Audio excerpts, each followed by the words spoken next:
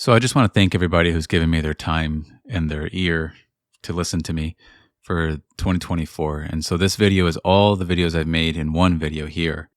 And the way this was edited, we took out the announcements at the end of the video so that it's a continuous flow and that it's easier to listen to. So I'm going to make the announcements now, and I just want to thank everybody. The book is doing wonderful, and I'm excited to announce that the paperback is out. So I know there are many people who've wanted the paperback. And so if you want to purchase the paperback, it'll be in the description, as well as my one-on-ones if you want to sign up for a one-on-one, or if you want to I do live streams and Q&As as well. So if you want to join, if you want to do all of that, it's in the description. Just check it out. But again, I want to thank everybody who's given me their time for that year. And yeah, hope you enjoy listening.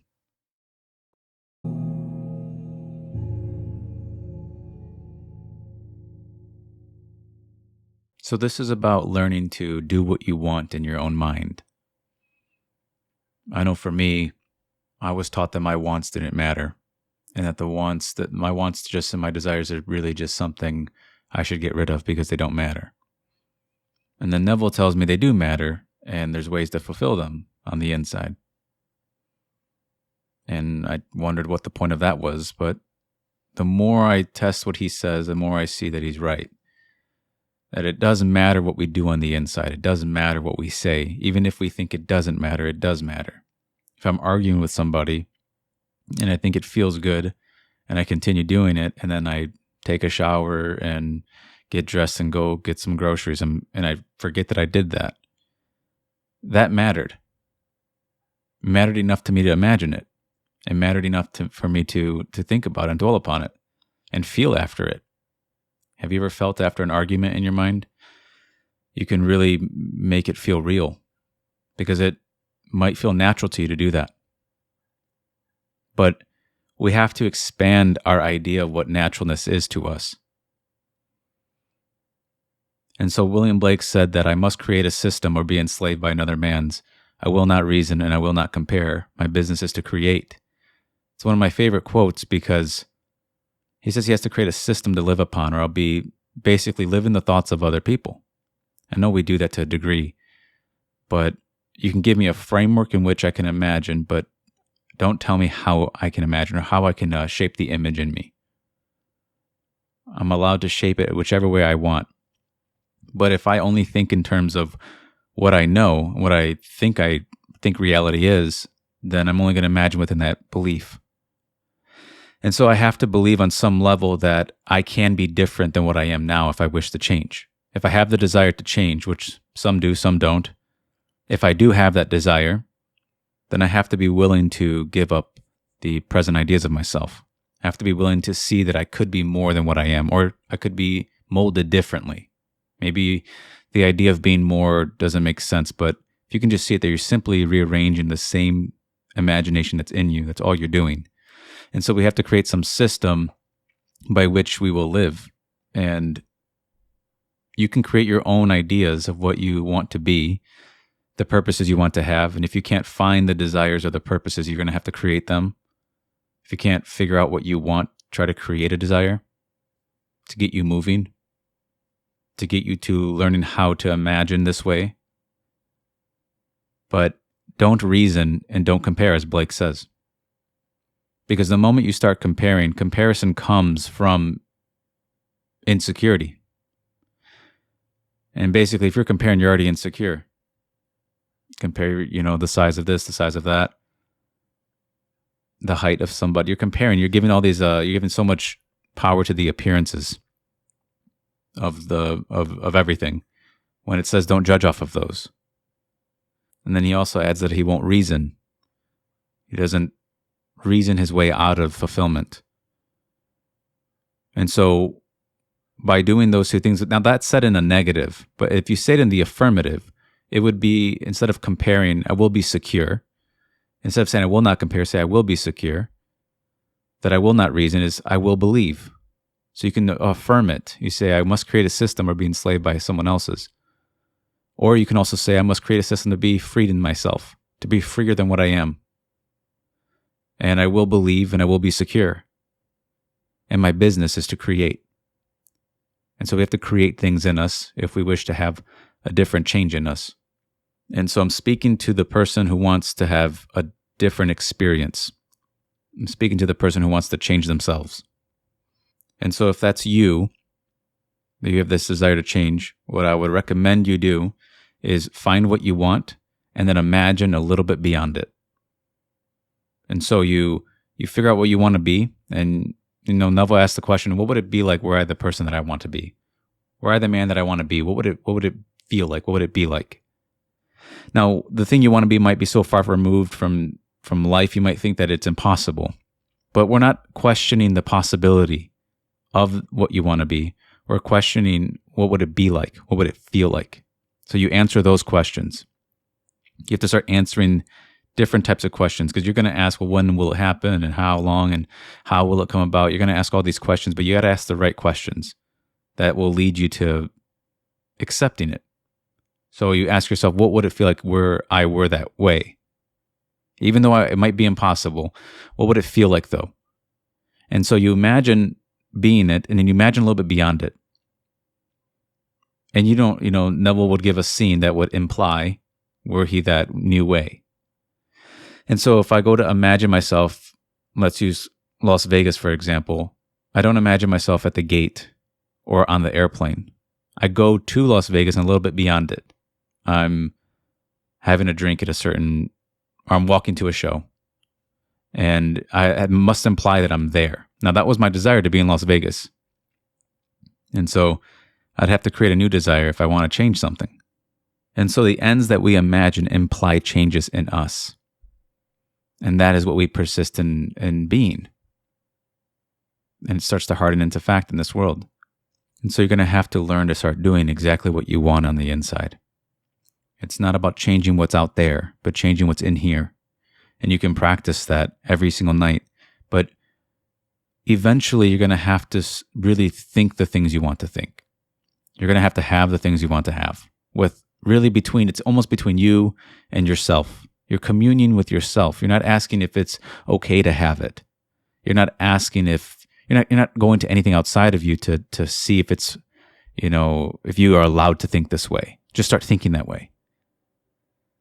Don't judge and wonder if I don't think I could do this, or I don't think I'm allowed to imagine it. And you have to expand your idea of reality. You have to expand your idea of what reality could give you. Because if you are feeling it's natural to receive the things you don't want, really question, why are you always thinking what you don't want to think? We have to start with thought. If we're not even thinking the thoughts we want, then what are we actually doing? We're just aimlessly walking around in nightmares. We have to start going towards what we want. Neville would say, don't tell me what you don't want, tell me what you want. And really just think about what he said right there. Because if you start imagining what you don't want, if you get in the habit of doing that, you're never going to get anything. You're going to get what you don't want all the time.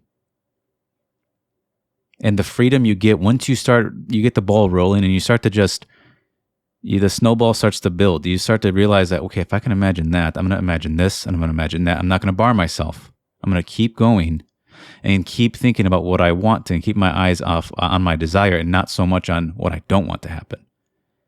And so many times in these questions of whens and hows, instead of having it, we're really coming out of a fear. We're really saying that we just don't want it to happen this way, or we don't want the timing to be that. But it says it will be sure and it will not be late. So I just trust that it will not be late. Just accept that it will not be late. It will ripen and it will flower, but it won't be late. And so when you ask yourself, what would it be like? What would it feel like were I the person I want to be? You have to expand your idea of reality to include you that way. Because if you think reality is too small for that, if you think reality is not big enough, you're going to live that way. And then you're going to modify every single desire you have. It tells us that all the evil comes from sin. So there's not like this devil running around putting evil into people. Satan in the scripture is just out. And so if we're always missing our marks inside, that's what creates these problems of greeds, of all the seven, the deadly sins, which is just simply feasting on sin. There's different types of sins that we can feast upon, but they come from missing our mark.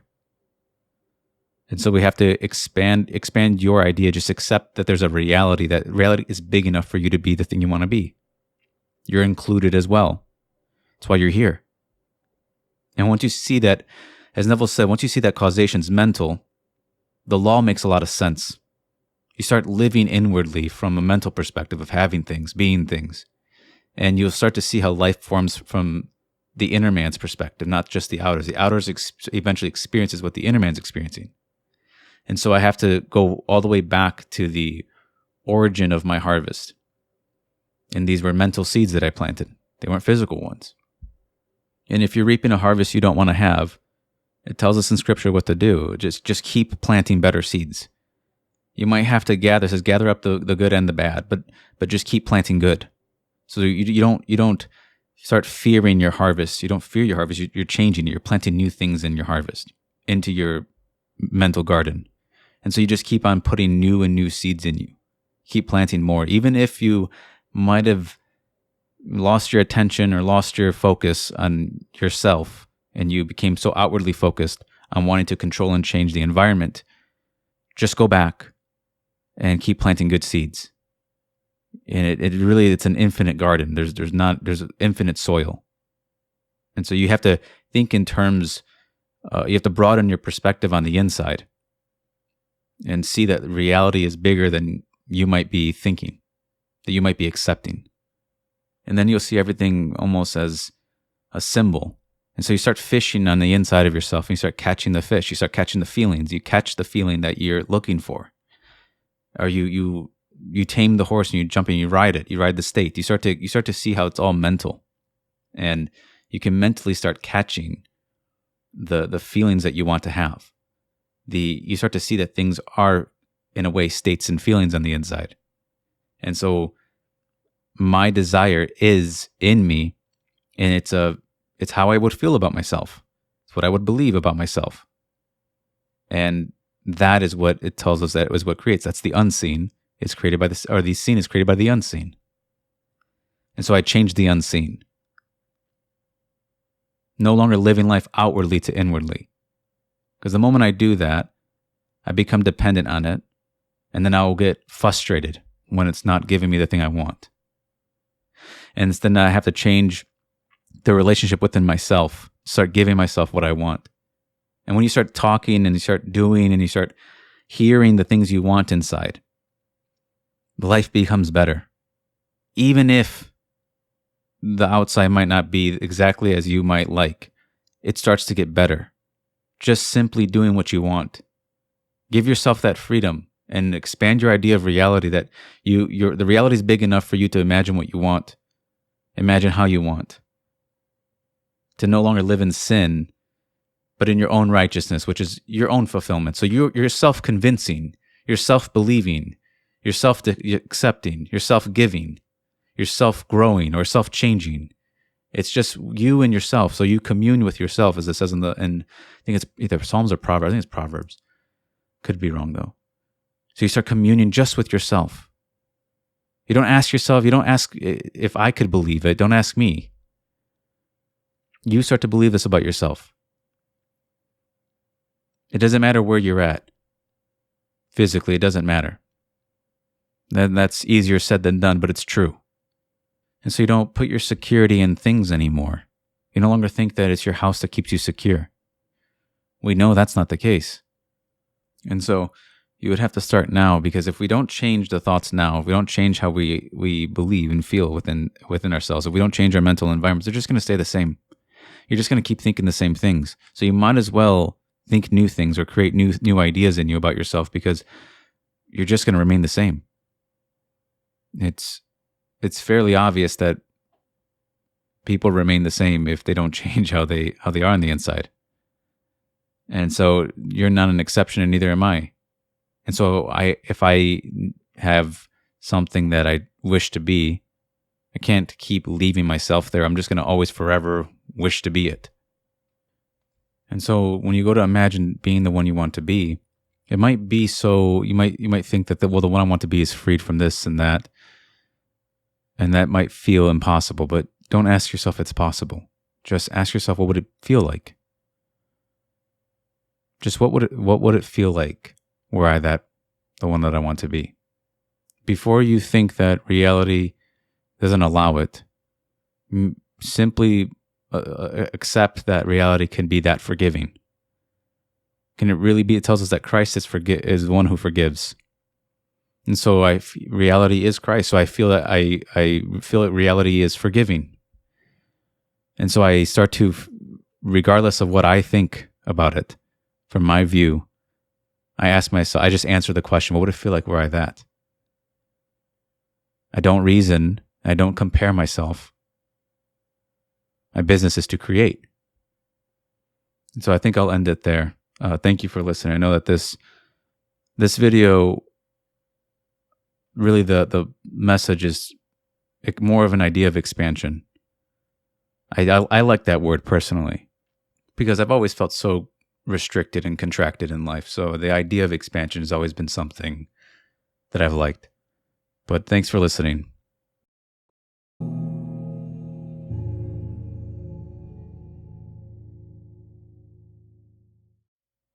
To be a truly good artist, you have to paint without wondering what everyone else would think about the painting. A good speaker speaks, yes, he speaks to an audience, but at the end of the day, he has to speak from a feeling, a conviction within him without regarding what everyone else might be thinking about what he's saying. And the same is true for imagining. And when you go to imagine, you have to imagine without wondering about the worth that you think you have or don't have. About wondering what someone else how crazy of an idea to believe in. You have to eventually drop it. The same way when you would drop that while you paint, to really be in tune with your painting. It has to just be you and the painting. And there's the same idea applied here with imagining. And so it says to commune with oneself. You says to commune with yourself. That is what we're told in the Proverbs. And so I commune with my own heart. It's it's self-accepting, self-convincing, self-persuading, whatever word you want to use, but it's self done to self. I'm not trying to convince you to believe. I'm trying to convince myself. And so when I go into meditation or when I go to imagine, I let go of trying to change everything outside of me. For all outward change first happens from myself. And so I go to change myself. And you have to ask yourself, how often when you go to imagine, do you actually feel secure? That you leave the world alone, that you don't try to seek security in the world, but you seek it within yourself. And there you'll find it. You'll see that security is a way of being. It's a way of feeling about oneself. And so regardless of what the world happens, there's an apartment building that burned down close to me. And so could you imagine if you put your security in an apartment building? It could burn up tomorrow. And so I don't rely on the security of the appearances. I don't decide whether or not how secure I am with that. I have to let it go. I have to stop judging after the appearances for my own security. I have to feel after it. I feel after things and I find them within me. I don't seek them. I feel after them. Because if you always try to find it in things, everything here will get old. No matter how good you bind your books in leather, you can lose them. Things are not permanent here. We're not permanent here. Our stay isn't permanent here. So, but while I'm here, if I want to live differently, I can't change things. I leave this world exactly as it is. And so you might have people doubting everything or judging you. Just let them judge.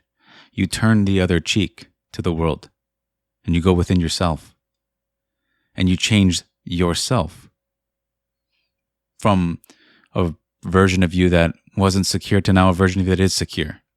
And you base your security on your own I amness. It's your own self, your own sense of self. So you change your sense of self to being secure. And that is what the Bible is describing. When we read the books and we see people being killed and you see wars happening, you think this is insane. This is insanity. But when you see it as a common theme, it has to do with worship, with man, with God, with sin and death. It's always the same themes. And when you see the idolaters will be put to death, or your idols will be smashed, or all your superstitions will be gone, your sins will be made as though they are scarlet, they'll be made as white as snow, and you'll know that I'm the Lord. But that really just says you'll know that I am the I am, that the Lord is the I am. And so you give up all outward worship. You stop worshiping anything on the outside to decide that is the cause of your life. When you give it causation, when you give it that power, you have convinced yourself you're powerless.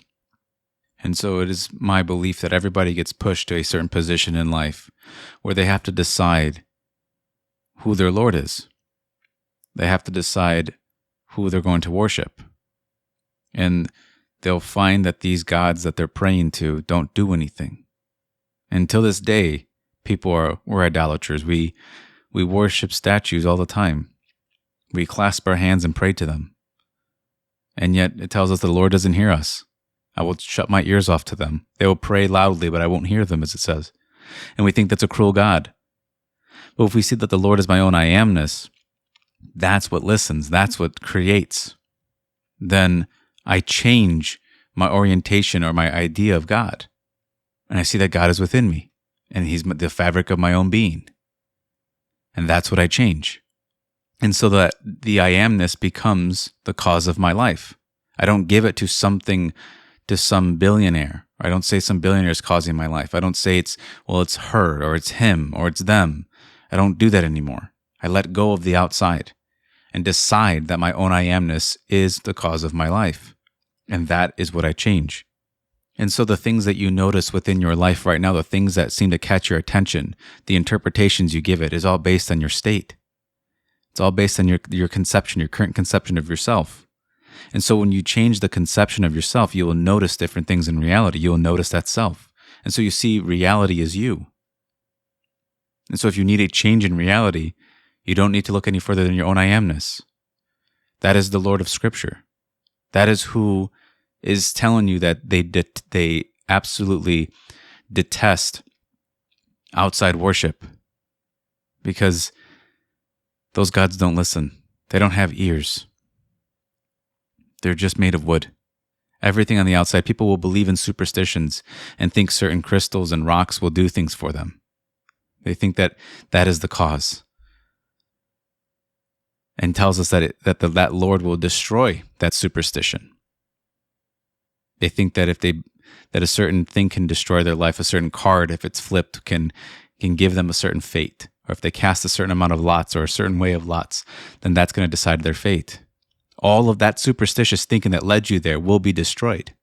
And you'll see that there is only one Lord. It's your own I amness. And so Christ is the one that cleans up your temple. And your temple is your mind. And it cleans it from superstitious thinking, from devils and demons. And it gets rid of all these false gods. And then it says that you will no longer say, as it says in Ezekiel, that there's a proverb that says, many days go by, but the visions don't come true. And he says, no longer will you say that. You will say that my words will be fulfilled without delay.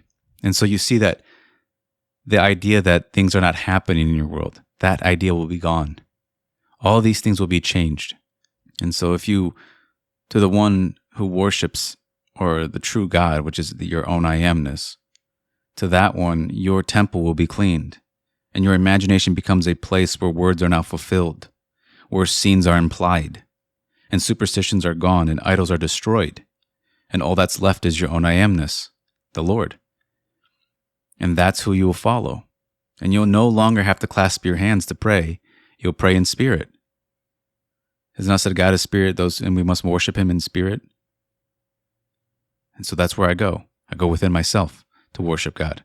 I no longer have to grab a mic and raise my voice hoping that God hears me as a prayer. I pray within myself. I commune with myself. I commune with the Lord, but the Lord is my I am. It's the very core of my being. Can't be anything without first being. And so to test that, start to feel secure regardless of circumstances. Regardless of whatever anything tells you, change your own I amness. Let that be the cause of your life. No longer giving causation to idols and people. And again, if they judge you, let them judge you. You keep turning the other cheek. You simply go towards your own I amness that you want to be. You don't have to be in a special space. You don't have to know anybody. You don't have to know the right people. You don't have to know anything. All you have to know is the Lord. You just have to know your own I amness. That's the Lord. You have to know that's your cause. Anything else is a false god. Anything outside of you is a false god to worship. I used to hear it all the time. People would say, oh, the devil's in my marriage. The devil's this, or this crystal does that. I used to hear this all the time. And I questioned that. Every time I heard it, I questioned. There was some type of scapegoating going on there I didn't like. So your I amness is reality. And that is what you change. You go within yourself and you don't change anything on the outside. You just change yourself. You focus on the change in self, for all outward manifestations come from a change in self. And so you learn to be truly blind to the world, and you become a prophet that sees within himself. You see with your inner eyes. You see fulfillments. You see things that are implied. You hear things that are implied. That is what you keep imagining. You imagine the implication that it already is so. That's what you imagine. You don't go before that. Again, imagine what you want and then go a little bit beyond that. And that is what you imagine. That is what you persist in. That is what you accept. However you want to say it, that is what it is. It's the part that goes right beyond it. The implication. That is what you imagine. And the scene that is clean, or the mind that is cleaned or cleansed, no longer says it's 4 months until harvest. It no longer thinks in those terms. You'll see that I amness is a present thing. It's a present being, and it's the cause of my life. And so if I need to change something, if I'm in desperate need of a change, I have to see that I can't change the gods outside. I don't go to a new god. I don't go to a new religion. I don't bow before something else. I don't think that my savior is going to be the president or another form of Caesar. I don't pray to Caesar. I go within myself to my own I amness. My own sense of self. That is what I change. That is what's most important to me. That is what I take everywhere. That is what I notice in my life. And so yourself, your mind, is analogous with clay. It's not concrete, so you can always change it. Never feel you're in a permanent state. If you feel like you need freedom from a state, imagine that you have the freedom. You always go to things being fulfilled. That is a cleansed mind. That is freed from superstitions, freed from second causes, freed from devils, freed from ideas and reason that simply tell you, and doubts that tell you that you can't simply be in the I am of that. That is your mark that you keep missing. It's your own I amness. So you start thinking I was. You keep going to I was. Or you keep going to I will be in the not too distant future, 4 months from now. You start thinking in those terms the moment when you start believing in second causes. And so when you read the Bible, and I encourage you that you do, you will see that the Lord is your I amness, that it will destroy everything. It will build you from the ground up. We might have believed in a million devils and gods and created a mess inside of ourselves. You ever believed in a superstition? People will believe that if they knock on wood, they'll get lucky. Instead of feeling after luck, they'll get unlucky. Instead of feeling after luck, they knock on wood so they don't get unlucky. I mean,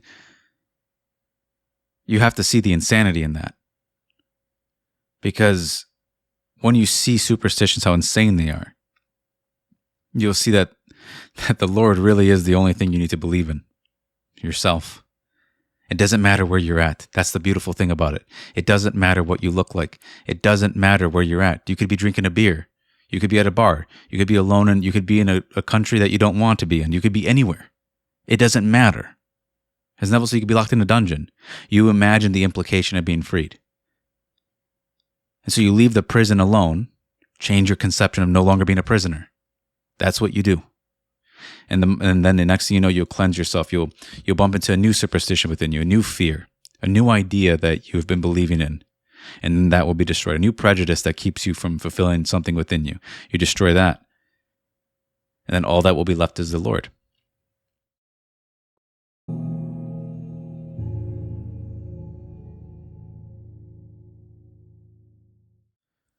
So I want to explain some of the artwork that I use in my videos because to me they're very touching. To me, they bring me a sense of peace. They really calm me down when I look at them. They feel dreamy. They make me think about life in a calmer way. I think they make me slow down. And there's a lot of symbolism involved. It's surrealism. It's not necessarily realism. It's surreal. And I think the surreal can teach us a lot as to seeing things from more of a symbolic perspective instead of seeing things as just simply hyperrealism. And for artwork, to me, it's beautiful, but I enjoy the more symbolic approach to artwork. And when I see these ladders, they do make me feel about, I remember about Neville's ladder experiment.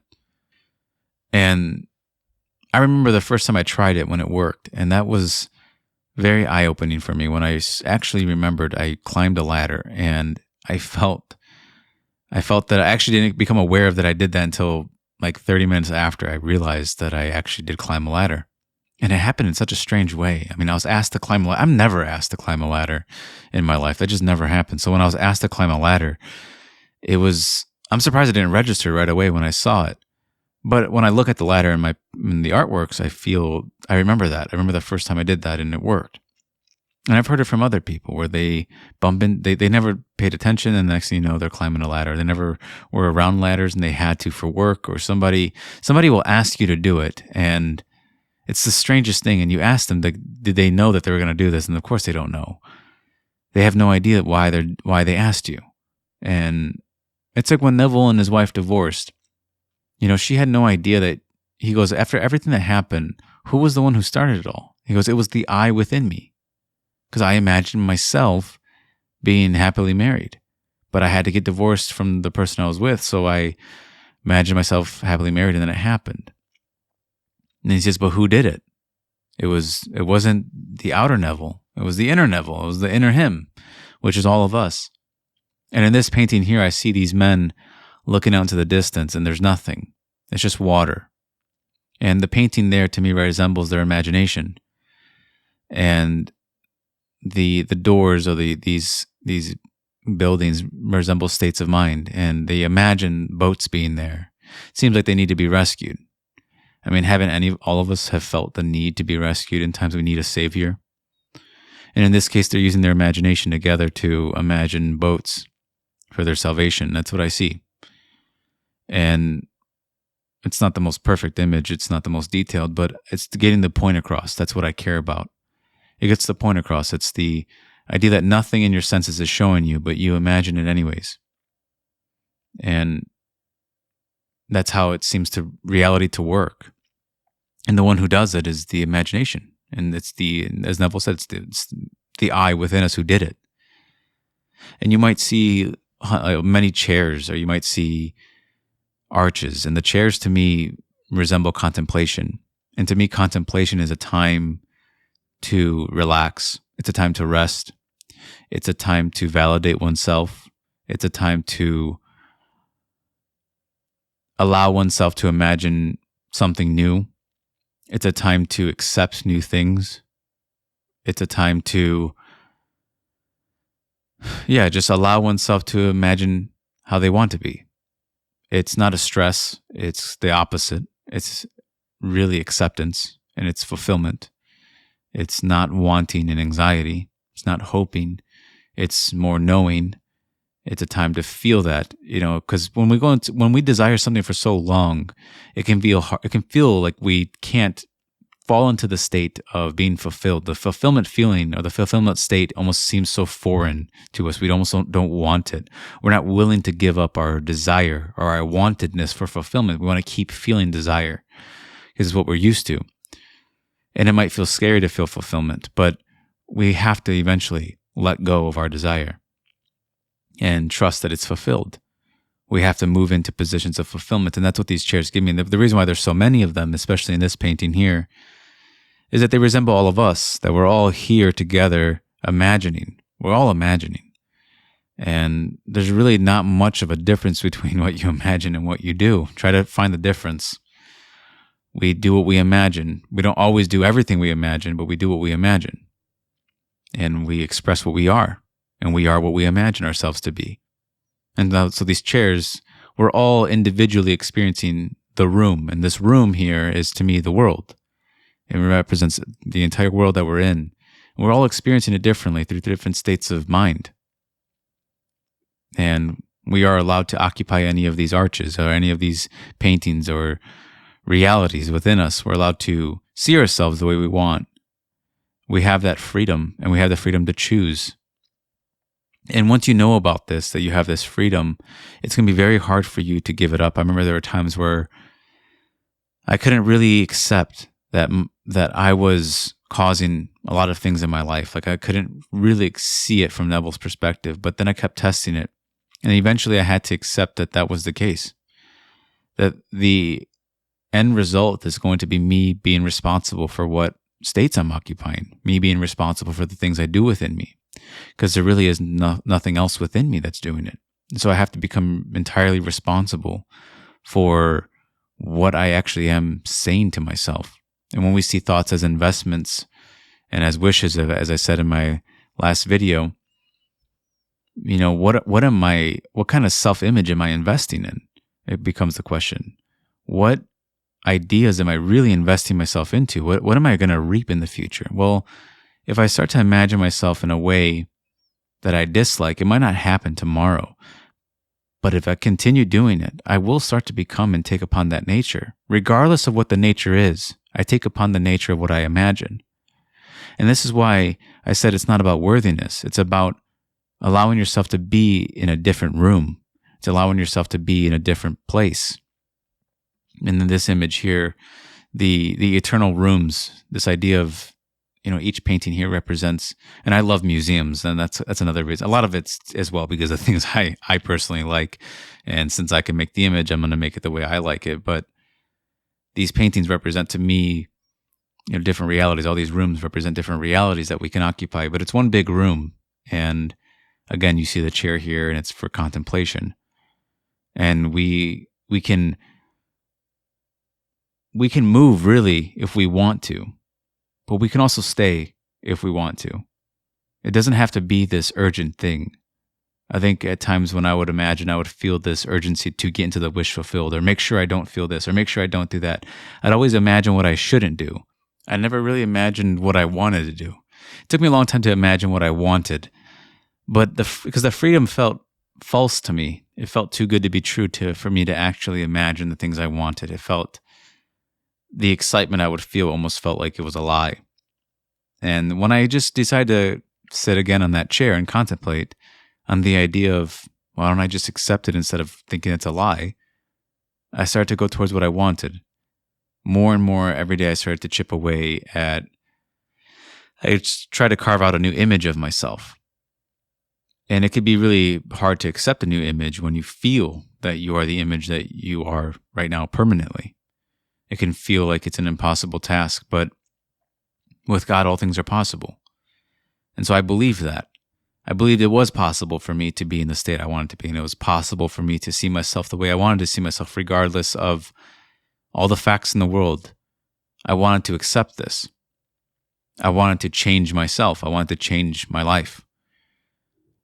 And I saw that life can't really be changed through the force of changing other people, but through my own occupancy of states.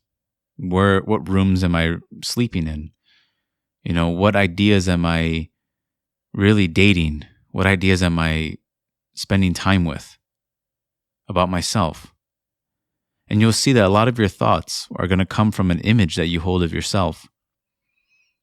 And like I said, you might like the image, you might not like the image, but the chair is always open. And that's why I love this. In this case, we see a man sitting here, and there's two chairs in front of him.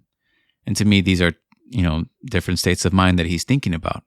He's not sure which one to choose. And then he has all these hats above him. And to me, these represent other states of mind that he could choose, but, he's not necessarily interested in those. He's interested in these two in front of him. They became chairs for him to think about. And he wants to go up these sets of stairs. And he wants to choose one and walk out the door. That is what he's necessarily doing here. And that's what I see. We've all been in that position where we're not quite sure what state we should be in. And we want to make the right choice within ourselves. And we have to ask ourselves, what is it that I really want to give myself? If I had to give this to another person, would they like it? Would I like it? Neville always used the golden rule. And that's a great way to figure out what you want. It's a great way to feel if you have that if you're in this position where you're not sure what to choose. Neville said to imagine that you made the wisest choice, to feel after that. I would say you'd have to choose one. I think Neville mentioned that too, that it's better to choose something than to choose nothing. Better to be hot or cold than to be lukewarm. Will be spit out, as it says. And I've actually done that in my real life when I drank something that was lukewarm. I hated it. But, we have to make a decision on what we're going to be. We have to decide something. Maybe, as Neville said, maybe it's a mistake, but then you'll learn from it. But you have to choose something. You have to choose a chair that you're going to rest upon. A certain idea. And of course you can change it after, but make a decision on what you actually want to be. How do you want to feel about yourself? You have all these other hats that you could choose from, all these other ideas, but it seems that these two are the ones that interest you. You'd have to make a choice eventually. And then in this image, that I think this image is beautiful, but it's a man looking at this wallpaper, and to me the wallpaper represents his imagination. And what I see there is a piano, and our imagination he's practicing the instrument, the great instrument called imagination. You can view it as an instrument. It doesn't have to instruments don't just have to be violins and pianos. You can view your imagination as an instrument. And it's something that it's going to have to take you ever on your phone and you ever try to, for me growing up, I used to love libraries, but I could never read a book. I never had the attention span to read a book. And then when I would go on my phone, very hard for me sometimes to watch something that's slightly boring. Actually, this video might be a little bit boring. But hopefully I kept your attention. But, for me, I always struggled with that. But your imagination, if you care about it, it's going to require your attention just like anything else would. And so you have to learn to start caring about your mind and what's in it. And you'll become more attentive to what you do in it. You'll pay more attention. You become just like an instrument that you're playing. At first, you might not get it. It might bore you at first, but if you keep going to it, you will learn to master it, just like anything else. And again, you see a chair here for contemplation. You see the piano, and it's an instrument. And then you see the man there, and they're behind him. And these are his instruments. These are his contemplation, and he's practicing. And then you see the expression on the wallpaper, and that's what he's imagining. And that's what I see in this image. And the arch is simply an idea that he's contemplating on. And he has a door there to go to somewhere else. He doesn't have to stay in this door or in this room. He can go to somewhere else. I love this image. It's very captivating when you see it from that perspective.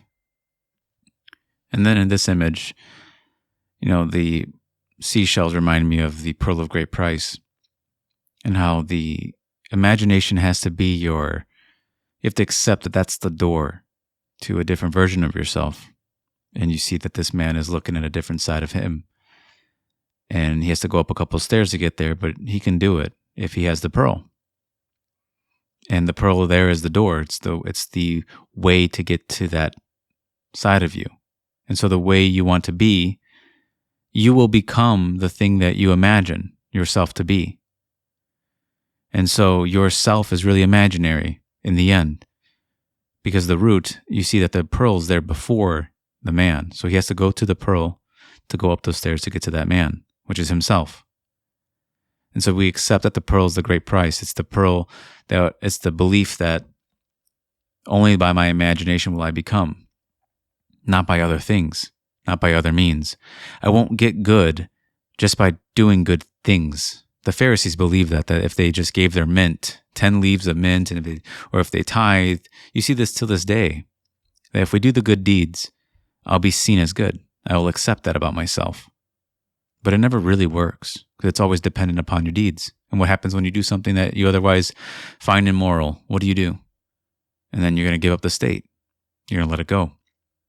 But if we can see that our foundation of goodness comes from the pearl, from the great price, it's something I believe about myself, regardless of the outside, I will start to express that.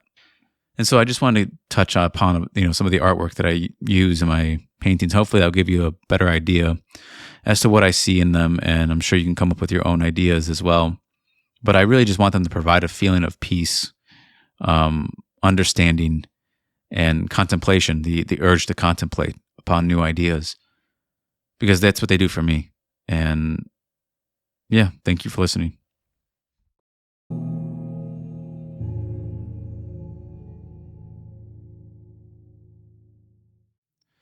I once heard this question asked to me, but I simply changed it just a bit.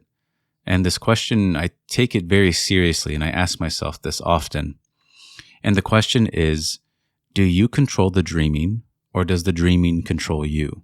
And by dreaming, I mean, if I had to give it context, I don't mean visualization. I mean all internal actions that you take on the inside, all internal movement.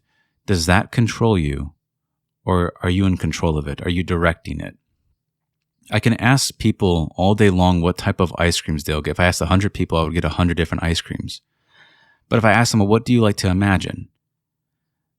At times, there's just a blank that's drawn. And I suggest you find what you love to imagine. Just the same way what type of ice cream you love. What do you love to think about? And there's no way around it. We are always dreaming all the time. There are certain things I like to draw and certain things I like to paint, but there's also certain things I like to imagine. And we must really ask ourselves that question: is the imagining controlling me? And at times you'll find that it is. And the point of what I'm getting at is that there's going to be times where you forget this law. You'll forget to imagine. You'll forget to utilize this instrument, this tool at your disposal. You'll go through life and a month or two go by and you realize you didn't really imagine the things you wanted to imagine. And Neville has said that we can donate money to somebody, or I can act and imagine them gainfully employed, or them being gainful in their life. And he said, so he equates acting with imagining. So he doesn't equate acting with donating. He equates action with imagining. And so how can I really help out somebody? Neville said that you should act, and acting is to imagine. And when you forget this law and you forget that things are within you, and you try to seek it outwardly and you can't seem to find it. For me, I have a phrase that I use, and I simply remember the words "in here." In here is what I'm seeking. It'll be found in here, inside of myself. Whatever it is, it doesn't matter the nature of the desire. I'll find it inside of myself. And when I actually give it to myself, I will be satisfied. And that's the difference between sin and righteousness. And sin is to miss your mark internally. It's to not really imagine what you wanted to imagine, not really believing in it. We have to see ourselves as the archers of life, and we have certain bullseyes we want to hit. And nobody is satisfied when they miss. Nobody's satisfied when they miss. We only get satisfaction when we actually hit our mark. So when we go inside ourselves, when we go internally, we must hit our marks. And don't be ashamed of your mark. Whatever the mark is, hit it until it satisfies you. You'll know when you're satisfied. That means you hit your mark. You actually imagined. You did it well. You did exactly what you wanted to do. You heard the exact words you wanted to hear. You dropped and let go of your nervousness and anxiety, and you actually felt the fulfillment. You allowed yourself to be entertained enough to crowd all other ideas out of your mind, and you actually felt its fulfillment. That's the difference between success and failure within us. And I say that because that's where these things are found, all within us. And so the desire and the fulfillment are both found in me. Now, I can remain in one if I wish. I can imagine one if I wish. But if I'm imagining from desire, I would have to assume that I'm being controlled by my imagining. If I can't stop imagining, but if I don't have my own input, my own hand on it, and I'm simply thinking thoughts that I don't love, I'm thinking thoughts not truly worth thinking. I'm saying words that aren't worth really speaking. I'm seeing images that aren't worth looking at, then I have to gain control again. And the way I do that is by realizing that what I'm also seeking is within me. But once I see that it's all within me, I can move. It's believing that it's outside of me where I get stuck, where I can't seem to find the freedom of this internal bondage that I'm in. And it doesn't matter the internal bondage. It truly doesn't matter. What matters is that you assume that you're free. You assume and believe that you already are free. It's not about figuring anything out. It's about assuming. Neville called it the law of assumption. And I love that word. It's not about whether or not I know it, or I have all the information, or I know the timing, and who's going to speak to who, and how this will unfold. I don't know those things. I'm not told to know those things. I'm told to assume it. I assume that I'm freed. That's what I want to think about. I want to think about the assumptions that imply the fulfillment of my being. And that's the end goal. The end goal is always being. So when I've made a video called Go to the End. The end is being. It's not about gaining some type of object. It's about being the one who has it. Being that way. And that's when you hit your mark. When you actually have the possession of the thing that you want, you have it. And so I invite you, and as Neville invited you, to actually assume that you are in possession of the things that you want. And the things that you want, you don't have to go outside and ask anyone for it. You don't need some authority outside of you to give you the okay. To imagine something. You truly are in charge of your own thinking. Now, you can think thoughts given to you by certain systems in the world, or you can create your own system, as Blake has said. And I would advise for you to create your own system, one in which that enriches you, where you think thoughts worth thinking, speaking words worth saying, seeing images that you truly love to look upon. And you start speaking from fulfillments within you. And I was speaking with a friend recently about this, and we both truly respect how much Neville truly worked on his imagination. I really respect how much time he put into it. And I remember I got so inspired when I read Out of This World, and he said he sat for about 2 hours, always just imagining himself to be different, seeing if he could do it. And that really inspired me, because that's truly all it is. Can we do it? Let me just test to see if I can imagine what I want. Even though I might be in a certain position I dislike, even then, can I test this and see if I can imagine? Can I have control of my imagining again? The times that I have forgotten this law, I injured myself. I imagined and spoke and saw things I really wish I didn't. And I spent time focusing on things that truly didn't give me what I wanted on the inside. And the most natural thing for people to do is to blame some external force for why my dreaming is the way it is. But not in this case. We can't do that. We have to take responsibility for the things I do inside, for how I'm acting. What am I truly doing? If you could see that you're doing something on the inside, you would become curious as to what you're doing.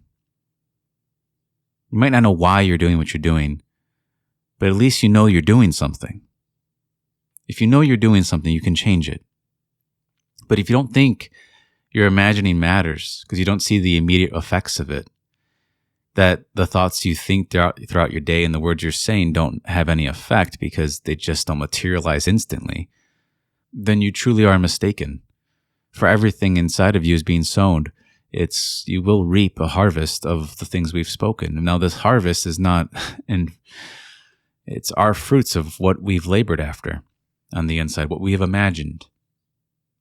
And so if you forget this law, if you forget to imagine lovely things, if you forget to imagine fulfillments, and you find yourself imagining disasters or imagining things that you don't want, remind yourself that the freedom from this type of dreaming is also within you. It's simply a change in direction. You don't need to go outside of oneself to change one's type of imagining, to change oneself. And so I just want to make a short video on the forgetting and the remembering of this type of information, the application and the lack thereof.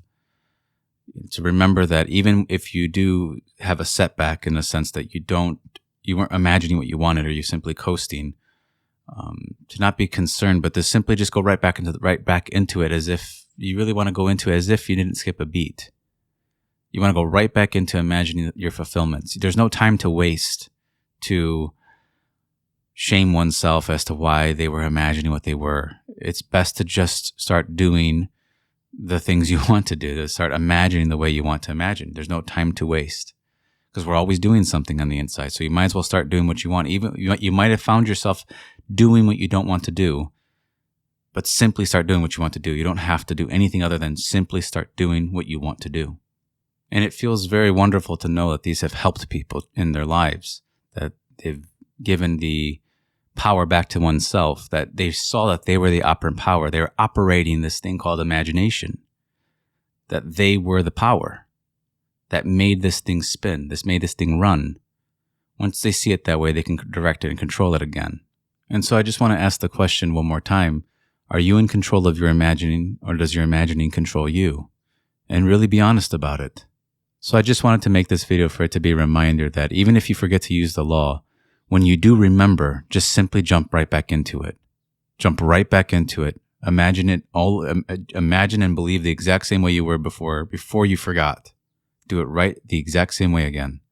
Don't skip a beat. The only time we have is now to do something on the inside, because we're always doing something. So there's really no other time to wait. So I hope you enjoyed this talk. Thank you.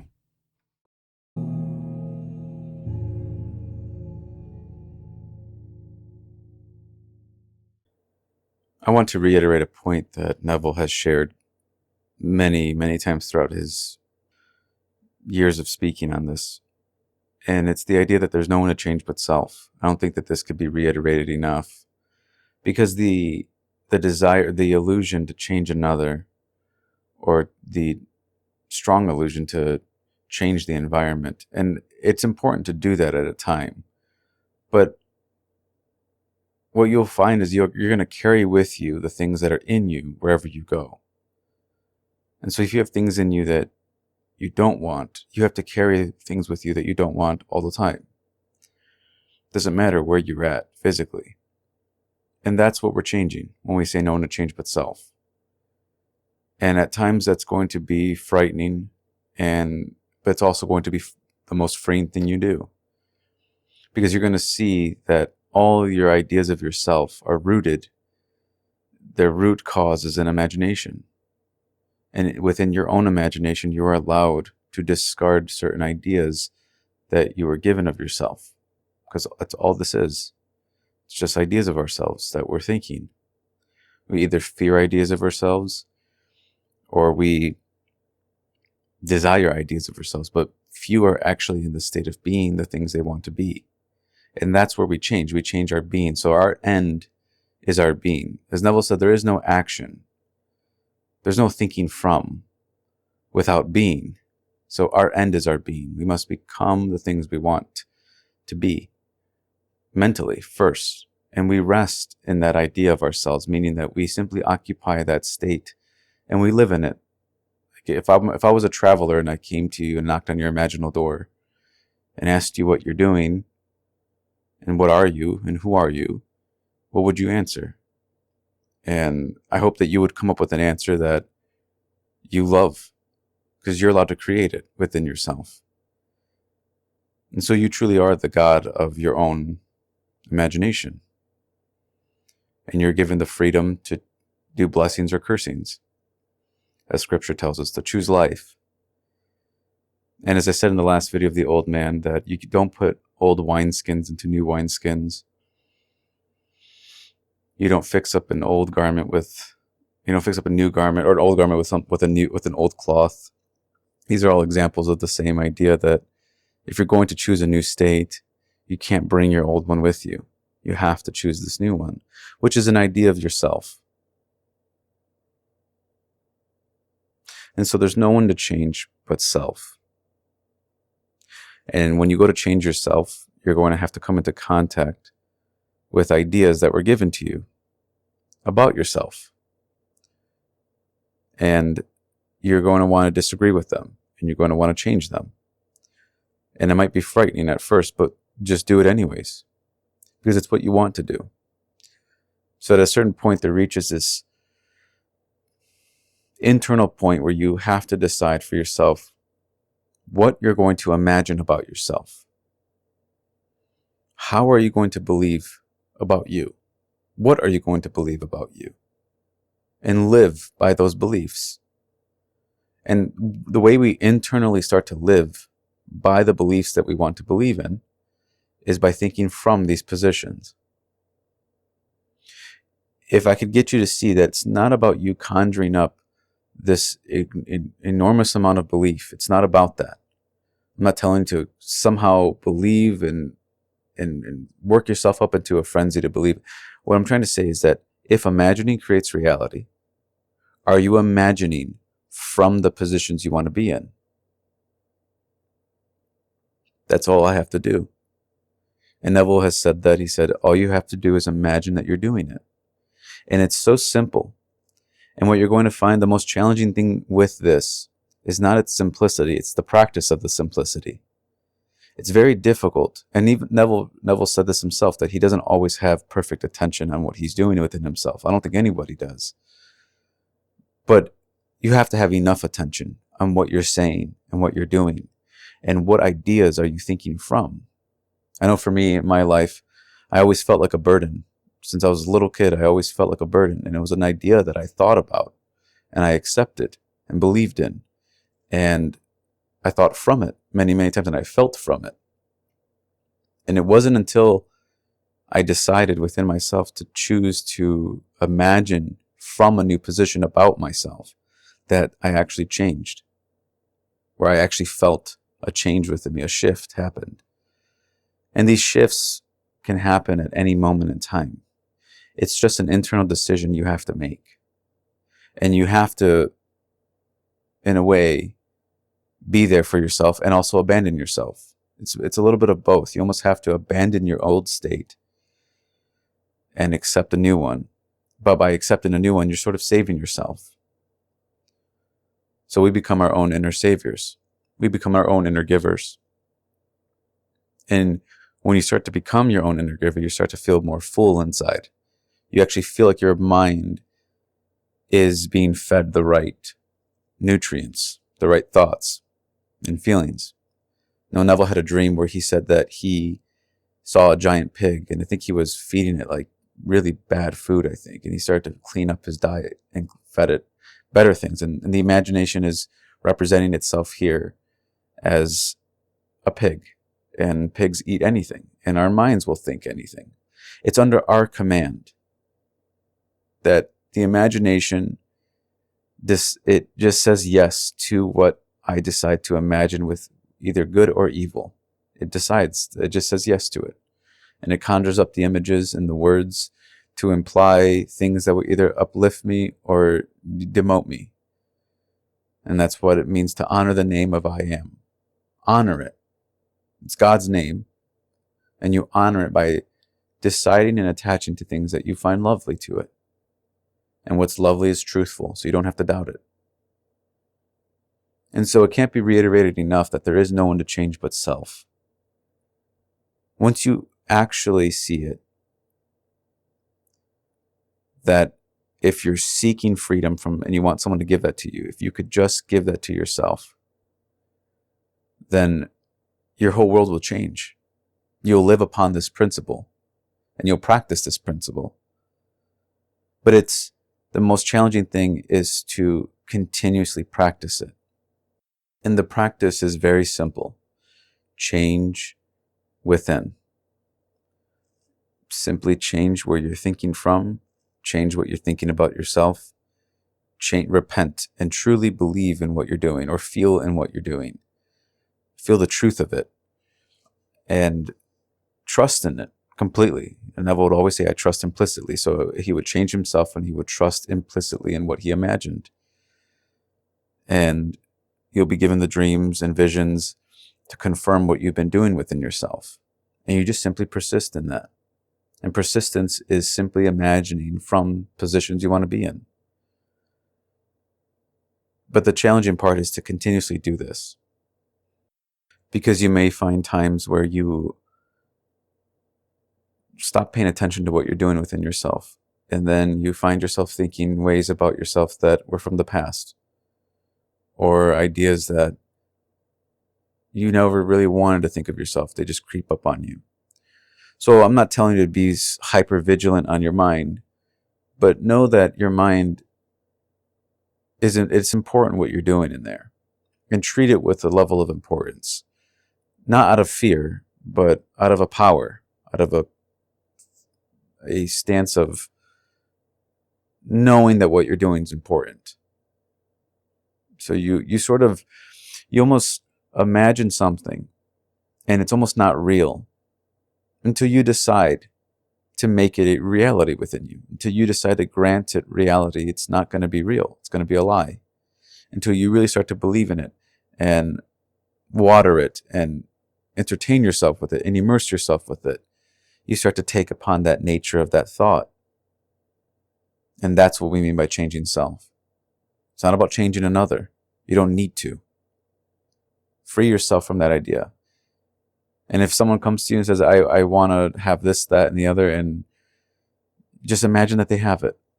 And if you could just take this with you, that no matter who you listen to, no matter what you do in this world, try to practice this one principle: to believe I have what I want. If you can just try your best to practice that in any which way you can, to believe that you have what you are seeking, if you can practice that, your life will change.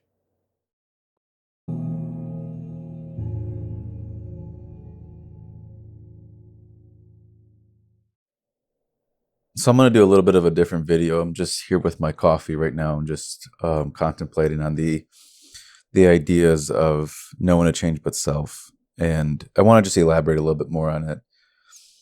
And all of this is coming down to this one singular point when it comes to applying the law, which is to change oneself. So I have videos about, not conditioning or using the feeling of I am, which is a present tense feeling, or not thinking in terms of time, or trying to resist the urge to ask the questions of when and how. All of these things are to change yourself in the most effective way. Because the moment you condition yourself and you think you have to have some physical actions, and you condition yourself into thinking that if I don't have these physical actions, then I haven't changed myself, or if I haven't, if I haven't seen the results yet, then I am not changed. That's not what we're doing. We're changing the imaginal man. And Neville, I always give this over and over again, but it's the simplest way of explaining it, which is you imagine yourself on a bench, and you're tied to this bench, or you have chains attached to this bench, so you're locked in, you can't move. And then you imagine yourself running. You want to be free, but you're not. And then instead of imagine yourself like undoing the shackles or finding the key for it, you just imagine yourself running. So the imaginal man in this case was bound is now running. It's free. They didn't need to do anything other than run. And so that's what we're doing. And we cannot condition ourselves. And I didn't say this in the last video, but so you don't give up on yourself, you change yourself. And to change yourself effectively is you don't condition yourself upon the change. You allow yourself to be completely different without the need to have something satisfied before, which is like a question, or these types of ideas that, well, how do I really know I've changed states? Well, you would know if you are imagining from the state. That's how you know you changed. And that's what all of this is leading to. So if you're not changing yourself, and you're trying to change other people, or you're just trying to manifest objects, which you can manifest objects, but you're going to take yourself with you everywhere. That's your character that you're building in this world. And you can imagine whatever you want, but I would advise you to imagine things that help you live a peaceful and happy life. And the best way I could do that is if you start to give yourself what you want on the inside. You start to live from the positions that you want. Any other thing that you're doing, Neville used to always say, don't tell me what you don't want, tell me what you want. And I'm 100% in the category of somebody who has used their imaginations many, many times to imagine things I don't want. It's very difficult for the individual who has imagined what they don't want for many, many years to make the change and switch to imagining what they do want. And again, I'm not asking you to imagine what you want as far as like some people will sit around all day wondering what they would do if they won the lottery. That's not exactly what I'm talking about. I've seen those people. I'm speaking more from the direction of where are you thinking from? That's thinking about the lottery. But what are you thinking from? What positions do you think from there in your day? I know for me, in my case, I wasn't thinking from positions that really were uplifting at all. In fact, I thought from positions that were low, and then all my thoughts would confirm it. And then naturally, I would behave in the way that I'm thinking and feeling to confirm what I'm doing. And it doesn't even matter if it's a self-fulfilling prophecy. It is. We're prophesying ourselves. We are always praying and prophesying ourselves. So that's what we change. It's the most important thing to us is ourself. And so you learn to let go of, and it's a release when you let go of trying to change people. It's a freedom. You sort of realize that they themselves will have to change themselves as well. Now you can imagine for them, and it's easy to imagine for someone, in my opinion, than it is to imagine for yourself. Because when you imagine for yourself, there could be so much more anxiety involved. But really, again, the anxiety that's there when you go to change yourself it's your belief that it won't work. But it's not about it working. It's about the imaginal man's perspective. If you could just see from the imaginal man's perspective, which it already has worked. If my imagination is what is the cause of my life, I have to change my imagination. And I change it by really accepting the perspective of what my imaginal man sees or what my divine eyes see. I just believe in those. The same way I would believe sort of with my physical eyes. I just kind of look at it. I hear it. I don't do anything other than the basic what I would do here. If I'm in a conversation with someone, I'm just listening to them. I'm not doing anything other than listen. Same is true if I hear a friend in my mind tell me something wonderful about themselves. What sweat is it off my back? I'm the imaginal man. What it doesn't cost me anything. It doesn't take any of my time. People ask me all the time, can you imagine for me? And I just do it. I don't wonder if it's going to work after. I just do it. I do what I'm supposed to do, which is imagine it.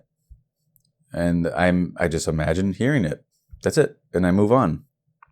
And people always think it can't be that simple, but there's a story where a lady came to see Neville and she lost all her, I think she lost her piano and all her items on a move, and she wanted it back. And so he sat down for a second, just imagined her having those things back, and he got up and was like, okay, it's done. And she was like, that can't be just it. And he's like, yeah, that's it. It's that simple. And then she ended up getting her piano back. She bumped into the person who stole it. But it's a good example as to what I mean when you imagine for people. It should be quite simple. There shouldn't be much doubt. It should just be that you do it. Just hear it. Just do it. And you just do that every day. And you change the structure of your imagining or the nature of it, which is usually what you're doing is you're imagining desires. You're imagining being in hell inside, which is to be in desires. To feel, or you imagine being stuck inside. Again, it's sort of like you're imagining yourself. If you're stuck inside of a state, you're sort of imagining yourself stuck on that bench that I mentioned in the beginning. that Neville spoke about. It's sort of like you're sort of imagining yourself completely stuck there, and you're not imagining yourself running. It's like you have lost the plot of all of this, that you're the dreamer, that this bench is not independent, that the people inside of you are not. When you have a dream, nobody there is independent. It may appear that way. I recently had a dream where I became conscious in the dream and everything felt just like this world, but it's not. It's not. It's completely dependent on me, the dreamer. Now, it doesn't feel that way in the moment, and that's what I'm trying to say, that's what you want to mimic when you imagine things. You almost want to mimic it in a sense where, although it's rooted in you and it's dependent upon you, you almost experience it as if it's independent. That is what I mean, because that's the most natural order of things here. That's how it feels in the flesh. And so you have a friend tell you something good. You hear it with your ears just the same way you would hear it with your fleshly ears. You're just kind of tuning into something a bit beyond what the senses see. And so can you believe beyond your senses? And it's that simple. But to believe above your senses can be a challenge for those who take everything the senses say and do as fact. And so we start to control our imaginations and let that become our evidence and our fact. And we live upon the truth of our imagination. And truth here is prophesied. It's something that is planted and it grows and it sprouts. And, it's like a cup that we're pouring and then eventually we have to drink it. That's what we do here. Everything is a symbol for the imagination. So you look, you go somewhere. I remember my grandmother used to always have all these birds in a cage, and I never understood it. I never understood why you put a bird in a cage. I could never get it. And then I saw, oh, well, that's my mind right there. A mind that conditions themselves to not change, or puts all these conditions in instead of just changing themselves into what they wanted to be. A mind that imagines limitations is a bird in its cage. It's the same thing. It's just a symbol. The you on the inside, you want to imagine fulfillments. It's your desire. It's what you want to do. You want to awake. It's what you want. And we will awake within the body. We don't awake outside of it. This is our bed that we lay and we sleep. And eventually we will awake. Just remember that it's about changing oneself. That's not about changing another. Come back to self on the inside.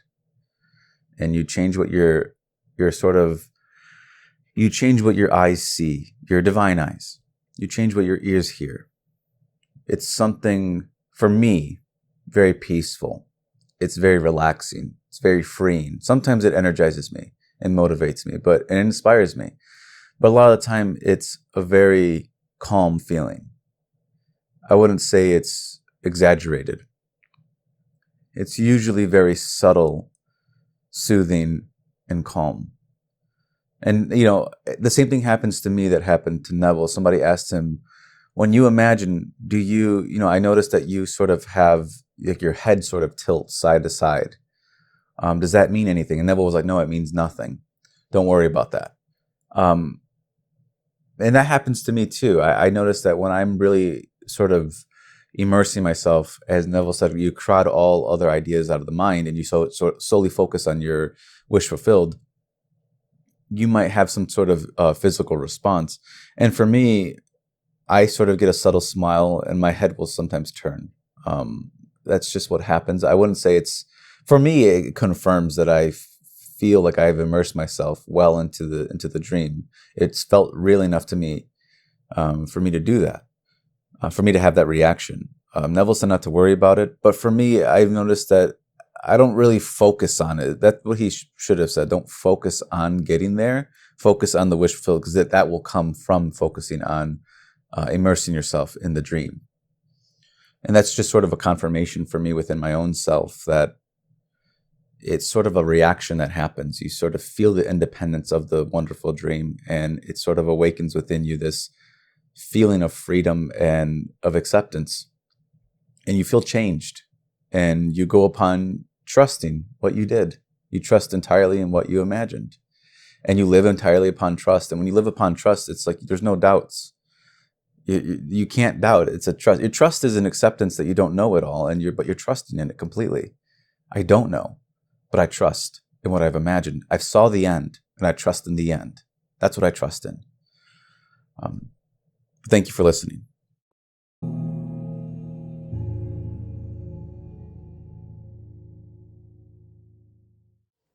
So again, I'm having a coffee, and I'm just gonna speak my mind on this topic, and the topic is about taking a chance, because that's what I've noticed. All of this is I haven't found it to work really well if you're trying to control everything. It's really when you go within yourself. It's when you let go of wanting it is when you really have it. It's to believe you have received what you desire, and you will. So what do I have to believe I've received? My desire. So I have to actually not necessarily be in desire and not necessarily be focused on what I will receive, but on what I have received inside. And when I go to meditate, I just notice that when I let go of wanting to control, and I let go of trying to, not necessarily to hold on to it, I have it. When I just let go, I start to have the things I otherwise want. And it's really just about taking the chance to do it. I haven't found this to be something that you force. It's something that you, in a sense, as Neville said, William Blake said, you want to fall into a state. You almost want to fall backwards into it. And this is really similar to what I heard in a dream when Neville told me that it's almost like you want to be a victim to the wonderful wish fulfilled. Like you want to almost be a victim, like you want it to overcome you. Or you want to fall into it. You want to accept it to a degree to where you feel like it almost accepted you. And within all of us, there are certain ideas and thoughts that we wish to have, but as being in an illusion, we think that we can't necessarily accept something in consciousness. Consciousness will sort of birth more consciousness, and you shouldn't go outside of oneself to sort of take a thought. You don't need to necessarily have something physical first. And you can test that on yourself. Do I need the physical thing first to accept that I have it? And it doesn't have to be anything physical. You can take a chance on a self-concept, an idea of yourself. Or you can just take the honest view. What do I honestly want to see about myself? You'll see the when you strip off the labels that you're given and you settle into your own I amness, which is the root of yourself, that you're not your government name, that you're not the race, you're not anything but man. And I mean that by generic man. You're nothing but man. And man's core is I am. And that is the name of God. Which, as I made a short recently, when that would pin you against many other false gods that you've been worshiping. And you have to accept the name and use the name wisely. It's a sort of a duty for man to do while he's here in this world, is to call upon the name in distress, in anxiety. Call upon the name when you need saving. And that's what Jesus Christ means. The name means Jehovah saves, and which means I am saves. And so when I need a savior, I go to the I am. I go to I am, which is my own self. I don't find it outside of me. So I don't, God's in a temple not made by human hands. So he dwells in us and is us. And in a sense, that it is sort of an inner and outer man. Although they're one, you operate it almost as if it's two to make sense of it. And when you go inside yourself, you need to see things as your own. I saw a comment recently that said that the person kept seeing a shadowy figure almost deny them of what they wanted. Every time they went to go take it, they were denied. And I used to have similar thoughts. I used to try to practice doing certain exercises in my mind, and I just couldn't do them. Like I always would fall, or I couldn't seem to walk. I almost had no ability inside. But over time, I was able to develop it and sustain a very vivid thought. But the commenter must see that it's them inside who's denying, that it all comes back to you. And these thoughts, these scenarios are sort of playing out to reveal to you who you think you are. It's always revealing I am. And we've attached certain labels to I am, certain ideas. And what I'm asking you to do is to take a chance on something new. All we have, it appears to me, is chances. You don't necessarily have to be the best or the greatest or the biggest. You don't necessarily have to. It's about taking the chance when it's there. You'll see it when it's there. And the whole point about taking the chance is that you don't know. And you have to accept a level of unknown to this, because as Neville said, he never cared about the when and the how. He imagined as if there was no time. He said, I would imagine as if I have all the time in the world, because I do. He would accept that fact, because that would free you from asking the when and the how. And when you focus on those two, you can't really focus on being the thing you want to be. You can't focus on saturating yourself with the new idea of yourself if you're constantly focused on when you will be it or how you will be it. You must go inward to the world where it already is that way and sort of rest in that world, or fall backwards, as Blake would say. Fall into the world, or Neville would say he would yield into it. And he said, if you ask the question, well, what if it doesn't work? You haven't really yielded yet. You haven't necessarily taken the chance. That's all this is. It's dreaming up something new and taking a chance on it, immersing yourself into it. You won't pass away. You will survive. If you change yourself, you will survive. It will feel like a part of you has moved and the former feels dead, but you are the I am, which is an awareness that's present. We're told that he's the God of the living, not of the dead. And so you don't have to feel like you're going to die if you change states, even if you've been in a state for a long time. And that's what man is. Man is in states. And God became man, and man is in states. Because God's name's I am. So if you guys were all in front of me right now, and you guys were physical people in front of me, I would say that God became us. Because God's name's I am, and each one of us is I am. So he became us. And we will, in turn, be him, or be God. There's no other but I am. And in our ignorance and at times stupidity, we create many, many false gods to worship who don't do anything for us. It's not about clasping your hands or going to some building. Nothing to do with that at all. He's in a temple not built by human hands. So I don't need to go anywhere other than where I am. As Neville said, you can forget who you are, where you are. I can forget who I am, where I am, what I am, but I can't forget that I am. That is what you want to go back to the root of when you meditate. You want to find the core of yourself. Try to get deeper beyond the labels you were given, the names you were given, and the ideas you were given of yourself. And it does feel like it's a rubber band in a sense. You pull it all the way back to the I am, and then you selectively decide something that you want to attach to it, and you get shot forward again. And it seems like it's sort of like you're breathing. You go in and you come out. And that's really what our minds are in a sense. It's like a womb, and you'll give birth to your own concept. And again, I just want to reiterate that you want to take a chance. Don't see it as something you have to control or know everything about it. It's trusting in the idea that you otherwise don't see physically. I mean, it's nothing, it says that faith is hope, the assurance of things hoped for. The assurance of things hoped for. And hope, we're always hoping. We're always intending.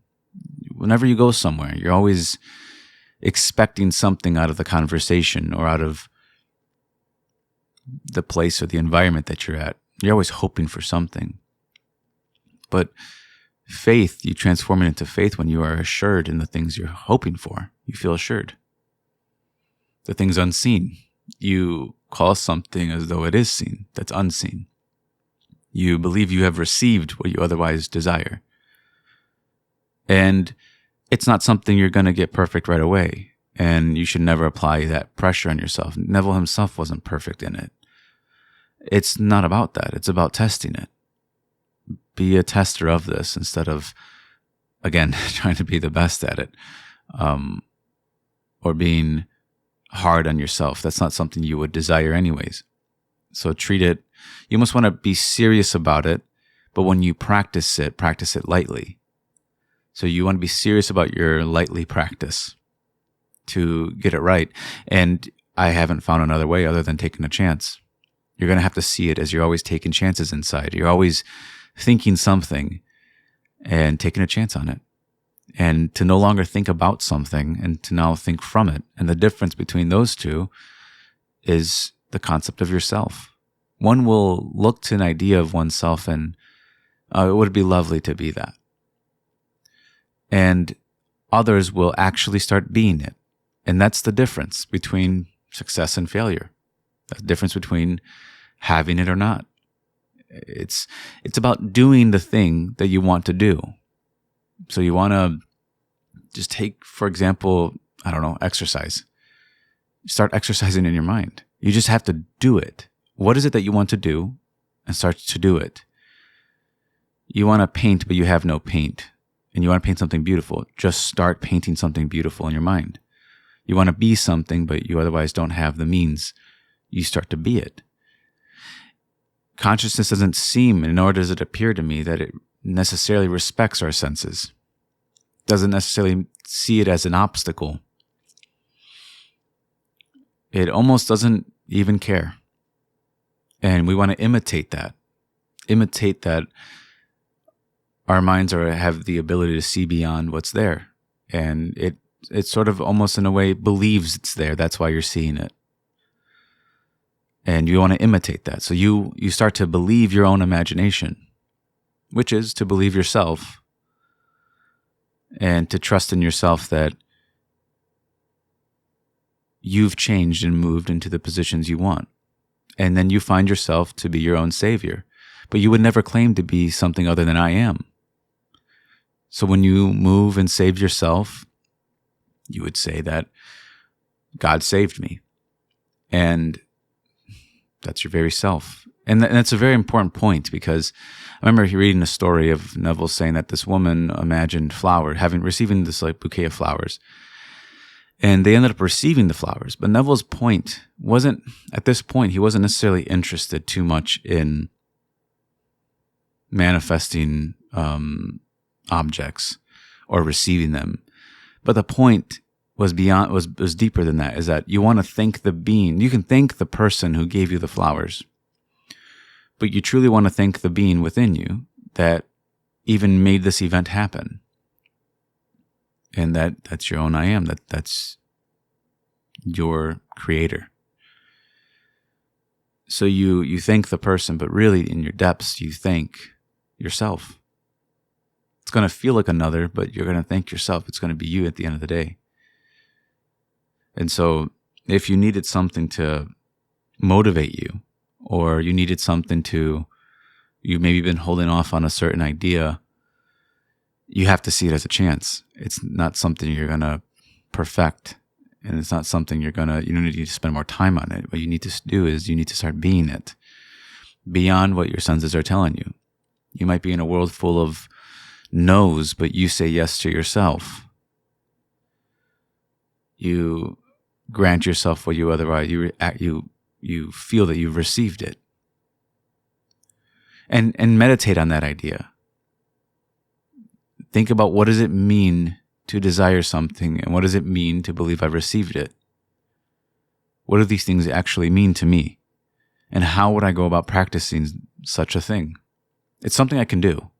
How would I go about it? And in Neville's way, he said you add sensory vividness and you imagine. And I follow that as well. And I've found that, to me, I never really had a problem doing that. It was more about actually taking the chance on it and accepting it. It was something I've always wanted to do, but I was afraid to take the chance. I was waiting for something. I was waiting for something to change other than myself. Waiting for someone else, waiting for some opportunity. I didn't realize that it was me that I was waiting for this whole time, to take a chance on something and believe beyond what I otherwise have always known, or what I was always taught. And when you do that, you're going to have to live a different life, and you have to take a chance on that and accept it, and don't be afraid of it, and know that you will survive it. And you won't doubt it after that. You will stop doubting yourself.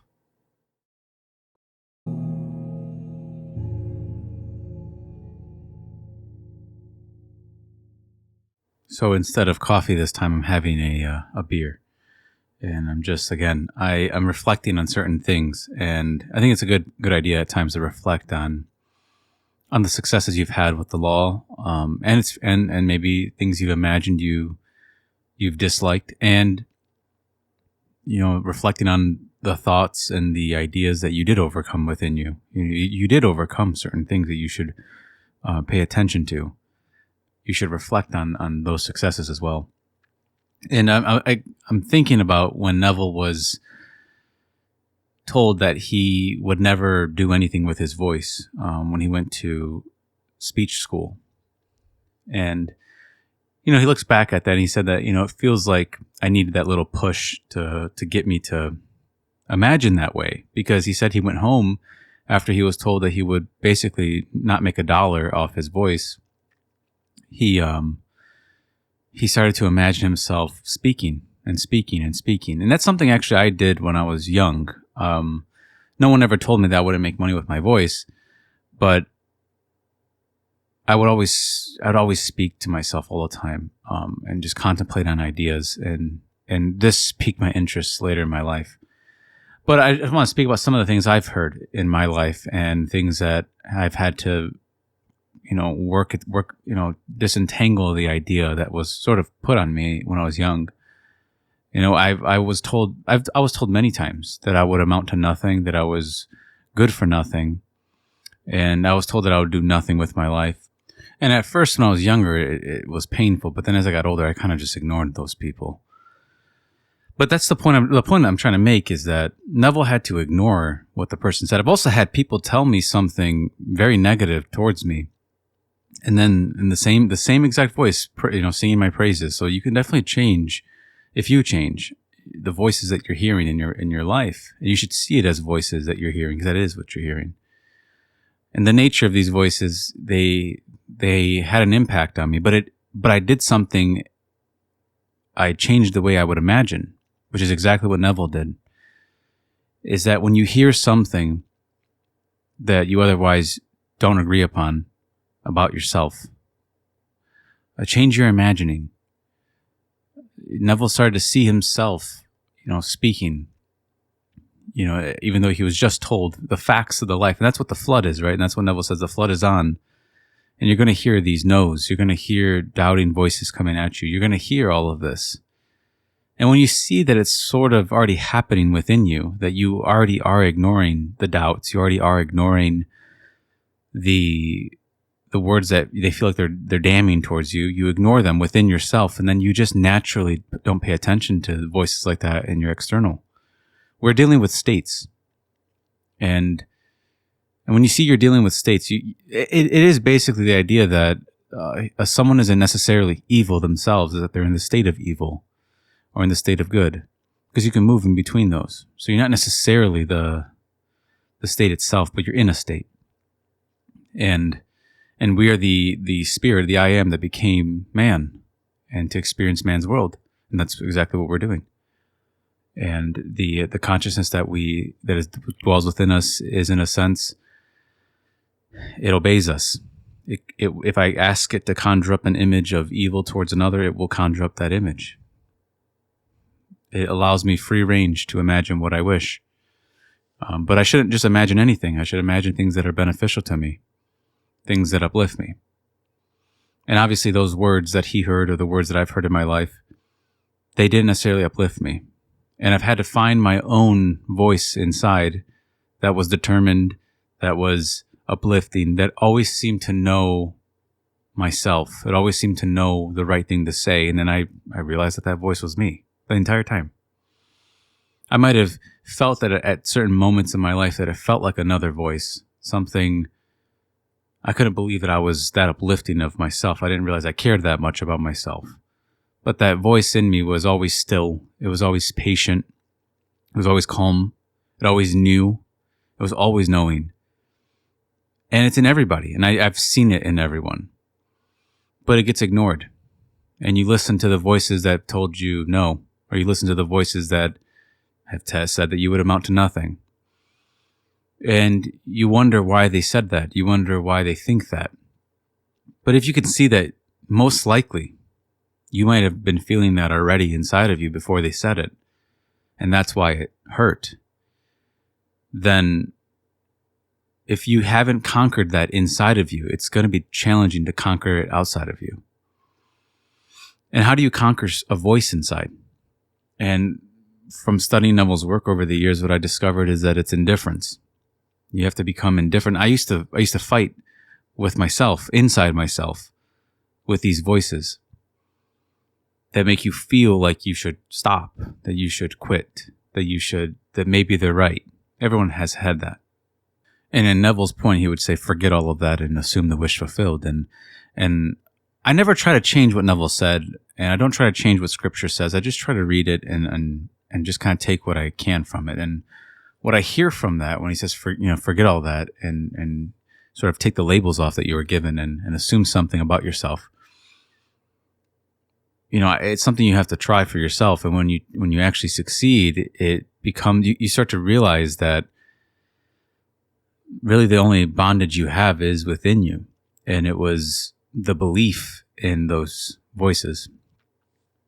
And when it comes to indifference, instead of fighting it, when you start to fight with things on the inside, or you start to force the wish fulfilled on yourself, or you try to force things, you're sort of implying that there's powers at play here that are in conflict with one another. But really, there's only one power here, and that's yourself. And so you're really just warring against yourself. And that's just logically what you're doing. Now, that might not necessarily fulfill the emotional side of you, but emotionally, it's an unkind thing to do. It's not necessarily efficient to fight within oneself. That should be obvious. So how do I get myself to not fight these words that otherwise are making me feel like I should stop? I've learned that it's just indifference. It's exactly what you would do if somebody were to say something you feel deeply untrue about you. You wouldn't fight with them. You would simply move on as if they're a voice in your head. You just completely move on, almost as if you didn't even hear it. And now you're not pretending, and you're not ignoring.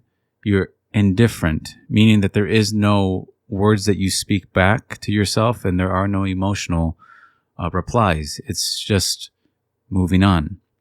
And that's really what you're supposed to do when you move through states.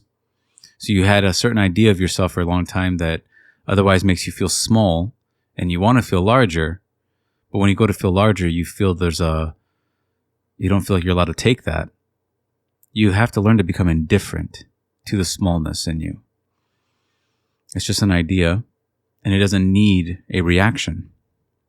And you can test that. Do I need something physical first to stop this reaction? You'll see you don't. It's all within you. And you can test that, and you should test that. Am I allowed to feel larger than what I am now without anything physical? And you'll see that you can. And you should. And that's what I've gotten out of Neville's work. Now, this isn't the only thing I've gotten. I've had many experiences similar to his. But as far as the practicality of it, it comes down to you willing to be indifferent to the voices you don't want to hear within yourself, parts of you that you want to silence, and you're allowed to do so. And it doesn't matter necessarily what the words are. If you wish to close your ears to it and hear something else, you're allowed to. So really what you're doing is, in a sense, you're learning to let go of your You let go of the labels. You let go of your reactions to the thoughts you don't want. You let go of listening to the voices. You drop it. You let it all go. And you'll find what emerges from that is a tranquility, a strength, a peace, a hope, a faith in yourself that you've always had. But we are given our attention to things that otherwise don't serve us. And Neville has said that many times. He wasn't perfect with his attention either. And he said this in his books, but he tried. And that's all we can ask for out of ourselves, is to try to become disciplined on this law. At times you're going to think things that you don't wish to think. You're going to feel things that you don't wish to feel about yourself, but you just learn to be patient and be disciplined and consistent on thinking of the ways you want to think about yourself. And when you start to test it and see that you don't necessarily need a physical thing in front of you first, then you can do it anywhere. Anywhere. It doesn't matter what you're doing. You could be drinking a beer. You could be anywhere and imagine yourself free. And you can just treat it like a test. Can I see myself free from this thing that I otherwise feel in bondage to? This thing that I have felt always in bondage to? Can I feel that I can imagine beyond what people have told me I am? Can I supersede their judgment?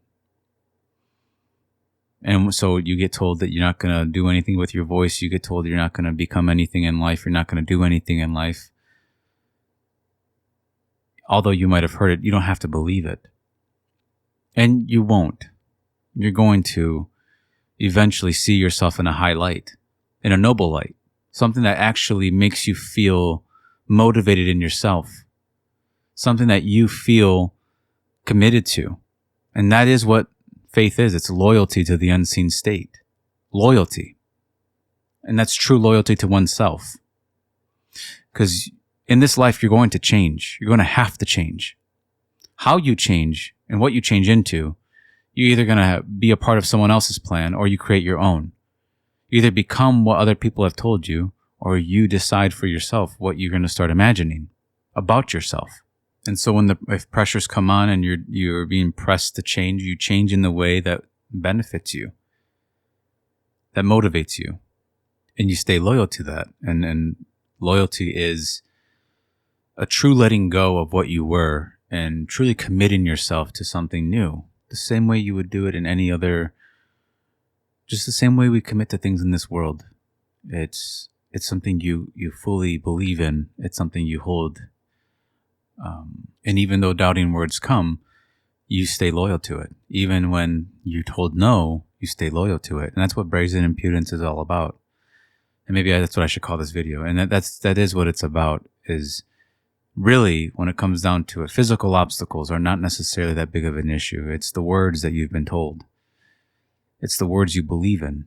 And what words do you believe in? Do you believe your imagination when you see yourself beaming, when you see yourself radiant, when you see yourself in the ways that you wish? Do you believe in it? Do you believe your own imagination, or do you doubt it? And do you believe in these silly ideas that you're taught about yourself, or these gods who don't reply? You know, this is a God that we're speaking about that actually shows you yourself, that you hear yourself. There's action being done. There's activity being done. It's not dead. It's active. It's always working. But you have the ability to direct in the routes in which it goes down.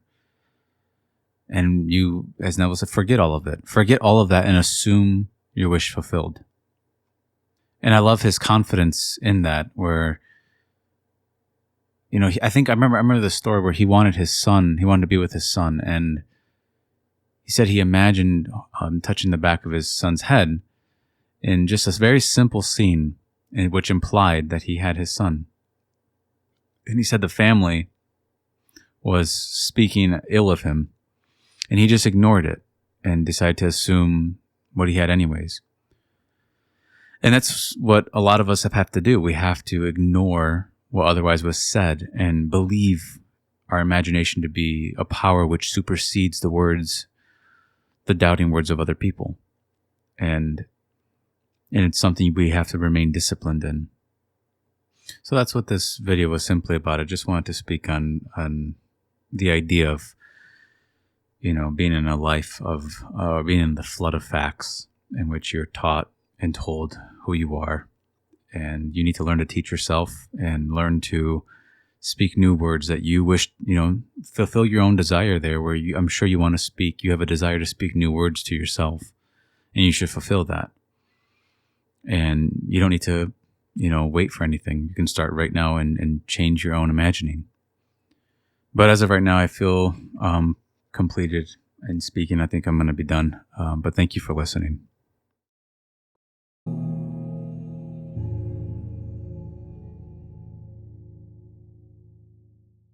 Someone recently asked me how many times does Neville appear in my dreams, and it's not very often, but last night his voice appeared in my dream. And this dream was it felt like a normal dream where for some reason I was in college. I haven't been in college in years, but in the depths of me, I'm in college. In the depths of me, I'm playing sports in college. I'm talking to people. I'm angry. I'm upset at losing. I'm also happy and excited to play. I'm basically living a very normal life. And then I was all of a sudden shot out of this dream. And then I'm looking at what appeared to be the universe, and I'm seeing sort of just little specks of, light. And then Neville's voice came upon the dream and it said, "This is a world of darkness." And then it's like inside the dream, I realized I was dreaming all of that life. And it was just a very, very normal life. And this really is just like the movie Vanilla Sky, where, the main character, David, is, he's works for a magazine company. He's living a lavish lifestyle, and he's, he kind of has some tragedies in it. He also has his own successes in it, and it all feels incredibly real. And then one day he realizes that he's in a dream. It's just a dream. And he wakes up from it. And what appeared so normal and, even lavish, or even the tragedy, it was all a dream. And that's the same thing that happened to me in this dream, where in the moment when I was living the life, it was just like any other day. But then all of a sudden you're shot out and you see reality from a different angle. You see the dream from a different angle. And this angle wakes you up in a sense. And you no longer can see reality the exact same way anymore. Where while you're living it, it doesn't feel like you're in a dream until you see it from a different angle. And then I wanted to see what Neville said about this. And I stumbled upon this quote that really encapsulated the dream that I had. And he said, "So you and I agreed to dream and to dream in concert. And this is our dream, a world of darkness, a world that is a nightmare. But in the end, you're untouched by the dream and you will awaken. When you come back, they are waiting for you and you are untouched, unsoiled by the dream, but enriched by it and glorified by it because you experienced that travel in darkness." And he always speaks about how this will be an enriching experience. And there's been many times where I've had dreams where, things happened in the dream that although it was just a dream, I did feel enriched by it. I felt like I gained wisdom from it. I felt like I gained an understanding either about myself or reality itself. Even though it was a dream, there was much to learn from it, and I gained much from it. And many times people will try to say that life, this reality is like a simulation, or they'll say it's like you're an avatar, like in a video game. But I always find those analogies to fall short. I think the closest thing is that reality is like a dream. That a dream can mimic reality to such an intense degree, because that's really what it feels like. It can feel like a dream. But while you're in it, if the dream feels independent, you don't necessarily feel like you're dreaming. It feels like it's happening to you. Even if you were to fall asleep tonight and in the depths you dreamt a dream where you're living life like I did, and it feels independent, if you told me I was dreaming, I wouldn't believe you in it. It would feel like, no, I'm in college. How could I be dreaming up a college? How could I be dreaming up an experience? How could I be dreaming up sports? How could I be dreaming up anything? And when Neville took me out of it and sort of tilted reality, or I really just saw it from a different angle, I'm looking at the same exact reality. just from a different angle. It's the same dream. And it really was dark. This world can be very dark. And we're dreaming this really dark world, and we truly are the light in it. And then he continues to say, you will find that in this book, The Candle of Vision, where he begins quoting two passages, one from Proverbs and one from Job. He said, the spirit of man is the candle of the Lord. And when his candle shine upon my head, by its light I walk through darkness. And then he says, your imagination is the light of the world. And this goes together with the thread of the other dream, where I had the dream where I saw the light inside of me. And it's in everybody, because that is the core of ourselves. We're the core of imagination. We're the center of it. And this light that Neville was very interested in, he was looking at himself, which I would also claim I was looking at myself. So we're one. Everyone, in a sense, is one, individualized. And even though in Vanilla Sky he goes through tragedies, in the end he's actually untouched by the dream. And in this dream, we can have dreams of nightmares. We can dream horrors while we're here. And I would advise everyone to not dream horrors, because it's a misuse, in my opinion, of imagination. I think it's a total misuse of it. While you're here in this dream of ours, in this world of darkness, imagine things that you love. Try to fill your mind with things that you love. Contemplate on the things that are really in the depths of you. And that's what these dreams are. I might be sleeping in this plane of existence, but in the depths of me, I'm awakening to the idea that I'm just dreaming. And even the good things were just a dream, and the bad things were a dream. But the dreamer don't go away. The dream is showing me, the dreamer, something. But the dreamer doesn't go away. The dream might fade away, but I don't fade away. I remain. But I remain feeling enriched by the experience, untouched by the experience. And Neville's correct. That is what's happening. And he didn't say that to scare me. It's what he said. It's educative darkness. And it was to educate me, to inform me, to contemplate on. I noticed I woke up and I felt like I had to think about this a lot more. And I've always knew this to a degree. And I've actually seen it in other dreams. But this was just the most recent one. And it seemed like a message that has, been said to me more than once now. So I should probably pay attention to it. Because at times this world can feel dark. It can feel, we see many using the imagination to dream up horrors. It can feel dark. But we have to keep our focus on the light, which is our imagination, which is actually what we must live by. We must live by vision and not by our own physical sight. So we live really dreaming. If you follow this work, then you will have to decide one day to live upon your dream, to live upon the imagination, to feast upon it, for it to be your daily bread. So even despite of the horrors of the world, despite the nightmare, you keep imagining that you have the good, that you have the things that you otherwise need while you're here. And by the looks of it, it looks like we will awake, and we're not here forever. And I wasn't stuck forever living in that dream where I was in college doing this, that, and the other. It wasn't a forever thing. It was really, I was being educated. So even though there might be dreams of wars here, and there might be dreams of envy, you simply keep going about your own business and you imagine the things that you otherwise want to imagine. You don't need some external permission or some external, really anything, to change your imagining, to change the dream, to change the dreaming within you. And the moment you change the dreaming, the moment you start to contemplate on these things, you will start to have these dreams. I haven't met anybody who doesn't start to contemplate. You don't have to, here's what I mean by contemplate. I don't mean you try to figure it out. I really don't mean that. I don't mean that you try to understand it with force, or you try to logically make your way through it, or you try to use your intelligence to figure it out. These things are revealed, but I've noticed that they seem to come quicker if you just think about them. Feel them What is it? What do you feel when you hear that life's a dream? That it's educative darkness.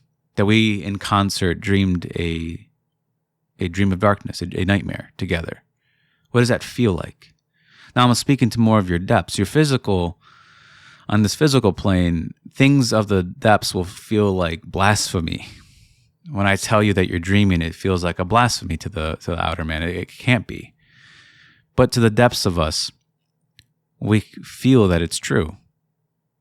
And that's who I'm addressing in all my videos. I'm trying to address the deeper one within you, the one who is dreaming, the one who is imagining, the one who's putting themselves in the positions they want to be in on the inside, the one who is, and as I said, you could be aimlessly scrolling on your phone, but you might be imagining something entirely different from your phone. What are you doing? I'm asking you, the inside, what are you doing when I address you? What are you saying? You're doing something and you're saying something, and it matters to you. It's important enough for you to imagine it. So all my videos, I'm addressing the dreamer, inside man. And I remember I read a comment recently where someone said they saw me and Neville trying to wake them up inside. They had a dream and they saw me and Neville trying to wake them up. But they were kind of awake, but they couldn't open their eyes. Maybe it wasn't time for them yet, but it was close. It's coming close for them. And I've noticed that the more you contemplate on this stuff, you do appear in people's dreams, trying to wake them up as well. Because we're one being. In the depths, we are one being. On this realm, on this plane that Blake says we take upon human display, human form, we appear as many. But in the depths, we're all dreamers. In the depths, we're one dreamer. And for some, just like this world, if you go on vacation with a group of people, some people wake up later, other people wake up early. Some don't, pay attention to what they're doing. They start to open up the curtains, and some people get mad and they want to stay sleeping. So we all awake at different times. Our time we will awake though, but our timing can be different for each of us. But regardless, if you've heard this, think about what is being said here. And don't see it as just like Edward's saying that this is something that has been revealed to me as well. It's something I have to think about. I spent a lot of time trying to understand the dreamer, and that's what we need to get to. We need to get to. You can think of the meaning of a dream and the contents the contents inside the dream, but try to work your way back to the who of everything, the cause of the dream. So if I had a nightmare, let's say I have a nightmare tonight, I can try to figure out the nightmare, figure out this thing, but really what I'm being revealed is that I'm dreaming a nightmare. I go back to the I. I cause the nightmares. The dreamer causes them. It's the dreamer who has the power to cause the nightmare. And so when I wake up and go throughout my day, I think about the dream that I had. I think about the dreamer of that dream. I think about that there is no dream without a dreamer. There is no nightmare without the one dreaming the nightmare. And then I go throughout my day and I start to see myself imagining this, that, and the other. And then I might find myself imagining all these things. And later that night, I have a dream about all the things I imagined in the day. And so the things I dream in the day are the things I might dream at night. And realizing the who, I can go throughout the next day and learn from that and realize that I have the power to change the dream, to change what I'm doing inside myself. At any moment in time, I can discard the senses. I can just stop them for a moment, enter myself and change the dream. Patiently. I can be as patient as I want. I can be as forceful as I want. I'd recommend being patient to change the dream, change what you're doing, change what the dreamer's doing. So don't try to, it's really not about anything on this plane. On this plane, you might feel unworthy. What I mean by this plane, I mean the physical plane. You might feel unworthy of dreaming something new or dreaming a new state of mind. But on a higher plane, that is already done. On this other body that I have, it seems to supersede organ perception, and I can go beyond it and see myself the way I would like to be. Neville said, walk around as if things are the way you would like them to be. Start to live life from that angle of reality. You've been living it from one angle, from the inside. Now move to a different angle. This isn't about anything on the outside, so you don't need to think you're unworthy, or you have to work something out outside of yourself before you can work it out within yourself. So that's the message for this, is that we're all dreaming, as Neville said, in concert. We're dreaming this whole thing together. And you can change the dream. Change it by simply daring to assume that you are now what reason is going to tell you, that you're not it now, and it's difficult to imagine that you ever will be it. Forget that. All things are possible to God, and you found who He is. He is your own wonderful human imagination. That's God.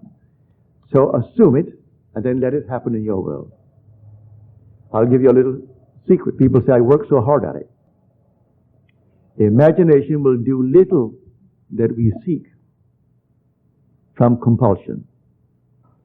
It will do little, if anything, until we have imagined the wish fulfilled. He does not move under compulsion. We have to imagine the wish fulfilled for imagination to take action. So when people will tell you, but I work so hard at it, well, that's why you're failing. If you really believe that all things are possible to God, and God is your own wonderful human imagination, and His ways are higher than your mortal level, well then, what are you interfering with that state for? Assume the end, and don't work it at all. You'll be moving under compulsion to manifest if you simply assume it and let it be. What do you do after someone is pregnant? You just let it be. And if you don't, if you interfere with it, you're going to perform a certain miscarriage. But the same thing is true of a mental miscarriage. You simply assume that you are and go about your business. And when you least expect it, you'll feel the evidence of it coming into your world. And then you can speak with the authority of experience. Now let us go into the silence.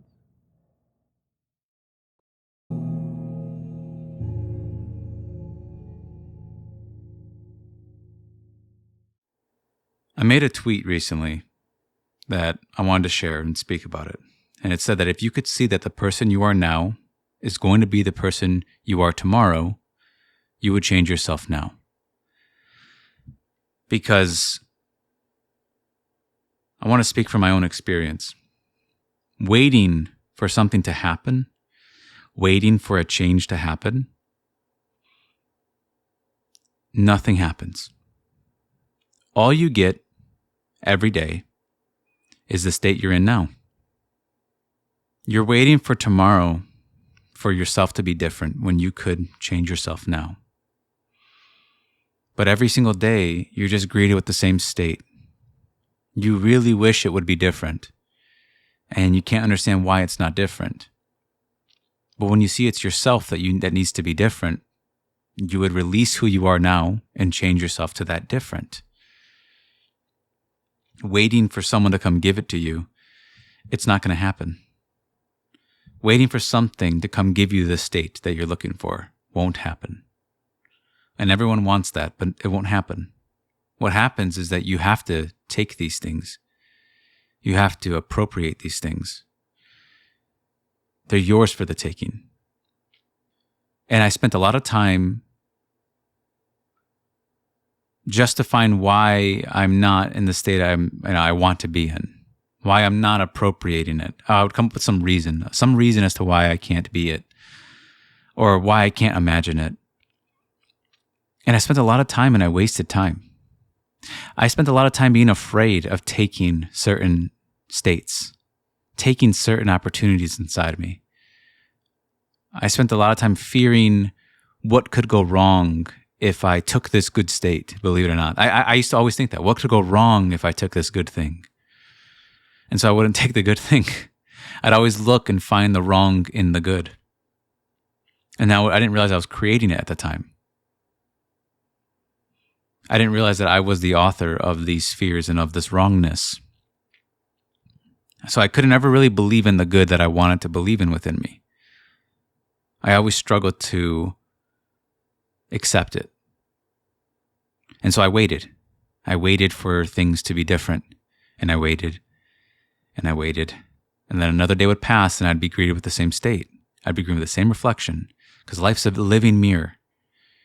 And I'd be greeted with the same state that I'm in right now. No one could tell me. I mean, I wanted to be different more than anybody. I hungered for it, as Neville said. I really hungered for this. But I just waited. I couldn't see that it was within me. The change I'm looking for was within me. I was looking for a change of circumstance first, before I did anything internal. I wanted the external to be different first before I changed the internal, which is completely opposite to what's being taught here. Completely opposite to the practice I should be practicing. But I waited. So learn from my mistake. Don't wait. Don't wait for a change to happen. Be, it sounds cliche, but you want to be the change now. I laugh because these are things that, you read them when you're walking in the mall or something on someone's like little purse, and you think, oh, that's so stupid. But then it kind of makes sense. It makes sense when you apply it. There's all these little quotes around that you take for granted. You think they're stupid, but then when you think about them, they make sense. Something as simple as, there's no better time than to change than now. Now, you think about that for a month. You'll see it's true. You'll see that if you don't take the opportunity, somebody else will take it. If you don't take the state, then it just kind of remains unoccupied within you. It just remains there. It's just kind of dead. It hasn't been resurrected in you. It hasn't been given life, because that's what you are. You give life to thoughts. You give reality to them. And so throughout the day, we're granting reality to these imaginal acts, and they might not be things we otherwise want. And we're waiting for something to give us a different imaginal act, truly, if you think about it. We're waiting for a physical change to give us an internal one. Not realizing that we're in complete control of what we do internally. It doesn't feel that way at first because you're not aware that you have control. So it doesn't feel that way. It's what you're aware of. So what are you aware of having? What are you aware of being? It's awareness, as the book is called, The Power of Your Awareness by Neville. It's your awareness that decides what is being given life to. So don't wait to give your awareness to something you want. It's a beautiful thing when you see it. It's a hurtful thing when you don't. And that's exactly what it says in Scripture about wisdom. Wisdom is something that he who doesn't love me injures himself. And it's true. And this power, your imagination, is also a wisdom. And the wisdom is really not to reason with it. Can you imagine it? Can you go beyond the state you've always known and see yourself in a state you want to be in? Don't be scared. You can do it. You've already done it, truly. And when you see that you already have done it, all the anxieties start to come down. You start to become more relaxed. You come back to being stable and still, as it says, to be still and know that I'm God. You come back to relax. You remembered. But when you forget, you become nervous. You start to imagine out of compulsion. But it doesn't work too well. You wait anxiously for something to happen. Instead of acting within, you wait for some action to happen. And so we have to live from a principle that it's within first, then without. And always try your best to remain in that principle, in the remembrance of that principle, because when you fall into the illusion, you get tricked into thinking it's outside first and then it's inside. You risk waiting. You risk just waiting. And you might think, well, I can't do anything physically. But don't wait. Put it this way, if I was a prisoner, if I was in prison for something, I wouldn't wait till I was freed on the sentence. As Neville says, don't wait for the sentence. You free yourself now. You walk outside of those bars. But just because me and you might not be in prison physically, prison or freedom, these are mental states. You can be imprisoned to anything within you. It doesn't matter what it is. You can feel completely imprisoned to it. Feel like you have to follow and obey any assumption. You don't have to. You're allowed to be free. You're allowed to untie the knot that you've tied yourself in. So freedom is a mental state. It's not just a physical one. And when you see these things are mental states, the appropriation, the taking of them becomes obvious. Because if you don't take them, you just remain as you are.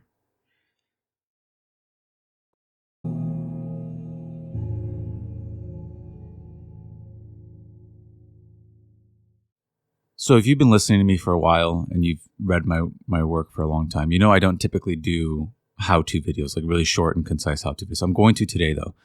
And what you should do with this is just experiment with it. I'm not going to bring in my own ideas as to what I think about reality and the idea of this being a dream or the idea of God or anything like that. I'm just going to keep this very short and concise. And when it comes to changing your reality, you must first start with changing your imagining successfully. And when it comes to changing our imagining successfully, there are two main components I think are necessary for it to be successful. But first, what you want to do is you want to get relaxed. You want to become calm. You want to become more grounded. You want to become still. And the way you do this that I found is that you learn, so it's a practice, you learn to let go of the senses. You learn to let go of whom it concerns outside of you. You let go of really everything, the circumstance. You let it completely fall to the wayside. You completely become relaxed. Because the more relaxed you become, the easier it is to imagine these things that you desire. There's no force or effort going to be required of you. So relax. The least amount of effort yields the most amount of results inside. So get your body calmed and relaxed. Second is that there's two main components to imagining your desire. The first component is that the imaginal act, and by imaginal act, I mean either a conversation or a scene. It has to imply that a change has already happened, either in you or your world. It has to imply this. This is absolutely necessary. A good example of this is when Neville gave the idea of, let's say you want an apartment. Every single night, you don't imagine how you're going to acquire this apartment or the means to acquire it. You sleep there every night. You fall asleep in the bed in the apartment mentally, because that's what you would do every single day if you lived there, right? So you want to mimic what you would do here in this outer world and mimic it inside. So that's the first component. It must imply a change about you or your world. The second thing is that the imaginal act must feel as a present fact to you. It must feel like it's happening in the here and now, not something that's going to happen in the off-distant future while you're imagining it. The reason for that is that these two components remove the when and the how. You're not wondering when you're going to acquire this apartment or when you're going to acquire this thing. You already have it. And you are also not going to wonder how it's going to happen because, again, you already have it. It's a present fact that has already happened. So you're experiencing it as a present fact that has already happened. So you go from what you desire, go a little bit beyond it, and that is what you imagine. That is what you persist in. That is the imaginal act you persist in. It can be short and simple. As long as it implies something, as long as you feel it in the present moment as a present fact, not in the off too distant future, you feel it in the here and now. You bring what otherwise a dream that feels far away and you bring it near to you. That is what we're doing. Now, this, when you feel it as a present fact, it might elicit an emotional response from you. You might be relieved. You might feel happy. You might feel at peace. You might feel joy. You might not feel much, but regardless, if these two main components are there, I think that those are the two necessary ingredients to changing your world, which changes yourself, really. It changes your imagining successfully. You're not wishing for it to happen. You're not thinking about it. You're thinking from it, and it already has happened. You're experiencing what has already happened. You're participating and experiencing the imaginal act as a present fact. That is what you're doing.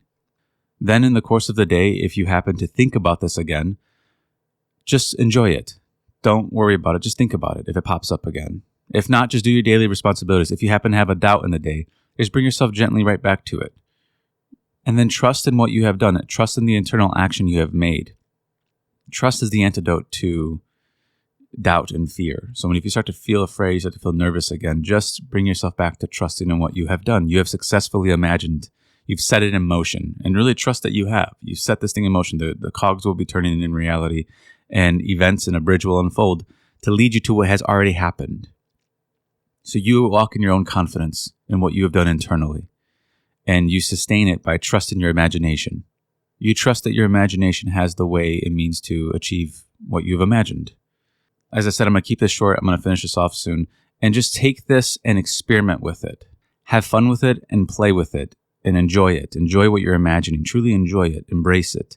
Feel it. Just remember when you test this out, treat it as an experiment, because that's what Neville says, is that it's an experiment, or faith is an experiment that turns into an experience. Enjoy.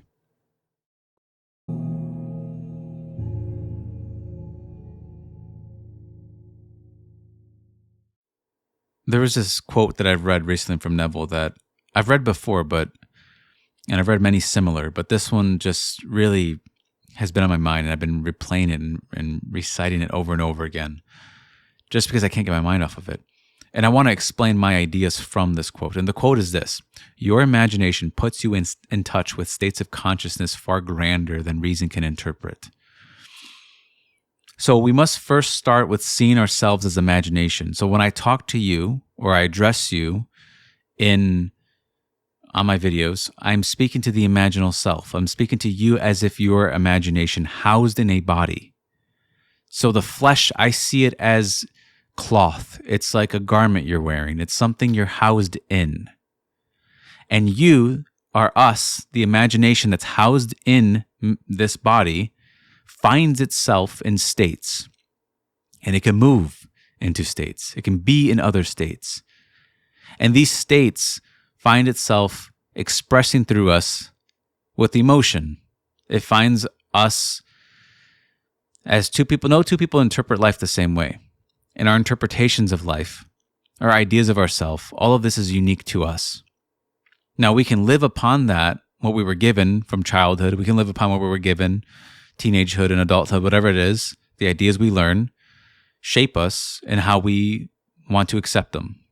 But we don't have to remain in the past. So if you find yourself in the past, you, the imaginal self, you keep placing yourself in the past. That's why you keep seeing it in the mind. And so when you feel like you can't be freed from your past, it's because you are inside placing yourself there. You feel stuck in it. So you're in a state from the past, and you feel you can't leave the past, so you keep seeing the past. So the dreams that we have inside of ourselves are reflecting the people in it, the situation, just like a dream is reflecting different aspects of the dreamer. And so life is, so our inner life is like a living mirror. And it mirrors back to us in a living way ourselves, the dreamer. But us let me address it as imagination. Us as imagination will find ourselves in this world in states of consciousness. We will find ourselves in states inside of ourselves. But the imagination can puts us in touch, as Neville said, with states of consciousness far grander than reason can interpret. So the first two things, when you imagine yourself in a new state of mind, Neville said it like it's like a new pair of shoes. You have to break them in for it to feel comfortable. But the first two things that doubt it are your senses and your reason.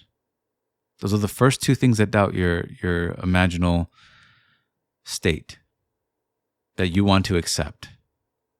Whether it's reason or whether whichever one wins. I don't know. It could be you could doubt it instantly because you don't think you are capable. Because whatever it is about yourself. Or you can doubt it because you just don't think the circumstances allow such a thing to come into being. So you doubt what can come into being from yourself. And so you don't believe in it. So you listen to reason, you listen to your doubt, you listen to the questions that come up. And so you never really believe the state that you found yourself in. It feels like a dream. It feels like a fantasy. But you, the imaginal self, it's not really a fantasy. If you see from the perspective of the imaginal self, it's true. You're in a different state of mind. You're in a different dream. You can put it that way. But us being the dreamer, when we dream something new that feels uncomfortable, where you're actually getting respect, where you actually have the things you otherwise think you don't have, where you place yourself. In my last video, or the one that says, don't wait to change, someone wrote that they had a dream where they were waiting for the cashier to come to check them out, but nobody came, and they just kept waiting and waiting and waiting. They realized they dreamt up a dream of waiting, and so waiting is a dream. All this is a dream, really, and it's a dream. It's a large dream, and we dream within this dream. But the dreams we dream within this dream feel real to us, even though they are actually dreams. Once you see that, then you can switch over from dreaming nightmares all the time to dreaming beautiful daydreams, where you can immerse yourself in it, where you actually believe in them. And by belief, I mean that you experience them. Like right now, I don't doubt that I'm in front of a mic. I don't doubt it. I don't really have to really believe in it. And no one's convincing me. Now I can persuade myself to add the tones of reality to the imaginal act to make me believe in it. But I also, for me, what I do is I just tone down and tune the reasoning down to a level that I can't really hear it anymore. I try not to listen to the doubts. I resist the urge to doubt. I resist the urge to reason, because I have an urge at times. I want to feel something that clearly my senses instantly, but I don't have a problem removing the senses. I've never had an issue with that. It's always the reason that gets me. The reason is what draws me right back into believing that the state that I just came in contact with within myself, I can't sustain it. I can't have it. I can't be it. So the reason is always what pulls me back. And that's the only power that's truly effective inside one's own self, is doubt, that can stop you from imagining yourself the way you would like to be. It's doubt. In imagination, it's doubt. Now, the world can people who just judge by the senses, of course they're not going to see what you imagined. Of course they're not going to believe in it. They're judging by senses. And so what we judge by, we're enslaved by. And they're judging by the senses, so they're going to come up to you and tell you that you're crazy for ever imagining something beyond the senses. Beyond your lashes, as I once read. That it's truly to me, a tragedy that somebody would not imagine beyond their senses. Because they have an imagination. And they can see themselves in a new light, and to only believe in what you see, to me, it's limiting. Because I can't deny, if it comes down to what I see, if I just add a perception to myself, instead of feeling like I must be bound to one perception, which is my organ perception, if I add another perception and call it my inner perception, and I see from that perception, then I come into contact with states of mind that I otherwise can't see physically, but I can see mentally. And what does that mean to me? Well, if I can start to make it real, I notice I have an internal shift within me. Something starts to change. I put on a new pair of boots mentally in my head. I have a pair of boots that I've paid for that were handmade, and they had a leather sole, and they were horrible when you first wore them. But now I put them on after 2 years of wearing them, and they're great. I love them. And the leather has shaped to my foot. And that's really what imagination is like. It's like a pot. It's like a clay. It's like a leather boot. It's all of this is just symbolizing what it can do, what it's like. And so the moral of this is to imagine oneself beyond your senses. Allow yourself the freedom to do it for once. You've been bound by them your whole life. You might as well try. You're not going to go crazy. You think you're going to go crazy, but you're not going to. You will see that those states of consciousness that you want to entertain and immerse yourself with will make you feel almost sane. It'll calm you down. It will feel more confident in yourself. You'll walk in that confidence. And as I once said, I have many plants in my room, but I don't check them every 10 minutes to see if they've grown.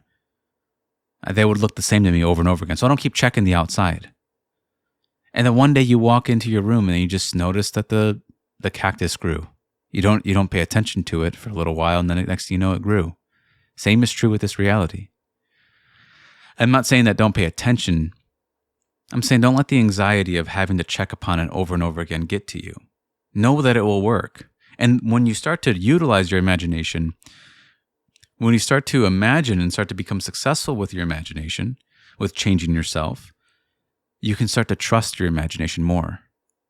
And then you will live upon that trust. And you won't put your God won't be in something outside of yourself. You won't value things beyond your own imagination, because you'll know that that's where things stem from. You'll see it as the maker of things. And you'll trust in it completely. And you'll see that the thing you've been looking for has been within you all along. You just thought it was outside. And so you seek that church and that place and that person. And you seeked all these things. You bowed to this and bowed to that to hopefully find it. To have, the worthiness or whatever it is that you wanted for so long, but it's always been within you. You didn't have to go outside yourself.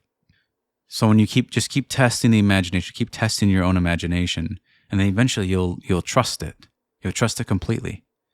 So take what I said, take what Neville said, and just meditate upon it. Really contemplate on what's being said here. See if you found something freeing about it, and why was it freeing? Who did it free? You'll see it's yourself from within. That's who it freed.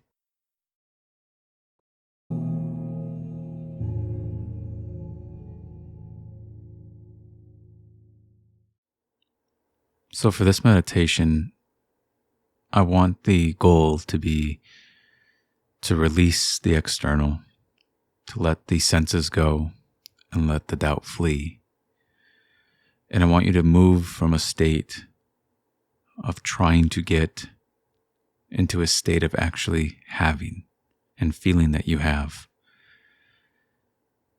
And so first I want you to get comfortable. You're going to want to be relaxed. You don't really need your body. You don't need to exert effort. And just repeat a phrase. Say, I'm going to let go of the external, and I'm just going to be here now. I'm going to let the outside be the way it is, and I'm just going to be here now. And let yourself naturally become grounded.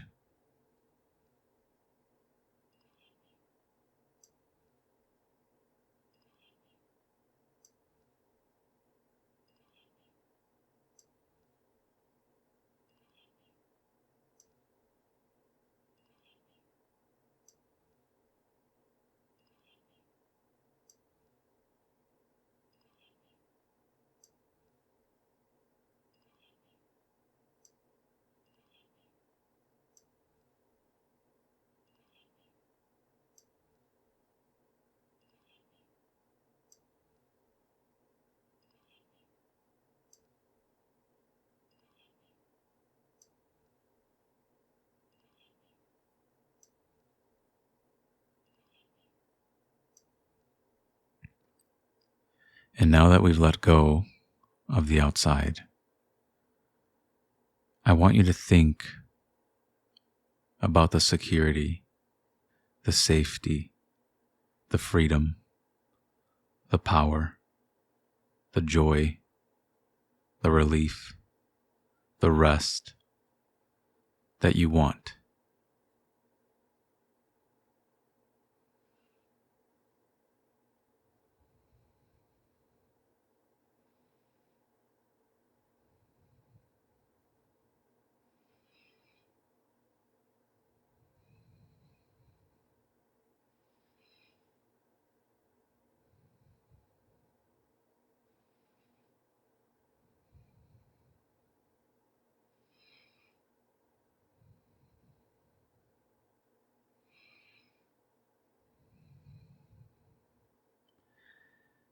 And now I want you gently to assume that you have these things.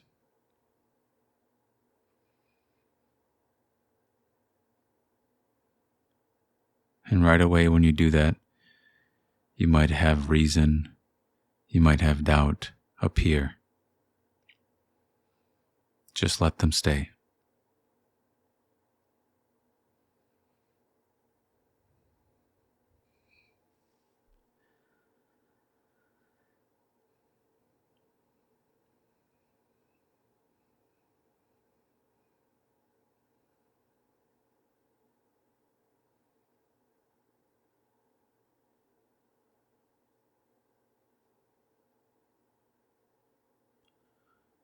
Now I want you to assume you have those things again, and this time,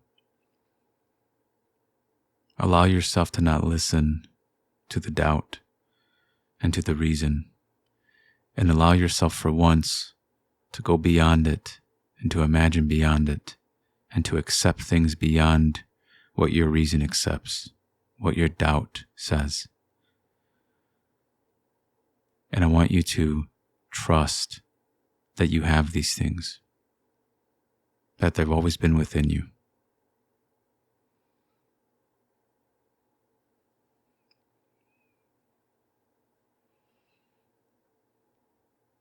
Whatever comes up, just let it be.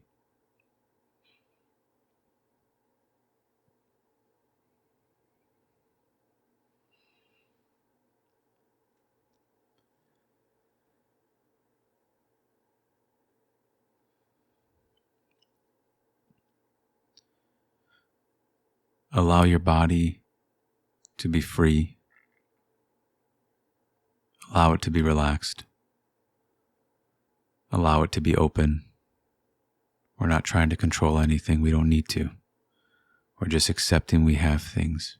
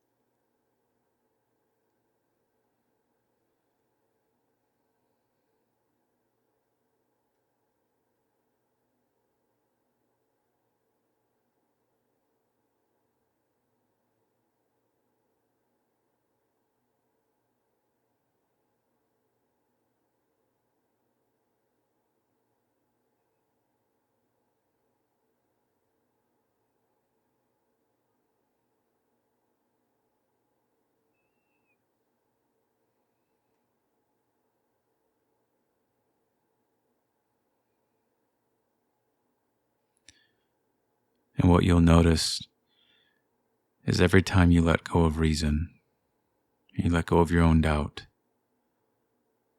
you start to gain the energy that you've been misusing it on. All the energy that you've been using to block yourself comes back to you.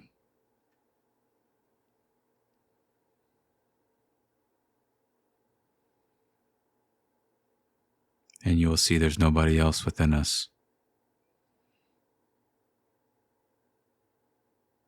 that is doubting.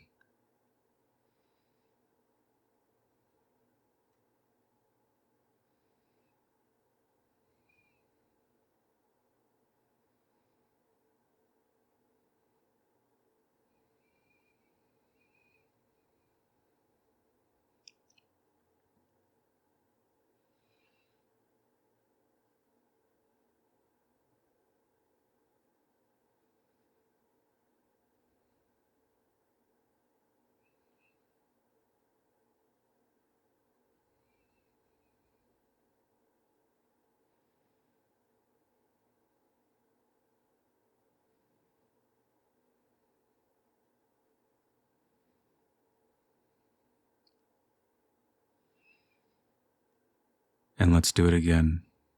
Think about the safety, the security, the freedom, the relief, the joy, the stillness that you want.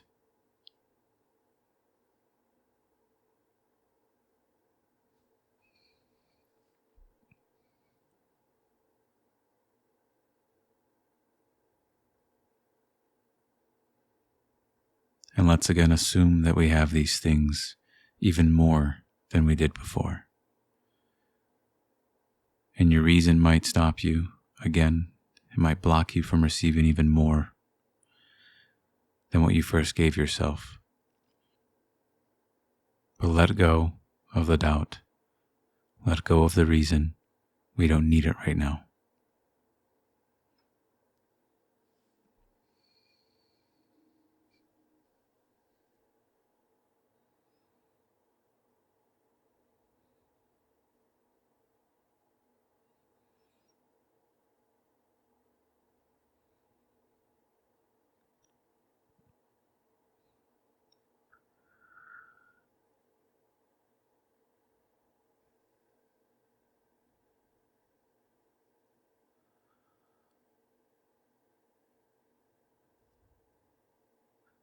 And once again, we'll see that it is ourselves that limits our own freedom, our own security,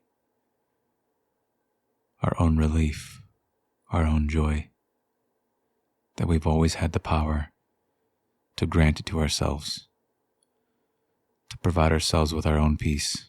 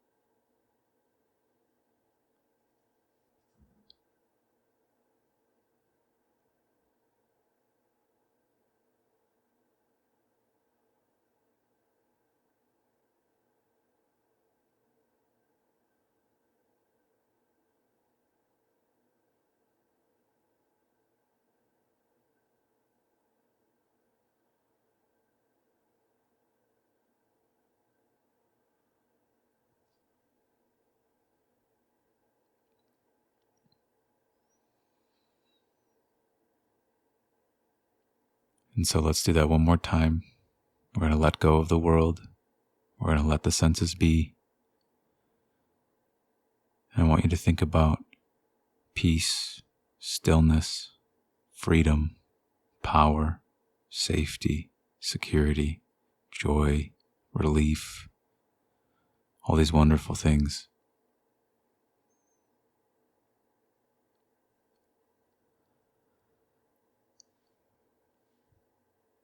And I want you to believe and assume and trust in your heart that you have these things now.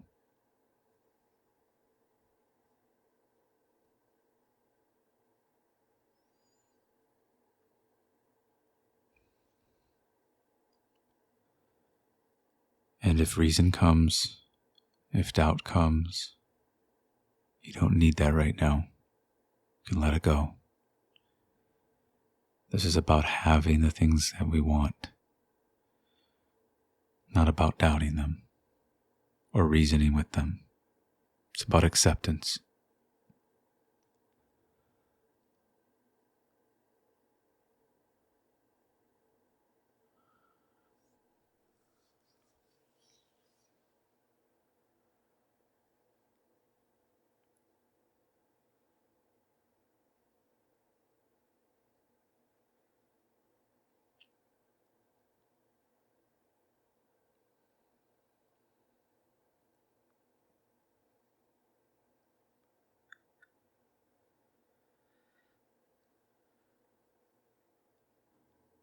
And so again, we see that it is ourselves that limits these things within us.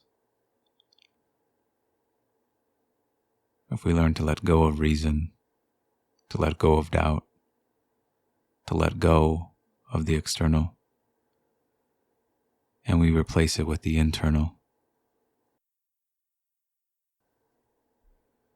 and with trust in our own imagination.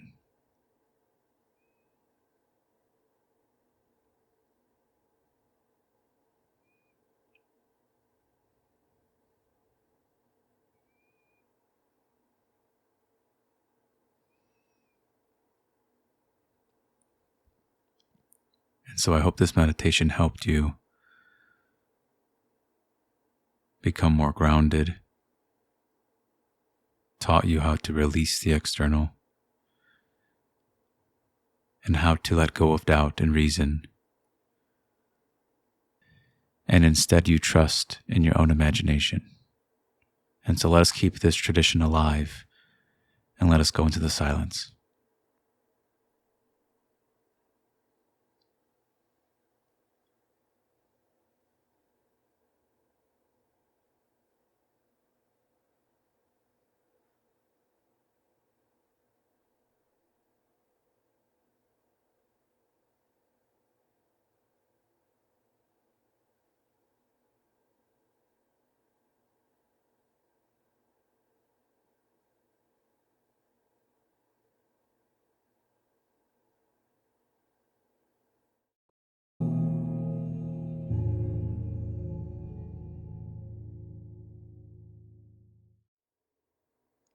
In many of my videos, I use the word imagination, and I speak about going to the end. Very Neville verbiage. And I'm going to continue it, but I'm going to change it a bit. Instead of saying imagination, I'm going to use the word awareness. I think that this change in words can result in a clarity given to you, and that you'll be able to practice this from a little bit of a different angle that actually allows a bit more freedom, in my opinion, because trying to imagine perfectly is stressful. So let's just change the verbiage a bit, and hopefully we can gain some motivation to actually practice this. And as you know, Neville has a book called The Power of Your Awareness, which is a fantastic book to read. It's pretty short, and it covers a lot of topics. So I'd recommend you read it. But my interpretation of that is this, that my awareness, it has a name. And the name of my awareness is I am. Now, I am to me at one point was like an affirmation. It was like a string of words. It was like a claim almost. Just like a claim, like a statement that I'm saying, I'm this, I'm that. But what I found is that I am is not that. You think at first it's that, but it's not. And so what the first start of all of this is an investigation, a thorough investigation, a questioning on the I am. Like, what is it? And really question it. What is the I am in me? And who am I being? And at first, the definition I came with was, I am is a present tense feeling of being. And I think that's a good definition, but I don't think it fully covers what I'm trying to say either. It's an awareness of what I am right now. It's an awareness of being something right now. I'm always being something. Whether I'm not in the state I want to be in, or whether I'm in the state I don't want to be in, I'm being something. I can't not be. I'm always doing something, and in order to do something, I must be something. So all action has a source, and the source is my awareness of being. So if I want to change my actions, if I want to change myself, I go to the cause, and I go all the way back. I find the label that what I've given myself, what I've conceived myself to be, and I go back to the conceiver, or the I am. That's my power. So I am isn't just a string of words. It's a creative force in my life. It's a creative power. So you can think it's silly you can dismiss this idea, but you can't stop being aware of being something. And that creates in your life. That starts to shape your life. Now, in this world of ours, I can be manipulated into being something. I can be totally unaware and be convinced of being something I otherwise don't agree with or consent to, something I don't actually want to be. But once I gain knowledge, once I do an investigation on I am, I can change it. But really it starts with that question, and it's an honest question, is what am I being right now? What am I aware of being right now? And when you answer this question, there's no shame. There's no guilt. There's none of that. It's just, we're just trying to uncover this power. We're just trying to investigate it. That's all we're doing. And what you'll find is that you might be aware of being something that you otherwise don't want to be aware of being. You might find yourself, well, I'm aware of being afraid of this thing. I'm aware of being worried about this thing. I'm not in the awareness that I want to be in. I feel stuck in this awareness. But really, awareness is not something you can be stuck in. And it's not something you can lose either. So you might have been in, let's say you were in a wonderful state in the past, but then you found yourself, and this has happened to me many times, where you lose yourself. You lose this principle. You stop practicing it. In my case, I forgot that I was a student of this as well, not just a teacher. And when you discover that you've lost it, you'll find yourself in certain states of being that you never really wanted to be in. And then your life started to create from that. But just because you left a good state of mind or an awareness of being that you once were, you're aware of being brilliant, of being beautiful, of being lovely, of being powerful. You're aware of this at one point. Then you forgot. You can always go back. You can't lose these things. States of being are inside of us. It's just like a snake that sheds its skin.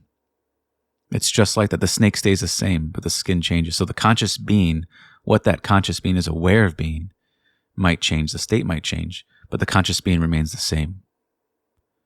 And so my I am isn't an affirmation. It's not a string of words.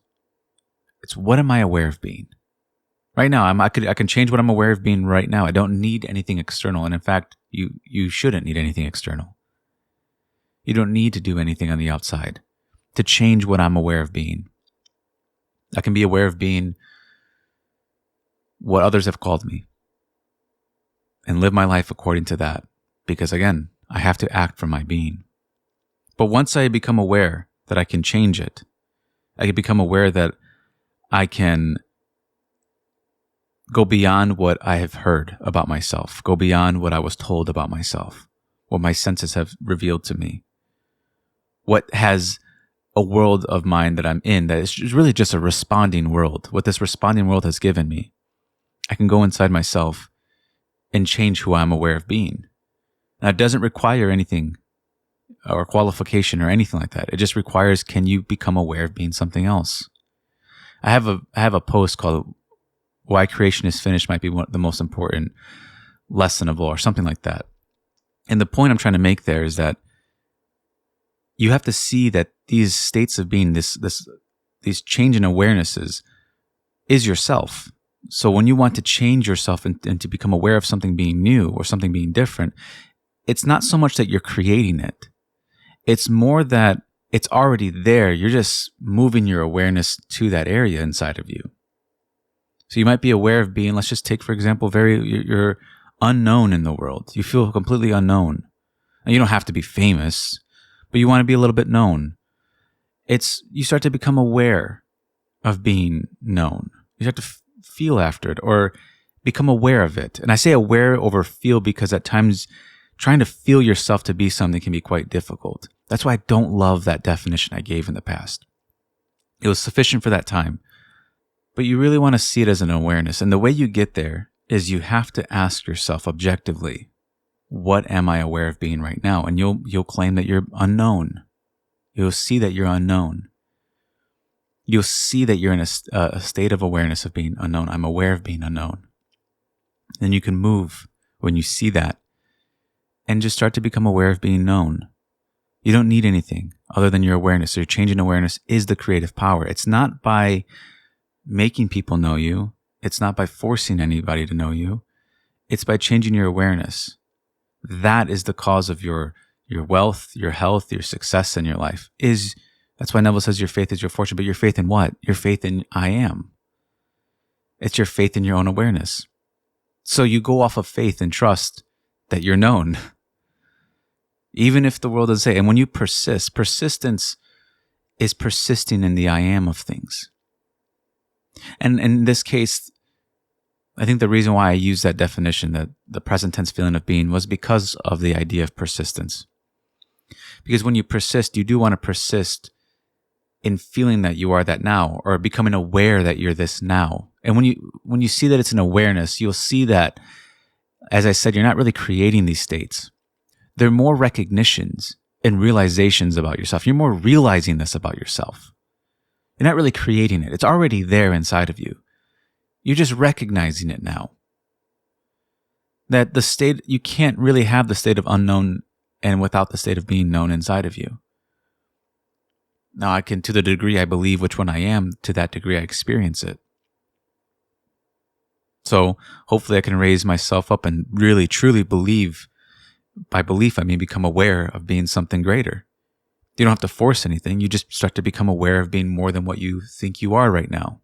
You keep raising yourself.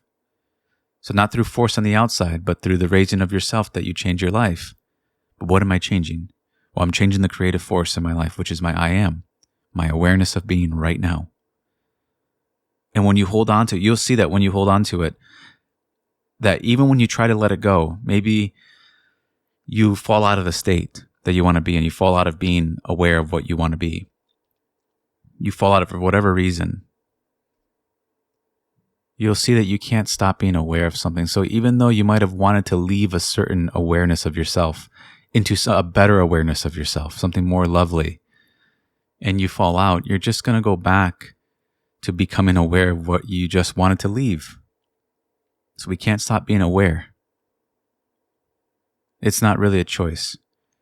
What I'm aware of is the choice. What am I aware of being? That's the choice. And again, be objective about it. Meaning, don't judge yourself or shame yourself for what you're aware of being. Don't do that. There's just no time for that. The time is now to change what you're aware of being, and it's always that. And you acted according to your awareness. And everyone, there's not one person here who has always saw themselves and honored the name I am. Everyone has dishonored it at one point. Well, it's not a name. It's not. I don't just say I'm wealthy, I'm kind, I'm beautiful. That's not really honoring the name. It's actually being that. Regardless of whatever the outside says, regardless of it, you assume brilliance. You assume that you're at the top. You just assume it. You assume that you're bright.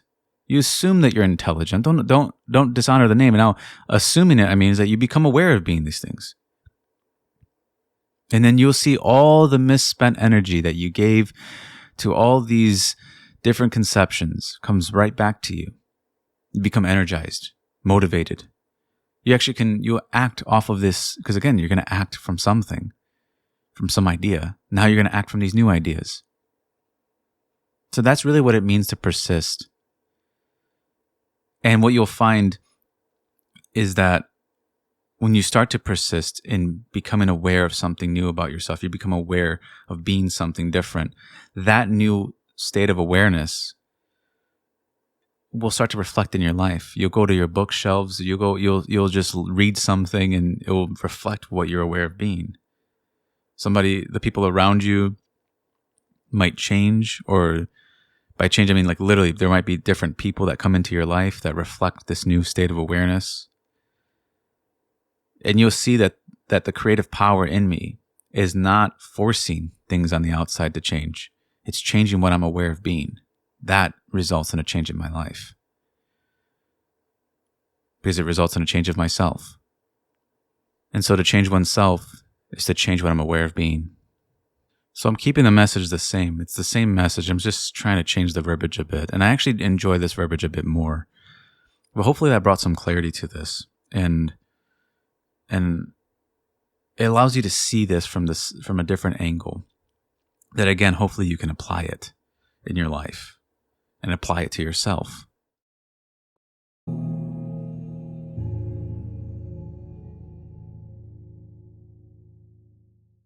So I'm going to continue the message speaking about awareness, but I'm going to take a different approach to Neville's work. Because if you go to the 5 lessons, what he tells you to do is he says, have a desire and then create a scene that implies that the desire is fulfilled. And then he says to bring that desire or bring that scene to the here and now. Now, I agree with that message. I do. I honestly do. However, I think it misses the point still. And the point that is missed is that the entire focus becomes on the desire or the scene or making sure it's implied or making sure the scene's perfect enough or making sure you're desiring the right thing. And there's so many things that could go wrong when you do it that way. Although I think it works, and I think I get the point of what he's doing, but it loses the self, in my opinion. You completely lose the sense of self because you're so focused on your desire. You're so focused on whether or not you perfectly imagined, or if you looped it enough times, or you're so focused on everything but yourself, and it takes away from you. But then at the same time, he'll say that you should do the I am meditation and say I am and repeat that and feel that. And what he's trying to get you to do there is to become formless, as he says, or become labelless. You have no more labels on you. You just are. You're formless. You're just being. And I think taking that approach is better. And then imagining the scene versus focusing on your desire and then the scene and then the implication and all of that. I find it to be better to come back to the sense of self and then imagining. And by sense of self, I mean your awareness of being. I'm not speaking about a state of mind yet. I'm not speaking about a state. I'm just speaking about being aware. Being aware that you're the awareness behind all the assumptions of yourself that you believe in right now. And then what happens is that when you come back to your sense of self, you find a stillness, a peace. You'll find that 15 minutes, you'll find yourself being very patient, and time almost slows down. It's so slow all of a sudden. You don't feel rushed. 15 minutes feels like an hour. Everything becomes calm and slow. And what you're doing is you're finding yourself again, because you are stillness, you are peace. And the reason why you don't have that all the time is because you're not focusing on the right tense of yourself. You're focusing on a future tense of yourself or a past tense of yourself. And that is what Neville's doing in the 5 lessons. He's trying to take a future tense and make it a present tense. But I think what gets lost in the translation of things is your sense of self. I really do. I think it gets lost completely because you become so focused on everything but yourself. And that's what needs to be changed. And yourself is what you are aware of being. That's your I amness. That is I am. And so let's give an example. Let's give more of a practical way of what I'm trying to say. We're told to honor this name. Now, as I've been speaking, you know I don't believe that the name I am is a string of words. It's not something you just repeat with, it's not a title you say with your tongue and lips and your voice. It's not that. It's not an English name. It's an awareness of being, and I have to honor that. So honoring this name, or I should say the name of God, and God we can just say we can just define it as the creative power. This creative power's name is I am, which is my awareness of being. So to honor this name, to truly honor it, is to honor my awareness. My awareness of being what? Whatever I desire to be, to honor it, I must actually be it. Not just say I'm it and then feel the complete opposite inside. I must start actually to cultivate a belief that I already am the thing that I want to be. I'm not desiring it anymore. I am it. That's how I truly honor this name. It is the greatest discipline in the world to honor the name of I am. It's not something you just do once. It's truly the greatest discipline. And I am is present tense. It's not I will be or I was. It's the I in the present tense. So you have to find the right tense, and to keep the tense is the greatest discipline. Because to keep the tense, while external circumstances are unfavorable or unfortunate, is a challenge. It's the greatest challenge of all. But if I keep focusing on myself, I'll see that myself is not found in the future. And it's not found in the past. It's found in the right now. It's found in the present. So myself is present. So if I have a hard time focusing on the present, it's because I'm not focusing on myself. It always comes back to self first. And then there's all these labels. And then there's all these ideas of yourself that you start to act out and act from, because you can't act unless you first are. You can't actually do any actions without being. You wouldn't be here if you weren't. So you have to be first before we act, before we be something. And to come back to self, you can do what Neville said, which is repeat I am, and feel yourself to be present, or feel yourself to be formless, which is there's no labels on this state of mind. There's no more stress. There's no more fear. There's not something you have to do externally. It's just being. So we should find being first before we try to change these states. So that's my approach. And if you read the 5 lessons, you wouldn't really get that approach. Although I firmly believe Neville was saying this in his own way. He was saying to bring the future tense to the here and now. But again, what happens is that you lose sight of yourself when you do that. It's very easy to, I should say. At least it was easy for me. I became so focused. on wondering if I was doing everything right, if I was doing things correctly. And then what I found is that when you come back to your sense of self in the present, that's where you actually find yourself. You'll see that this is actually what you've been looking for all along. You've been looking to just be. Now, from this point, you can start imagining yourself being something else, but you first need to find yourself being. At least this is how it works for me. And this is how it's worked successfully for me. And it is a discipline. I need to stress that. It's not simple. It wasn't simple for me. Now, the practice shouldn't be stressful. It's actually the opposite. There's actually no effort to it because you're just being.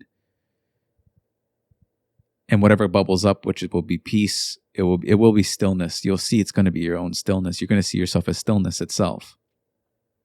You'll start to see that you already are these things.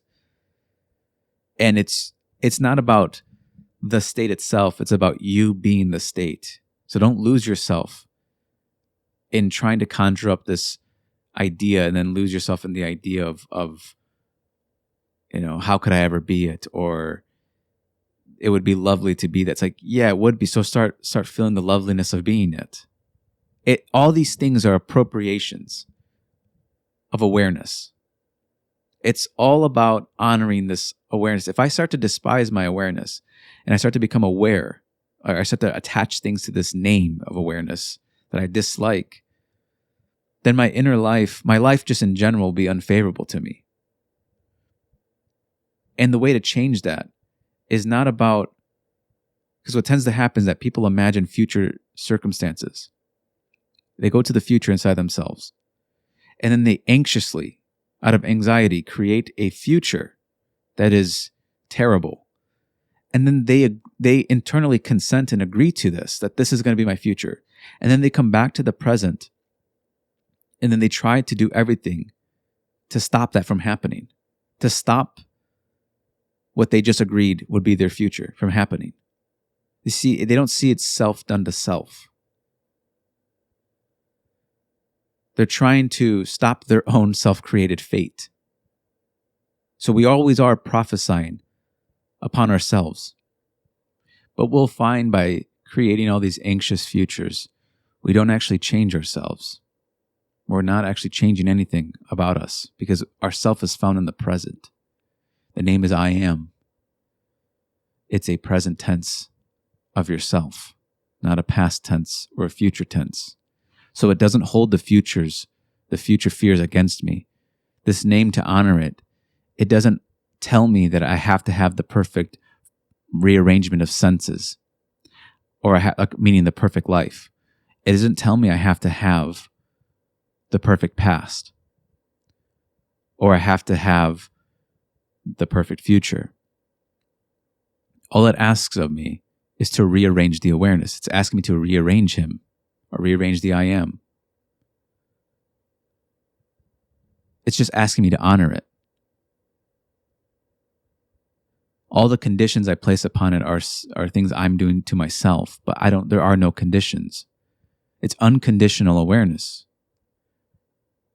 And a way to practice this is when you go to sleep at night, fall asleep being totally aware of what you want to be.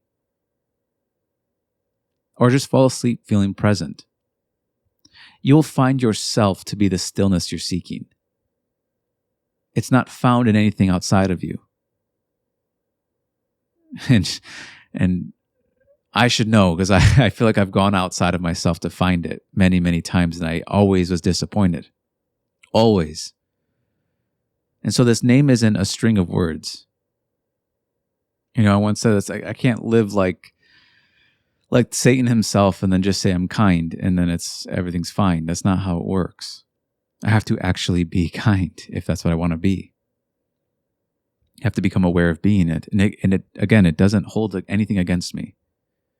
Nothing is held against me.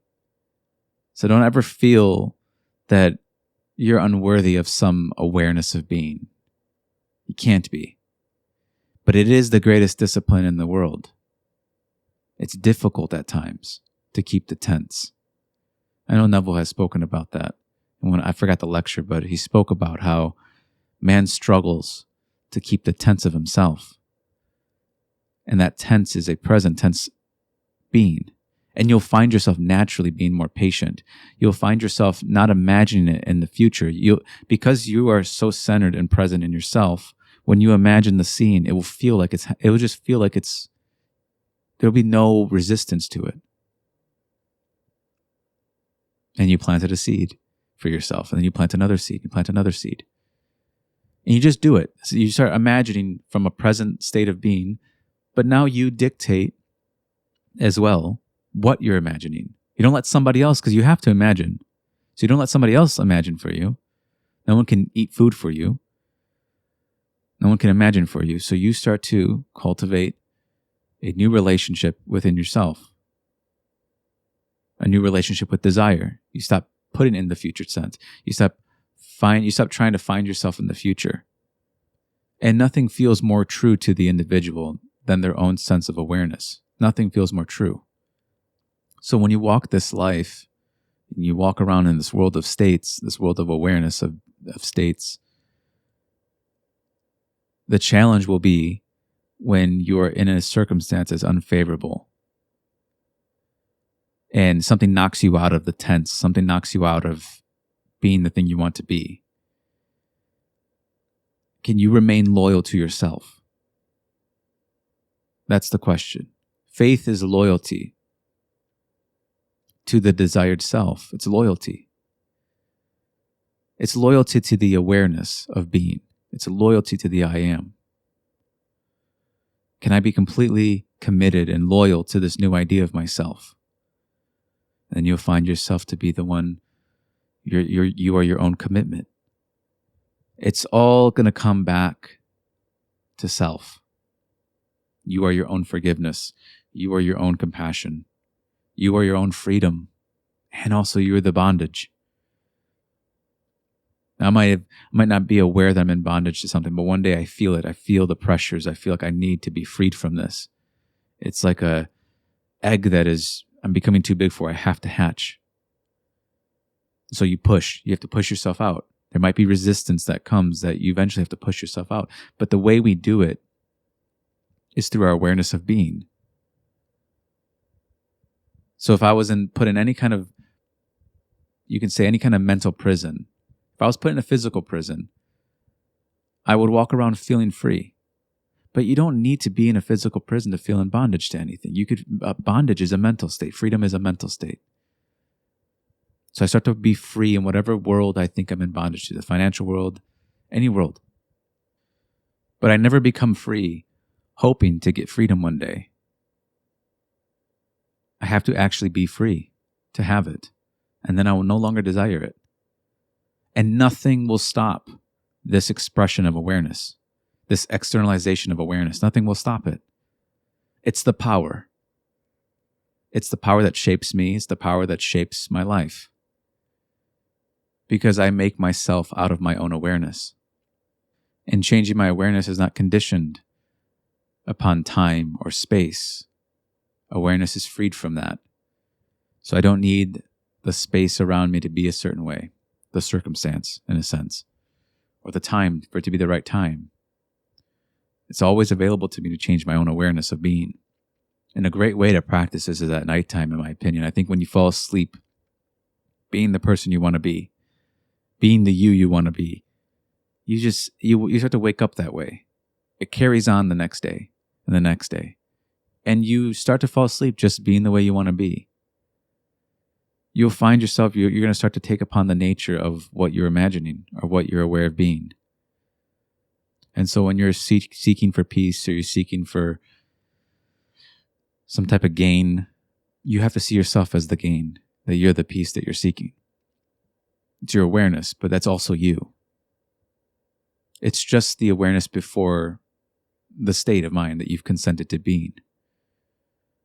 So drop the conception if you don't like it. You don't have to be it. Even if the people around you are the thing and you feel like by you being something new, you will surpass what they are, or you will change. If you change yourself, or you know your life will change and that feels frightening, come back to self. you'll find there's no fear in yourself. And when you live from this position, life starts to form from this sense of self that is not found in the future, where it's just anxious. It's found in this sense of peace will start to create in your life, because it's already being created in you. And then the lovely things you imagine just will feel even lovelier. You'll accept them just so naturally. It will feel like the here and now because you feel like the here and now. So that's my approach. It's a little bit different than Neville's work, but I actually don't think it is. I think it just wasn't said that way. But I'm saying it this way. This is what I've learned from his work. This is how I would approach it. Is don't get caught up in trying to, in the vain repetitions or always trying to affirm something all the time. Your affirmation is being aware of it, being aware of being it. That's your affirmation. It's in the awareness. It's not by your works, but by this spirit, the spirit of I am. And so I don't want to make this one too long, but I will speak more on this. But I think at least first get this understanding down. And then I'll speak more about, I know everyone wants like a step-by-step, but I think that you need understanding first. Because Neville did give a step-by-step in the 5 lessons, but I still needed to know this before. This would have helped me. It would have helped me a lot from a lot of mistakes. But I've learned from them. And I didn't find myself in the future. I didn't find myself in the future tense. It just created nothing but anxiety within me. Found myself in the present. And so, but again, it's a discipline. Try it even in unfavorable circumstances. That's why I think going to sleep is a good time to practice being aware of being, but you really could do it any time. Being present, being aware of just being. You can do this anytime.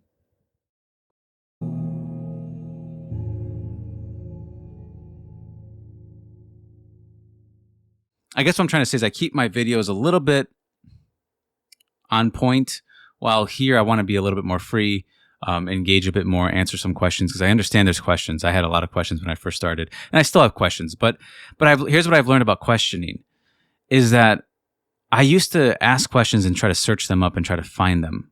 I don't quite do that anymore. So what I've done now is I've changed my attitude towards questioning. I have questioned, not when I question within me. I'll go say, well, what does this mean about me? Or what does this mean? And I don't answer it. I just don't try to answer it. I just let it be a question in my mind. And then I just move on in the day. And I just noticed that in the course of the week, that question will be answered. It's like it, and I've noticed it happens in such a way that it's like lovely. It's calming. It's peaceful. It's very natural. Unlike me trying to figure it all out and I'm stressing myself out, I've just noticed that I'll go through certain events and experiences that will sort of answer the question that I'm curious about. And I'll ask like a simple, sometimes it happens right away. I'll just listen. I'll just ask the question and then I'll kind of hear like my own response. But other times it feels like I have a conversation with somebody and then I'll hear the same, like, here's something that happens. So like if I imagine myself a certain way, what will happen is that somebody in my life tends to speak to me and they kind of reveal to me the way I should, like, that I'm going to start becoming this thing. They sort of tell me something to do, or they tell me something to think. And then later on, I'll hear someone else say the exact same thing, almost identical. And that's how I know I'm sort of changing in a way, or I know that what I'm doing within me is starting to reflect. It happens pretty quick, but if you just pay attention, it's there. But I don't try to look for it anymore. I don't try to search for answers anymore. I have noticed that the answers are within me, and at times the answer doesn't come instantly. But if you kind of just walk through life, it starts to unfold, and then the question starts to get answered. So I treat life like it is. It's like a voyage for me. If you've noticed, I don't have a lot of, I guess if you read the series, there's a lot of 1, 2, 3, 4, 5 steps. But I haven't found life to be lived that way. life is lived a little bit more, I like to be a little bit more free than be restricted to just simply a step-by-step routine. I understand it's necessary to a degree, but I would say this, learn some of the meditations I have on there and try to imagine, and then throughout your day though, play with it, experiment with it. Once you kind of get the idea down that you're supposed to imagine this or imagine that, or I'm going to imagine myself feeling to be this, experiment with it as well. Don't just don't be so structured to where you kind of lose the freedom in it. Learn to be free in this world. Time is a little bit short. And one thing I've learned is that when you're in an undesirable state and you're wanting to be freed from it, you actually don't get freed from it until you change it. The passage of time or waiting for tomorrow, it doesn't really work. You shouldn't depend on circumstances to change yourself. It's a mistake I've made. It's a mistake many people have made. Learn from my mistakes. Don't wait for a circumstance to unfold before you change yourself, because what happens is that you're always going to be greeted with your state. So they produce after their own kinds. So there's no one going to come and save you and give you a state that you want. You have to take it. I was just listening to a song the other day, and it said that chances are not given; you have to take them. And that encapsulates the feeling I'm trying to say, is that there's no virtue in suffering. There's no virtue in these bad states of mind that you are in. There's nothing that's going to be given to you that's better. You're just greeted with another day in that state. We're in the realm of days, and each day is a state we're going to live in. Now, we decide whether or not we're going to move or not, but waiting and expecting change before you do it within yourself is really a waste of time. And there's really no more time to waste. The best time to do something is right now. The best time to ignore the senses, to not wait for a circumstance, to actually change the way you see yourself is right now. It's a freedom that I haven't found anywhere else. But waiting for it to happen isn't enough. It's not enough to simply hope for somebody to come give it to you. And it's harsh at first. You hear that, and everyone wants it. I'm no stranger to that feeling either. I've wanted it. I wish something would just come and save it, save us. And I felt that for a long time, but I realized it's not going to happen. It just hit me one day when I realized that there is nothing virtuous in being in the states I don't want to be in. There's no outside deity watching me, tallying up all my all my suffering is going to grant me a reward after. There's none of that. And I had to accept it. And when I saw that, I was able to actually go inward and save myself from the things I'm wanting to be saved from. Now, me and you might have different things we want to be saved from, but me and you waiting isn't going to necessarily fulfill that. It's a harsh blow. It is. It hurts when you realize it. It hurts to realize that the state of mind you're in really was the main source of your suffering. The way you saw yourself, the way you think of yourself, the way you interact with yourself, the way you speak to yourself, all of this internal activity is dependent on how you see yourself. Either you see yourself a certain way through the eyes of others, or you see yourself the way you want to see yourself. It's up to you. But I would recommend you don't pay attention to how people see you. I would recommend you start to focus on what you want to cultivate it within. Treat it as you are cultivating an image of yourself. And you're going to make yourself into the image. The more you contemplate on it, the more you're going to become like it. And so to bring it back to the point of compulsion, it's not about imaginative compulsion. Don't be afraid. If you find yourself in a panic inside, don't be scared. Just learn to come back and be gentle and imagine yourself the way you would want to be. Now, at first you might feel like it's not doing anything, but realize it's a state of mind that you're in. Many times people think that what they are in right now is permanent. They think that the state of mind they're in is who they are. And so they remain that way. They say, this is just who I am. You hear it all the time. This is just who I am. This is how I am. But it's not. Deep down we know it's not. It's an excuse. There's no virtue in poverty. It's not, it's to say this is just how you are is silly. To say you're just a certain way. Now, I understand there's personality involved, but to act like we can't mold ourselves or shape ourselves when we really are our own potters, to me is not understanding that you're in a world of states, that you and I are in this world, and these are states being expressed. These are states of mind being expressed. Now, the difference is that most people are completely unaware of what they're doing within themselves, completely unaware that they're thinking thoughts. It blew my mind when I realized that this is the case. After you speak to a lot of people, you realize that people don't actually know what they're thinking.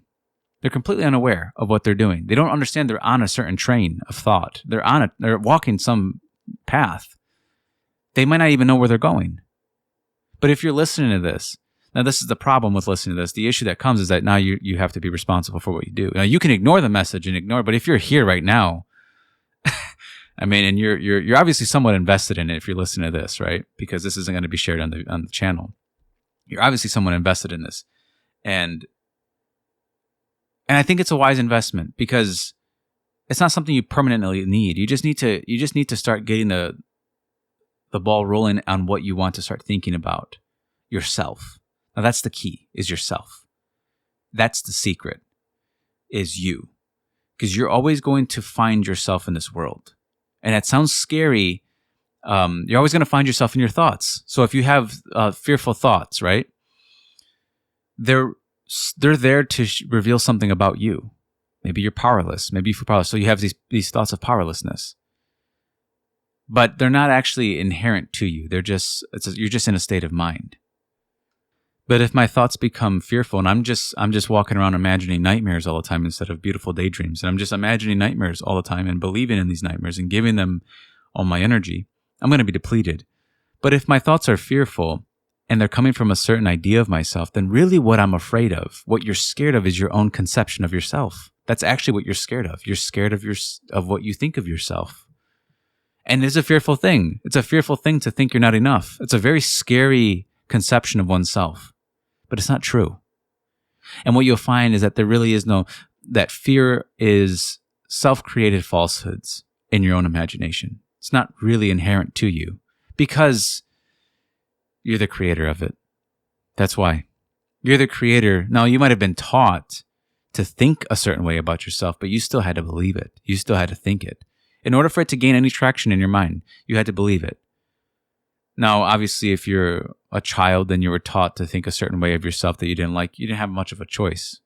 Children believe. I know I believed things. I just believed them without question. Now I'm a little bit more discerning, but I still believe. I'm not just a skeptic. I believe, though. I believe in something good about myself. And I invite you to do the same. But again, don't be compulsive. Don't be scared. You don't need to be afraid. And I think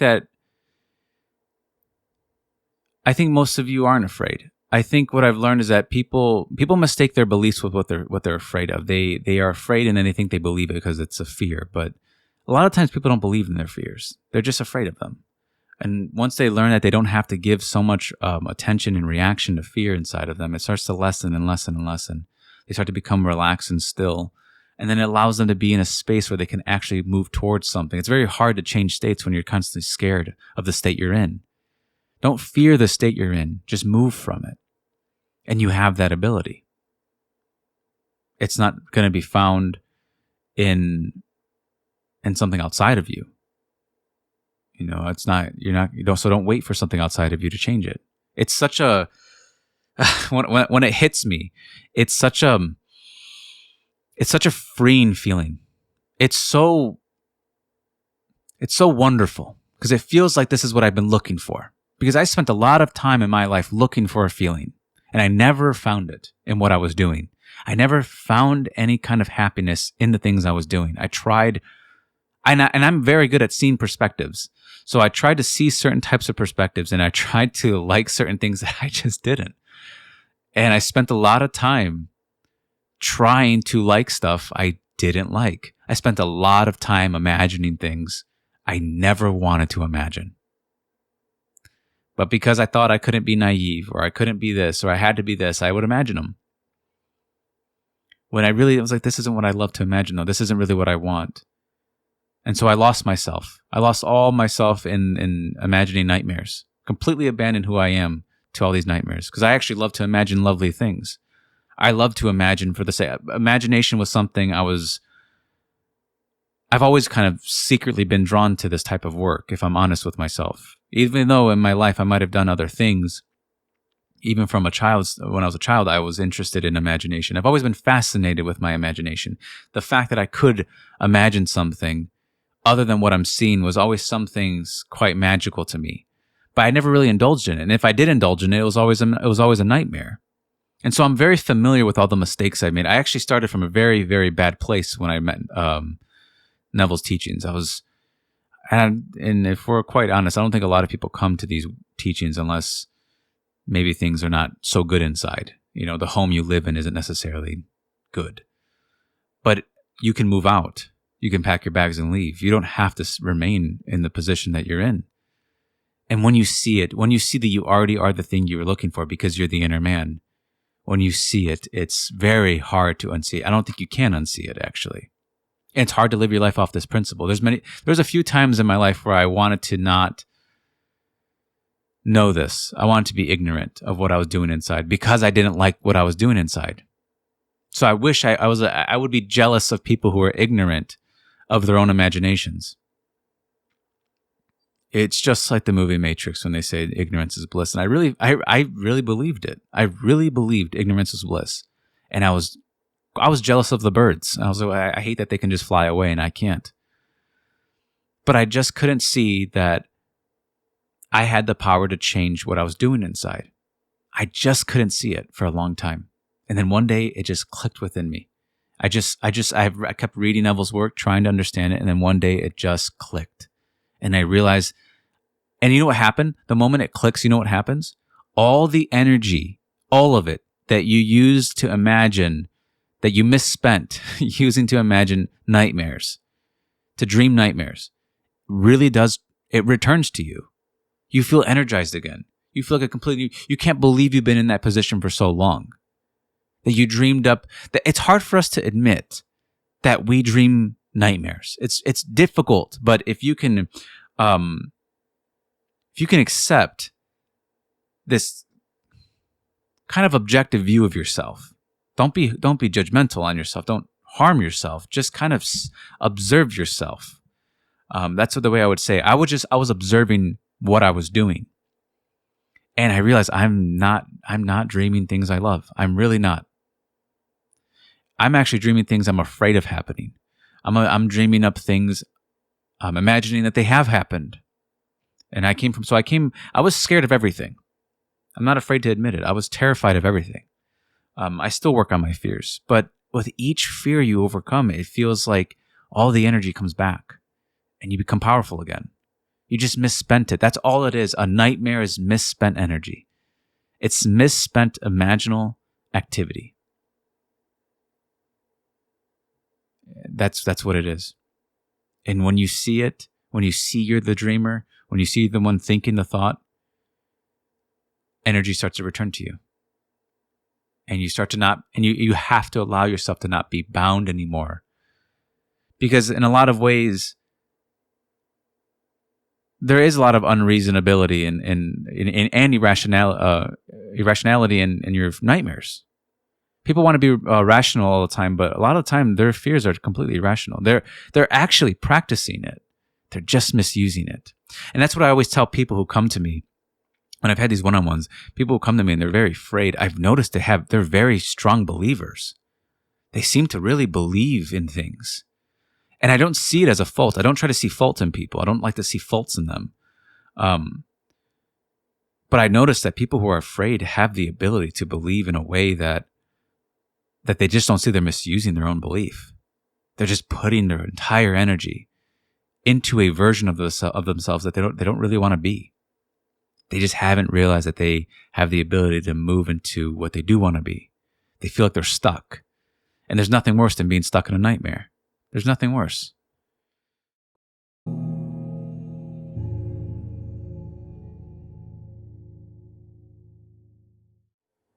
So it's been a little while since I made a video. And the reason for that is that I like to speak when I feel inspired to speak. And so for the meantime, I've just been contemplating on this idea. And I had a certain story pop up, a memory that I forgot about. And when you start to go down the path of imagining creating reality, or imagination is the core of reality, you start to see life more symbolically. And then you look back at your past and you start to see symbolism in the past. Well, at one point it was just a memory, and then you see how it applies to imagination. And in my case, when I was about 14 years old, there was this rule that was placed in the school that we weren't allowed to wear shorts until I think either it was May or June. May or June. And at the time it was April. And everybody was complaining about it. It was a new principal that came in, and they were very authoritative, and they wanted to set up rules that we had to follow. And one of the random rules that they made was no shorts until we'll say May. Well, it was April, and it was a really hot day, this one particular day.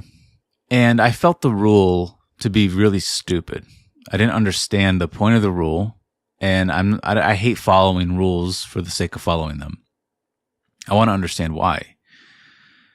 And I couldn't wrap my head around why.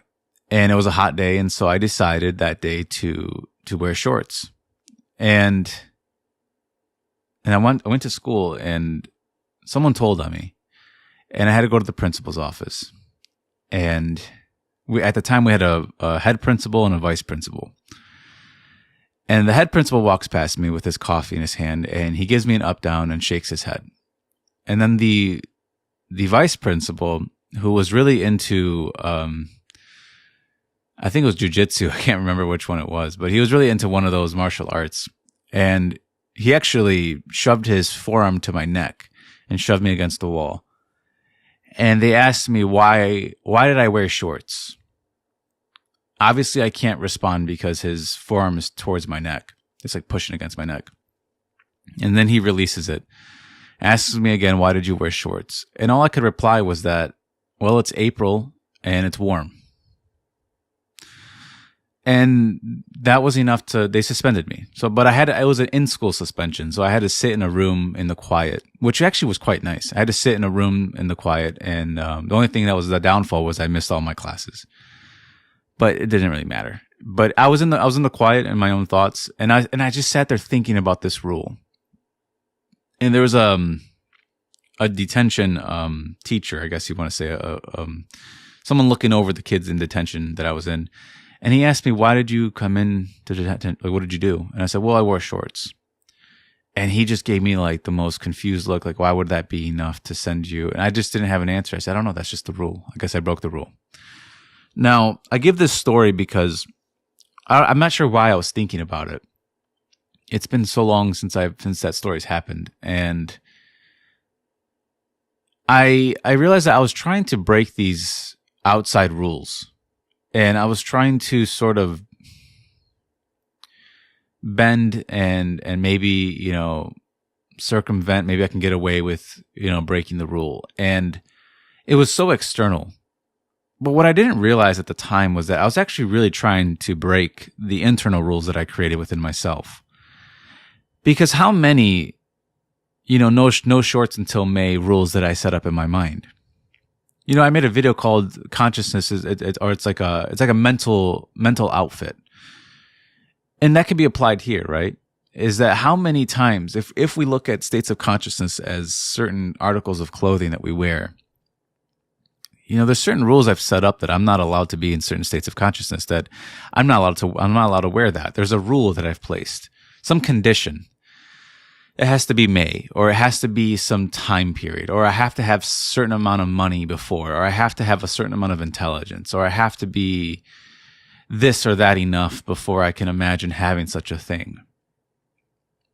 And I set up all these external rules, or really the internal rules, that these conditions that I place upon myself that I actually want to break. I want to stop thinking that I'm not allowed to wear a certain state of consciousness. And yet, I was fighting the outside. I was fighting shadows. Nothing really happened, right? I mean, the moment it's not like I changed myself. I just wore shorts. It's not like I did much. But what I was trying to do is that I look back and that was a symbol. And I don't think I should have broke those rules. I think I should have just followed them. But I didn't at the time.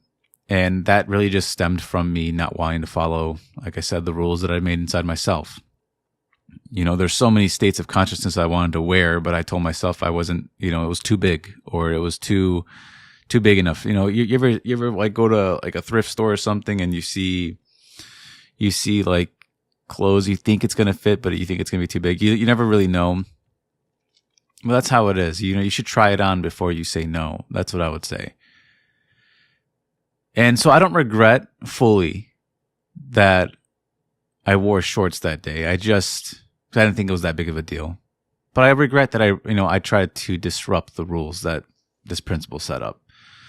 Now, I don't think they should have choked me out.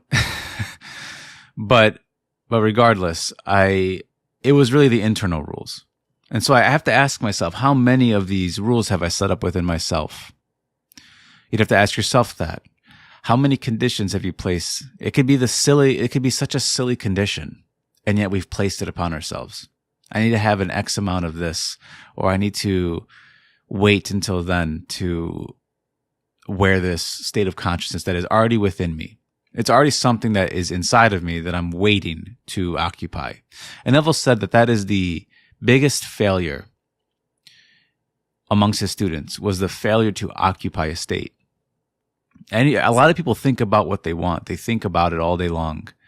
But few actually live from the idea. They sleep in the idea. They wake up in the idea. They walk in the idea. They think in the idea of being it already. It's being it already. You don't try to be good. You feel that you already are good, and that's how you become it. And so we move inside ourselves by the assumption of already being it, certainly not by rules, and not through the efforts on the outside.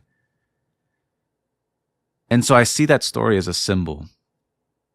And so I'm not telling anybody to break any rules, but I am sort of suggesting that you should see the rules and conditions you've set up within yourself that you should probably break. You should probably stop thinking you're not allowed to have a certain state. You're not allowed to wear it because some person at one point told you you're not allowed to. I was told many times I wasn't allowed to be a certain thing. Even if I wanted it, I was told no all the time. And that no, when you get told no, that's what happened to Neville in the army, is that he was told no when he wanted to leave. And no matter how many pleas he made, no matter how many times he mentioned his wife and his kid and he needed to take care of, he was told no. So all the pleas I made in my life that I wanted to be something, I was told no. Well, you don't go to somebody else to give you permission. You go within yourself. You break the idea of no. You don't let that no be inside. That's what brazen impudence means. You don't let it be a no. You don't have to outwardly do what I did. You don't have to wear the shorts. But I would say wear the mental shorts. Wear them, even though you're told you're not allowed to. The senses will always say you shouldn't or you can't. But do it anyways. And you'll see you already are the thing that you want to be. And as Neville said, the only reason why you don't see is you refuse to believe it, that you already are it. It's the only reason why you don't see it.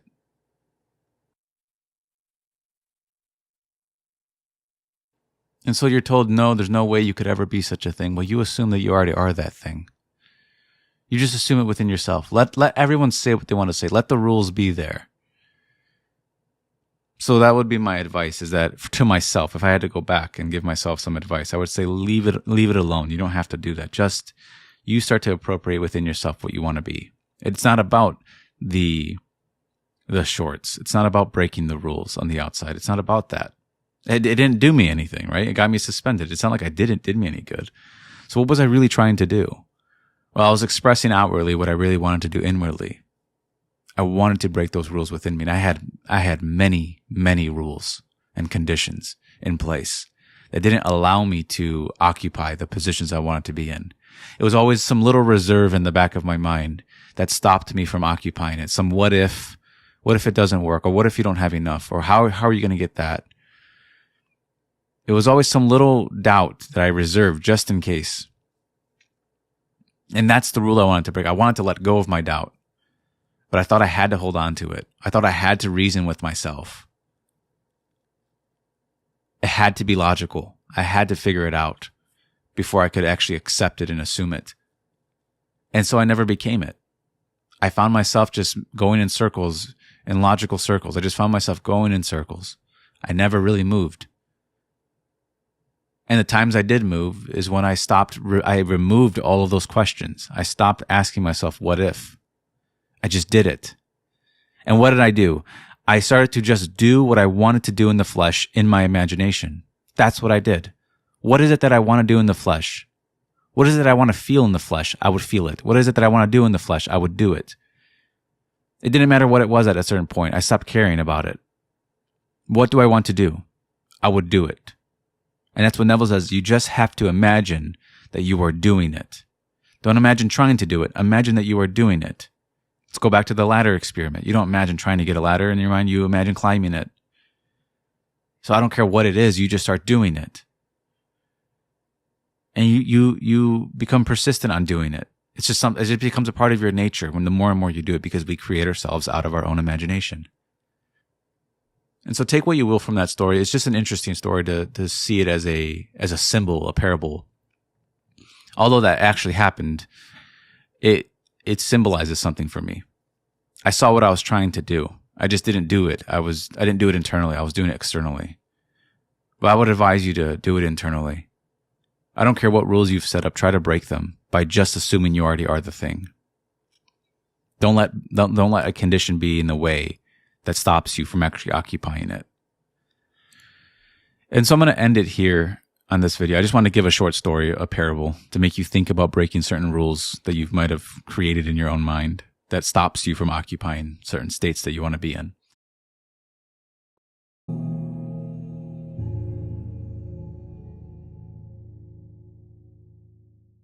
I want to do a reading on something I found a few years ago that honestly relates with what we've been talking about as far as Neville's work goes. And it says it's from Awakening Osiris, the Egyptian Book of the Dead, translated by Norman D. Ellis, 1988. And it's called Becoming the Child. So I'm going to read it. And it starts like this. In sea foam, in swirlings and imaginings, I am fish, tadpole, crocodile. I am an urge, an idea, a portent of impossible dreams. I lie between heaven and earth, between goodness and evil, patience and explosion. I am innocent and rosy as dawn. I sleep with my finger in my mouth, the cord of life curled beside my ear. Like a child in its mother's belly, I am with you but not among you. I know no ending, for I have no beginning. I've always been here. I am a child in the silence of things, ready to wake at any moment. I am possibility. What I hate is ignorance, smallness of imagination, the eye that sees no farther than its own lashes. All things are possible. When we speak in anger, anger will be our truth. When we speak in love and live by love, truth in love will be our comfort. Who you are is limited only by who you think you are. I am the word before its utterance. I am thought and desire. I am a child in the throat of God. Things are possible, joy and sorrow, men and women, children. Someday I'll imagine myself a different man, build bone and make flesh around him. I am with you, but a moment for an eternity. I am the name of everything. I've dreamed the nightmare 100 times. That old revulsion of bone and flesh, waking in sweat in a headlong rush toward the world, into the cool certainty of fires that burn in sudden stars, the heat in the body. That I am precludes my never having been. What I know was given to me to say. There is more. There are words that exist only in the mind of heaven, a bright knowing, a clear moment of being. When you know it, you know yourself well enough. You will not speak. I am a child resting in love and the pleasure of clouds. I read the book of the river. I hold the magic of stones and trees. I find God in my fingers and the wings of birds. I am my delight, creator of my destiny. It is not vanity. There are those who live in the boundaries of guilt and fear, the limits of imagination. They believe limitation is the world. You cannot change them. There is work of your own to do. You will never reach the end of your own becoming, the madness of creation, the joy of existence. Dance in the moment, reach down and pull up a song, spin and chant and forget the sorrow that we are flesh on bone. I return to the rhythm of water, to the dark song I was in my mother's belly. We were gods then and we knew it. We are gods now, dancing in whirling darkness, spitting flame like stars in the night. In the womb before the world began, I was a child among other gods, and children who were, or may be, or might have been. There in the dark, when we could not see each other's faces, we agreed with one mind to be born, to separate, to forget the pact that we have made, that we might learn the secrets of our fraternity. We agreed to know sorrow in exchange for joy, to know death in exchange for life. We were the dark seeds of possibility whispering. Then one by one we entered alone. We walked on our legs, and as we had said, we passed in well-lit streets without recognizing each other. Yet we were gods sheathed in flesh, the multitude of a single spirit. Gods live even in darkness, in the world above your heads, in the crevices of rocks, in the open palms of strangers. I am a child, the seed of everything, the rhythm of flowers, the old story that lingers. Among cattle and fruit sellers I am air. I am love hidden in the shy maiden's gown. I am the name of things. I am the dream changing before your eyes. I am my body, a house for blood and breath. I am a man of earth and a god in heaven. While I travel the deserts in frail form, while I grow old and weep and die, I live always as a child inside the body of truth, a blue egg that rocks in the storm but never breaks. I sleep in peace in my mother's lap, a child mesmerized by sunlight on the river. My soul is swallowed up by God. Out of chaos came light, out of the will came life. So I hope you enjoyed that reading. I found it to be very poetic, and I think it correlates greatly with this type of work. And I want to talk about that in the future. Maybe I'll make another video on this, but I just wanted to make this a reading. So I hope you enjoyed that. And again, thank you guys for listening.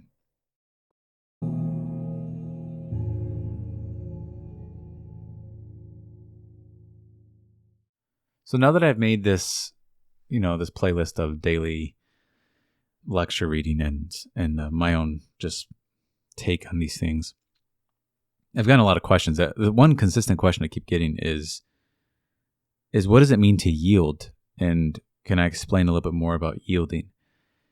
And that comes from The Art of Dying, that lecture. That's one of my favorite lectures. I highly recommend reading it just because it really satisfied me in my doubt, because I couldn't let go of my own doubt. I was afraid to let go of it. And I think what I needed was to know that somebody else had the exact same doubt, which is, what if it doesn't work? What if because I had no problem really giving myself to this imaginal act. I had no problem imagining it. In fact, having a pretty vivid imagination myself, it can actually be very terrible because I can imagine all the wrong things and they actually feel very real to me and they feel awful. But I can also imagine wonderful things and they actually do feel wonderful, but I could never give myself to them. I always felt this resistance within me to actually yield and give myself to this what is only a dream, a wonderful dream, if that.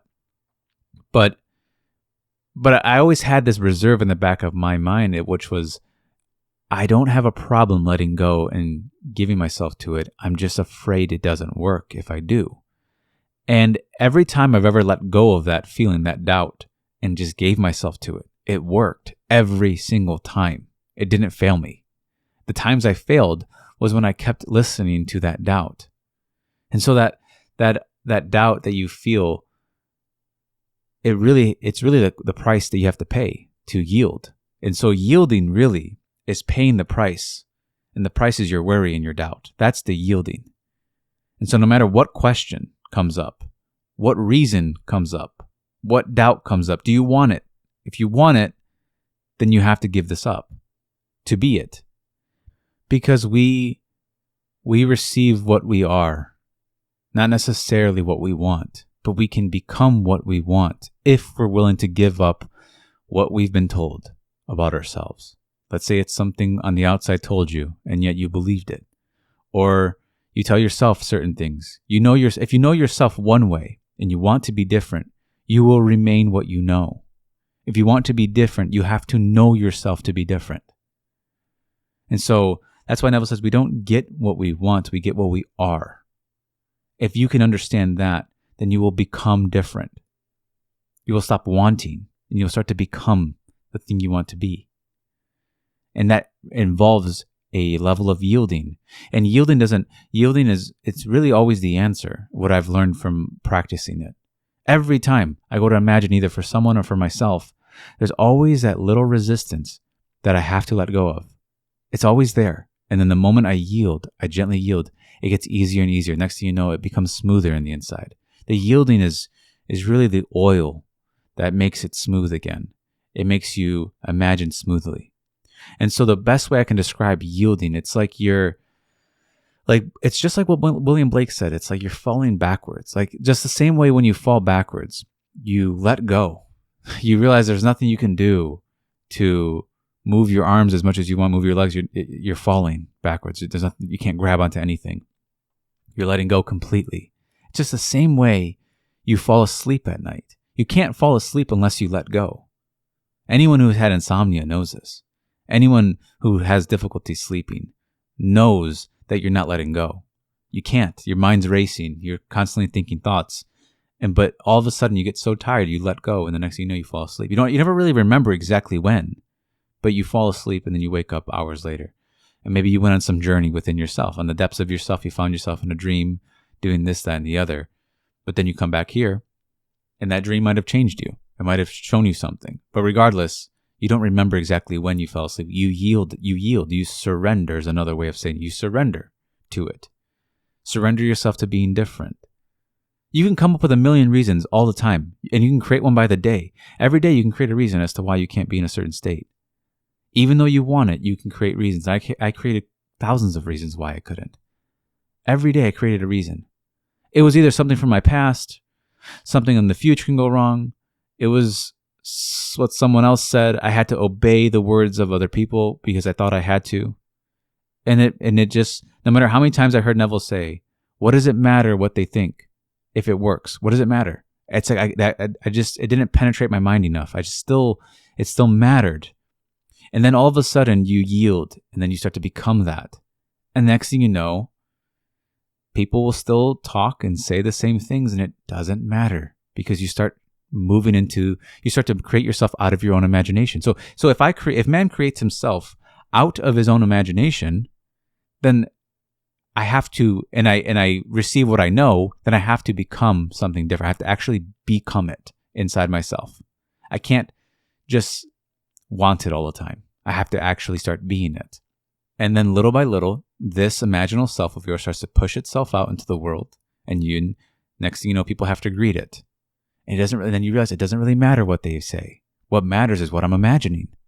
It's not what others say creates reality. It's imagining creates reality. And what am I imagining? God's name is not he is or she is. It's I am. And the moment you start to go, well, they said this. And so therefore, well, that's not your God. They is not your God. It's I am. What am I doing inside? I'm doing something. I'm believing in the words of other people.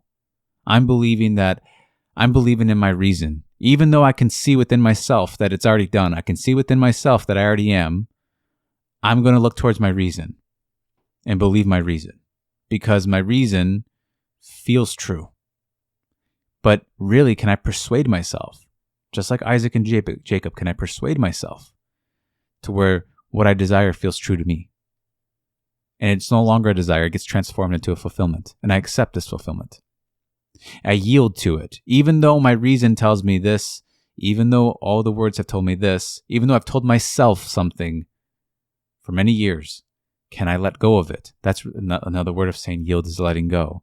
And maybe there just needs to be different words that should be added to yield. Yield it made sense to me when I heard it. Once I heard you yield to it, it's like, you know what it feels like? It almost feels like an explosion, as Neville says. It's like you're about to let go and believe this, and yet you feel, at times I notice my heart would race.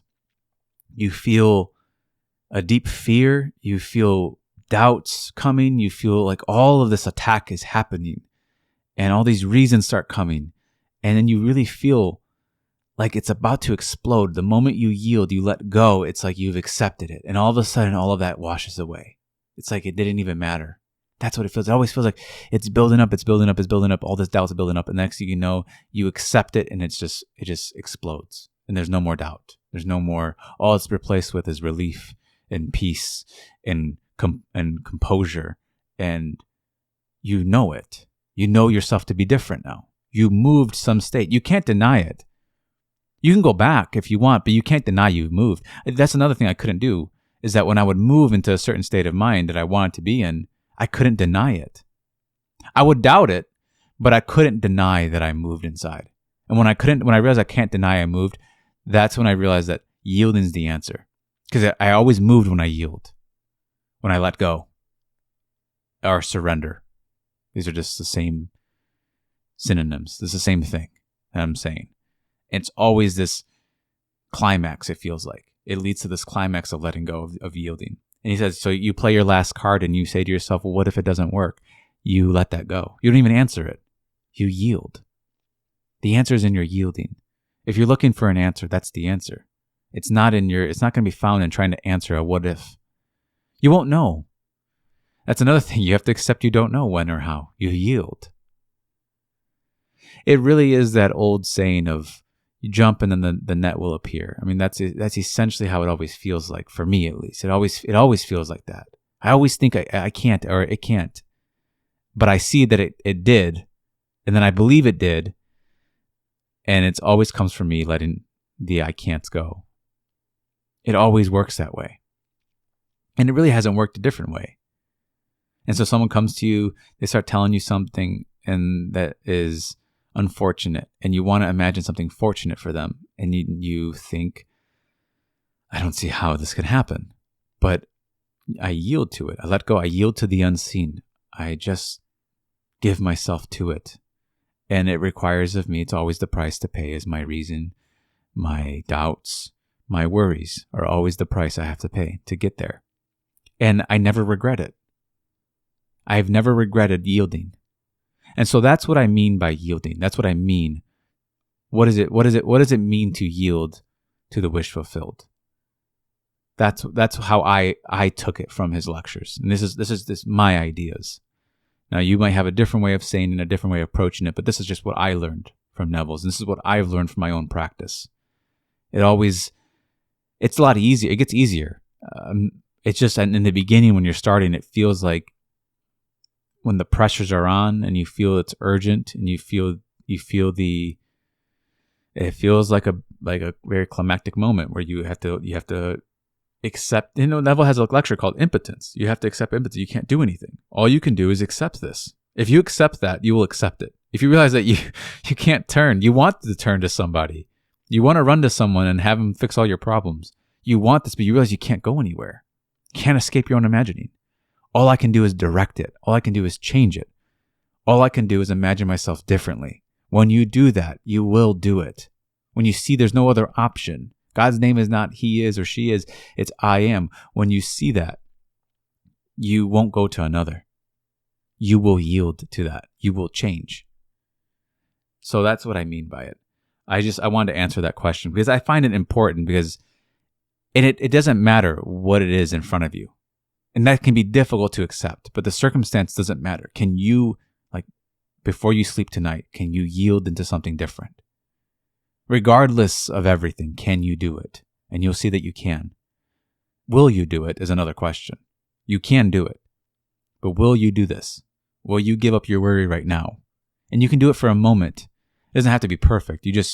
Neville, when he said he imagined himself out of the army, it wasn't like a perfect image. He yielded to it though, the best he could. So can you do it the best you can? Can you let go and yield and no longer, and give up the question of what if it doesn't work? Can you let that go? Because that was a big worry of mine.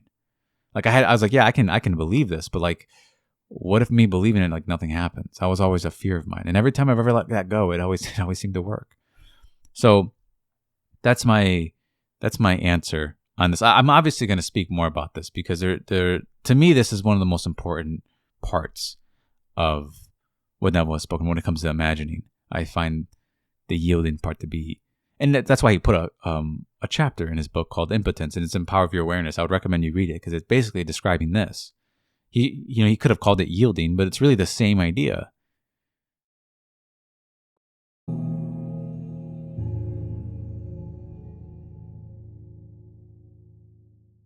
I'm going to speak about a quote that Neville would often say, and I want to give my take on it and really my own experience from it after, talking to so many people now.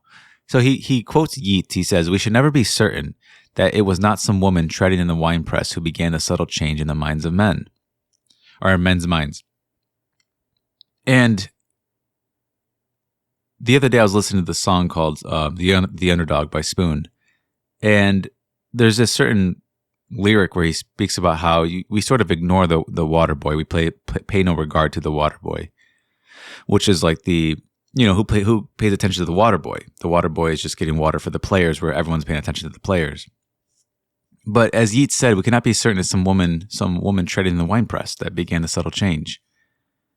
And it reminded me of when Neville said that he was a elevator operator, and how he worked for JCPenney, and that's not necessarily a high up position. He's a very low position in that. And yeah, I would you would never think that the elevator operator who's standing next to you is going to one day touch a lot of people's lives, and you would never think that. But you can't be so certain that they're not imagining that. Just because the people who probably stand next to him are above him in society, we pay no regard to him, but it doesn't mean we know what they're imagining.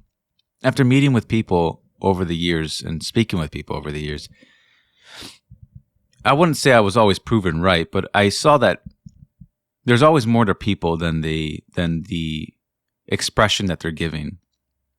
Meaning that you don't know what someone is imagining. You could be at the top of someone's game, and they're imagining their own demise, afraid of having it all, and then they sabotage it.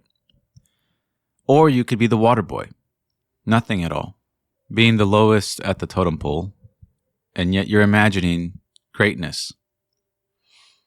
And so you can't be so sure that it wasn't some woman treading in the winepress. You can't be so sure it wasn't some water boy imagining greatness that created subtle change in the minds of men. And I remember that the story always hit me because I see myself in that story.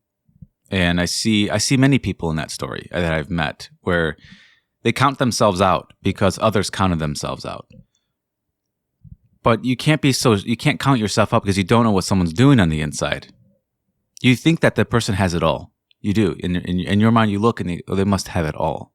And yet you don't really know what they're imagining. You have no idea what they're doing and the vessels they're shaping on the inside, how they're shaping their imagination. You're not aware of that. Though you might see the expression for now, but you don't know what they're planning and what they will reap. You don't know what the water boy's planting and what he'll reap. Maybe the water boy imagines greatness in his mind, and then all of a sudden it starts to work out and play in his world. So I guess this message was just, don't count yourself out. Because there is no real such thing as counting oneself out based on the opinions and the level in which you are in the totem pole.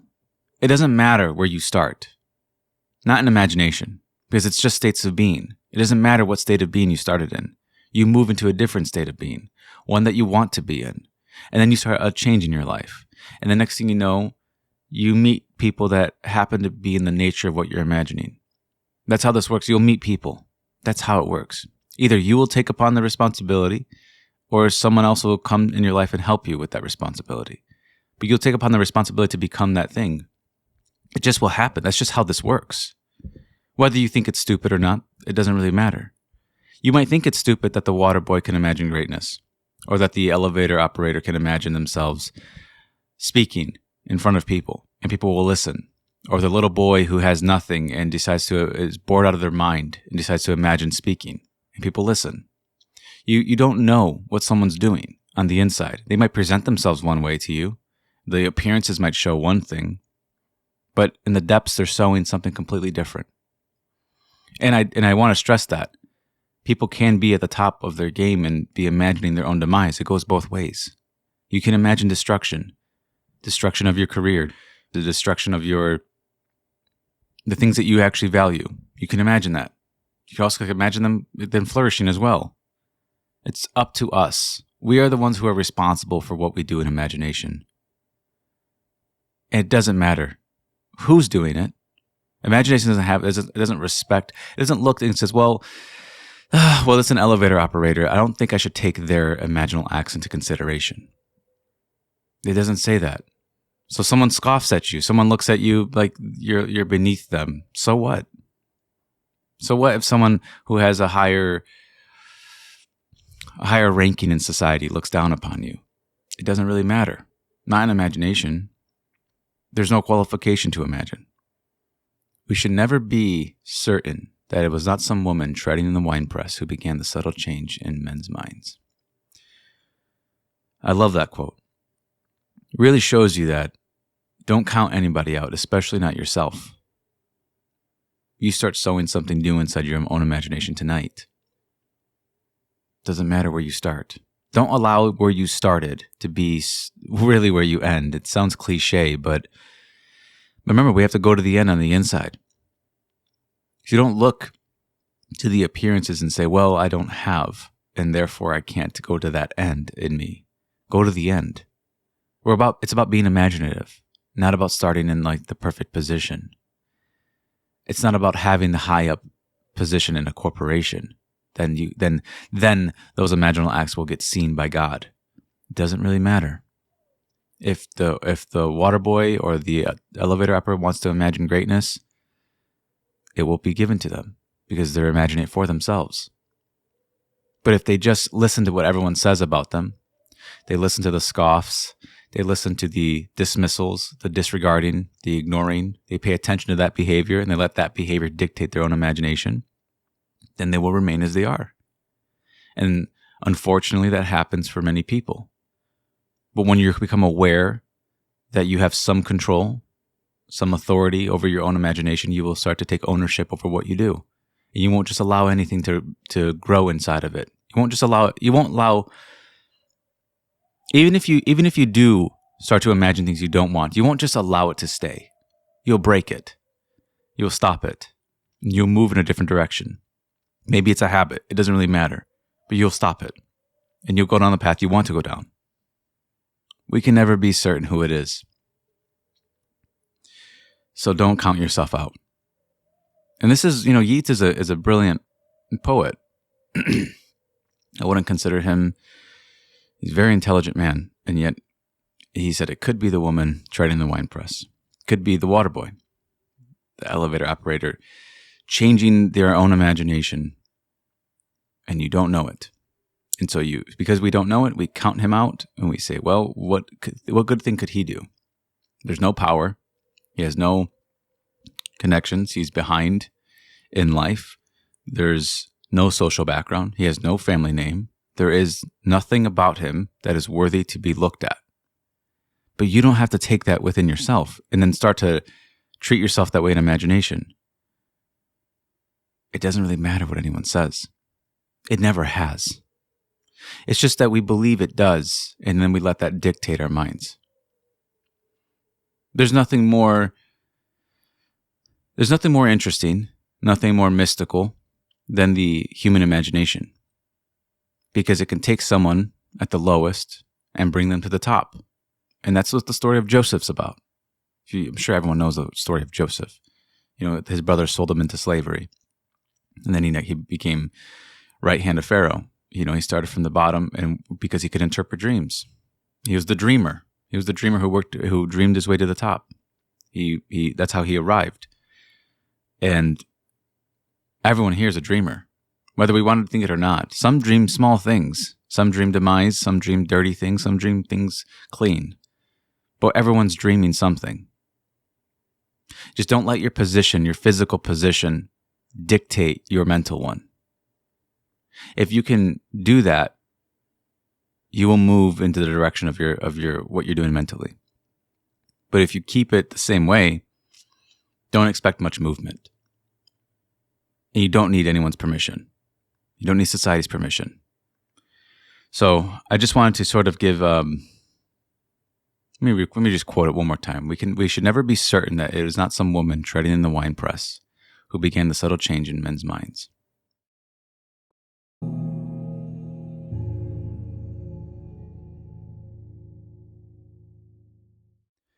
So about 2 years ago, I wrote a series, and it was about 23 chapters, and it's on Reddit if you want to read it. But I never finished the audio for that, and I'm going to finish it. I think I'm only on part 5, but I just felt the urge to start another series as far as writing it goes. And then I figured I should probably start the audio now. That way I don't have to do it later. But I'm not going to read what I wrote word for word. I'm just going to bounce because I think that'd be really redundant. If you can read it yourself if you want. But to just bounce off of the ideas that I wrote, I want to give more context and a different perspective as far, from speaking it.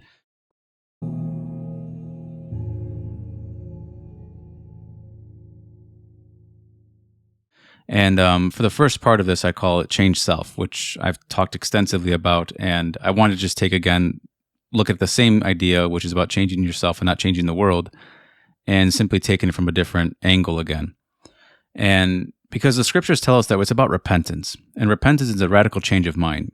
And something that I struggled with for a long time was that I felt that there were certain states within me that I did want. I did want to feel a certain way about myself. I did. But I would come up across a feeling of resistance that I felt almost unworthy of it. And I didn't see that the point is not to figure out my worthiness of a state. It's about changing. It's not necessarily about feeling or any kind of questions. It's like, do I want to change? If I want to change, then I can change. It's really not about anything else. To give light or focus upon whether or not you're worthy, it's to miss the whole point. The point is to change.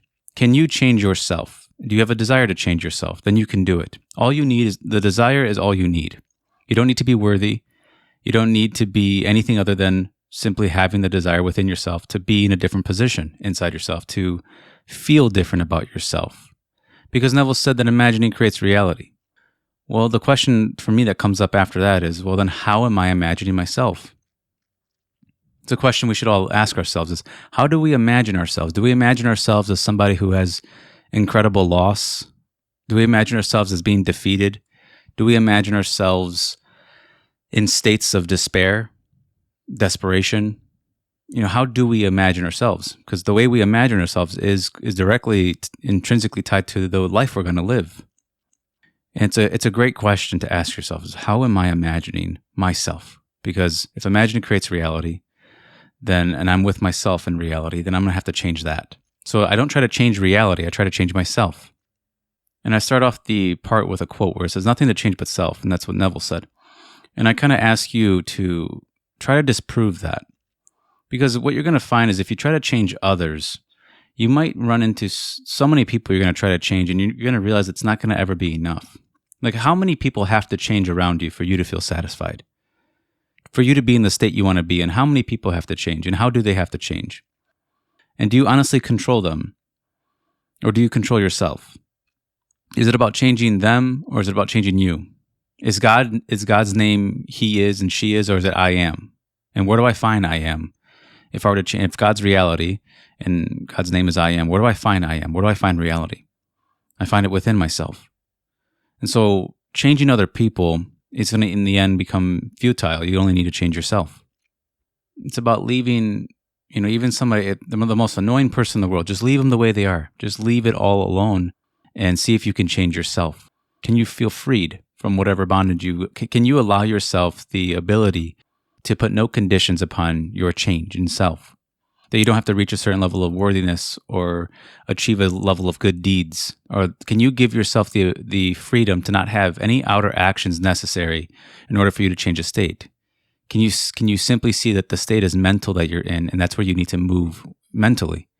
That you don't need to do anything on the outside yet. You just start to leave the outside alone and leave your actions alone and allow yourself to be in a state of mind that you want to be in.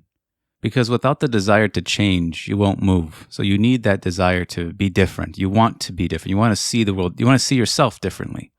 You want to finally imagine yourself the way you want to be. That is what we're changing, is how am I imagining myself? And then Neville was asked a question. Basically, the question was basically asking him, How do you distinguish this between wishful thinking or like daydreaming? And then Neville said that everything starts off with a wish.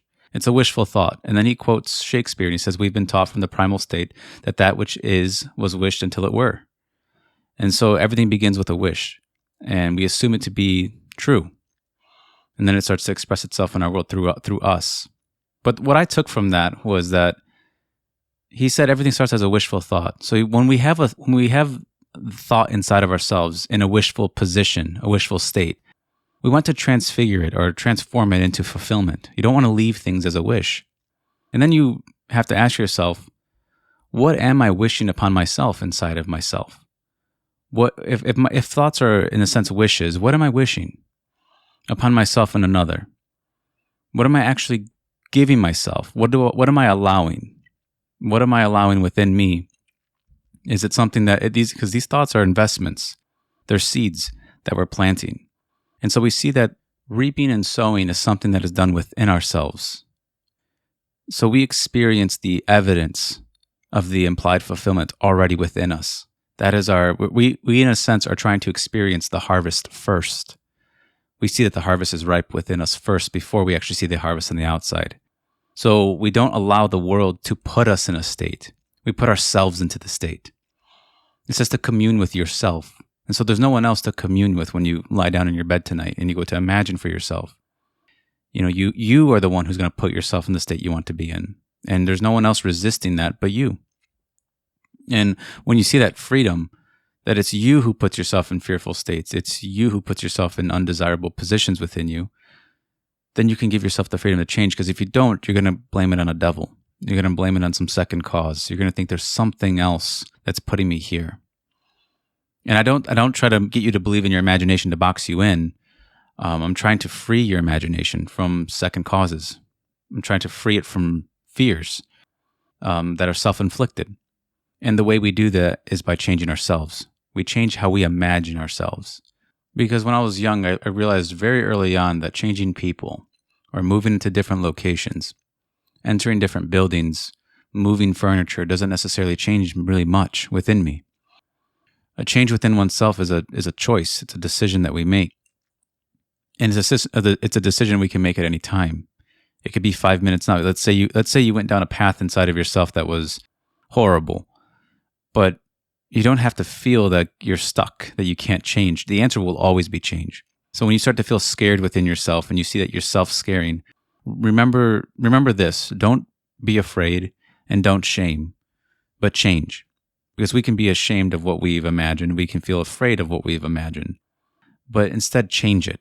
You can always have that option. Without that option, you're going to feel stuck. Do you have a desire to change what you just imagined from? Do you have a desire to walk a different path within you? If you have that desire, you can do it.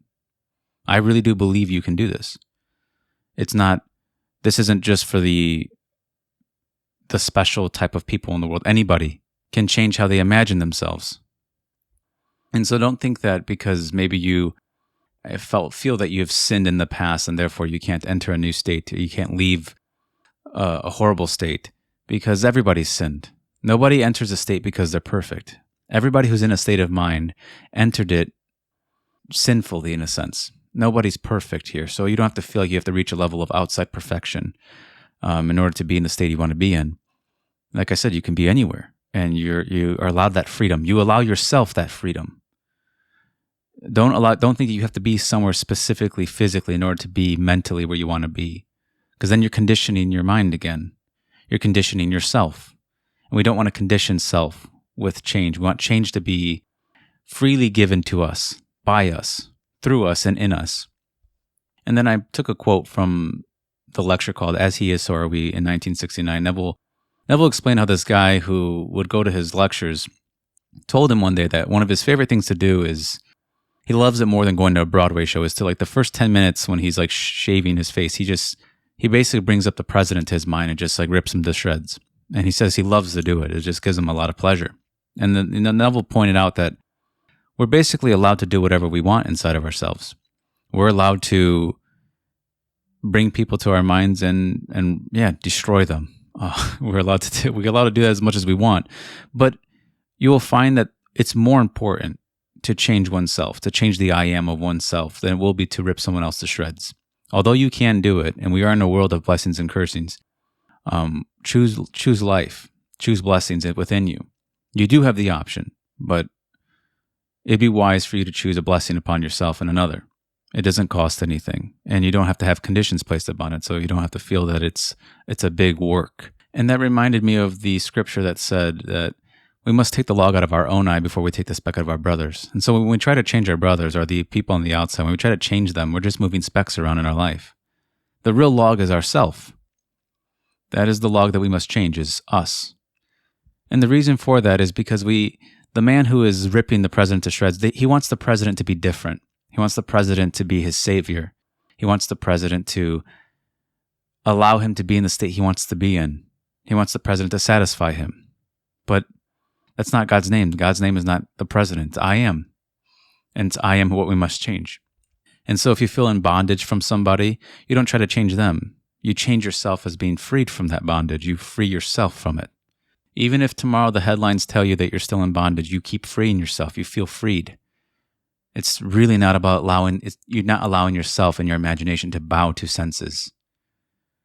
You're allowing yourself to, regardless of what the article says, regardless of what he or she has said, you sustain the I amness of what you want to be. You sustain the way you're imagining yourself to be. That's what you sustain. And so belief and faith in the I am, it's a knowing. Faith is a knowing. So instead of, again, waiting for the world to put you in a state, put yourself in the state. Because if you don't do that, you're going to wait for the world to be different. You're always going to wait for a change in your life, but you're desiring a change, but you're not seeing that the desire for change is really a change in self. That's what you want to change. You want to change you. You are the most important thing to your life. You can't deny it. You can't even disprove that. You are the most important thing to your life, and that is what you must change. And so to reiterate, it's not about shaming oneself or fearing oneself or blaming oneself. It's about changing oneself. And that's what Abdullah was trying to teach Neville, because I'm sure Abdullah knew what it's like when you discover that you've been occupying certain positions within you that you have seen, you deemed unlovely. And it's hard to feel noble. It's hard to feel things when you have imagined such horrific things. It can be hard to feel oneself to be good when you've imagined bad, in a sense. But it's not about gaining your worthiness. It's about changing. Do you want to be good? Then change to being good. Don't worry about whether or not you're worthy of goodness. It's a state within you. It's not really asking if you're worthy. It's asking if you can change. And it's asking yourself, do you want to be different? Do you want that? Honestly, do you want to be different? If you do, then you can put yourself in that. It might be uncomfortable, but make yourself uncomfortable by being in the new state of mind. Eventually, it'll become comfortable. It's a little awkward when you first go over someone's house that you've never been to. It can feel uncomfortable. The more you go there, the more it feels, the couches become second nature to sit on. But at first, you ever try to go into someone's refrigerator when you're in? I hate doing that. It's uncomfortable, but eventually it becomes comfortable. And so you enter a new door within yourself, a new state, and it feels a little bit awkward. You just continue in it. If that's what you want to be, if that's where you want to be, don't look to a savior on the outside to put you there. Don't wait for the president to do it. Put yourself in that position internally, because that is the job of the inner man. You let him do his part.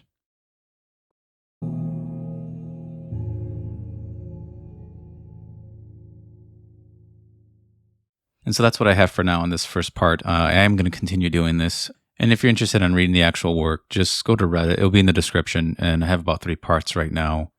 I'm not sure how long this one's going to be. I didn't know how long the other one was going to be. It was about 23 chapters.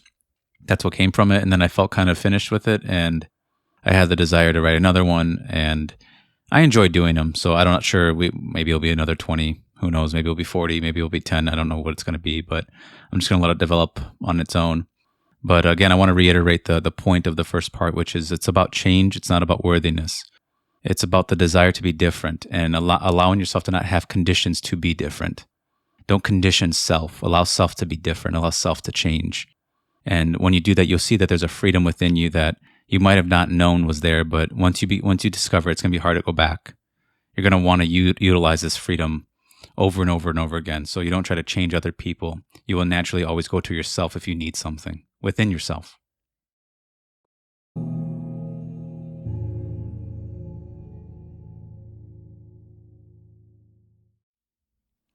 So I want to continue the series. We're on part 2, Do Not Be Afraid. And I speak about how your mind is like a temple. And when you have isms and idols and false gods and reasons and devils and fears inside your temple, it's going to feel dirty. It's going to feel like you need to wash it. Everyone washes their hands. You don't just take one shower for your life and then you're done. You have to shower yourself every day, hopefully. And when it comes to your mind, you want to clean your mind. You want to cleanse your mind from these blockages because they don't really belong there. And as I've said, you have to overcome the mountains that are in front of you, and you have to overcome the reason that is in you. For these things are going to feel like blockages when you go to change your state of awareness. You don't need any physical thing on the outside to change your state of awareness. But when you come into this knowledge from Neville's work, you're given a sense of a power, and it can feel almost frightening to use it. You can almost feel afraid to change. But you should actually be more afraid. If you must be afraid of something, you should actually be afraid of staying exactly where you're at. For you, what you sow is what you reap. And so you're going to keep, it's actually the failure to change your state of awareness is what you should be afraid of. You should never be afraid of changing. You should never be afraid of expanding one's awareness. There's nothing to fear to expand your awareness to the forgiveness of your sin or the change in your awareness or the change in your state of mind. If it's something you need to let go of, you should never be afraid of letting go if that's what you want. You should never feel afraid to actually imagine what you want to imagine. It's not about your reason that you have to satisfy. You don't have to satisfy reason. You have to satisfy yourself. And that is exactly what we're doing. We're changing self. We're changing our own I amness, our own state of awareness about ourselves. And that's what you fear as well. When you fear something's going to happen to you, you're actually afraid of the concept you're going to have to believe about yourself. If you fear rejection, you actually fear being unwanted. It's not about the rejection. The rejection there is more of a catalyst to fulfill the feeling of I'm unwanted. You don't have to be afraid of being wanted. You don't have to be afraid of taking that. It's a state that is in you. It's an awareness that all you have to do is expand yourself to it. You don't have to be deserving of it. It's not about deserving. We can have so many reasons as to why we get annoyed that somebody got what they wanted. We can put our own judgment on it. But what we're doing is that when we judge someone for what they got and we don't think that they deserved it, we're actually doing that to ourselves. That's why we have that judgment. We actually do that to ourselves. So when you imagine for yourself, instead of trying to imagine for someone you don't like, start with yourself. So you would take your ego out of it when you go to imagine for yourself. It's not about whether you're deserving or undeserving. It's not about that. It's about a change of awareness. And you never have to be afraid to change. Never let anyone convince you to be afraid to change your awareness. If you want to see yourself as brilliant, don't let anyone fear you into not expanding your awareness to that. But if you are going to see yourself new, you have to not be afraid of giving up the present conception of yourself. Don't be afraid to let it go. You don't need it to survive. You can survive just as easily with the new perception or the new conception of yourself. So when you start with imagining with yourself without the ego there, without your judgment upon yourself, your judgment doesn't really matter. This is about exercising the imagination. This is about if you want to personify him or personify the imagination and make it into a him if you want to. And it's about exercising him, the one within you. It's not about judging people. It's about, regardless of your judgment, you imagine success for yourself and for them and see if it works. We're trying to go beyond our judgment of the world. We're here to exercise him. But we have to let him play his part. When I go to a dinner party, I don't try to make people uncomfortable. I have a role to play at the dinner party. I play that role. And the same is true for the inner man. You let him play his role, and his role is to see beyond the senses. It's to feel the fulfillment or experience the fulfillment. You let him play his role. And so you let him be the state that you want to be in. You experience it within because he's able to, or you're able to. It's really just you. So the inner man will play his part as the outer man plays his own part. And if you could see that it's these isms, it's these conditions that you're placing, this reason, these are all conditions that are actually making you afraid. It's when you let go of them, you don't become afraid anymore because you're allowed to be in the state you want to be in. Once you free yourself, Once you free your imagination from having to bow to senses only, you can actually start to feel yourself and be the state you want to be in. You don't have to wait anymore. You don't have to wait for someone to change first. You don't have to wait for the greedy people to become selfless. You don't have to wait for the mean to be kind. You don't have to wait for the evil to overcome. You don't have to wait for anything. You start with yourself now. Without judgment, you change. And so if you want security, you don't fear having it. You don't place a physical condition upon it. You simply start to feel yourself to be secure. That is your new state of mind. That's you expanded your awareness to security. Maybe you only have known insecurity. Maybe your awareness has only known insecurity and fear. But you expand yourself beyond it. You go beyond what you're comfortable with. And you can make yourself uncomfortable with something good. And when you do it in love, you're doing it in truth. So you never have to doubt it. Whatever you do in love towards yourself, you never have to doubt it because it's done in truth, because they're coupled together. And so this is a process of changing. It's a process of changing one's way of imagining. And so instead of shaming yourself, instead of fearing, you change. Change will always be your answer, no matter what it is. No matter what comes your way, change. Remember that answer. If you want to free yourself from certain bondage that is within you, you don't wait for someone to do it. You change yourself into the freed version of yourself. And as Neville said, do not be afraid to keep on growing, but you'll be willing at any moment in time to let it go, because you're going to let it go anyways. And what he means is that eventually we're going to pass through this plane of existence called the world of death. So eventually we're going to let go of all of this anyways.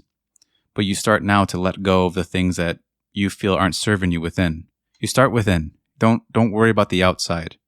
As it says, like, your body's a temple, and people get so concerned as what they put into their bodies from the outside. But that's not really the important part. The Bible is all about God, your relationship with God. And so the temple, it's really what's more important is whose temple is it? It says your body is the temple of the living God. Be more concerned with that second part. Whose temple is it? It's the temple of the living God. Try to understand what that means and practice that. Put it to the test, see if it's true. Don't just take my word for it. Start to imagine yourself differently and see if it's true. See if it starts to come about in your world. See if your change in awareness, if that is all it takes to actually change your life, see if that's true. And then you'll see that you don't need to go to anyone else on the outside to change your awareness. You don't need to even wait. You don't need to change someone first. You don't need to do anything other than change or expand your awareness. And so if you have people in your world that you feel are doubting, you let them doubt. Let them have what they want, and you have what you want. If they say that they don't see it or they call you crazy, it doesn't really matter if it works. If it continues to work in your life, it doesn't really matter what anyone says. And so instead of becoming afraid of this power, test it. And we are testing our own I amness. And our own I amness is our own awareness of being. That is what we change. We see if that's the Lord of our life. We see if that is actually our God. Because if you don't see it that way, then you're going to serve something else on the outside of you. And it's never going to be enough. And when you see that it's your own awareness that becomes the Lord of your life, you won't be afraid of the senses so bad. You'll see more of a symbolic message with your world. You will see that your life is telling you something about your awareness. And if you don't know what's happening in your life, then you must be unaware of what's happening within you. Become aware of what you're doing on the inside. That's what you need to concern yourself more. It's not about what you heard years ago or what was said. It's what you're saying to yourself now. It's what you're imagining. It's not what you have imagined, but what you're imagining now. Change what you're imagining now. Change what you're imagining within the present. Change what you're aware of being now. Don't wait until tomorrow. Don't think that I'll change myself in a week from now. You don't need to wait for the senses to catch up with you. You don't need to wait for the senses to be different for you to be different. And if you're afraid, you can just see this in the sense of forgiveness. That's what this is. A change of awareness is forgiveness of sin. That's what you're doing. You're forgiving yourself the moment you move into a better position within yourself, what you conceive of better. And remember, this is what you want, not what the world tells you to want. You really have to sit down and ask yourself what it could be something small, but you just ask yourself what you want, truly what you want. And it'll be effortless to accept it. Once you figure out what you want, when you try to just put yourself within like what you think you should want, what you think you should have, might be a struggle to accept it. But once you really figure out what you desire, it becomes effortless. It becomes natural to just feel that you have it, and then you will. And so when you can take the message that whatsoever you desire, believe you have it, and you will. Many times people will ask me, well, what do I do after I believe it? I'm like, I just tell them to slow down and first believe you have it, and then you'll know what to do. If you can arouse yourself to feel that you have it, it will feel natural. Until that naturalness is achieved, there's going to be a conflict within you. But you're the victor of it if you allow yourself to let it go. And if you fear what will happen next, you will never take that leap of faith within yourself to accept something new about yourself. And so you have to let the fear go. You have to transcend the fear. You have to transcend what is within you. Whatever is blocking you from accepting whatever fear it is, you have to transcend it because there's no one else to do it but yourself. No one else can actually overcome the fears that you have within you. These are your fears. These are your problems. As Neville says, you look at your fears right in the eye and you overcome them. You find its imaginal solution. And then you accept that. And so never be afraid. If fear is your problem, you don't have to be afraid. Never be afraid to assume something about yourself. Don't be afraid of what will happen next. You just focus on having it. Whatsoever you desire, believe you have it and you will. Focus on that part, the believing you have it. Try to understand and figure out how you do that. That is the important part. The you will have it comes after. But first you have to believe you have it. But for me, in my case, I was afraid to actually have it. I was afraid of change until I saw that I should be more afraid of remaining the same. Once I saw that, it was very easy for me to let it go and to dive into the pools within me that I wanted to be in. It wasn't so scary after all to move. And once you start to move in the ways you want to move, you start to see that it's not about your judgment. It wasn't about deserving. It wasn't about your fear. It's not necessarily about you. It's about giving. You can say it's about forgiving, but it's about giving yourself what you want and living from this new way of imagining, which is an act of giving constantly. Like I said, you don't take one shower for your life. You don't just eat one piece of bread and you're full for the rest of your life. It's a daily bread. It's a daily prayer. It's a daily acceptance. It's a daily change. Paul has said, I die daily. He dies daily to himself, within himself, daily. It's something you do and something you live. And you live from this way, and the way is from within to without. And when you live from this way, it causes a conflict within because it goes against your senses. It goes against what you were taught about yourself. But you're the victor. You will be the victor of this. All it takes is your willingness to accept the new state of yourself. Willing to accept yourself. That is all it's going to take. And so don't ever be afraid, and don't let anyone ever scare you into moving within yourself. I don't care what the outside is showing you. You do not have to be afraid to obtain something within. You don't have to be afraid of letting something go.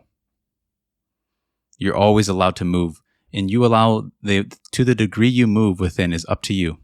You're allowed to move as much as you want. You're allowed to be as free as you want. There's no true restriction. I can't find one. I couldn't find one. I couldn't find a limit to forgiveness within myself.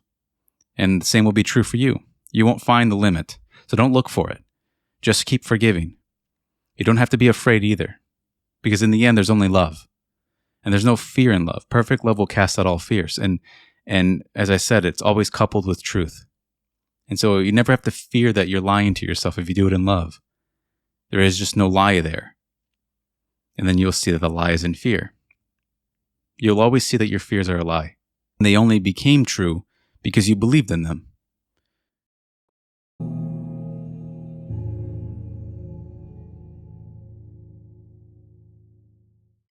So this is part 3 of the second series called Barbados is Imaginary. Now, what I probably should have called this was Participate in the Imaginary, because that's exactly what we're doing. We're partaking and participating in our imaginary acts that Neville says are real, they're factual, and that's where we start. And when he told his students to climb the ladder, what he was saying was, if you listen to the verbiage very carefully, he says, take your imaginary hand, your imaginary right hand, very specific, and place it on the imaginary ladder. Take your imaginary left foot and place it on the ladder. And you do the imaginal activity of climbing it. And you partake in this imaginary act. And then this imaginary act becomes a fact in the world. And so we start from the premise that it's all imaginary, and we partake in the imaginary. And so that the thing that we want, the conception that you want, the money that you want, the congratulatory handshake, the promotion, the hearing of the good news, the forgiveness, the freedom, all of it is imaginary. It's within you. It's something that you are allowed to partake in, or you're allowed to have. Regardless of whether if you take your ego out of it, you start wondering if you're deserving of it, just take yourself out of that. Take that out of it. Don't bring what's outside inside. Don't mix the ingredients. Keep it all imaginary. Keep it all imaginary. And you'll see that your freedom is imaginary. You don't have to feel deserving of it. It's just imaginary. You're allowed to have whatever you want and partake in the imaginary. You're allowed to participate in this world that is made of all imagination, and which is inside of you. And when you see it as all imagination, you won't feel that something's off limits. There's no off limits here in this world. And so I remember when I went to go test this out, when I got inspired by the ladder experiment years ago. And I was in Las Vegas at the time, and I wanted to participate in an imaginal act of winning in the roulette table on a specific number. I didn't really care about the amount. I wanted to specifically win on a specific number. And so what I did was I went within myself and I made a duplicate, an imaginary duplicate of what I wanted to do in the flesh. I found it's a duplicate. Neville said it like this. He said, what you can do in the flesh, you can duplicate in fancy, which is the same way of saying there's an imaginary duplicate of what you want to do or what you want to have. And so what I did was I made the MGM Grand imaginary. I placed my imaginary right hand. I meant my imaginary left hand on the imaginary leather pad on the imaginary roulette table. And I saw the imaginary dealer place the imaginary ball, and then he spun it, and it landed on the imaginary number 23. And I saw his imaginary hand, place the imaginary glass topper on top of the number 23 on top of the imaginary table. And I won in imagination. My winning was imaginary. And I participated in this imaginal act. I made it real by participating in it. And I made myself there imaginary. It was all imaginary. And I didn't say to myself, well, money was hard to get, or that I usually lose at these things, or that I'll try my hardest to believe that it's real. I didn't do any of that. I just partook in the imaginary act. That's all I did. I didn't question my worthiness. I didn't wonder if it was real or not. I simply made myself imaginary, and I partook in the imaginary. And so when Neville wanted to leave the army, he went within himself and he slept next to his imaginary wife on their imaginary separate beds. As at the time, that's what they did. And he said he was like making breakfast, his imaginary breakfast. It was all imaginary. He just simply partook. He took his imaginary body and started partaking in the imaginal activities within himself, regardless of the outside. And that is what we do. We simply partake in it. That's the best way of putting it. When Abdullah told him to go to Barbados, you want to go to Barbados, he said, see the imaginary sand. Put your imaginary feet in the imaginary sand. See the palm trees, the imaginary palm trees. You start seeing imagination. You start partaking in imagination. You start having imagination. You start to actually have it, and that you will. And what they believed is that what you see is what you have in imagination. And so you don't have to question it. It's something you partake in. You partake in the having. You partake in the feast, which is to actually experience your imaginal activity. You don't wonder, you don't feel unworthy of the ladder. The ladder just appears in front of you. I didn't feel unworthy of the casino. The casino is just there. Its imaginary duplicate is within me. And so if I want something, it doesn't really matter what it is. If I want it, I make an imaginary duplicate of it, and I have it in imagination. I partake in that. It really doesn't matter what it is. If you want to wear a certain brand of clothing, just find its imaginary duplicate, make it in imagination, and wear it. If you want to be a new state of mind, be it.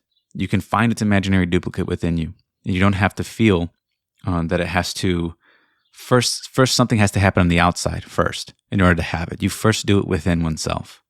You don't have to find a ladder on the outside. You just climb it within you. You don't have to find the money on the outside. You just start having it within you. And so you and the thing that you want are not far away from each other. It's within you.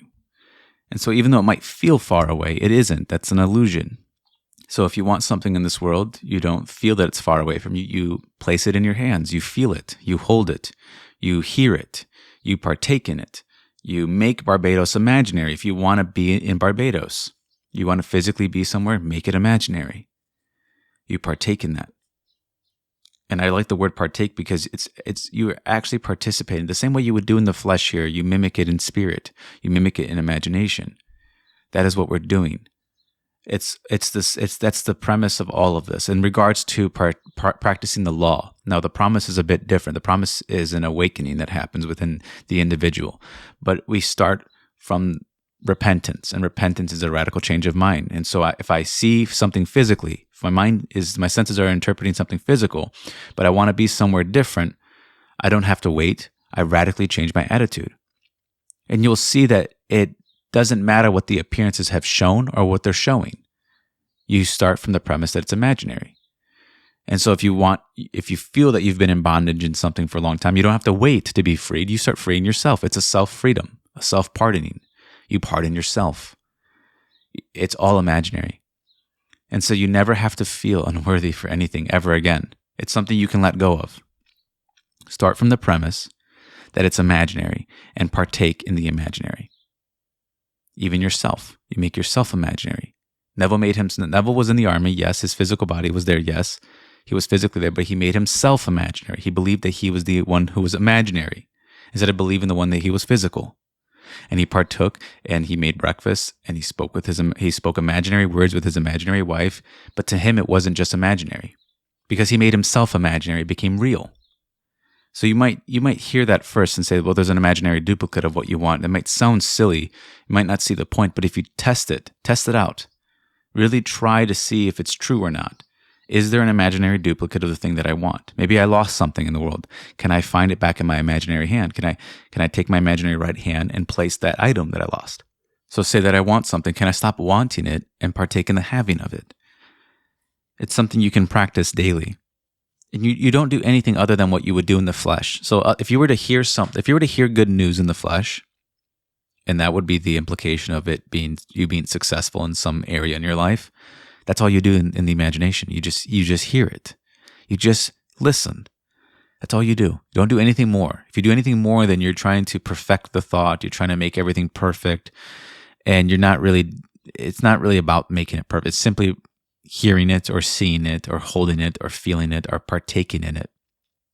That's all you're doing. You're just simply mimicking what you do in the flesh. You're just mimicking that in the spirit. And you're making it feel natural because the flesh feels natural to us. So then you mimic the flesh and the spirit. And that's how these two become one. And then that's what manifests is when it becomes natural. And so you don't, maybe at first it might feel uncomfortable to have a new mental clothing, but you must see that if you want to change your mental outfit, or if you want to change your mental attitude, it's because you have outgrown the mental outfit you're wearing right now. It's too tight now. The clothing doesn't fit.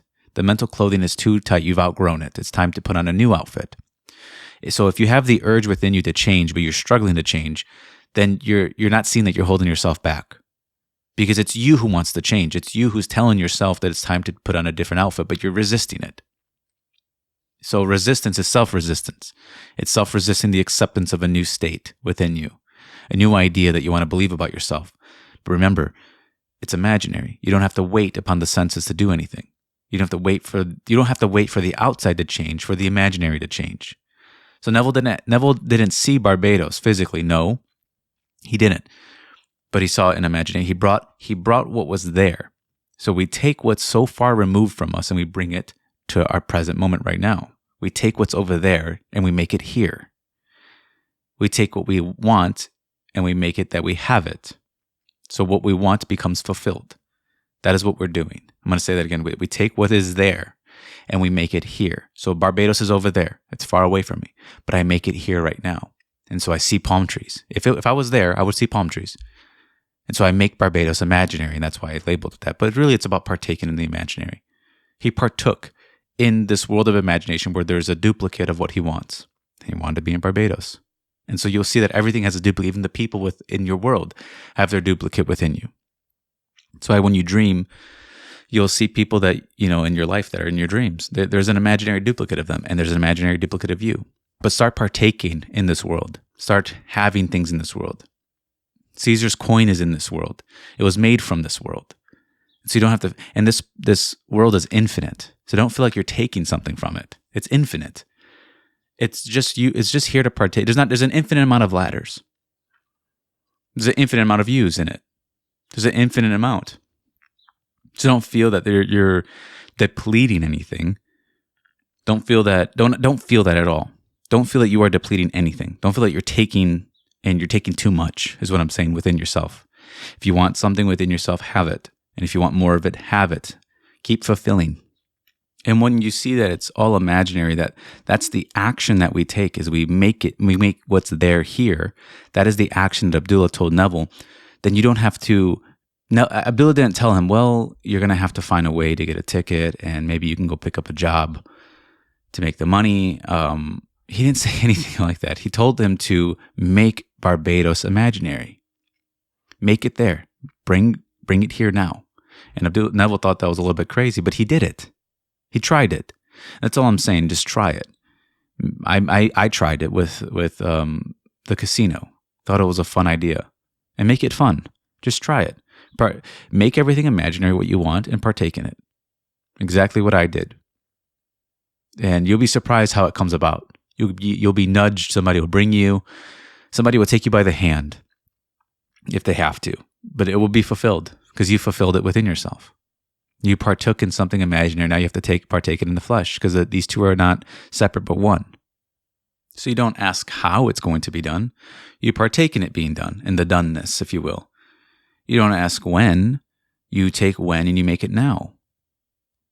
You take the how and you experience it. So you don't have to ask the how anymore. That's what we do. That is hitting your mark. So you hit the mark in imagination. The mark is imaginary. That's what you hit. And so you don't wait to be something. You don't wait for others to change. You don't need them to. You don't need a helper on the outside. You don't need any helper to do this. You don't need anyone on the outside to see something, be different, or have some type of awakening or a different interest. You don't need to do that. You just simply start partaking in the imaginary. You start now. You don't keep waiting. You don't wait for the world to change for you to change. You don't need it to. Once you see you don't need it to, then you can be freed from that idea. That you don't need the senses to be different. You can just start being different now. And then you'll see that you've freed yourself from the senses in that regard. And so your imagination becomes freed from the senses, freed from having to obey them. And so Neville, what Abdullah really taught him was to be freed from the senses. As that your senses are telling you that you don't have the money, that you can't do it, you can't go to Barbados. Well, be there. Your senses are telling you that you can't have the forgiveness that you want, the freedom that you want, the worthiness that you want. Well, then have it. Your senses are telling you can't have this be fulfilled, that you can't have this, that, and the other. Well, then have it.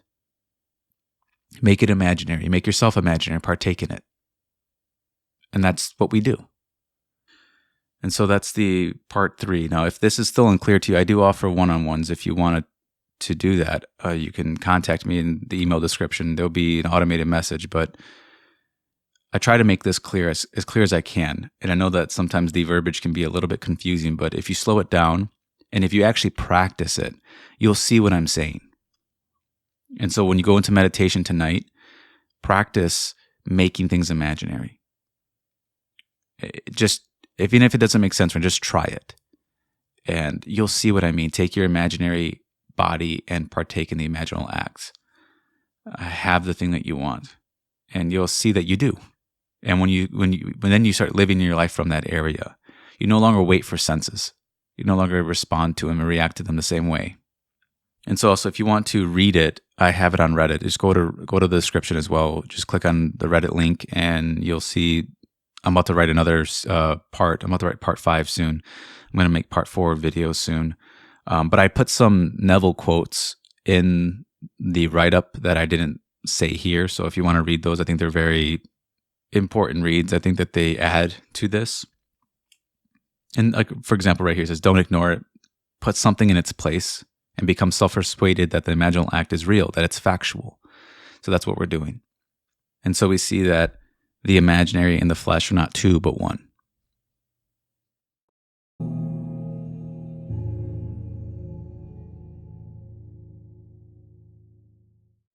So this is part 4 of the series so far, and it's called image making. And I called it image making because that's exactly what we're doing. We're making images. We're not concerned, and as scary as this might sound, we're not concerned with the morals of things. We're not concerned with the when and the how. We're not necessarily concerned with the things outward to man.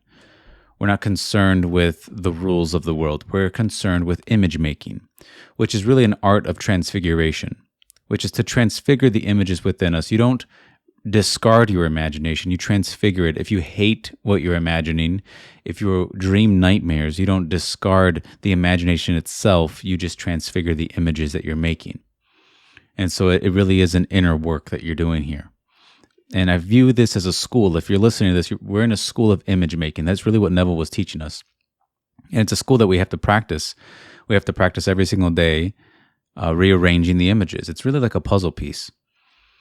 And this is what the Bible calls repentance, but I just call it image making because I think image making makes it a lot less. I guess when I think of the word repentance, I think of a lot of religious connotation and conditions placed upon it that I grew up with. So when I think of image making, it really is a less of a stress. And so you have images you dislike. You simply are rearranging images. Don't be concerned so much with whether or not the images are perfect. They're perfect to you. And so it's a question you ask yourself. And so instead of following morals, what man thinks is right and wrong, and instead of following the whens and the hows, we follow, or we try to imagine or make images in terms of redemption and beauty and goodness. What you find is loving, what you find is beautiful, what you find is redemptive to you, that is the images you start making within yourself and redemptive to other people. Neville always spoke about imagining good for another, that one is gainfully employed when they're unemployed. You don't tell them to make a resume, you imagine them gainfully employed. You don't see them struggling. You can walk away from the conversation and say to yourself, well, that person's going to struggle. We're in a difficult this, we're in a difficult that. They're not going to make it. There's no jobs available for this or that. You imagine them regardless. You imagine them gainfully employed. And you hold true to that new image of them. You let them die to what they once were, and you imagine them as they are now. And that is what is called forgiveness. Forgiveness is not saying I will forgive myself so I can learn better, to make better choices in my life. Although you can say that's a part of it. This is not really what I'm talking about. I'm talking about making a new image regardless of what the outside is showing. That is what I'm trying to get across. It's a bit, in my opinion, beyond simply self-help. I'm trying to stir up within you a more spiritual approach to this practice, which would be to go beyond anything that is on the outside. Anything. I don't care if you were fired from your job today. You go beyond it and you still imagine yourself the way you want to be. You go beyond what anything of the senses are showing, because that's the ultimate test of imagination, is can you imagine beyond what your senses dictate? If you can, then your imagination now has superseded the senses. And can you live upon that idea? Can you live upon the idea that the imagination has the power to execute, that the imagination is the source of all expression? If you can accept that, then you can go, you'll make that your foundation. And if you don't make it your foundation, then you'll, as Neville said, you'll go astray and you'll make a man or a god your foundation. Something on the outside, you'll make that the foundation of the power of expression. And so I made an experiment, a very simple experiment. It's so simple, but if you do it, you'll see what I mean about making images. It's really nothing more than making the image and simply entering the image and experiencing it. It's very, very simple. And so just right now, if you were to, it doesn't matter, I don't really care where you are physically, but if you were to imagine yourself on an island or a beach, and you put yourself there, you might not necessarily feel anything. That's not stirring up within you the reality of this beach. Until you start to think more about it, maybe you need to put a certain drink in your hand, or you need to be with somebody, or you need to hear something that implies that you're there, or you need to feel that your stresses are gone because you're at this beach or that you're on a vacation. It doesn't really matter what it is, but whatever it is, as soon as you add layers to it, there's a certain threshold when you finally accept or you naturally feel yourself into the image. And that is what we're trying to do. I'm not concerned with what the image is. The nature of the image doesn't really concern me. If you want to imagine yourself greater than what you are or much greater, I don't really care about that. But can you add certain layers to it to make it reality? Can you make the image feel real to you? Now, how you do that is up to you. It doesn't. For some people, it doesn't have to have much. It seems like Neville was able to imagine having AIDA tickets, and he saw it in his hand, and there you go. He had the tickets. For some people, it's a little bit more than that. I know for me, I tend to be a little bit scattered brained at times, so I need to put my attention a little bit more. I need to add more layers to it. And so you add these tones of reality, or I just call them these layers, or these ideas that go upon the image that make it real to you, that imply the image is real. That is what you're doing. And it doesn't really matter what the image is again. So don't be concerned whether it's right or wrong. Think in terms of beauty. Does it redeem you in some way? Is it beautiful? Does it feel good to you? Does it feel like goodness? Does it feel like loving? Does it feel great to imagine something so much greater than what you've been imagining? Can you make it real to you? Because if you have a very fearful thought, you're going to feel the fear right away. It's going to feel real to you right away. But if you change it and made it wonderful or beautiful, it doesn't necessarily feel real yet. It might feel kind of dull.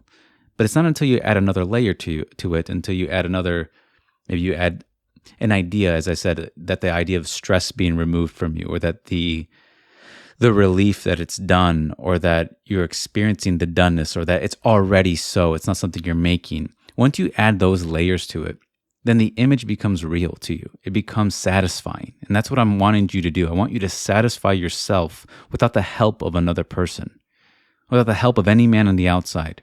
You satisfy yourself, and I don't care what it is. And don't be ashamed of what it is that you need your thirst to be quenched from. I'm talking about an inner thirst. If there's a certain question you really need answer to, feel that you have the answer. Just accept that you have it. Whatever it is, accept that you have it.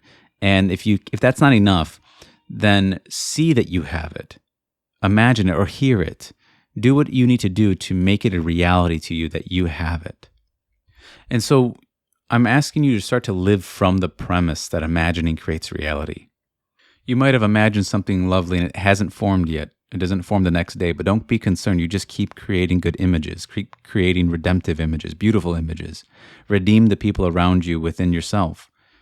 You might not see it happen. You might not see the fruits of what you've been doing of your labor the next day, but you just continue to live off the premise every day that imagining creates reality. And then you'll start to see the fruits of what you're doing within yourself. And really the word images, I'm saying, is really just thoughts. Like we can be undisciplined and create images of shame and images of doubt, things that imply things I dislike about myself, within myself. I can create these types of images. I have the freedom to. But I also have the freedom to create something that uplifts me, something that uplifts another. I can transfigure my imagination to something that is something I love to live in. And when your imagination becomes something of a nightmare, it feels like you can't live in there. It doesn't feel like home anymore. And then what happens is that you live in an imagination guarded, and it's filled with rules and ideas that you have to follow that you don't want to follow. Your freedom is stripped from you.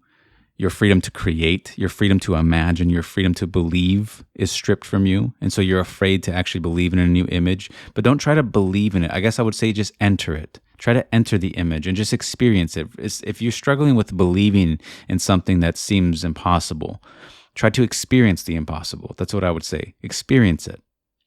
So wake up tomorrow morning, and while you make your coffee, hear something wonderful that you heard from a friend.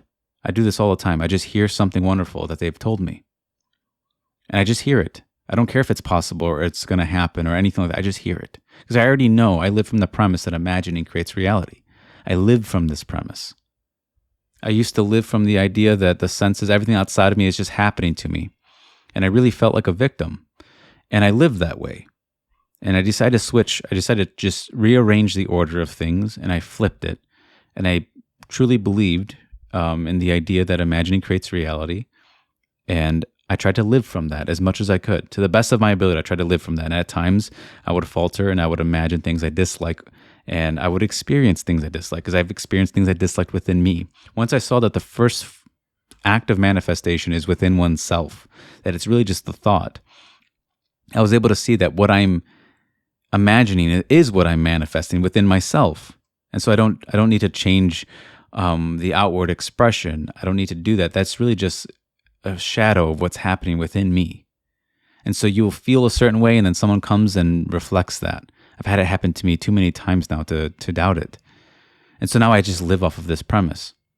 And so I create images. I stopped thinking about what was right and wrong because I couldn't figure it out. I would wonder if this image is good or if it's bad, or if it's good for me or good for another, or if I'm doing this or doing that, if that's going to harm some. I just stopped thinking about it, and I started to just immerse myself in the images I wanted to experience. And that's all I'm asking you to do. And do this daily. It's something you live upon. It's not something you just do once and it's over. It's something you will always have to create images no matter what. Tomorrow morning, you will create images. And when you go to sleep tonight before bed, you'll create images. You're always creating images no matter what. Now, you might create the same images over and over again. And you might have a Groundhog Day effect within yourself, but change it. You have the power to change it. You have the power to change the images that you dislike within yourself. And where do you honestly live other than within yourself? And you might say you live in a certain country, but no matter where you go, you live within yourself. So you might as well start now to change where you live. Where do you dwell, as Neville says, psychologically? What are you making your environment like? What is your inner environment? What are the words you're speaking in within yourself? Because that's describing the inner environment you live in, that the inner reality that you are living in, and the words you're speaking, you are telling yourself of the environment that you're in. And so if you live within hatred, you are telling yourself you're living in a reality that you do hate within yourself. And that's okay. I've done it. But if you don't like the word changing it, you can think of it expanding.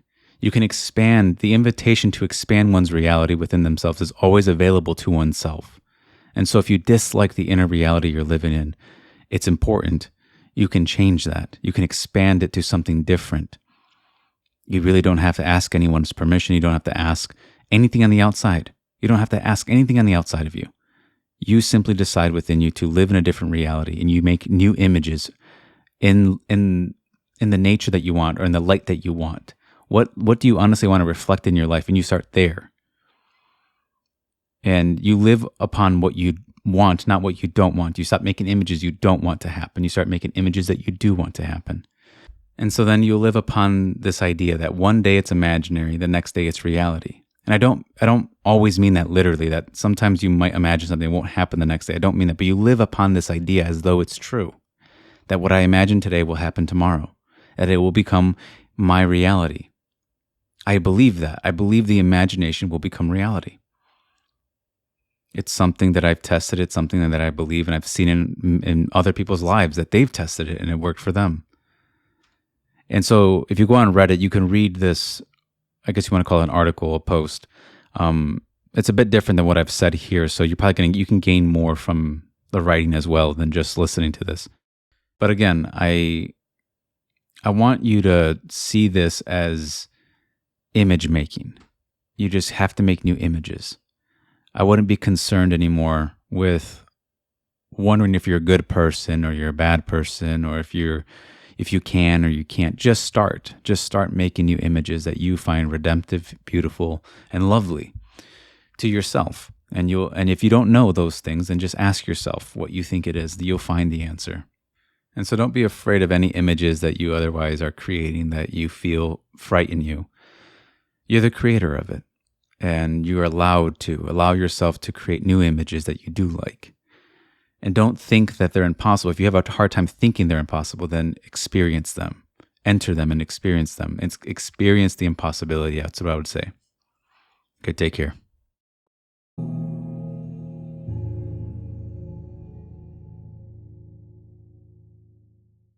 Okay, and this is part 5 of the series. And this is one that I didn't write down yet, so I'm speaking first because this is very important to me. And to be honest, at times when I write something that I wrote like a year ago, I wrote a couple of months ago, I don't feel that same type of spirit. So it can be kind of boring to make a video on it or make a talk on it. So for this one, I'm going to speak first and then I'm going to write it because I feel like that would be a little bit better for me. I think you'll get more out of it as well. So Neville spoke a lot about the mental diet in the beginning of his, I guess you want to say his career in this. And I found the mental diet to be important. I found it to be important, but there were certain things about it that I didn't like because I didn't find that my thinking was that difficult to change. I found my thinking to be very easy to change. It was very simple. I was able to just conjure up a new thought if I really wanted to. I think most people have the ability as well to just conjure up a new thought, but that doesn't necessarily change much. I have found that trying to change my thoughts didn't really work as much as I wanted it to. And what I found was that what I changed it to was called the feeling diet because I found feeling to be, I've noticed that I was more prone to feeling certain ways about myself consistently that would cause me to think certain things about myself consistently. And I noticed that when I would change how I would feel towards myself or feel about myself, then my thoughts in a natural way would change. And so I almost saw my thoughts as like a follower of my feelings. And I found that the feelings to be more important, that I should diet my feelings if I were to diet something. And I found that the way I feel towards myself to have much more of a profound effect on how I interact in my life and how I interact with people and how I interact with myself. And that would shape. I also noticed that if I changed how I would feel, I would notice new opportunities that would be in the same nature of the feeling that I'm going after would arise in my life. And so I noticed that the feeling about myself, and I say that about myself because I noticed the feeling about myself was very important versus just a general feeling about X, Y, and Z. I noticed the feeling about self to be very, very crucial to one's life. And Neville said it later in his life. I noticed that he changed. He didn't talk much about the mental diet as much. He spoke about it differently. And then he said this. He said, a change in feeling is a change in destiny. And I found that to be more in the lines of what I discovered on my own from studying his work, was that I tried the mental diet and I didn't find it to be as effective as I did the feeling diet. And when he said a change in feeling is a change in destiny, he linked these two together, that one's feeling is connected to one's destiny. Now, I would say that it's a change in feeling about self is a change in destiny. And I think Neville would totally agree with that as well, because that's what he spoke about. He said it simply there, but to add to it, I would say it's a change in feeling of self is a change in one's destiny. Because you need an agent of expression. We are the agents of expression. And what we express comes from us, and we express ourselves. And so we have to change what we feel towards ourselves to have a different expression. And that's why I stress so much about leaving people alone. You don't, as much as you might be bothered by somebody, and trust me, I know, it's not about changing them. It really is about changing you. If you need to be freed from someone, you free yourself from within. You start to feel freed from them. It's not them who's keeping you in that inner bondage. And I said this in a shorts video. I said that man fears metal bars more than mental ones. And we are living in mental bars. We have mental prisons that we're in. And these are feelings. We feel imprisoned. We feel trapped. We feel stuck. And so we are. And what I'm asking you to do is, can you feel after peace and security and freedom and excellence and beauty and greatness? And I'm not trying to just simply flatter you. I'm saying, can you actually feel after that? It's in you. Greatness is not outside of oneself. It's within oneself. It comes from oneself. And so we live in a regressive universe. We live in a world where it's an effect than a cause. And so life has greatness because it's in us. We see it because it's in us first. And so don't think you ever lose greatness. It's in you. You can't lose it. You might forget it. You might forget it and then you forget expressing it, but it's in you. Now, if you can feel beyond your reason, then your feeling has been freed from reason. If you can feel beyond your senses, then your feeling has been freed from the senses. Now, that might sound scary if you actually pursue it full force, if you decide to go at it and decide to feel beyond your senses, you will feel like you might go mad. But you won't go mad. In fact, you'll start to feel normal because you'll feel after peace naturally, because you will naturally want what's loving, what's good, what's excellent. And it might not be found in the senses, but you'll find it in yourself. And the more you feel after that, the more you'll express that. And there was something that Neville said. He spoke a lot about empathy. And he said, people don't need sympathy. Sympathy doesn't do anything. We must take action. And taking action is to imagine, suppose someone came to you and said that they lost something in their life, and they feel that they can't get it back. You don't write them a sad letter or a text. In our time would be a sad text. You take action. You see them fulfilled in whatever it is they need fulfillment in. That's taking action instead of just giving sympathy. And so he had a different language for empathy, or a different definition for empathy. And empathy also, he said that how many times do we actually feel good when someone does good in life? If someone wins the lottery, we will condemn them. We will say, well, they smoke cigarettes, or they drink alcohol, or they're an alcoholic, or they are X, Y, and Z. Therefore, they shouldn't win the lottery. They don't deserve it. They're a Catholic. They're whatever. They're something, and therefore they can't have it. And then we lose out on something when we do that. What we lose out on is that feeling that we could have felt for them. We could have felt the excitement that they felt for winning. I just put myself in their shoes. And then that feeling grows within you. And so when someone tells me good news about themselves, I feel it deeply. I feel it as if I was the one who had that happen to me. And I accept it. And that feeling becomes familiar. It starts to grow. And I change my diet and what I feed myself with my feelings. We have more control than we think we do. Now, we might feel like a victim to our feelings, and a lot of the times we're afraid of our feelings. You might even be afraid of the thing that's happening. Some people aren't even afraid of losing their jobs. They're afraid of the feelings they're going to feel if they do lose their job. And so they're afraid of feelings.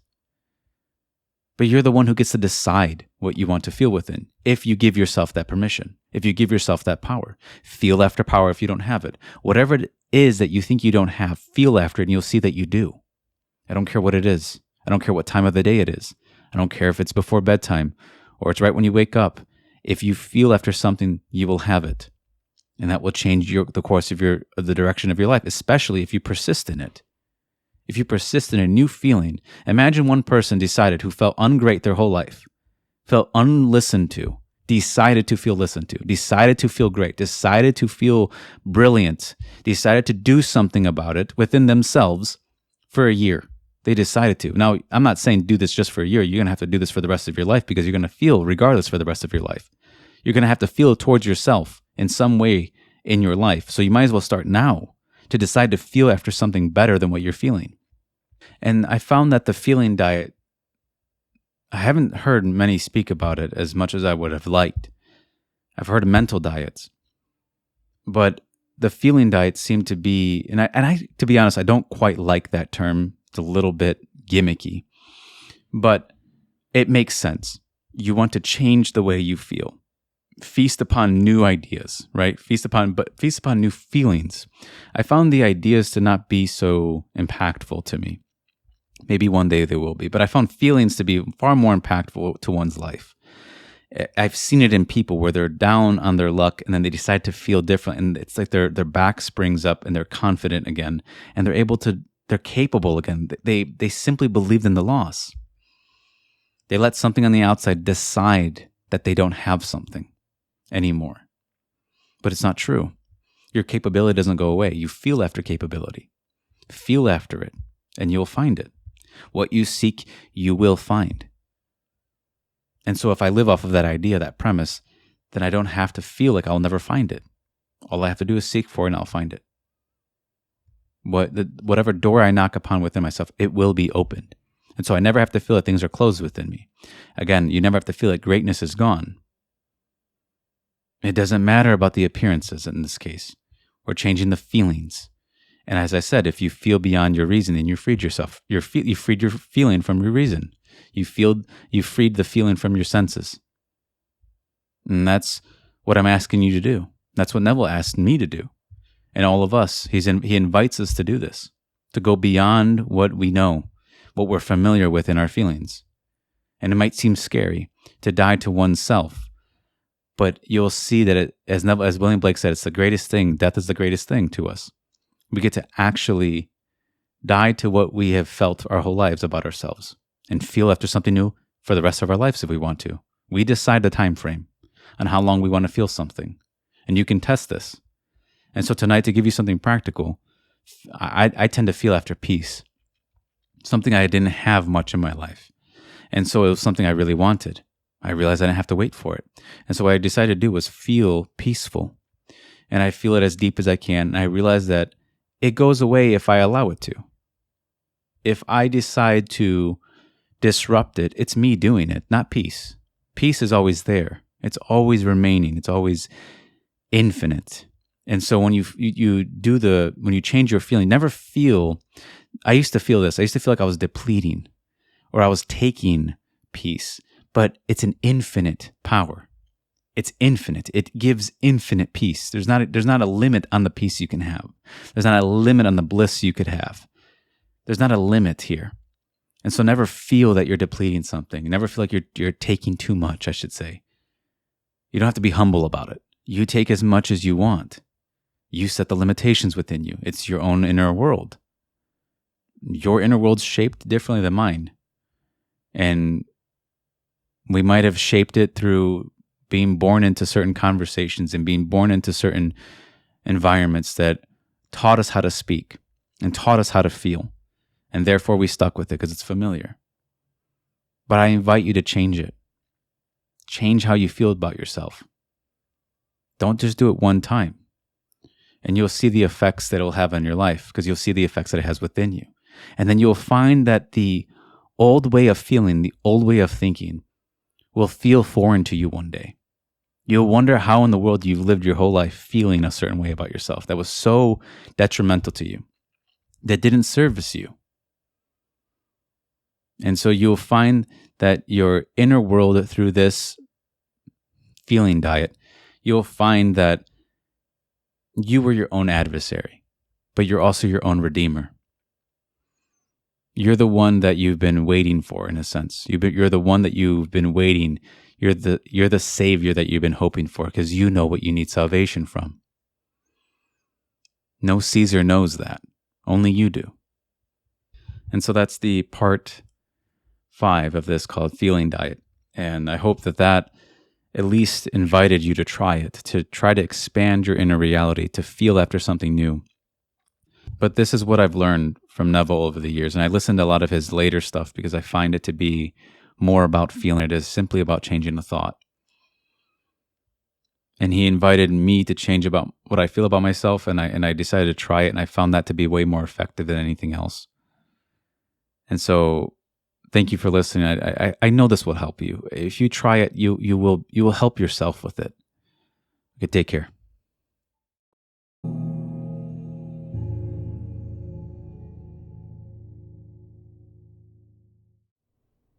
So I know it's been a while since I made a video, but in this one, it's going to be about self-trust and why I think, to me, Neville speaks about trust in pretty much every single lecture and almost every book. And it's about trusting this being within us. And something I've noticed on these one-on-ones, a lot of people don't have trust in them. They don't trust their imaginations. But they do, and they don't realize that. They always trust it when it's fearful, and they never trust in what they imagine that they love. They never trust in the reality. In every single dream that is within us, there is a pearl of reality that you should seek after and find. You should feel after this dream to be real. Find the reality within the dream, and it will become a reality. And so you and I are the granters of realities. But when it comes to fears, we sort of blindly believe them. And so in a sense, we are practicing our faith. So when you imagine, I once heard it said that fear is the misuse of imagination. And I find that to be a very accurate view of it. It's a misuse of this power. And so when you're fearing inside, you're misusing it. You're trusting in fear when you imagine. And if you can see imagining as trusting in a sense, because it is, but it's the acknowledgement of your faith that, in my opinion, is what seems to create in your life. And so when you start to believe and have faith in the things you imagine, what starts to happen is you start to create a life based upon what you're imagining. And so your life becomes made up from your own faith. And you live in a world based on your own personal faith. And so what I hope for you is you trust and you hope in what you love. Because we're told by all things, he created all things, that our imagination has created all things. And it finds pleasure and it creates in when we have trust in it. And Neville speaks extensively on trust and trusting this inner being, that you must trust him. Neville says, I trust him implicitly. I completely yield and give my entire trust to what I've imagined. He says, I ask myself, is it done? And then I answer and I say yes. And then I trust entirely in that yes. Entirely. And he says, even if there's mountains in front of you and doubtful words coming at you, can you remain still in your firm foundation in what you have trusted, in what you have imagined? And then when you do that, and you see that the world has been created on faith, you won't doubt your faith anymore, and you won't misuse it. So I think that many people don't even doubt. I think some doubt, but I think many people simply misuse their power. They misuse it by imagining what they fear. And to imagine what you fear is to imagine yourself. It implies something about you. And so your whole world inside of yourself is implying something about you. It's implying that you're either powerless, that you're imagining yourself to be weak. Does it not say in the scripture, let the weak say, I am strong? What am I changing there? The state. And you have to separate the state versus the I am, which is you. The self and the state have to be separated, or else you're going to conform and attach yourself to certain states that you do not want to. You're going to think you are certain things that you don't want to be. You're going to think they're permanent, but they're not permanent. Neville said, if you don't like the state you're in, move to another. And so this is about being. It's not about trying to get something. That has to be reiterated over. It's not about trying to get something. It's about changing oneself. It's about being. When Neville says no one to change but self, that means you change your being. What are you being? That's what you change. The I am will always stay the same. The self stays the same. What the self is occupied in, the house in which it dwells or where it lives, changes, but the self stays the same. This has to be acknowledged and it has to be thought about for think about this for at least a few months and understand what's being said.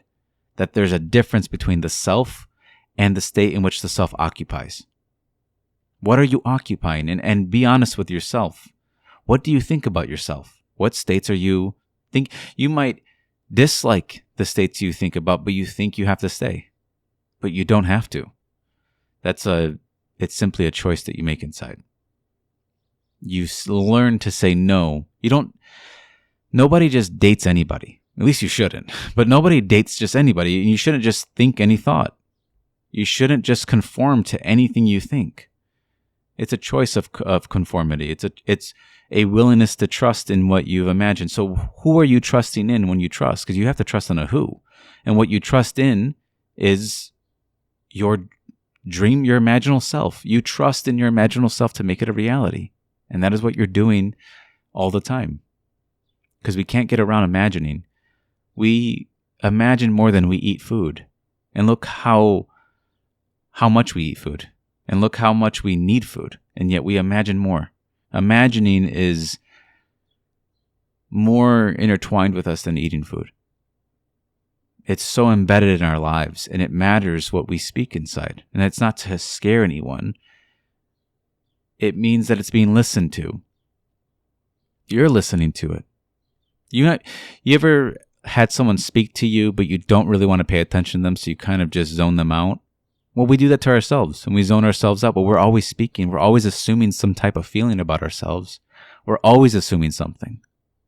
If you look within, you will see that you are thinking something right now about yourself. And I'm asking you to change that. That's what Neville's asking, to change that being. So don't think about getting something. Think about being something. What do you wish to be? And you believe in that imaginal self. You find the reality within it, and you believe in that reality. You make it a reality inside. And that's really how things are created in our world. It's through our faith in them. Now, Neville has said it time and time again when he said that, you can imagine good, bad, and indifferent. And so maybe throughout your day, you're imagining things that are indifferent, and that's fine. But you should acknowledge what you're doing inside so that you can change it. And don't think that you are powerless to a certain thought. Never mistake the thought as being more powerful than you. It's just the thought. You are the thinker. The dream might appear as a nightmare, and it might feel like a nightmare. But it's nothing to the dreamer. Without the dreamer, the nightmare doesn't exist. And when you live on trust, you will find yourself to be far more at peace, and you will find yourself actually living life instead of being afraid of what thought you're going to think next or being afraid of what you're going to say next. You have to get control of your tongue, get control of your eyes, focus them on what you want to see the vision you want, and really ask yourself, what do I want to see? And visualize it and actually see it. What do I want to feel? Actually feel it. You start to do and decide inside. And then you'll realize that it was you all along inside, deciding all these things, giving everything a narrative. You're the one who's writing the script.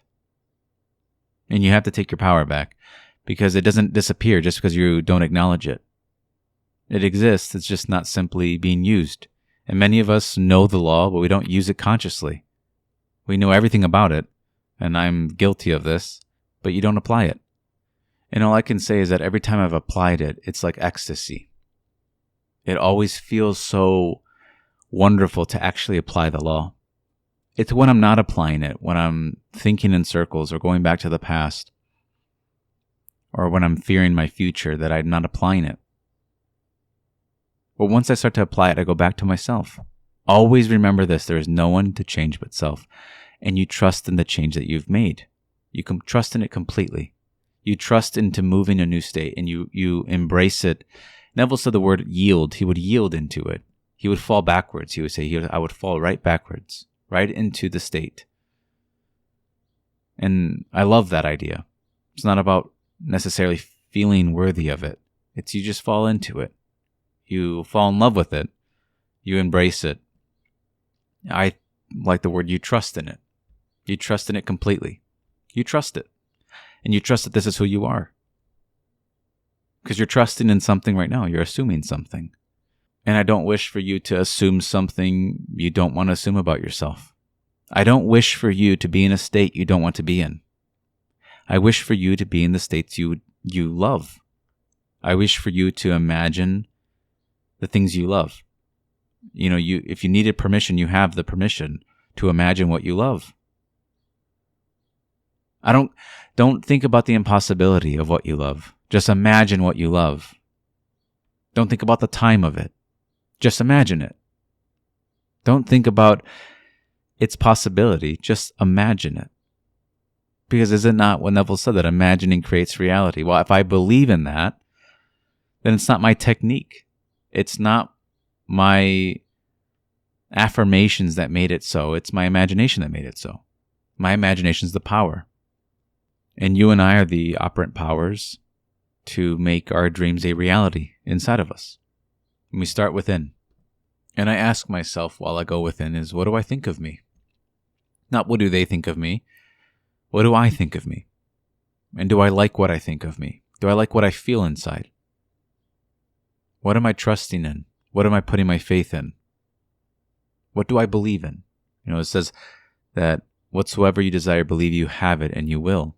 Well, then for me, my question becomes, what do I believe I have? What do I trust that I have? But I think what Neville said is, to me, no one to change but self is something you can think about for the rest of your life. It's something you can contemplate on. Is it true? Well, the only way we would know is if we tested it. But what I'm trying to get you to do is to not be afraid to change yourself. I've noticed a lot of my motivation for speaking is to affirm and reassure you that you don't have to be afraid to change into something that you want to. Even if you've been in a state for a very long time, you have to see it as a state. Because if you don't see it as a state, you'll see it as yourself, and then you won't be able to change it. If you see it as a state, you can move into a different one. As Neville said, it's like a city that you're passing through. The city doesn't disappear, but you can go back to it if you want, but you can move into a different city. You might even move from a state that you once loved, and that's fine. You might desire to be something different, feel something different about yourself. Well, don't leave yourself in want, and don't leave yourself in desire. Fulfill it. And as Neville said, ask yourself, is it done? And you reply with yes, and you trust in it entirely. And you might think that you're trusting in a God to do it, but then eventually you'll see you're just trusting in yourself. That's all you're doing. You're just simply trusting in yourself. And it will be so obvious when you see it. And you will see how we're trusting in so many false gods in this world. And we have been wrapped into so many mental prisons. But you will find yourself to be your own savior and your own freedom that you've been seeking. You will find yourself to be your own granter, in a sense. You grant the things you wish inside. You won't look for another. You won't seek outside for another person to do it for you. And as Neville says, if you remain faithful to it, trusting in your own imaginal act as though it were a fact, it will externalize within your world. Now, you trust in it as though your imaginal act was a fact. So listen carefully to what's being said, that you trust in your own imaginal act as though it were a fact. So you make the imaginal act a fact. That's what we're doing inside. But we do it within first, because things come from within to without. So we make things real, realities within us first, for them to be that way outside of us. And so it always starts within. If you need something, I urge you to go inside and have it, because that's where it starts. You trust in what you have entirely. Neville said, I might not have a nickel, and he didn't at one point. He said, but in imagination I had much. And you trust in what you have. You trust in having much. You trust in your own abundance. You have to do it within first, because this life, it appears to me, and I had an experience that I'm going to share in the future that proved to me that it actually is within first to without. Because this life is first lived within, and then it externalizes. So I don't think that things just are happening. They have been imagined at one point. It has to come from within. This life is affected by what we are doing inside of ourselves. And it happens first within. If you can understand that and accept it, and you'll see the truth in it, then you won't seek outside, and you'll begin to actually give yourself, you will actually start to give yourself what you've been seeking after, and you will no longer seek after it. You will have it. Neville said that the loveless never find love. Only the loving find love, and they never have to seek for it. I think someone else said that, but Neville just said it so many times where I started to think he said it. But only the loving find love. And they never have to seek for it. And so if you feel that you are loved, you never have to seek for it. Only the loving find love, not the loveless, not the ones that don't have. Only the ones that do have find it. And so what I'm trying to get you to do is see that causation is internal, and that what you trust in the internal, you have made it real to you, and that is what you experience in your life. With that understanding and that acceptance of it, you will naturally start to rearrange the structure of your mind. You will start to live somewhere differently. And I mean live, I don't mean visit. You will actually persist in what you love, and you will start to feel after it as though you have it. And you will. I know this will help you, because it's going to build your true faith. And your true faith is within yourself. It's for yourself. And you're having faith in what you've imagined. And you'll see there's nothing else to believe in. There's nothing else to do but trust.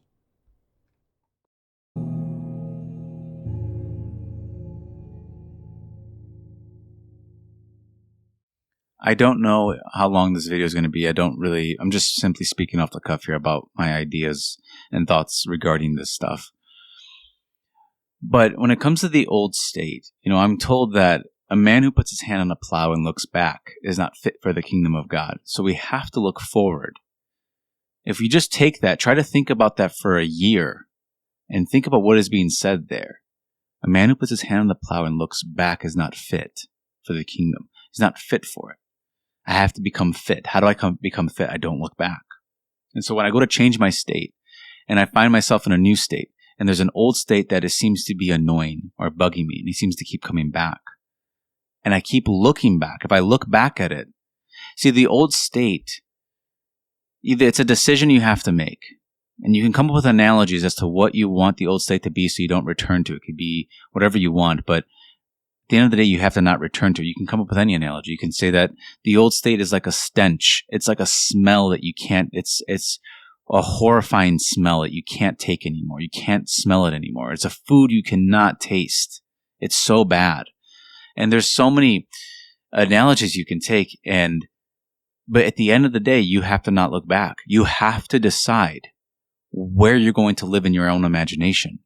You will have to make that decision one day as to what you are going to be inside. What are you appropriating? What are you having? And you are solely the one who decides this. You bear the entire responsibility as to what you imagine.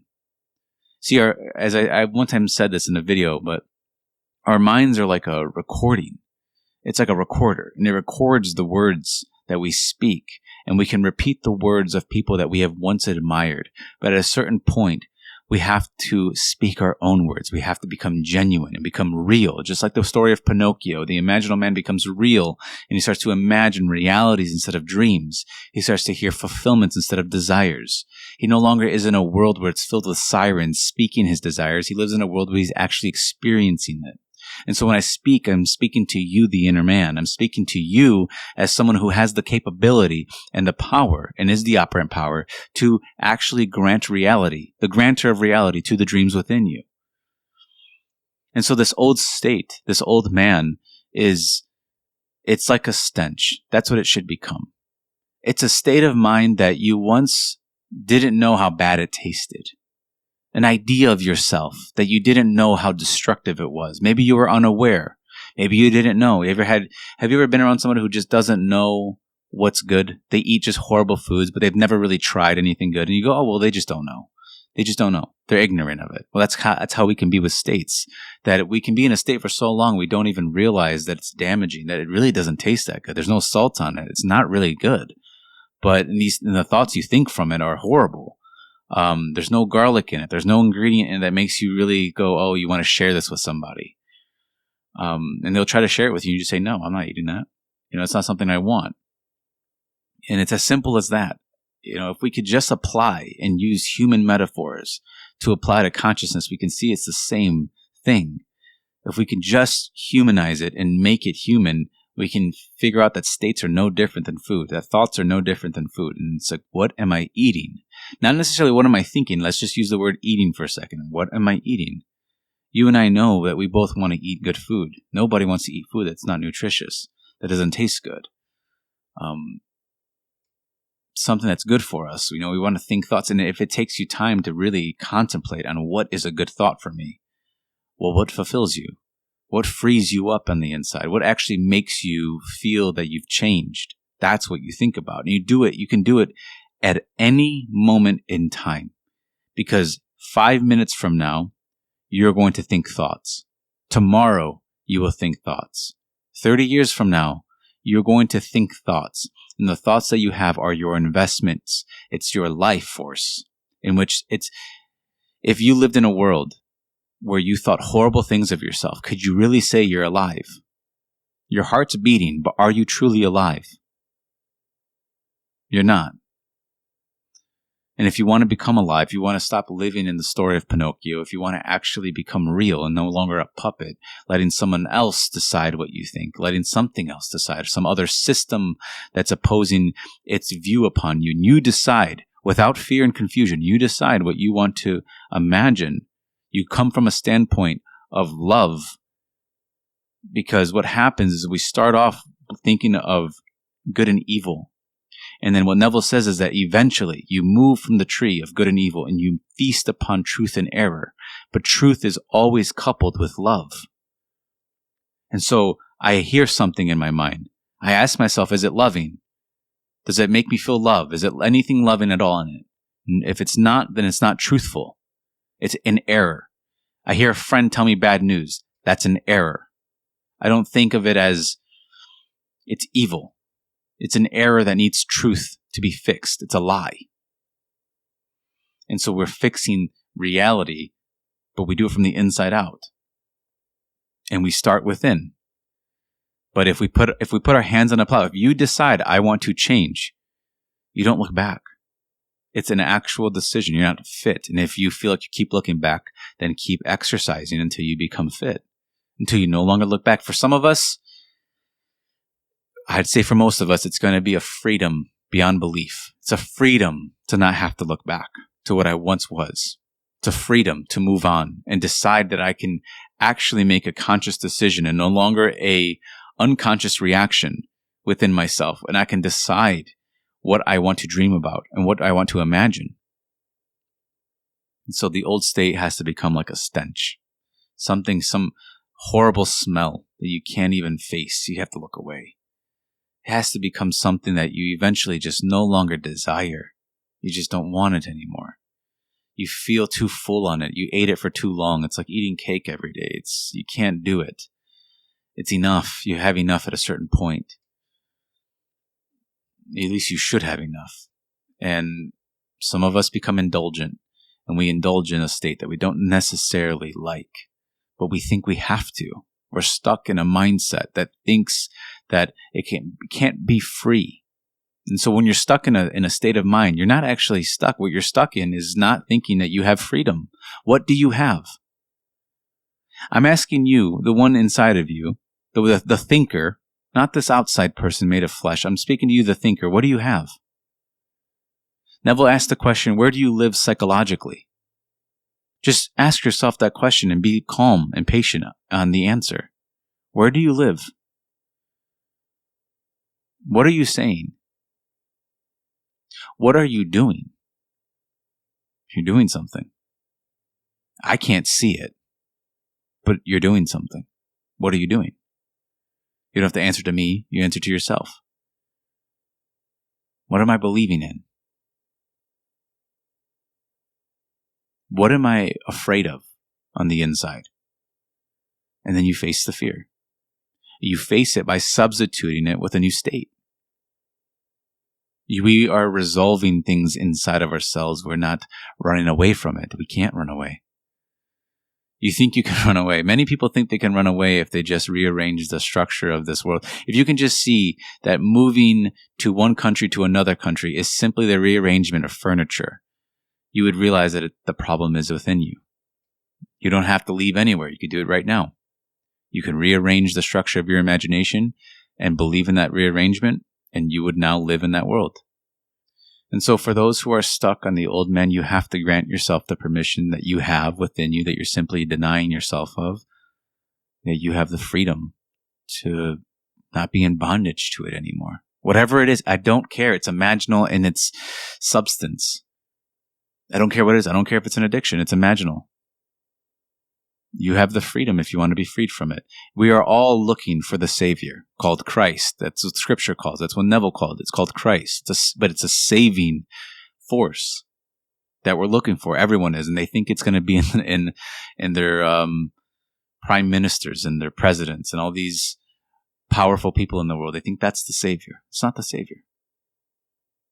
And it's not in the person next to you. They could pass away tomorrow. It's not the Savior. The Savior is within us. It's our own self. But it appears as two here. It appears as if there's two. But as Neville said, what you do is, if it appears that way, then you speak that way. You say, is it done? And you hear a response that says, yes, it's done. And then you trust in that. It's only you, but you speak as if it's almost two. You say, is my desire fulfilled? And they say, yes. You say, yes. And you trust in it completely trust in it. And you don't look back. Don't look back to the old man who was in desire. Don't look back to the old man who was in disbelief. Don't look back to the old man who thought he was stuck. Don't look back to the old man who didn't believe in the dream. Don't go back to the old man who was in doubt. That's the old man. The one that, to not be in abundance on the inside is to doubt it. You're doubting abundance. Remove yourself from the state of doubting abundance and believe in it. And you remain believing in it. That's the old man that you no longer look back to, and then you become fit for the kingdom. For your own kingdom. And the kingdom of God is the imagination. That's how we become fit in this world. That's how we repent. The mystery of life is imagination in the flesh. That's what Scripture is all about. And it coins that the imagination is God. And so it's in us, and it becomes flesh. And that's exactly what we've done. That's for another video. But just think about what I said, or think about the Scripture, that if I look back, I'm not fit, so I must become fit. I must learn to not look back to myself as a doubter and see myself as a believer. And I think everyone is a believer. I think everyone truly at some point in their life has been pushed to believe in something that wasn't there. Pushed to believe in something that their eyes simply didn't behold. To speak words that would appear as a lie on the outside, but feel like truth on the inside. To believe in it. So I'm going to end this now. So if you feel like you need more understanding, I do offer one-on-ones. Just email me and you'll get all the details on it. But take what I said seriously. Take what Neville said seriously about the idea of imagining creating reality. Take all of this seriously. And I don't mean don't have fun with it. But if you're going to have fun with it, seriously have fun with it. Be serious about it. Really believe in what you're dreaming of. And just see it unfold in your world. It will unfold. It has to unfold. The imagination became flesh. It clothes itself in this world. That is what happens. It's not really up to my decision on it. So, take care.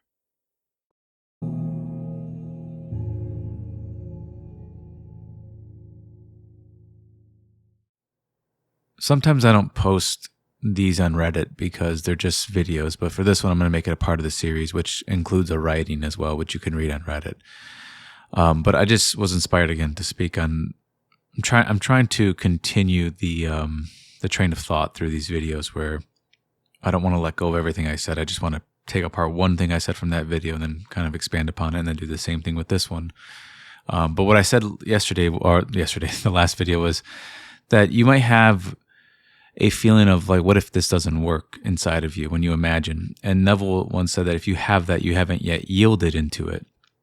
And so, I just want to go through some of the nagging thoughts or feelings that you might have when you imagine, and they could be such as feeling like, well, this hasn't happened yet, or what if it doesn't work, or what if what I'm doing is not enough, or what if this is a lie, but how can this happen, or when will it work?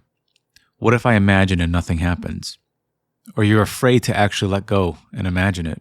Or what if others reject the change I have within me? And these thoughts and feelings are the ones that need to sort of be suspended completely, because this is a principle of faith. And faith is the assurance of things unseen, the assurance. And so that requires to have the assurance that you truly want. It requires you to suspend the reasoning. And so we really haven't yielded yet if we're questioning yet. That's Neville's point. You haven't necessarily let go and imagined it or realized it inside of you if you're questioning it. And to truly have faith, it requires the acceptance of the unknown, where these questions won't be answered. And I've seen this when the individual suspends the reasoning and they accept something about themselves that they otherwise want. Maybe they've never been confident in their life, but they accept confidence, some type of power within them, and they don't question it. And they will sustain it longer. And I've noticed that they will it will work for them. It's worked for me and other people. And it works because when you stop questioning your change and you stop doubting it, that's when you actually do change. And when you actually change, that's when you begin to live a different life inside of you. Because when you're questioning, you're sort of holding a reserve inside of you. You haven't yet let go of it all and accepted that you've changed or accept something new. Neville would say it time and time again. He would say that he's not a rational person. And I've had to learn to accept that I'm not either. I'm not rational.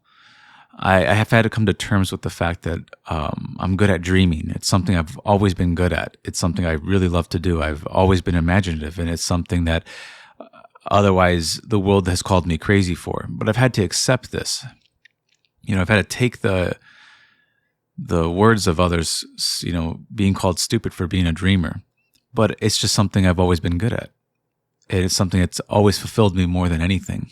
And I could just be shaving my face, and I could have a thought or an idea that I want of myself. And when the moment I accept it without question, I completely trust it, I get this lovely, powerful energy inside of me that really does cause me to act in certain ways, in different ways, that lead me down that path of what I've changed within me. And it was Neville that also said that dreams are not realized just by the rich, but by the imaginative. Nothing stands between man and the fulfillment of his dreams but the facts, and the facts are creations of imagining. If man changes the imagining, he will change the facts. But far too often what happens is that people get focused on changing the facts. They put their entire energy and attention on facts instead of their imagining. Instead of changing their imagining, instead of going to the root, they focus on the fruit of it all. They must change it at its root cause, and as we're taught, is that the root cause is our imagining. Now, that's something you can wrestle with all you want, that you can wrestle, and this might be a wrestle of our entire lives, is that we have to realize that there is only one God, and God's name is I Am. And that will pin you against all these other gods, and that is a wrestle you're going to have to fight with. Can you really accept that? Can you really accept that the causation may be mental? Can you test it? Well, how would I go about testing it? Well, I wouldn't try to change facts. I wouldn't try to change behaviors yet. I would try to change my imagining. I would try to change what otherwise is the root of my actions, the root cause of my actions.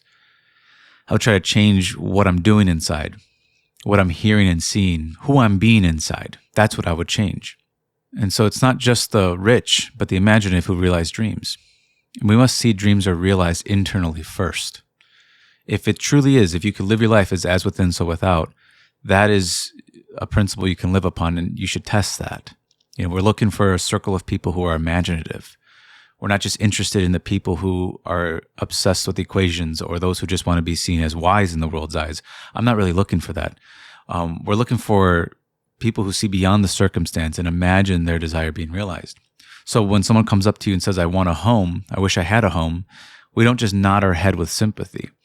But we see them in a house. We actually see them. We change. And because the imaginative person must act, and the way we act is through imagination. We act when we actually see their dream realized. We don't question it. We don't think, oh, well, they're stupid, or, oh, you know what? Well, they weren't, they did this one thing in their past, or, we don't do that. It's not about being rational. This is about practicing a principle of faith, and faith is the assurance of things unseen. It doesn't involve our own personal judgments.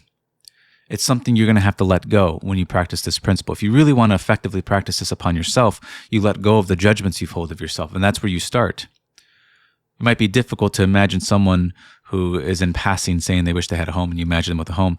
But if you do it for yourself, it'll be much easier to do it for them as well. And so you might want to think when they tell you that, well, how, you might feel inside of you, how could they get a home? Or how could I have what I need? But that is when you must suspend that type of reasoning. I'm not interested in being rational. It's something I accepted a long time ago. It's something that has kept me stuck for a long time, is trying to be rational. I thought that was the way. And then I realized I wasn't changing by being rational. I was certainly not, I was taking baby steps, sure, but I wasn't skipping. I wasn't joyful. It wasn't until I let go of the rationality of it all and the reasoning of it all where I was able to make an effective change within me. And like I said, you could do this while you shave. You could do this any time right now. You could do this. Imagine for someone. Don't worry if it's going to happen, or try not to put your judgment on that person, and just see them exactly how they want to be seen. That's what I'm interested in. I'm not interested in how intelligent you are, but how imaginative you are. Being intelligent is good, but I find that being imaginative,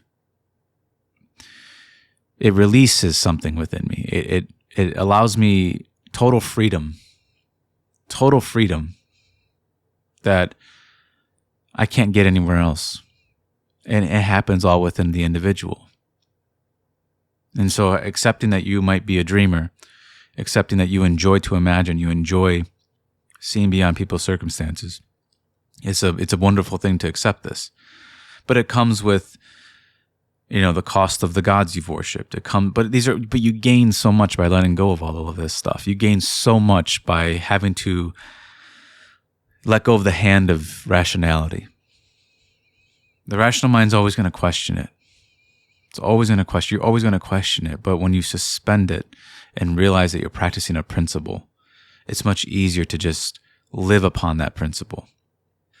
And so the next time you find yourself sort of going down that route of questioning, remember that you haven't yet yielded. You haven't truly let go yet. You haven't fell into the state. You haven't necessarily changed. If we could see that we change states not through intellect or rationality or reason, we change states by faith, then you would let go of everything else and go to faith. If you see that that's how we move inside. You place yourself, you are in one psychological space within you, and then you want to move somewhere else, but really to only move for it to be truly effective is you have to trust it. You have to trust it completely. I mean, completely trust it. You'll want to ask questions, but trust it instead. That's how we effectively move inside. And it's when you first get a glimpse of it, you see how much freedom that is. It'll be much easier. It might lessen, the freedom might lessen, but you'll find your internal actions will be much more smooth. You will find yourself imagining with less doubts, with less questions, and you'll live a more fulfilling life that way. You'll create new experiences within you, and these experiences start to express, but be more focused on creating the experiences within you. Because remember what Neville said, that if man changes his imagining, he changes the facts. So I have to change the imagining. I shouldn't really be focused on the facts. I should be focused on what I'm doing inside of myself and where I am inside myself and what am I putting my faith into inside myself. What am I believing about myself? I might be shaving my face externally, yes, but what am I doing internally? That's really the question that matters. Because in this world, I'm completely living on faith, and I'm pouring it into something. I'm drinking some cup. I'm eating some food. What am I eating? What am I drinking? And I will have to drink these states to the last drop. So what I need to be focused on really, what am I doing? Don't worry if you really want to change. Don't be scared to do it. Just do it. Whatever it is you want to do externally in the flesh, start to do it internally in the spirit. That is the way we change. So we don't leave people in want. We don't leave yourself in want. You go beyond what your reason tells you. Supersede your reason. So when I apply this principle, I'm not rational. I don't take pride in being rational personally. I've never took pride in being rational. I find it quite boring. I take much pride in being a dreamer. I take much pride in being imaginative. It completely ignites an energy within me that I have to pour out and speak about it. And I must say, if you get some sort of energy and you get some unquestionable, inspired action, undoubting action, take it. You'll find that you'll create opportunities that way. And it all stemmed from your imagining, from the change of your imagining. At one moment, you were imagining yourself to be low, and in the next, you put yourself somewhere and you believed in it enough to change. Now, to the degree you believe in it, that's how much you change. But I found that you can really believe in something if you suspend all the reasoning and rationality. You really can believe in it. And the use of this, scripture calls it a talent. The use of your imagination is how well you use it, is how much you've changed. The more wisely you use it. And I found that wisdom is not what I was taught. Wisdom is to practice faith, to have assurance in the things unseen. And so I'm finished on this one. So if you want to read this, just go to Reddit. You'll be able to find it there. You'll get something else out of reading it. You kind of can contemplate on it more instead of just listening. There's a benefit to it.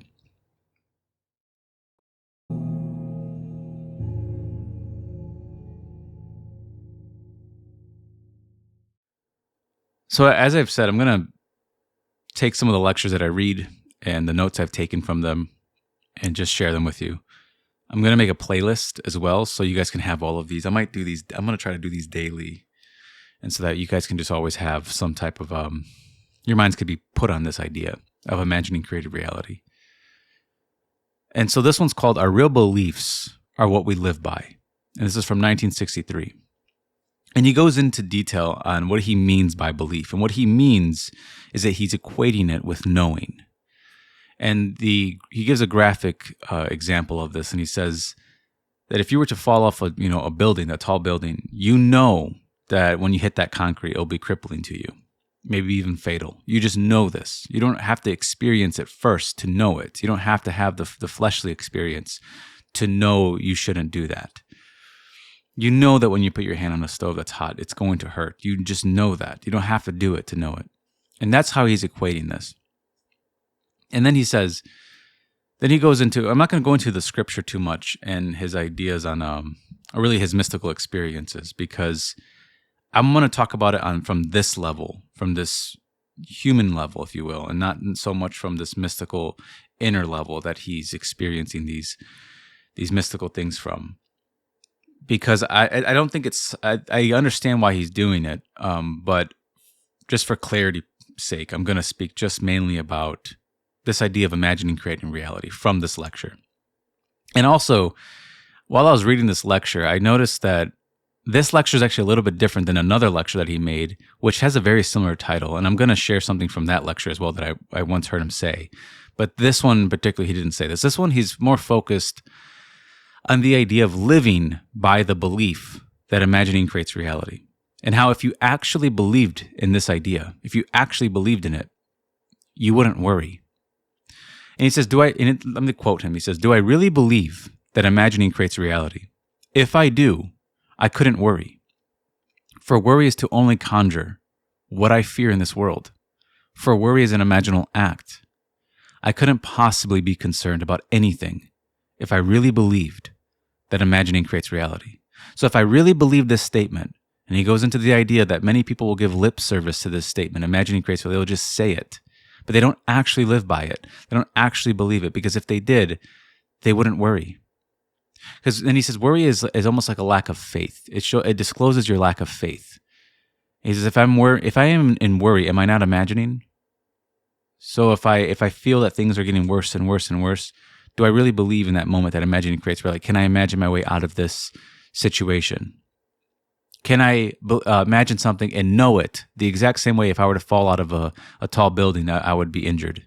The same way I know that, do I know that what I would imagine is come true? It will come to pass. That's faith, is knowing it. And in the other lecture that I once heard him say, which has a very similar title, he gives this idea that when you imagine something, you imagine a friend telling you good news to your invisible ears. Do you actually believe that has taken place? He's like, you might say to yourself, well, I only imagined it. It didn't really take place. Not really. And he says, I hope that one day you actually believe it took place, that you actually feel that it took place, that you know that it took place. Now that's the difference he's trying to get us to. It's to not just discard or discount what you've imagined and say, well, it's just imagination. It doesn't really mean anything. When it means everything. If you believe in it, it means everything. And so this idea of imagined created reality, if we go back in scripture, it's the same idea as the whatsoever you desire, believe you have received it and you will. And these are words from eternal life. And so although they might be difficult for me to understand, I have to return to them one day. And the words that I'm being told is that whatsoever you desire, believe you have it and you will. Now that means whatsoever. That doesn't mean I have to only the good. Whatsoever, good or bad, it doesn't really matter. If I believe I have it, I will. Now, how I respond to this, or I should say in our modern way of saying that, we would say imagining creates reality. I can imagine good or bad. It's the same thing. But how I respond to that statement, imagine creates reality, anyone here who's listening to this can respond with the negative and say, well, that's just silly. That's stupid. That's not true. And then they go living their life that way. And other people will believe in it and they will test this and they will prove it to themselves that it is true. They will believe in that statement. They'll believe they have received something that they otherwise haven't yet experienced in this world. And by that, it will come to pass. And so I'm going to quote Neville again. He says, if you worry, it's a habit. You are disclosing a lack of faith in the claim that imagining creates reality. How could you actually worry about anything in this world and still believe that whatever you imagine will come to pass? For whatever you ask in prayer, believe you have received it, and you will. If you actually believe that, really believe it, and not just give lip service to it, you could then not worry. You couldn't. For worry is simply a confession of your lack of faith in the claim that imagining creates reality. And so when I start to worry before bedtime and I start thinking about all the issues that I'm otherwise experiencing, giving an example, then I'm not actually trusting in that imagining creates. I don't trust the statement. I don't actually trust that statement. Not really. If I trusted that statement, naturally I would find myself imagining what I do want, because all worry is, and all fear of imagining is imagining what we otherwise don't want to happen. And so all day long, we're sort of telling ourselves what we don't want to experience. I don't want this. I don't want that. I don't want that. It's like, I once likened it to going to the mall. And if I were to take you on a shopping spree in the mall, and every time we saw something, you just said, I don't want that. And then we walked through this entire mall, and all you ever said was, I don't want this. I don't want that. We would leave with nothing. We would leave with nothing. There'd be nothing in our bags because you didn't want anything. You're telling me all the things you don't want in the store. That's the same thing. Is when you go within yourself, are you just simply imagining what you don't want to happen? Now, if you believe imagining creates reality, if you actually believe in that, you will find, the moment you actually trust that statement to be true, you will naturally find yourself. First, you'll discover a power within you. And then from that standpoint of having this new power, you will then imagine in the directions that you want naturally. You will start to go, well, what do I want to imagine? Now, I can think about what I want, but go beyond that. Do I believe I've received these things? Do I believe I have them? Whatsoever I desire. Now we're in desire. I'm figuring out what I want. But it says, believe you have received it. Now, these are words from a different plane of existence, if you will, from a higher plane of existence being brought down to us. And we're being told that whatsoever you desire, believe you have it and you will. Now, I can reject that statement, or I can try to live by that statement. And the only way I can believe I have something is within myself. So I have to find some inner conviction that I have the thing I otherwise desire, or I am the thing I otherwise desire. I have to find a way to believe in that. The same way I know that if I were to fall off a building, a tall building, it will hurt when I land on the concrete. I don't have to do it. I just know it. That is the same type of knowing that I must have when I imagine something. It must be intense to a degree. It must be intense enough to where it turns into a knowing, where I'm not really in worry. I'm not really in doubt about it. I know it will come to pass. The same way I know that the pain will come to pass if I fall. And so if I really believed in that statement, then I wouldn't just give lip service to it. Many people will say, many religious people will quote that scripture. But do they actually believe in it? That whatsoever I desire, believe I have it and I will. Do they actually believe it? Do they trust in that statement to the point of actually living by it? Not just saying it, but actually living by this idea. So if I imagine something for myself or for another, do I make a distinction between the two? Do I say, well, it didn't really happen, so I'm not going to believe in it? Or while I'm imagining it, do I actually trust entirely that what I'm imagining is happening? And then knowing that by doing that, it will come to pass. Knowing that it will come to pass, it will come to pass. Do I believe that? Some people do. And then I've seen it in other people's lives, personally, who believe in that statement. And they live upon it. And they imagine things from a different angle. From a better angle. Something that provides more comforts in the world. And I've seen it work for them. Seen it work for myself. But just because it works one time, you might go back and we'll say, well, it doesn't really, you are free to go back. As Neville said, all the people in the Law and the Promise who have created these success stories, they are free to go back to believing that it would have just happened anyway, or it's just a coincidence, or it's not true that imagining creates reality. You're allowed to discard it after. But I would advise you not to discard it, to keep testing it. Especially when in times of trouble. In times of trouble, although it might be difficult, believe in that statement. And before you go to sleep, you'll find yourself imagining exactly into the positions you want to be in. You won't ask yourself, you won't give yourself, as I said in the last video, some rule. You don't need some rule. Imagining creates reality. Do I believe in that statement? Then I don't need a rule to first follow before I do it. I don't need to do something on the outside yet. I don't have to do anything in the flesh before I believe in something. And every time I've seen somebody believe in that statement and practice it, and while they practice it, they believe in what they've imagined, it doesn't fail them.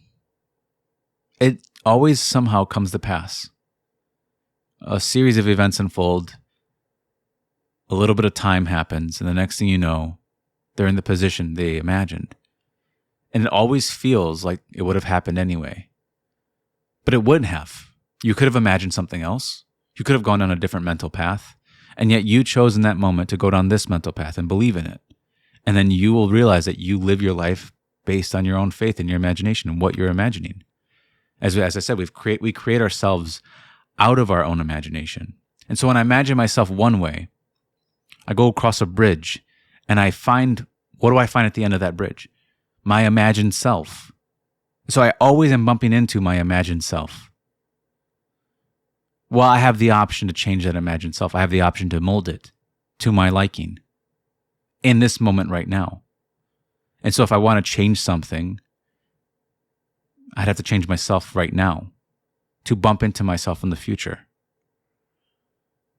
And so I'm always bumping into my imagined self. And I believe that statement. And if I really believed that statement, then I wouldn't waste time. If I really believe that whatever I desire, I believe I have it and I will, I would believe I have it. That's how I would practice it. Regardless of what my senses say, regardless of what I've heard in the past, I will believe I have it. Whatsoever I desire. I won't put a limit on it. I will leave the world alone, leave it alone with all its senses and all its doubts and all its facts, and I will believe that I have it. Because that's what I'm told to do. Only if I believe in that statement, I'll do it. And so that's really the gist of this lecture. I'll go into the scriptures and all of that in a different time, but just to bring some clarity on this level, that's what you should do. Believe in what you're imagining. Believe you have it, and it will come to pass. Actually believe that statement. And to the degree you believe it, to the degree you will practice it. And when you really believe it, you will really practice it. And you'll find yourself imagining things that you've always wanted. You almost always knew that you should imagine this way. It will feel natural to imagine good. It will feel natural to imagine good for yourself. And at times when we worry and we fear inside of ourselves, it's because we don't think there's another way. We don't actually believe that statement that whatever I desire, I believe I have and I will. We don't actually believe that statement. We don't believe that I can otherwise have what I desire. And so we're stuck fearing. We're stuck feeling, imagining what we don't want to happen.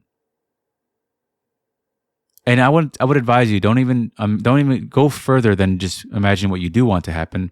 Imagine it happening inside of you. Go within yourself and actually imagine it happening. Imagine you are doing it, whatever it is you desire. And that's where you start.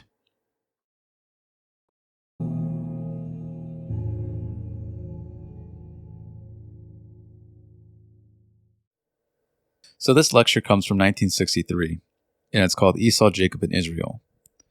And for clarity's sake, we're going to focus on Esau and Jacob, which are really two personifications of certain perceptions that we hold, or types of awarenesses that we have. They're personified in the story, but really they're not people, like you and I are people. And you can read countless interpretations of this story. There are many that you can read, and they all, in my opinion, fail miserably at missing the mark of what it really means. And I think Neville, in my opinion, he understands the story better than anyone I've ever read before. And so if you don't know the story, let me just go over it briefly. It's a very simple story, but it's an eternal story, meaning it's always happening within us. But it's simply personified as a story. And so the story goes like this. It's a woman named Rebecca and a man named Isaac. Isaac is blind, but they have two children. She gives birth to two children. And they're two sons that are given birth to. And they're born at the same time. But the first son's name is Esau, that's born first. It's born with red hair. The second son that comes after him is called Jacob, and he's smooth skinned. But Jacob was holding on to the heel of Esau, so they're connected. But Esau comes first. The reason why that's important is because since he's the firstborn, he's given the birthright. He's given the inheritance, the blessing. Well, Rebecca didn't like that because Rebecca loved Jacob more than Esau, and Rebecca wanted Jacob to have the blessing. And as time passed, the father was going to pass away. He set up an agreement with Esau he told him, go hunting and go gather some food for me. And when you come back, I'll give you your blessing. Rebecca overheard this agreement and decided to devise a plan for Jacob to get that blessing. And what she decided to do, since he was smooth-skinned, she was going to put hair over his skin to appear like Esau. But Isaac is blind, remember. And so she tells Jacob, go in there and go talk to your father and get the blessing. And so he walks into the room and Isaac asks, is that you, Esau? And he says, yes, it's me.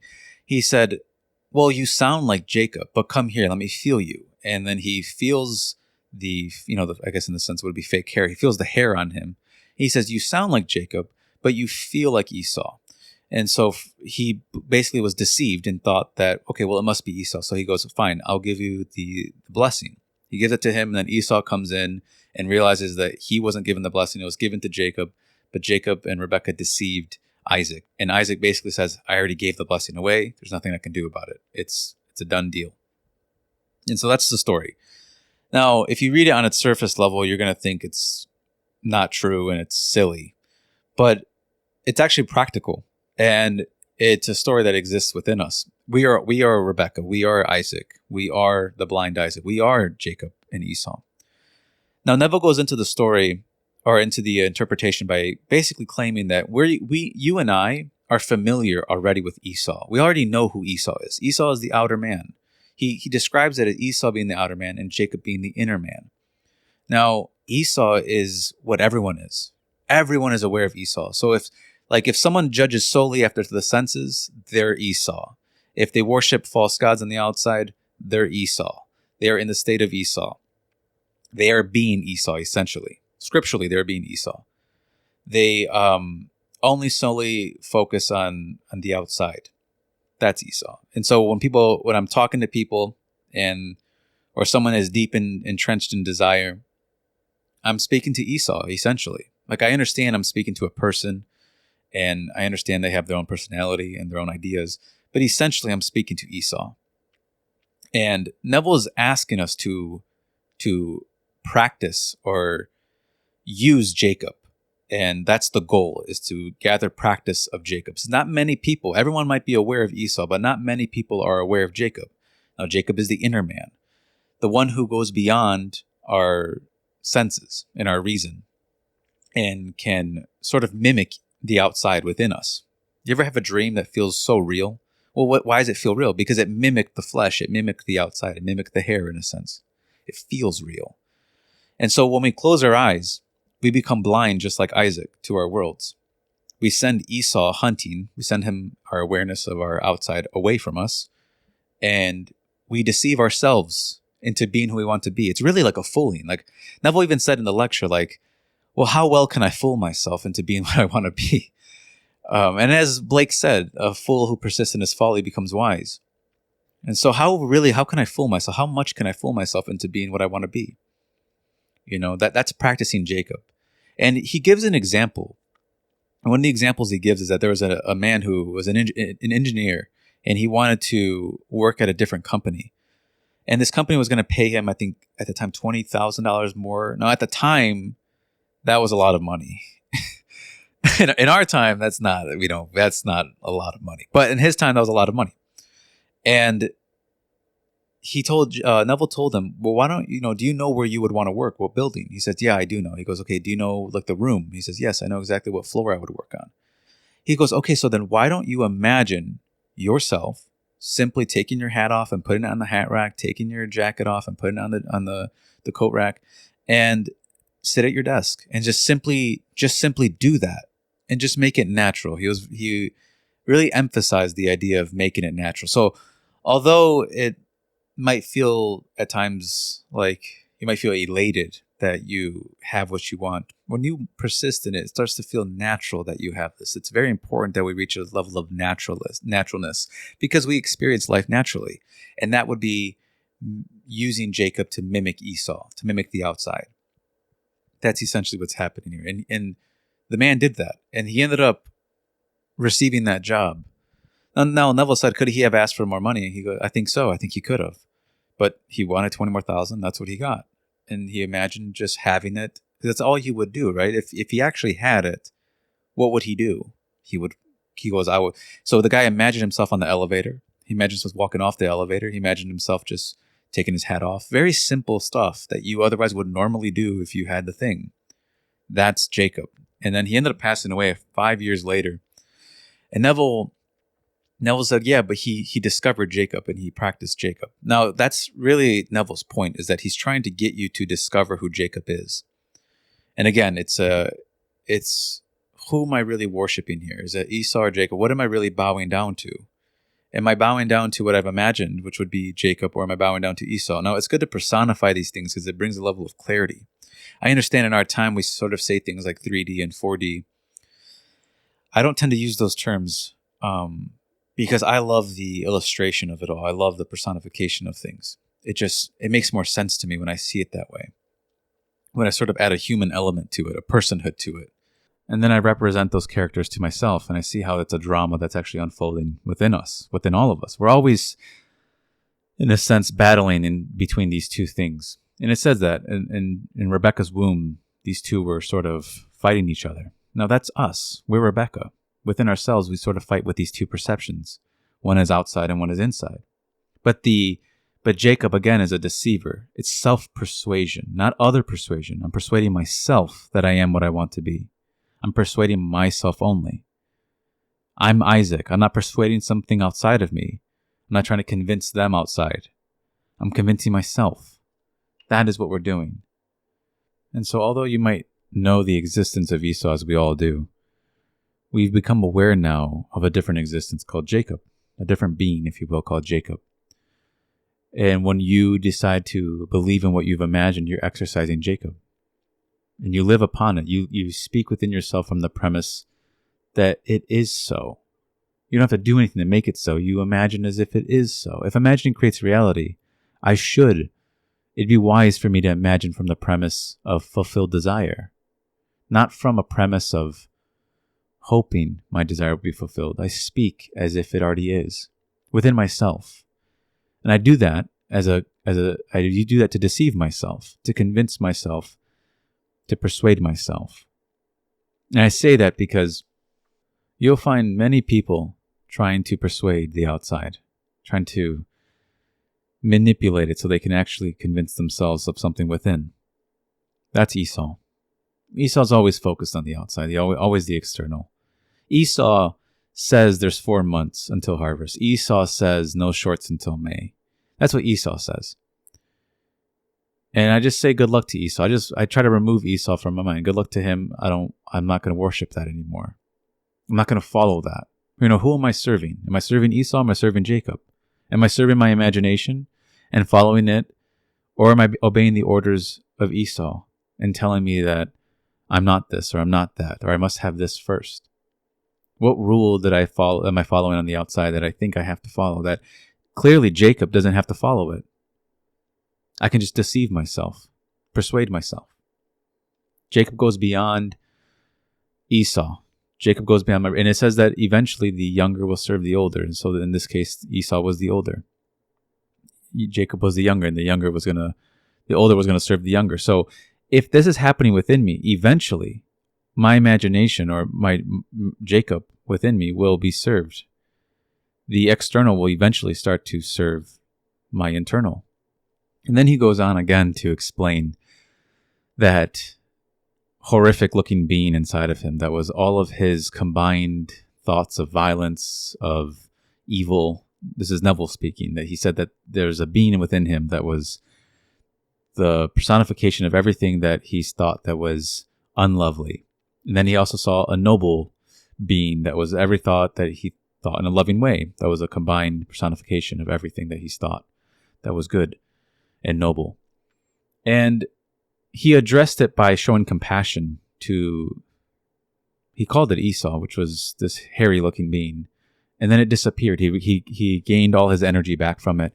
Now, I've had my experience differently with that being, but the way I addressed it was a bit differently. And so I recently had an experience where I didn't see this hairy figure. I saw almost a spider-like figure with a human head on it, and it was horrid. And I could tell it was all the things I could actually feel from it. This is the embodiment of all the things I think that aren't lovely. Like, I could just tell by looking at it. And I tried to speak to it within myself. I told it to go away. I told it, you're not welcome here. And nothing, it didn't matter. Like, no matter what I said to it, it didn't matter. And then I had this sudden urge to stare right at it. I stared right at it. And I said, I'm not going to be afraid of it anymore. And then I enlarged myself. And the moment I enlarged myself, that's when it disappeared. And I gained all my energy back. So I went a different route. I didn't show it compassion, but I enlarged myself. That was the way I needed to do it. So it's a bit different, but take what you will from that. The next time you sort of find yourself terrified on the inside, enlarge yourself, and it will make that whatever thought you're having, whatever being that is scaring you, it will become so tiny in comparison. And then it goes away. And so no matter how many times I pled with it, or I was pleading with it, just please go away, please go. It didn't matter. It was there. And I didn't show it compassion, but I did enlarge myself. And that's what made it disappear. And I haven't felt the same since. You feel rejuvenated, as Neville says. You realize that all the times you're worrying and you're fearing and you're creating something out of envy and hatred, it takes all the energy from you. You don't realize it while you're doing it. You're indulging in it. You don't realize it, but you're feeding this monstrous thing within you. But the moment you stop fearing it, you stop feeding it. You stop fearing things within you. You start, whatever you're afraid of, you face it completely. You look right at it and you don't feel afraid of it. You refuse to be scared of things within you. And that's how you conquer your fears within. That's how you do it. It's not, you don't have to go on stage to overcome a fear. You don't have to fall out of a plane to overcome a fear. You don't have to do any of that. The fear is within you. It's something you face. You face it dead on as I did, and you enlarge yourself. You stop feeling so tiny in front of it. And so I'm actually going to end it here on this video. The reason why I don't speak about Israel is just Jacob. As I said, it's basically the physical man, and then it's the psychological man, and it's the spiritual man. And these three, eventually Esau is gone, and then left is Jacob. And then Jacob goes after God's own heart and gets transformed into Israel, which is the spiritual man. But I don't want to get into that right now. I just wanted to give us, just kind of talk about this lecture. It's a personification of certain perceptions that we hold. Now, you can have an inner perception that goes beyond your reason. You do have this. That's Jacob. Now, exercise him. Try to put him to the test. If he is skilled at rearranging things, put him to the test. If he's a deceiver, then let him deceive me into being what I want to be. And let's see if I become it. A fool who persists in his folly becomes wise, as Blake said, so let me persist in my folly. Let the world think it's foolish, but I'm going to envision myself. I see myself inside myself, already the thing I want to be. Do I believe that? Am I persuaded enough? I'm not persuaded, then let me keep persuading myself. Let me find a way to put hair on it and make it feel real to me. What can I do inside of me that feels real? That convinces me that I already am that thing. For some reason, enlarging myself, that's what made the fears kind of dwindle within me. And so it was not necessarily an enemy. It was just revealing to me myself. So I wouldn't go to claim that being was an enemy. I didn't feel that. I did feel like it was a part of me. And it was a part of me that I've neglected. And it was actually a part of me I was scared of. I was really afraid of this part of me that I didn't know what to do with it. And I've thought that with forcing words upon it and trying to force it out, it was going to work. And I didn't want to look at it. I became frightened. And this happened before bedtime. And instead of becoming frightened, I decided to look right at it. Looked right at it. And I enlarged myself. And it just dwindled. It just went away.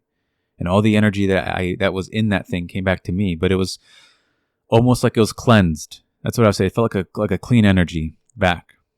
And I was able to now use this energy to create something different. And so don't go around thinking that you don't have this thing within you. This story is within all of us. That monstrous being is, in a sense, an eternal being that is within every single person. It's the embodiment of all that we think that is violent, unlovely, things that we know aren't good, that we've indulged in. It all goes somewhere, and it personifies itself or embodies itself in a being. But don't be afraid of it. It's not its fault, as Neville said. It's what we've given birth to within us. It's not its fault. And so that's why Neville showed compassion to it. He saw it as it was birthed from him, because we're Rebecca, remember?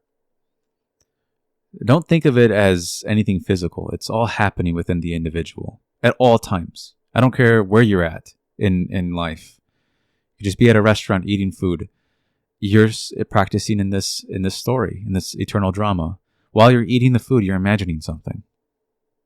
You're deceiving yourself in some way about something. And a lot of the times it's just a story that you're telling yourself. Whether you think that story is true or not is up to you. You don't have to think it's true. You can change the narrative. You can change the script. You are the director, the actor, and the writer within yourself. There can't be another within you. But that's all this is. All these things is the embodiment. That's all Jacob is. It's just the personification of the inner perspective. Perception, if you will. That goes beyond your reason. And clothes itself to appear like reality. And that convinces you that it's real. And you will, if you practice it enough, you will be able to touch things within yourself. It will feel physically real. And you have to ask yourself at that point that my imagination has the ability to mimic reality to a 1-to-1 degree. It makes you question everything about reality. But before you go there, just start testing Jacob. Start testing this being within yourself. And trust that it has the ways and means to execute it. That's what it's good at. It's really not calling you to do it. That's why Neville took all responsibility off himself. He says it's not up to me to do it. All I'm asked is to imagine it. And so like that engineer, he imagined himself simply taking his coat and putting it on the coat rack. Simply working there. That's what he wanted. Now you might not want that. whatever it is you do want, start to just do it naturally inside. Every day, just do it naturally. Fall asleep naturally doing that thing. And you'll find yourself naturally doing it in this world, and it will feel like it would have happened anyway. Neville says if you start to go down that path, that thinking that everything's a coincidence and that things just would have happened anyways, then you're going to stop exercising Jacob. You're going to stop doing it because you've fallen victim to this idea that everything's just so random. It's just a coincidence. I don't believe in coincidence, not after this. And so if I have things that are happening within me that are happening outside of me that I'm totally unaware of or why it's happening, then I must be unaware of what I'm doing within myself. And I have noticed at times I am unaware of what I'm doing within myself. I'm totally there are certain thoughts, thought patterns, certain paths that I go down in my mind that are so normal. They're not good for me, but they're so normal that I don't realize I'm even doing it until I realize I'm doing it. And the moment I realize I'm doing it, now I'm given a choice. A new path opens up and it's telling me, do you want to go down this path or do you want to go that path? It's really just a trail in the woods. Which one am I going to take? That's essentially what's happening every time I become aware of something. A new path is formed and you decide to walk down it. You're always walking within yourself. Where are you walking? I don't know. That's something you'd have to answer within you. But I noticed that I was walking and I was walking aimlessly at times. I didn't even know where I was going inside myself. I was completely lost in my own thought, completely lost in the world of imagination. I didn't know where to go. But the reason why I didn't know where to go is because I thought I couldn't have anything. When I started to see I could have things in my own imagination, when I realized I have ownership inside this place, then it became kind of obvious what I should imagine. But it wasn't until then I was sort of lost. I didn't know what I wanted. I didn't know what to imagine. I didn't know how to imagine. And after reading Neville's work and practicing, I've learned all those things. And so there's not really an excuse for me anymore. When I find myself in trouble inside, or I find myself in trouble on the outside, I have to ask myself, what am I imagining? What am I doing? That's why Blake opened up his poem and said, the poem of Jerusalem, "O powerful human words, what have I said?" He's asking himself, what did he say in the past? Because he doesn't remember. And I don't remember at times what I have imagined. And like I said, I don't even know sometimes while I'm even doing it, I won't be totally aware of what I'm doing. But it's learning to tame this imagination, learning to take, I don't like to use the word control, because control comes from fear. But you should see it as when you go to imagine, instead of trying to control your mind or control your imagination, learn to guide it. Just like a horse, you learn to guide it. Let it go, but guide. That's what I would recommend.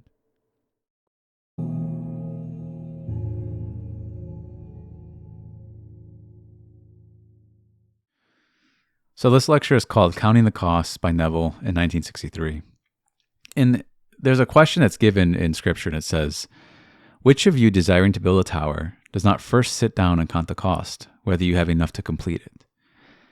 And this idea is that when the imagination, if you don't like the word God, when God became man, as Neville says, imagination took upon the flesh, or imagination became man, that man may become all imagination. That when the imagination did that, it counted the cost of what it took to become us, for us to take upon human form. And it's a frightening cost, but God became us. The imagination became us. He's not pretending. I am, in a sense, is not pretending to be you. You feel it within yourself. This is who you are. And when you say, I am Edward, I'm not joking. I'm not making a humorous joke about it. I'm being serious. And so the I am believes itself fully. It counted the cost when it became it. But it also laid out a blueprint. You don't build a house without a blueprint. And the blueprint will bring us back to itself. But when it brings us back to itself, it makes man divine. So the imagination becomes in the flesh or becomes man, and man becomes all imagination. But the same way it does that, it's the same way it sort of abandoned itself to become man, is what we must do on this level to move into a state that we want to be in.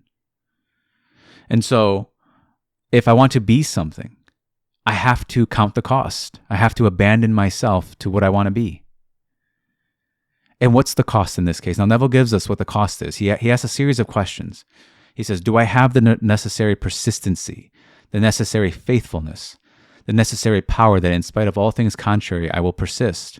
Do I have these virtues? That's the cost. That's the price you have to pay to become something new.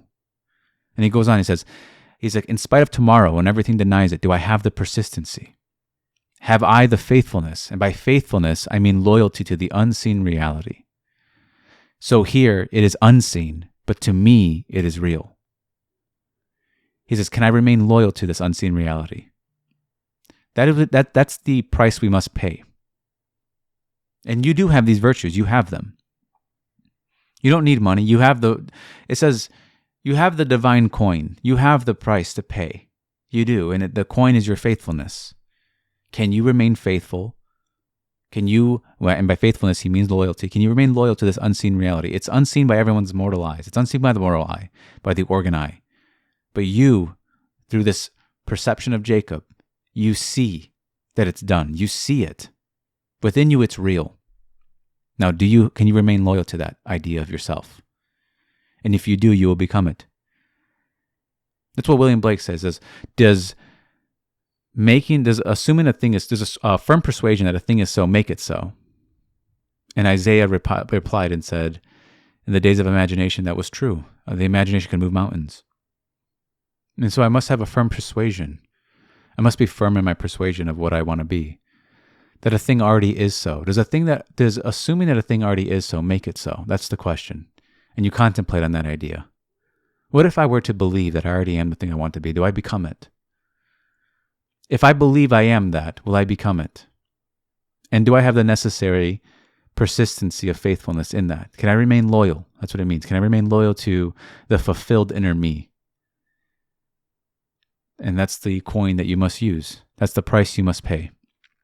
Can I abandon what I am and to become what I want to be? And so this lecture is basically hinting, or it's getting to the point that causation is mental. And again, that's another investigation. Is causation mental? And he goes on, and he gives this example of this woman. She wanted her husband to be a judge, and he wanted that. And she says, well, why don't you address him as the judge? And he says that his brother wanted to be a doctor, Neville's brother wanted to be a doctor, and his wife would address him as the doctor all the time before he was that. And she did the same thing. And I personally think that she could have just addressed him this way and within her imagination. I don't think she had to verbalize it, but she verbalized it. But she goes, always address him as the judge, and he will become that. And he did. She remained faithful to her assumption of him.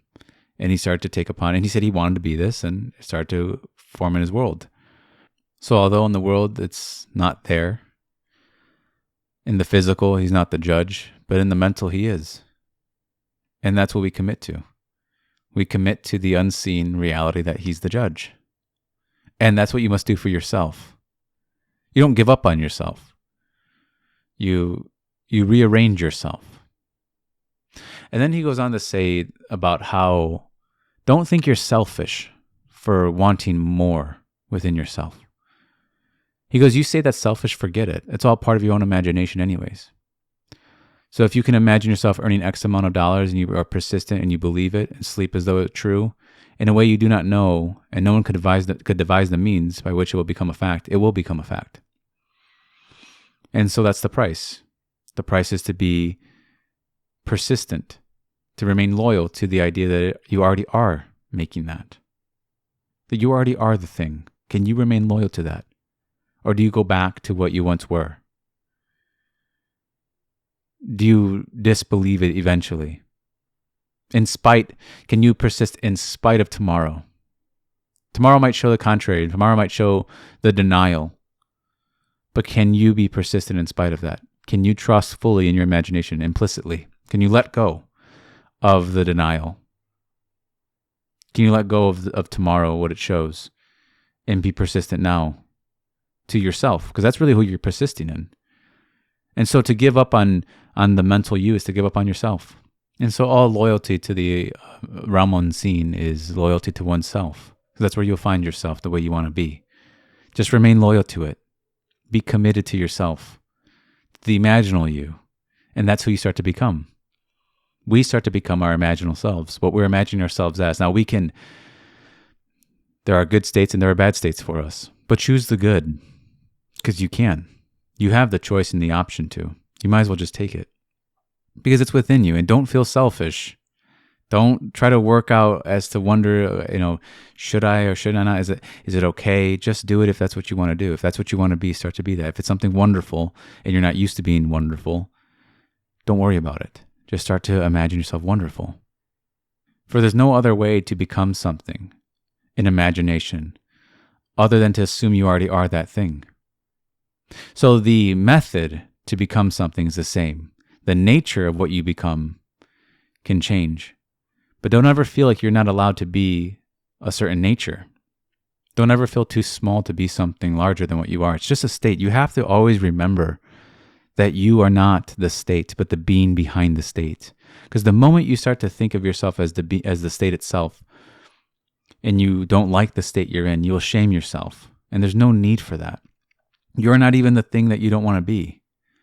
You're the being behind it that attaches itself to states. And then he goes on to say that the state that I often return to is the state that I'm in. That's the state I've committed to. Just like a name, if you were to change your name, it would take a few times before you would actually turn and respond when someone says your new name. It's the same idea. So at first you don't feel like it's you, but then over time it starts to become your nature. If you're persistent, if you believe, you have to believe that you already are that thing consistently. That's what you must do. And then he goes on to say something quite funny and interesting. I'm not sure what the question was. It says inaudible, so you can't see the question. But the first thing he answers is, "No, my dear, I never consider the cost of what I want." And so while he imagines, he's not putting the condition of cost. He's not putting the conditions of what he lacks and what he otherwise needs first to have the thing he wants to imagine. He doesn't consider it. You don't have to consider the physical cost of something. The cost is the divine coin, which is, do I have the faithfulness? Can I remain faithful to this dream? And that is how we fashion our worlds. We fashion it through faith. Whether we like it or not, we're always having faith in something within ourselves. You can't really escape imagination. You can't escape your own imagination. So you're always going to imagine regardless. And you can really only have faith in what you imagine. So you're always going to have faith in your imagination, but what you have faith in inside of yourself is up to you. But you have the choice to choose something wonderful, to choose something good for yourself and for another. In that case, she saw her husband as a judge. He wanted that. He might have been unsure about how he was going to be it, or he might have had some doubts, but she was persistent in seeing him that way, and he became that way. Even though in spite of tomorrow, he's not the judge, he still saw him the judge. Now that's the price. That's the cost that we must pay here. But really, it's not a bad thing. Because you do have these virtues. Neville asked, do I have these virtues? You do. You have these virtues. And the virtues are something that simply need to be exercised. I have a video called Imagination, My Instrument. This is like a piano. You have to learn how to play it. And you learn how to play imagination by assuming you are the thing consistently. That's how you play this game inside. But it's really self done to self. So a lack of commitment is a lack of commitment. A lack of loyalty is a lack of loyalty to oneself. Always remember that. Because then you won't give up on yourself. You won't just quit.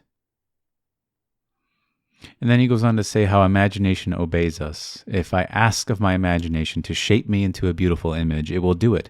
If I ask it to shape me into an evil image, it will do it. Or if I ask it to conjure up an image of hatefulness or of loveliness, it just does it. It doesn't ask me for qualifications or for anything on the outside. It doesn't ask me of anything. It just does it. And so if I want, I don't have to feel that I'm unworthy of something. If I want to imagine myself lovelier, the imagination just does it. And what's called upon me, the price I must pay to buy that dream, is my faithfulness to it, my loyalty to it, to the unseen. That is what I believe in.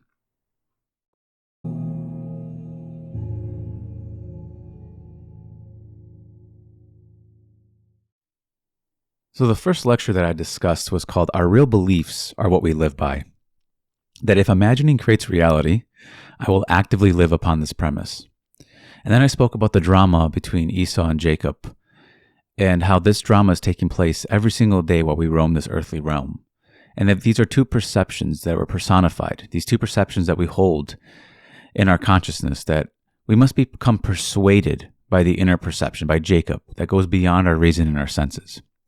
And then we spoke about counting the cost, which is really a self-investigation, asking yourself, do I have the necessary faithfulness to remain faithful and loyal to this unseen reality? In spite of tomorrow, in spite of the senses, do I have the necessary faithfulness? Can I remain loyal to what is unseen? And then today we're going to speak about the pearl of great price. And this too comes from 1963. And this starts off with a scripture.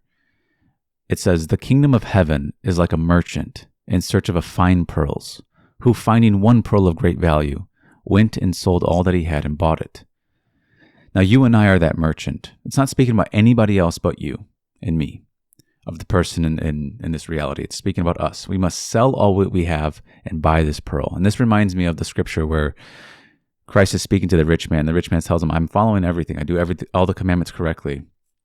What more can I do? And he says, well, sell all that you possess and come and follow me. And that was too much of a price to pay, so he put his head down and walked away. Now that's also us. We are the rich man and we are the merchant. And we hold on to many, many beliefs, many rules, many ideas, many conditions that we place. We believe in other causes outside of our imagination.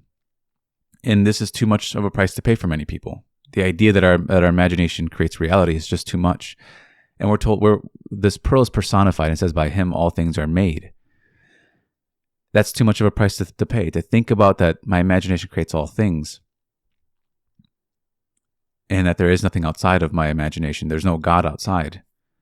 It's too much of a price to pay. But then Neville goes on to list certain things that you must give up. He goes, if you believe in authority, you've got to sell it.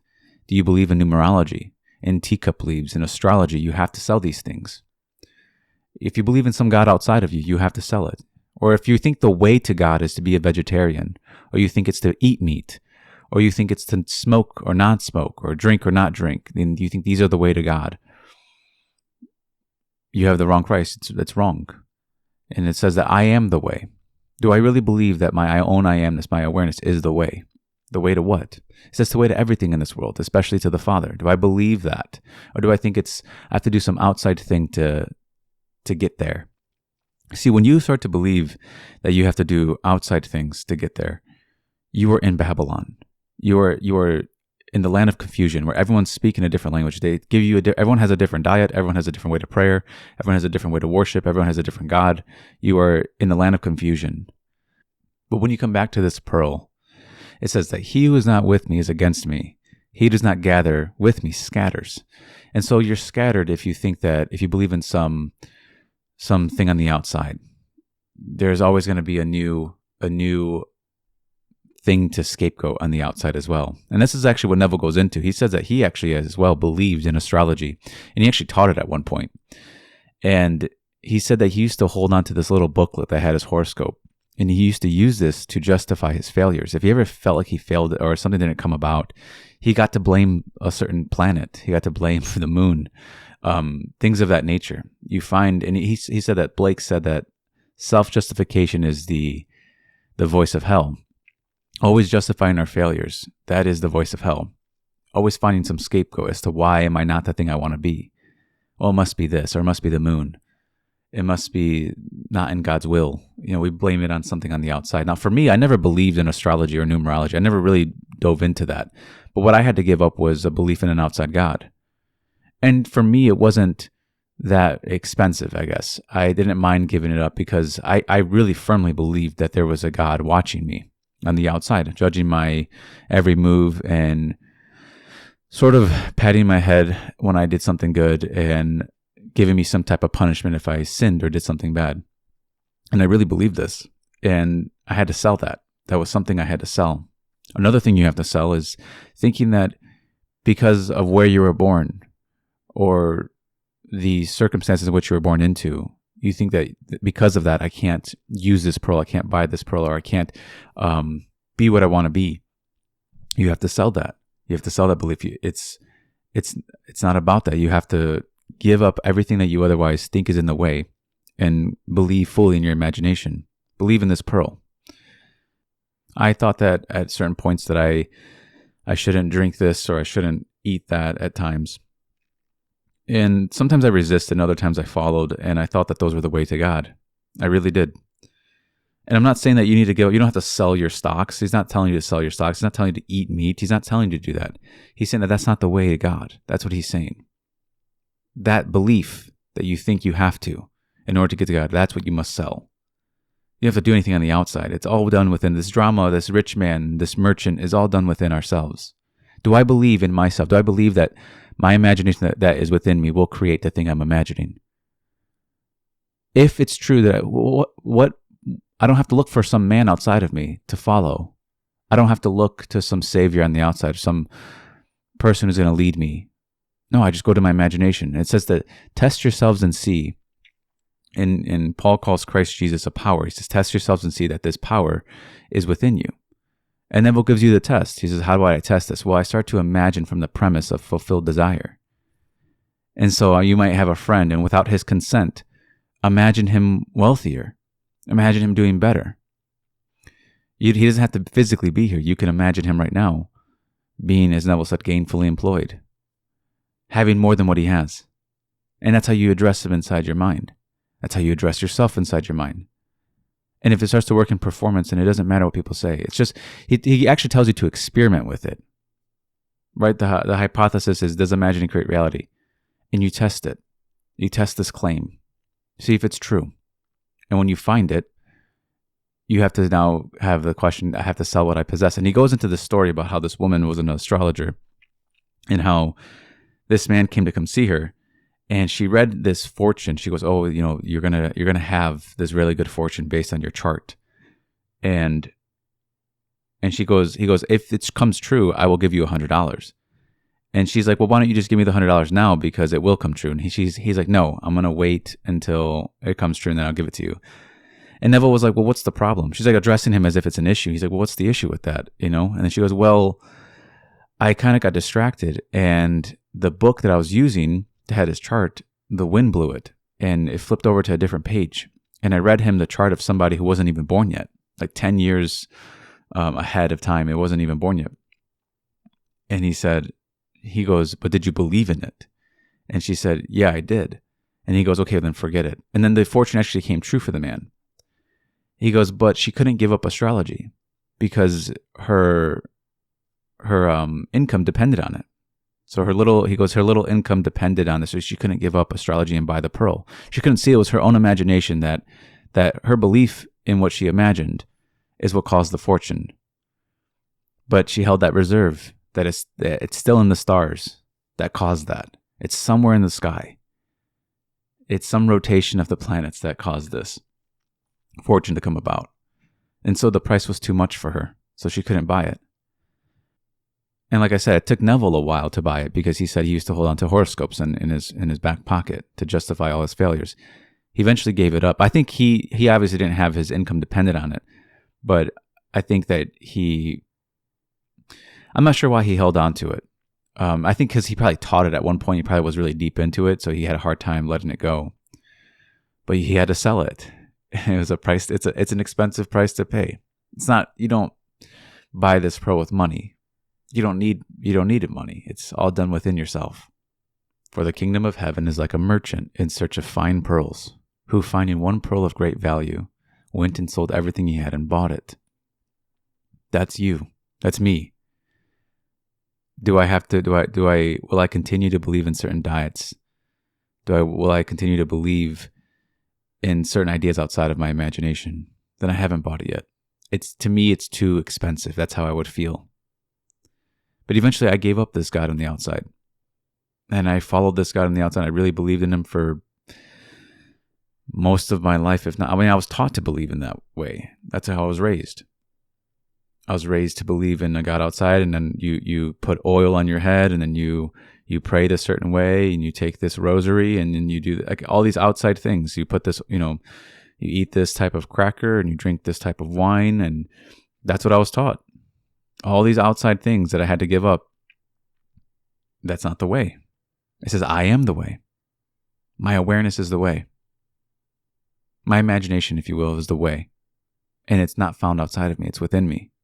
It's within you. But do you believe in it? Do you believe that if you remain loyal to what is unseen, that it will become seen? Because that's what we're told how things create. Do you believe that? Or is there a little reserve that no, it doesn't, that's not how things work? Or do you believe in something in the sky, or some stars, or cards? Do you believe in the flipping of cards to tell you your future? Or in a psychic? Do you believe in a psychic to tell you your future? Or do you feel like your future is found in your palm? These are all things that we would have to give up to buy this pearl. It's a pearl of great price. It's not cheap. But we're told that if that rich man were to sell, when Christ says, sell everything you possess and then come and follow me, he says, but if you do that, if you sell all your possessions, you will have great riches in heaven. Well, he didn't want those riches in heaven. He didn't want that. He didn't believe in it. But if we do sell these ideas that we believe in, you will find that this pearl is what you're looking after. It's what you actually want. I don't think people actually want to believe in these outside things that have control over their life, because we're looking for the cause. And the cause is not found in the sky. I mean, Shakespeare said it. He said it as well, not in the stars, but in ourselves. Do I believe that? Can I let go of outside things? Especially in times of trouble, can I believe in my own imagination? Can I believe in Jacob, as we talked about? And so this parable just leaves us with a choice. It's a choice whether or not we will do it. To the degree we believe in our imagination, that degree we will live by it. But we're actually asked to sell everything. And it can be a difficult choice, but it's something that I feel like I've always wanted to do anyways. I don't really like to believe in things outside. I don't even think I enjoy it. I don't think I really like to believe in the God outside. I didn't really like doing I never understood why I have to eat this bread and why I have to drink this wine on the outside. I didn't realize that. I didn't understand why I had to do all these hours and months committing myself to a certain religion. I didn't feel like that was the way to God. It made no sense to me. And so for me, it wasn't that heavy of a price. But I believed in other things. I believed in other justifications for failure. I believed in other reasons why things weren't the way why I wasn't the way I wanted to be. It was because of this person. It's because of that person. It's because of something outside of me. I didn't believe that this power really could transform me. I believed that something was holding me back, and it was outside of me. And that's the reason. So I had to give that up. That's when the price became great. But for Neville, it was astrology. It was these stars that he believed in. I don't know what it is for you, but you have to ask yourself, do I actually believe my imagination will I sell everything that I believe in to believe in this? Do I actually believe in it? Will I pay the price? So that's a question for all of us.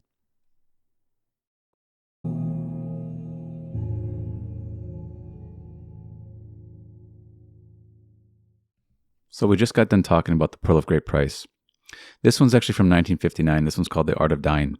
This was one of my favorite lectures for a long time. I still think when it comes to the law, I find it to be great because he touches on the feeling of doubt. And many times if you read Neville, he's very big on daring to assume. And he kind of just doesn't really care about doubt. And as somebody who was very doubt-ridden, I felt like I needed some addressing on it. And I feel like this lecture addressed the feeling that I had. And so he starts the lecture out by saying that Paul in Scripture says that he dies daily. And Blake said that death is the best thing in life. There is nothing in life like death, but people take such a long time in dying. At least their neighbors never see them rise from the grave. And obviously these people aren't talking about physical death. They're talking about the death and resurrection inside of oneself, inside the imagination. That's what they're addressing. And so you are something inside of yourself. Can you die to it? Can you cease to be it and be something else? You'll see how it's actually an act of forgiveness. Because if you are something you dislike, the fact that you can die to it and it actually cease to be inside of you and you become something else, it's freedom. It's actually freedom. There's no little reserve. There's no, well, what if I still am that thing? No, you completely it ceases to be. And, I'll quote him. He says, "So I see my dream and I must learn to die to what I am in order to live to what I want to be." And he kind of hints at the what he means by, sort of letting go and dying to what you are. He goes, I do not wait for signs to appear. It is when I'm most aware of my restrictions and feel the pressures. Then I must learn to die. I must learn to let go of what my senses dictate and go mad, quote unquote, and yield to what is only a dream. And I remember reading that, and it just, it really hit me, because when he says, I don't wait for signs to appear, and it is when I'm most aware of my restrictions and the pressures, that is when I change. That's when I die to what I am, and I resurrect to what I want to be. And I remember that hit me, because when you're going through life and you feel these restrictions, you feel the pressures coming upon you, you almost feel like you don't know who to turn to or where to turn to. You don't really know what to do. And he says, you must let go of what my senses dictate and yield to what is only a dream. And yielding is a sense of surrender. So you really want to let go of what is happening outside. And really, when you see the dream inside of you, you want to yield into it. There's going to be some resistance within you that's going to wonder, well, what if it doesn't work? And he speaks about that. He says, if you feel within yourself, well, what if it doesn't work? What if I yield and nothing happens? He goes, that is when you have to completely let go and give yourself to this dream. And then he goes on to say, if I could yield myself to a dream and it would not become flesh, it would be complete tyranny over this wonderful concept of life, but it cannot fail you if you yield. So life would be terrible if our dreams could not become flesh, but they can. And he says that, and this is where he talks about the doubt. He says, what if you play, what if you imagine and you tell yourself, what if I play this, my last card, and it doesn't work? He goes, then you have not yielded. You have not nailed yourself to this idea. And so it's that feeling of, I always had that in the back of my mind. Well, what if I imagine this? What if I go all out and believe in myself to be that, and nothing happens? And he's saying, then you haven't yielded. There shouldn't be any more questions when you yield. When you really give yourself to this dream, then you will become it. It won't fail you. You will actually become the thing if you give yourself to it. If you die to what you are, and you resurrect and attach yourself to what you want to be, you will become that thing. You have to. And so there must be complete abandonment to what I am, to what I want to be. I have to let go of what I've always been, what I've always known myself as, what I've been called my whole life. I have to let go of it entirely. Abandon that once was a reality to me. Die to it and resurrect a new reality by changing myself. He says, but man is afraid. He does not dare to abandon himself, so he never dies. And Blake would say he would just go mad. He called it madness. He would just completely let go of what his senses dictate and believe in what he wanted to be. And anytime I've made progress in my life the way I wanted to, I always was slightly afraid to let go, but I didn't really die. I always felt like afraid to give up what I am. But anytime I actually abandoned myself to what I wanted to be, I left myself into a dream within myself. It never failed me. But I never let go of that fear. It was always there. And even though it might have worked at times, I still had this little, well, what if it doesn't work this time? It was always there. But it's the same method. It is letting go of what you are to what you want to be. Can I let go of this? Can I die to it? Or am I going to remain afraid? Am I going to remain scared to be it? Am I going to remain in the insecurity that I am in? Or am I willing to give it up for security? Even though it's a dream, am I willing to give it up for a dream? And then he says, I try to catch the feeling that would be mine if I were the man I wanted to be. But that involves death. He goes, but if I'm not in love with what I am tied to, I must yield to something more lovely and make it real. So it's a constant, you become something, and then you are that thing for a while, and then you want to outgrow it. You might outgrow the clothes as you would outgrow clothes. And you have to yield into a new article of consciousness, a new state of consciousness. You outgrew the one you're in. And many times people who come and talk to me, they don't realize that they're actually in a state of consciousness that they've outgrown a long time ago, but they think that they have to keep wearing it. And I tell them, you wouldn't be talking to me this way unless you actually within you wanted to leave this state. But again, man's afraid, scared of changing their state of mind because it involves them to yield to something new, because it's always going to be that way. You're always going to feel this slight fear of changing. because you're used to being what you are.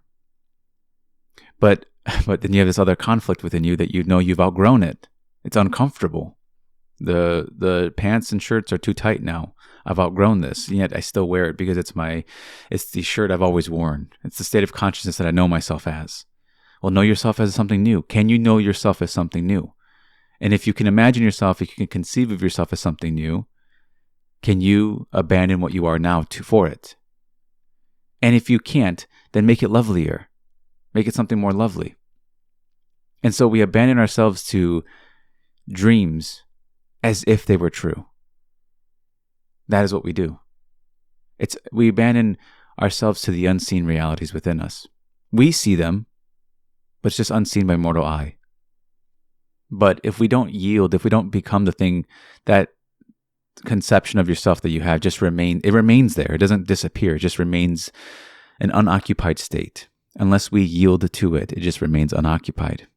And then he goes on to claim that this is forgiveness. This is a sense of forgiveness. And that's I remember when I first read this, the first couple of paragraphs, I felt that feeling of like, oh yeah, this is a sense of forgiveness. Because it is.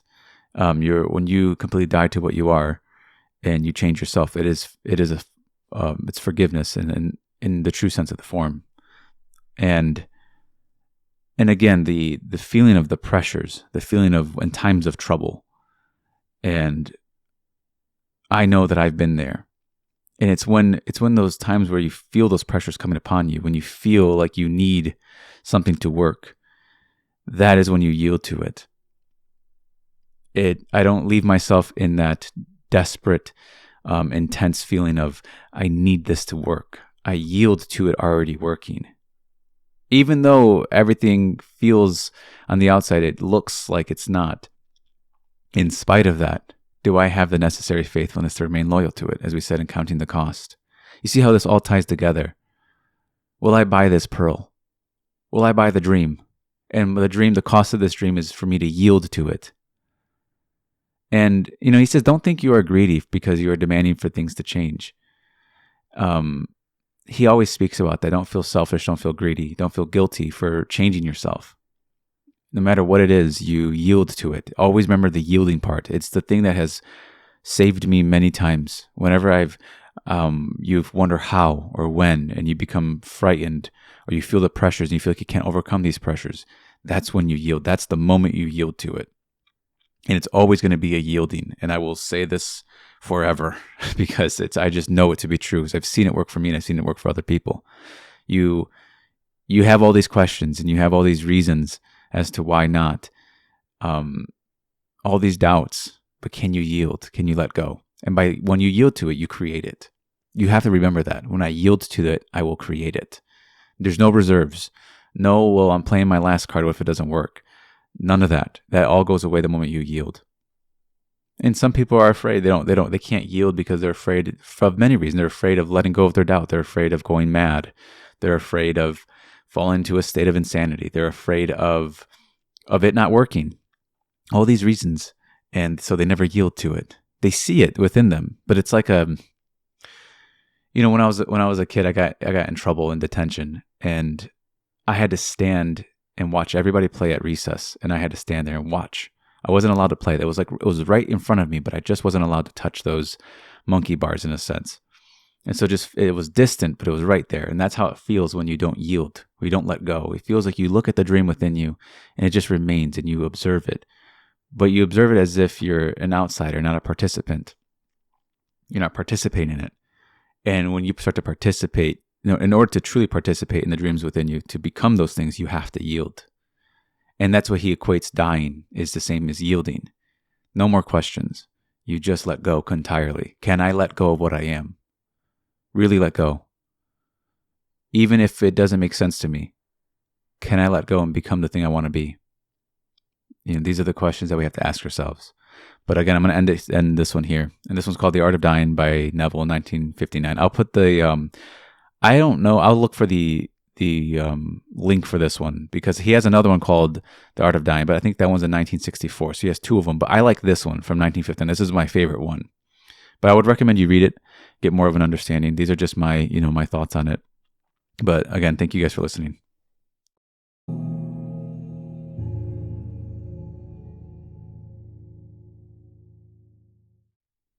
So this lecture comes from 1963 as well, and it's called The Holy One. And I want to emphasize that the stories in these scriptures, or when you hear words like Egypt or Caesar, you do not think of a place or a person, but it really is a real place and a real person, but it's also an idea. So, for example, Neville gives the story where he was sent to the army, and he didn't want to go, but he was drafted, and they told him that, I think at the time he was making a few thousand a month, and then he was told he was going to go down to about $50 a week. He goes, they were going to give me clothes, they're going to give me food. He's like, well, I had all those things, and yet I'm getting less now, and I'm taken away from my family. And no matter how many times he tried to plead to leave, he was told no. Now, what Neville does is that he takes this idea of the pressures and the times of trouble that he's in, and he sees it as a place of Egypt. And so no matter how many times he pleads with Pharaoh to release him, to set him free, he is told no. And as we're told that the Pharaoh's heart is hardened. But you can think of Pharaoh as well as Caesar, as Caesar's telling him no. No matter how many times he pleads and says, I have a family, I have kids, I need to get out of this place. He's told no. And he's denied. And there's nothing that can soften the heart of this Pharaoh, of this Caesar on the outside. And so he has to find a way out. And the only way he can find is through God. Now, in this case, he goes to I am, what he is, his awareness. Is that the real God? Is that his savior? That's what he's testing in this case. And so the scriptures or these stories really become alive to us. They become actual realities that we're in when we pray to this God. When we make I am be our God, we'll find ourselves in Egypt. We'll find ourselves having to go to it when we're in Egypt, when we have to leave certain spaces that have provided pressures and troubles. And really, Neville, when he speaks about the law, about using it, he always speaks about it in ways of using it to cushion and comfort yourself in this world. He always says it can cushion the blows of life. And well, in this case, there's a blow. He was drafted, he doesn't want to go, that's a blow. And now he has to cushion himself. So you think of this story as these people are in bondage to Pharaoh, and there's this Pharaoh that has them trapped and they can't leave, and you think that that was just some story in the past, and yet it's taking place now. It's actually happening right now. The moment you are in a spot in this world where you can't leave, where you feel like you need to be freed, and yet you're not free, and you're being told no, you are in Egypt. I don't care what it is. It doesn't have to be the army. It doesn't have to be somebody high up in government authority telling you. It could be anybody around you. Anything that's holding you captive. Anything that you feel like you need to be free from. You're in Egypt now. Now, while you're in Egypt, the way out is through God. That's the way. Now, the way is this God's name. He tells you his name, and it's I am. And he says, use me. So it's also a power. And Neville said that he didn't, after he was told no, it's not like he wrote the president now and wrote them a letter to plead with them. He went, no, I went straight to I am. That's what I went to. And he imagined himself in New York, back at home, where he wanted to be. He didn't reason with himself. It's like when you fall asleep, right? If you were to fall asleep right now, you would eventually let go. You would lose your sense of time. You would lose your sense of reason. You would lose your sense of doubt. You would lose your sense of the senses. And you fall asleep into a dream. Every single night you lose these things. Well, he lost those things when he imagined himself in New York. Reason told him that he's not going to be there. Reason told him that he's never going to leave Egypt. Reason told him that he's in bondage to this. Reason told him that Pharaoh's heart is hardened, that he can't leave, and he needs his permission. He said, forget that. I don't need the outside's permission. I don't need Pharaoh's permission. I'm going to imagine myself freed from this spot. I'm going to go to God. And when I imagine myself in New York, I will lose my sense of time, just like I would in a dream. I will lose my sense of doubt. I will lose the senses. I will discard them all. I'll discard Egypt and find myself in the land I want to be in. Then he goes on to say, he says, but if you identify yourself with the garment that you wear and think, I am limited, and you look at the world just as you see it, then you will remain in Egypt. The purpose is to completely get out of Egypt until the moment in time comes when you really get out by a series of fantastical, mystical experiences that could ever be conceived. So he speaks about Egypt can be a spot where we feel pressures and we're being told no. And then there's really this whole world, this realm that we're in is also a form of Egypt that we eventually will leave as well. And we do it by this God. But let's bring it back to this level. On this level, he needs to leave Egypt, which is the army in this case, which he's identified as the army. He's identified this Egypt as the army. And that's why we talked about the pearl of great price. He says, you believe in authority, you have to sell it. So in this case, he's not going to some other authority figure to plead with them, to give them whatever he wants, which is his yes. He goes to himself to give him the okay to leave.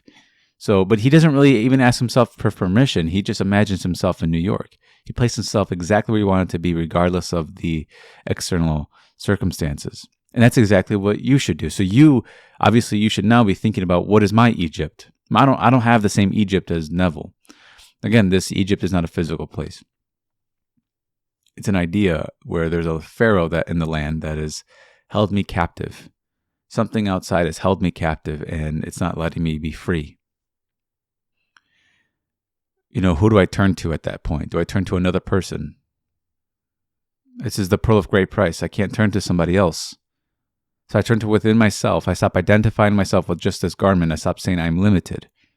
And I imagine myself freed.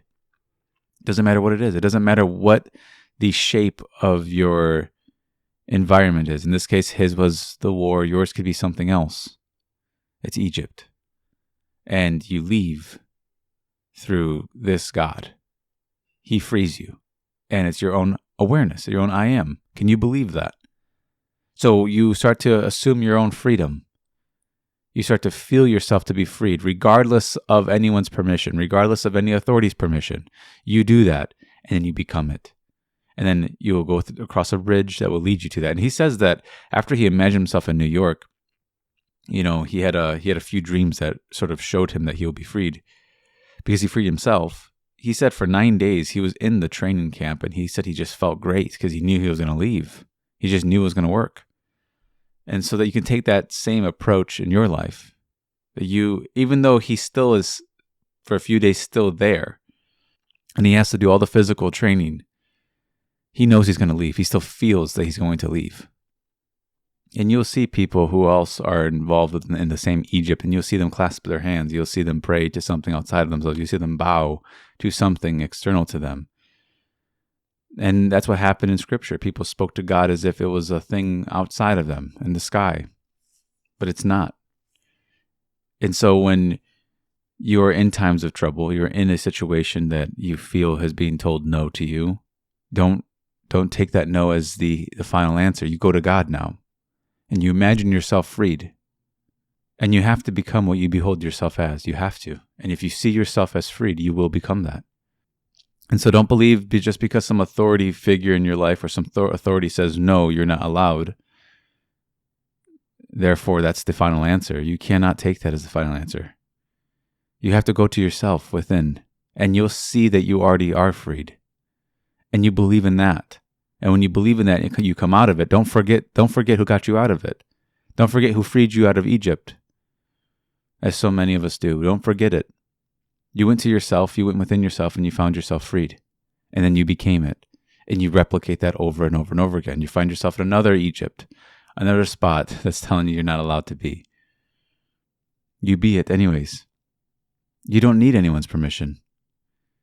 Again, and how do I practically do this? Well, it's just like tonight, you're going to fall asleep. Right before you fall asleep, you lose your sense of the things that are so precious to you, which is your time, your senses, your reason. You lose your sense of these things, and then you find yourself in a dream. Next thing you know, you're in a different plane, a different realm of existence, living life, doing the things you would otherwise do here, there.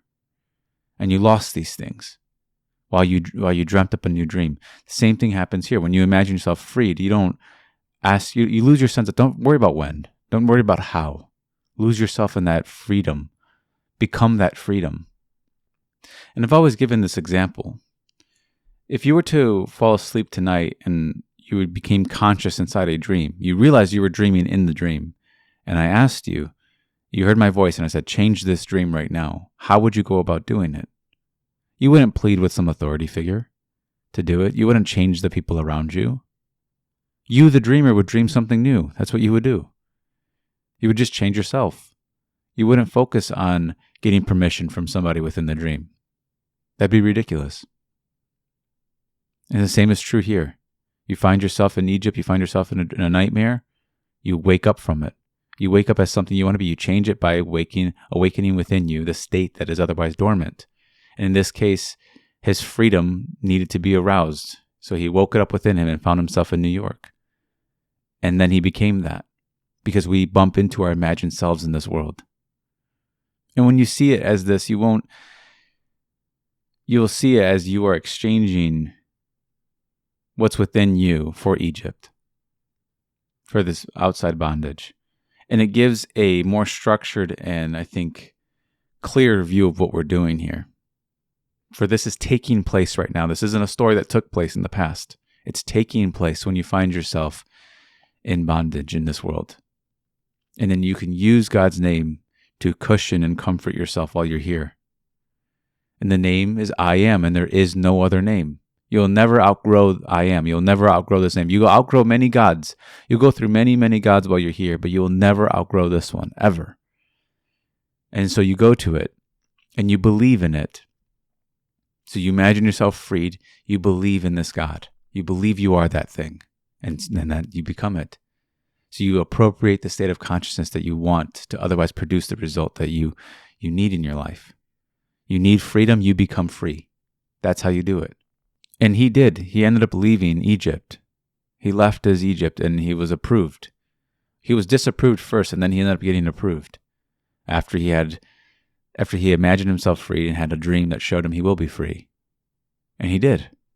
And you can take this same story and replicate it in your life. It doesn't have to be a draft. It doesn't have to be a war. We're all in wars. We're all in some type of battle within our lives.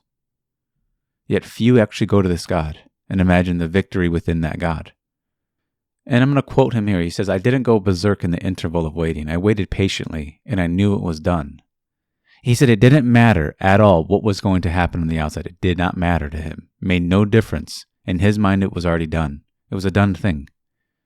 And you can take that same approach to your life. So I'm going to end it here on this one. I hope this gave you some clarity on this God that we're using and that we're believing in to get us out of the pressures and troubles that we could be in, that we find ourselves in this world. Thank you for listening.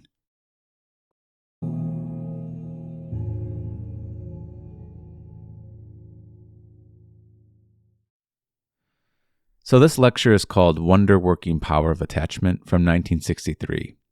But for me, I'm going to call it Levels of Vision because I think it makes more sense to call it that. And just for the sake of like YouTube's title, there's not many characters I have, so I don't want to put a long title. But if you want to look this up, it's called Wonder Working Power of Attachment from 1963. So he goes into these different levels of vision that William Blake says. And he talks about single vision, twofold vision, threefold, and fourfold. Now, I have my own experiences with these visions. We all do, really. And Neville gives one of his experiences, but we're going to talk about single vision first. So single vision is basically observing things as they are. So you look at a tree. He gives this example. Neville gives an example of looking at a tree and it's just a tree. You look at a man, it's just a man. You look at a rock and it's just a rock. It's nothing more than what it is. You see the world just kind of as it is. A stomach is just a stomach. There's no meaning behind it. There's no understanding behind it. It just is what it is. That is single vision. And then there's double vision, which is seeing things as a symbol. So you look at so he gives an example of looking at a fire. You kind of see a fire, you light it up, it sort of dances around, and then eventually it withers and it goes and turns into ash. And what you could see from that is your life. You can see how that resembles your life, like how a candle resembles your life. William Blake gives an example of this in his poem called The Fly, and how he likens a fly to a man, and how sort of a fly, you sort of swipe your hand at a fly to kill it, and he basically says eventually, a man comes and he dances and sings, and eventually a blind hand shall brush his wing. And so he likens a fly to a man. He sees it all as the same thing. And that's double vision. So double vision is also another example of double vision is it's seen like a person who only wants to do things out of their own personal and selfish gain. Instead of seeing just a person, you would see a sort of a flea. You would see a parasite. That's double vision. Seeing things as what they symbolize. It doesn't matter if the person is the greatest dictator, the most powerful dictator in the world. It doesn't matter if they're highest in office. It doesn't matter where they're at in the world, how much money they have. If they're doing things just for their own selfish gain, then that's a parasite. That's a blood-sucking insect. That's how God sees them inside. Because God doesn't judge after appearances. God doesn't look to your money and think that you're better than somebody. That's not how it works. It really comes down to your intention. And your intention sort of will shape your symbol of what you are. And so they're a flea. And William Blake actually would draw people that way as well. You know, he drew a flea. If you look it up, he has a painting on called The Flea, and it's a man. It's in the shape of a man. That's how he saw people. And we're basically Blake kind of strongly warns against being in single vision all the time. He basically likens it to sleep. In the poem, he actually calls it Newton's sleep. And so he was very big on you always be in twofold. Always see things as symbols. Always see it as something relating to your life rather than just seeing things as they are. Just like, don't look at a tree and just see a tree, essentially. And then he talks about third vision. Now, third vision is what you and I are doing when we imagine. When we're taking double vision, which is seeing things as symbols, and we are states, if you will, seeing things as states and woven them together to make some type of conversation or some type of image or scene that implies what we otherwise want. That is third vision. And third vision, Neville speaks about how he's created many things from third vision. Sort of a third vision is you're threading together states to imply fulfillments of yourself. That's all we're really doing. You're taking these, otherwise what you're seeing from double vision, these symbols, and putting it together to imply something about you within. And Neville says, I created many things from third vision. Now, I don't want to get too into it because I think at this point we all kind of know what third vision is. You can eavesdrop. You wove together certain states that resemble what you otherwise would. Like you take a friend and make them see you the way you want to see you. You put them in that state, put yourself in a state, and then you can listen to them tell you. You can eavesdrop on the conversation, hearing them tell you that you are who you want to be.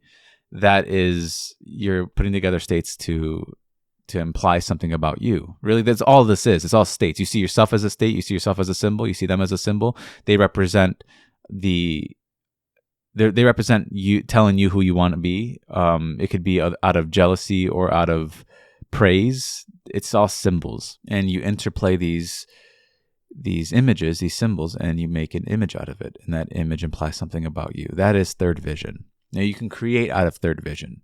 You don't need to create out of fourth vision, but fourth vision, that's really what I want to talk about here. Fourth vision is, Neville says it's the difference between being blind and seeing. It is completely different than third. See, third vision is like you can imagine something. You can paint something wonderful inside of yourself. And it could be rather blurry. It can be like, Neville talked about this when he left the army. He was back at home in New York when he was in the army. He said the image wasn't like perfect. It was shadowy, it was dark, but he tried his best to sort of make it real to him.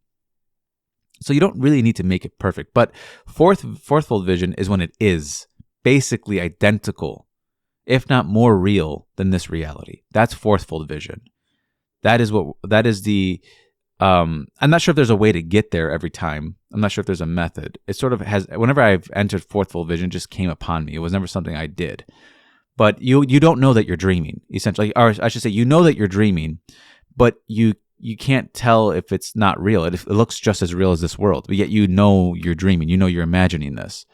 That's the difference. And he gives an example how he found himself at sleep at night, and he woke up in a dream. But where he was at, he was at his house. He was awake at his house. He knew he was sleeping, but he was completely awake. And then eventually it transferred over into this beautiful building where it seemed like almost like a hotel. And he said from this, he bumped into two people at the hotel, and it was a woman and her daughter. And he told them, like, ladies, this is a dream. And they looked startled, like they ran away from him. And as one would do if some man came up to you and said, like, hey, this is a dream, you would probably feel startled. And I have my own experience with that. I kind of want to share just my experience now with it. There's been many times where I've became conscious inside a dream. But the difference when it starts to feel real to you is when you touch it, when you actually physically touch things in your dream, is when it starts to feel strange. Because even Neville said that he saw a painting in this fourthfold vision, and he said he thought when he touched it, his hands were going to go through it. But it didn't. It was physically real, solid. It was just as solid as this world. And I remember I had my own experience with that, where I fell asleep and then I woke up and I was in a different country. I was in Cuba. And I was vacationing there with my family. And I remember I walked up to, I realized in this moment, I said, I'm dreaming. I was in front of a door and I just was aware. I just knew I was sleeping back at home, and this is a dream. And I walked through, the door just sort of opened, and it was already open. So I walked through and I see my parents, and they're packing their bags like we're leaving. Like the trip was over. And I walked up to my mom and I told her, I was like, hey, this is a dream. I'm dreaming. I'm sleeping right now back at home. This is a dream right now. And they wouldn't look at me. Like they didn't have much of a reaction, but they didn't know what to say to me. And so I thought to myself, I'm going to touch her shoulders and sort of shake her to tell her this is a dream. And I remember when I thought to myself, my hands are going to go through her if I touch her shoulders because it's a dream. This isn't real. And the moment I touched her shoulders, like I felt like as you would when you would touch someone's shoulders, it felt real. It was just as solid as this world. And I remember it shocked me. It really, truly shocked me inside when I saw that it's just as physically real as here. I felt the flesh inside of myself just like that. And that was the moment it triggered for me that this is more real than I thought. And although it appears like a dream, I almost couldn't tell. Like, put it this way: if I passed away in my bed back at home, there would be no difference. It's like I didn't skip a beat. I just found myself in a different world where I'm just experiencing this. So there's and Neville explains that. He says that he, when he was in his dream, after he told the ladies that, this is a dream, he wanted to get back at home because he realized he has responsibilities back at home. Because before he entered it, he told himself, I'm going to explore this place. Even though there might be consequences, I'm going to explore. Regardless of consequences, I will explore this dream. And he went in and explored it. But then at a certain point, he got stuck there. And he started to feel that he was worried because he has his family back at home that he has to take care of. And he goes, I have unfinished business. I have to get back.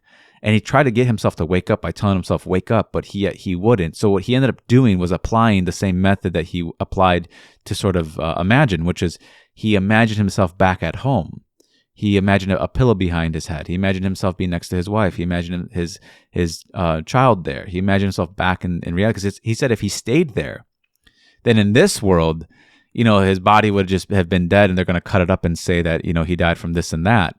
But he really was just in another place. He just found himself in a different world. And that's exactly what I felt too. I felt like if I passed away, for me, it would make no difference. I wouldn't skip a beat. And yet for the people here, it would be devastating for people in this world. And yet for me, I wouldn't have even noticed. And that's what fourthfold vision is. It's it being so real that you can't differentiate the difference. And I remember I also had this fourthfold vision come upon me when I was not even dreaming, like asleep. I was imagining being in this house. And I remember I did it for a month. I wanted to see what would happen if I imagined myself somewhere for a month, just placing myself there and just sort of participating in the dream. And then one day I actually found myself, almost like I went through like a small tunnel, and then I found myself in that house inside of this is all happening within me. And I was in front of the sink, and I was, touching the water coming from the faucet. And I remember in that moment, I was there. And it terrified me. I got really, really scared because I wasn't expecting, because, when you imagine something, it's kind of shadowy. It's a little bit dark. You kind of are trying to see the image. You're trying to see it, but you're not really there. But this time I was really there. And that time, I guess I got scared because I didn't know how it happened. I didn't know what I did. And it's the reality of it all just frightened me. And then my fear kicked me out of it. I noticed that if I remained relaxed and calm, I would have been there. I would have stayed longer. But because I got really, really terrified, for some reason that kicked me out of the dream and put me back into my body. So I don't know if you have to be sleeping, but there are many people in this world who have these types of dreams where you talk to the people in the dream. You tell them that you're dreaming and they don't believe you. Or they do believe, or they think you've gone mad in the dream. And yet you know back at home you're sleeping. You know this is a dream. That's exactly what will happen here in this world. You'll know it's a dream. It's just as real. It feels real. The consequences in the dream feel real. People are startled the same way they would be startled here. You try to shake them. They won't listen to you. To them, it makes no sense that it's a dream. And yet you're the dreamer of all of this. I dreamt up of Cuba. I was there. I dreamt of my family. I was there. I was the dreamer of it all. And I knew I was dreaming. I was awake inside the dream. Yet no one believed me. But you could never tell me otherwise. You could never convince me that I wasn't dreaming. I knew with certainty that I was dreaming. Now, you don't need fourth-fold vision to create things in your life. You don't need that. Second-fold vision, again, is a way of seeing life, and then you use that to create a sort of, to weave together images to create a scene or to create sort of a conversation, or you use that for third-fold vision to create in your life. Now, that will say you don't need fourth-fold. Fourth-fold to me, it was never something. Now, maybe imagining the same thing over and over for a month is what caused it, but I can't say. It seems like it just sort of comes upon me. So like you are literally awake inside of a dream, and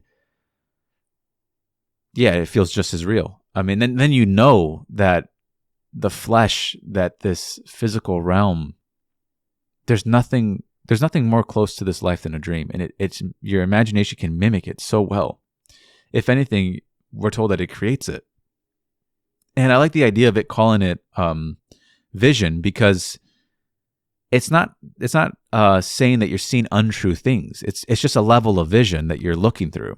So when you go within yourself and you eavesdrop, as I said, on hearing things about yourself, don't think it's not happening. Don't think it's not real.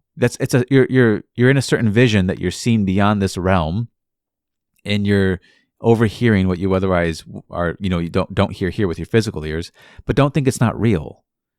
You're sort of penetrating a different realm where that is real, and you're experiencing it. So you're finding things within you in a sense, instead of feeling like you're creating it from scratch. Either way, I guess it doesn't matter, but I always like the idea that it's a type of vision that you're looking through, instead of making it all up in a sense. Like you're actually tapping into something that's already there.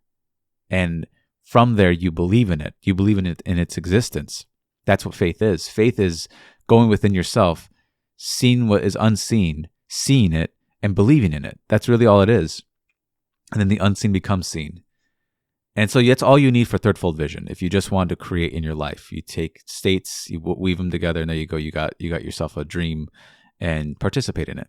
But fourth-fold vision is really what I found special in this, because I love that Blake actually gives it a label, because there's no words to describe how it feels to be awake in a dream and how to touch things in a dream. It just, now for me, I didn't feel that.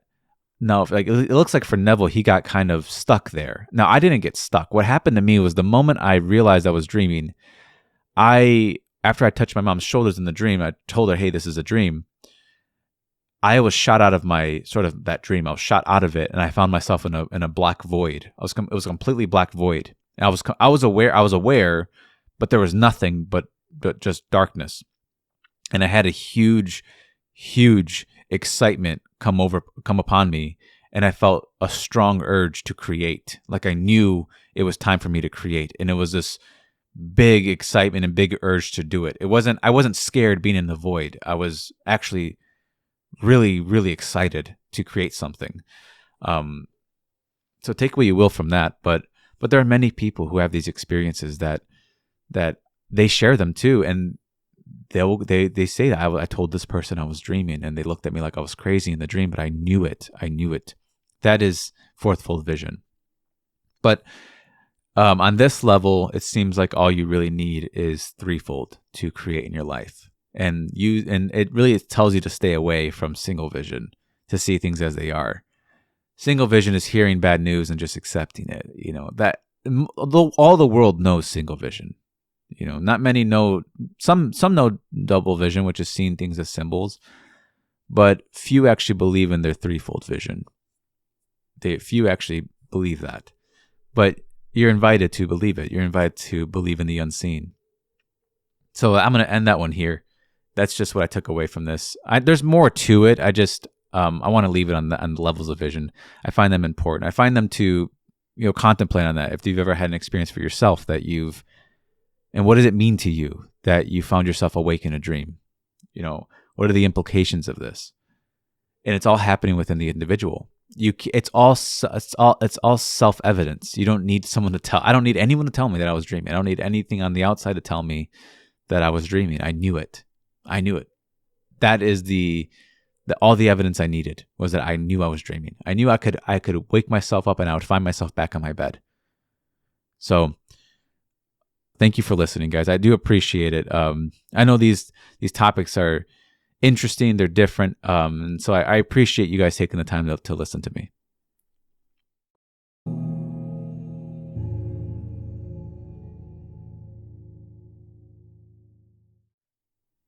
So sometimes when I make these videos and I go through my own thoughts on these lectures, after I'm done, I'll kind of remember certain parts that I want to talk about that I didn't. And that happened with this one. There's a different part in the lecture that I said in the first video that I realized that it actually inspired me this is a few years ago, to imagine the way I am doing now. So when he found himself in a dream, he said to himself, I'm going to explore it. Regardless of the consequences, I'm going to explore. And I remember that really inspired me to believe in myself, because I realized that I had a big fear of consequences when I would sort of imagine even good for myself, when I would imagine lovely things, or find myself imagining things that I otherwise thought were not going to happen in my world. I said, regardless of the consequences, I'm going to believe in this, because it's some future idea of what could go wrong if I thought something good about me always came up. So just seeing him say that to himself and exploring the dream, that's how I felt about. I applied it sort of on a lower level. He applied that in his fourth-fold vision. So I applied that in a third-fold vision, that regardless of consequences, I will believe in whatever it is I want to believe about myself. I will believe in my own success. I will believe within myself. We all have it within us, but few of us believe in these things. And I was one of those people, and I said to myself, I'm scared. I'm scared to believe. I'm scared to believe beyond what I've always known. And I said, regardless of the consequences, I will believe in this. I will imagine this. I will explore my imagination, and I will, whatever good I find in it, I will believe in it. And that's when things started to change as well in my life. And it all happened naturally and organically. It's not like something overnight happened. It was just sort of conversations started to come about, people started entering in, and then things started happening that were just sort of going down the nature of what I was imagining. But it really started to take upon reality in my world when I said, regardless of consequences, I will imagine. Regardless of my own fear of what could happen, I will yield and let go and believe in this dream. I will do it. And you can see how all of this ties together. Really, you can see how the art of dying ties in with threefold vision, right? Which is really letting go of what you otherwise have thought about yourself and imagine something new. That's threefold vision. You're weaving together certain states that, imply, as I said, something about you. And they interplay with each other. And that was a big blockage within me, that I couldn't seem to ever pass it up. It seemed like the only way that I could overcome this fear of consequence was to just do it. It seemed like no matter how much reasoning I did, how I knew as well within me to not be afraid, I still couldn't let it go. And I just had to yield. That was the only thing I could do, was yield into it. Regardless of consequences, I'm going to yield and believe this. It's not about asking myself anymore, well, what if it doesn't work? I don't ask myself that anymore. I just let it go. I let go entirely and believe in it. And then, in the lecture, he also goes on to talk about this person who they did imagine, and it worked for them. But later on in life, things got difficult, and they sort of found themselves again in a spot where it felt like they lost their faith. And he tells them, do you remember when you did this and it worked? Do you remember when you did that and it worked? And they remembered. And he goes, it's the same thing. Don't think it's different. And I get messages like that often too. And it's like, there are people who tell me, I've had it work for this and this and this, but this other area, I can't seem to get it to work. And it might be that there's not this yielding, this letting go of in that area. There's this fear of consequence, this fear of it not working, or this fear of change. But regardless, I will explore it. I will explore this side of me this state in me that I otherwise, once felt that I couldn't have. And so once I let go of the questionings, once I let go of the idea of consequences within me, I was able to actually obtain these things within myself. And so if you Neville gives so many examples. So if you want an item, just imagine yourself having it. Don't think about the cost. Just imagine yourself having it. Practice imagination. And Neville said that. You saw how it weaves together. He said, I never thought about the cost of things. I sort of just imagine I have it. And so if you want a certain freedom, just imagine you have it. You want a certain skill set, imagine you have it. And you'll start to see it will come about in such a natural way. But it will always kind of lead down the path you're imagining. Don't ever ask yourself how. You're never going to figure that out. Just practice third vision. Practice seeing it and hearing it and eavesdropping and having it. Because the how and the when are for this world, on this level here, on this earthly realm. That's this level. In imagination, it already is that way. You already have it. You just have to believe in that. And really, just notice it. Really, that's what I mean by believe. Be loyal to it. Be committed to a new idea. Regardless of consequences, be committed to it. Explore within yourself. Don't become afraid. I love exploring within my own imagination. You'll find many wonderful things, and you might find scary things, but explore it. Don't be afraid. Don't be scared of anything within you. You don't have to be.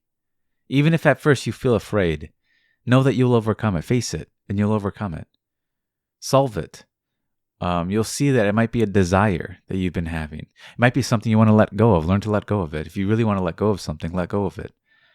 You'll see yourself as the one that you've been waiting for. And so really what I'm trying to get is that you don't have to be so strict when you read. You don't have to read Neville and think, well, he did this in his fourthfold vision, or, he explored. You can take bits and pieces and see how it applies really to when you imagine. And I realized you could apply that same method of really not caring about the consequences and just imagine the good anyways. And I applied it to myself in that way. And that's really what changed a lot for me, was that switch of regardless of consequences, I will imagine, I will believe in it, I will accept it, I will no longer question it, I will let go of my questioning. Even though I don't exactly quite know what will come about, I will do it anyways. And that's how you create in your life. It seems to always kind of push you towards this edge, and you have to take the leap and believe in it. It's always going to be that way. You always find yourself in a certain spot and you go, I want to outgrow this area. I want to leave this certain land within me. I want to jump in this pool. It's all metaphors, right? That's second vision. And then you actually believe in it, and you realize that you changed yourself. That's third vision. You believe in something that's unseen. So you take these symbols, as he said, you take these symbols of second vision, the leaping into the testing the waters, exploring without consequence, all of that's just symbols. And then you believe in it, and it changes something about you. That's third vision, believing in the unseen. Now, again, fourth vision, he explains how that's the difference between being blind. Single vision and fourth vision is like the difference between being blind and being able to see. I mean, they're completely different. One's just sees the surface level. The other one is like an entirely different plane of existence. But really, all you really need is second and third when you go to apply it.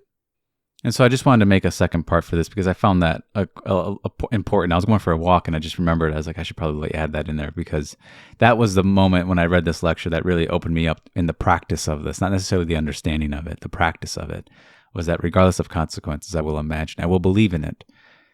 Regardless of what I know, regardless of my logic, regardless of my knowledge level, I will believe in this.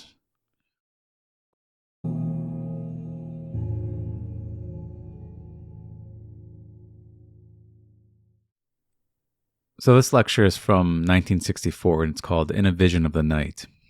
Now, if you read these lectures by yourself, you will know that I don't speak much on the redemption part of what Neville's speaking about, as far as being redeemed in Christ and his ideas of it and his experiences of it. And there's a reason why I don't. I'm sort of waiting for the right lecture to talk about it because certain lectures he speaks about it more clearly than others. But in this one, I still think we should speak more about what we spoke about as far as third vision goes.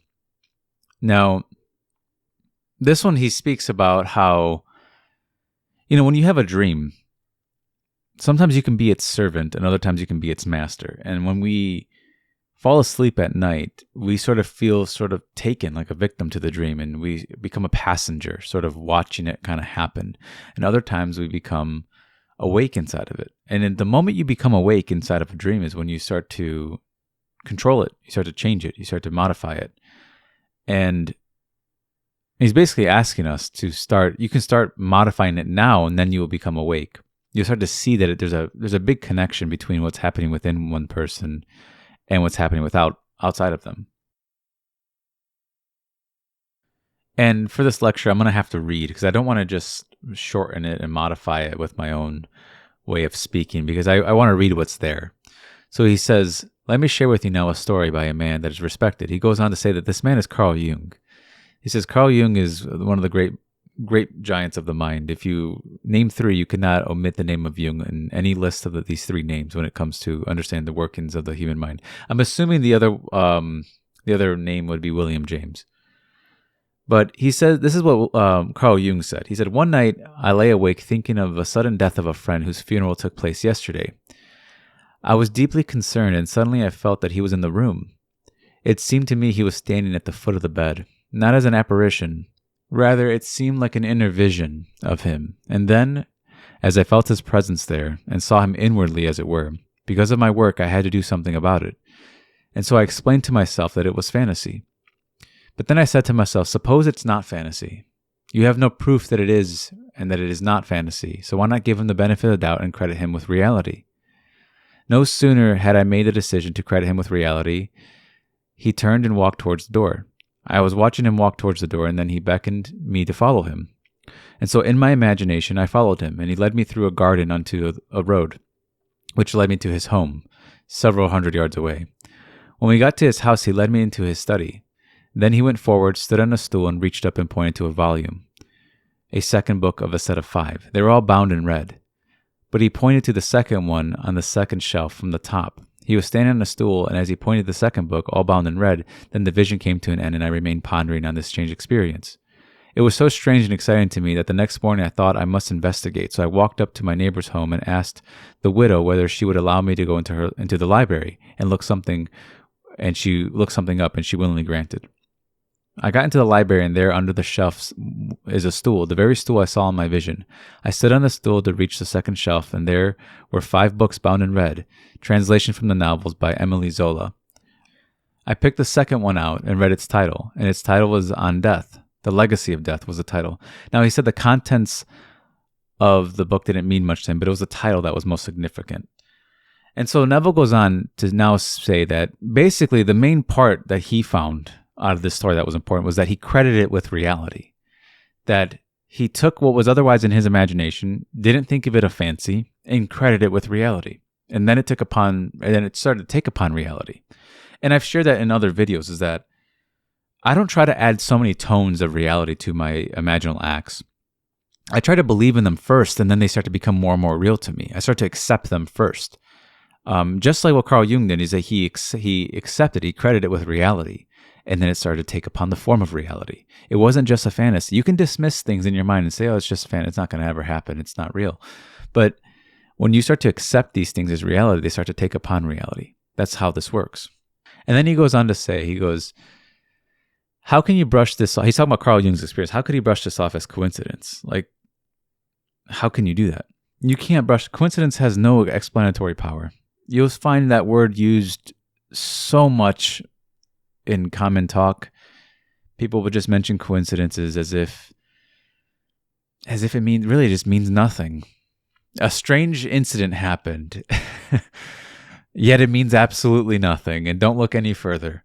That's the feeling I get from when we say coincidence. There's too many coincidences in my life for me to continue thinking about coincidence that way. You know, I noticed a lot of people I've talked to about this, they have moments in their past where they realize about these coincidences that there was something within them that they felt something strange about it, yet they didn't investigate it further. And that's really all this is. So you can say Carl Jung just investigated this imaginal act further, this vision further. Just like Neville when he said, I will explore this regardless of consequences. I will explore it. And same goes for you when you go to imagine for yourself. Regardless of this is, you're going to credit with reality. You're going to give it the reality that you otherwise want to give this dream. You're going to stop making it a fantasy, stop making it a dream. And really what it had to do with his death, right? And Neville goes on to quote scripture. He says, I'm the God of the living and not of the dead. And Neville's so confident that we will all survive this world of death, this realm of death that we're in. And we will survive it. But then I'm going to read him now, because I'm going to read Neville, because he goes on, step by step, basically to speak on this, and I don't want to change it. So he says, now it brings me to this. You sit down to change your world, and you want something better than what you have. And so you begin to conjure a certain scene that would imply the fulfillment of your dream. You begin to conjure it. The average person cannot control their mind long enough to go from A to B. If, for instance, I assume that I am what reason denies, and what my senses deny, and at the very moment of my assumption, I think of all the debts and what people know of to be me, I take it off. That doesn't fit. It's like a tight shoe. It doesn't quite fit me. And so I take off that assumption. If I could only put on the assumption. Now, what's the next step? I assume that I am who I want to be. If it were true, my friends would know it. I wouldn't hide it from them. In fact, it should be so obvious it were true. They should see it. And the next step, the B step, would be to bring into my mind's eye and let them see me as they would see me were it true. Now, what's the next step? Well, C. He's basically listing A, B, or C. And then he said, C is the third step. He says, could they keep the secret? No. They would have to discuss it with friends. I would eavesdrop and listen to their discussion of the good fortune that has befallen me. And so I would listen. Have you heard the good news? One would say to the other, you know what has happened to him? Who would have thought that he could ever get that? And I just listen. And then they tell a story. I'm conjuring up the whole thing. I know I am. But I can endow it with reality and not say it's a fantasy. Or can I endow it with reality? Can I credit it with reality and not say it's a fantasy? It's not an apparition. But because not a person is before me, not a thing is before me, that is not an apparition. So I would say it's a fantasy, sheer fantasy, all conjured up by imagination. But if I could say what Carl Jung said and give it now the benefit of the doubt and credit with reality, the minute I credit with reality, I'm believing. Whatsoever you ask in faith, believe you have received and you will. And so I want to stop there for a second. Again, he's explaining what one needs to do when you imagine. I've heard it differently in my own dreams, actually, where you want to almost feel like you almost want to let go of the feeling that I'm only imagining this. You want to let go of that while you're imagining. You don't want to keep that feeling there. You want to take that off. My issue was never that I couldn't think of it or imagine it. It's that some part of me was always, I always felt this feeling of, well, I'm only imagining this. the only way to let that go was I just stopped listening to it. And the moment I stopped listening to it and accepted the imaginal act, that's when it became real to me. And then you sort of just let it happen to you. That's what I've noticed, that you almost want to set the whole thing up and then it happened to you.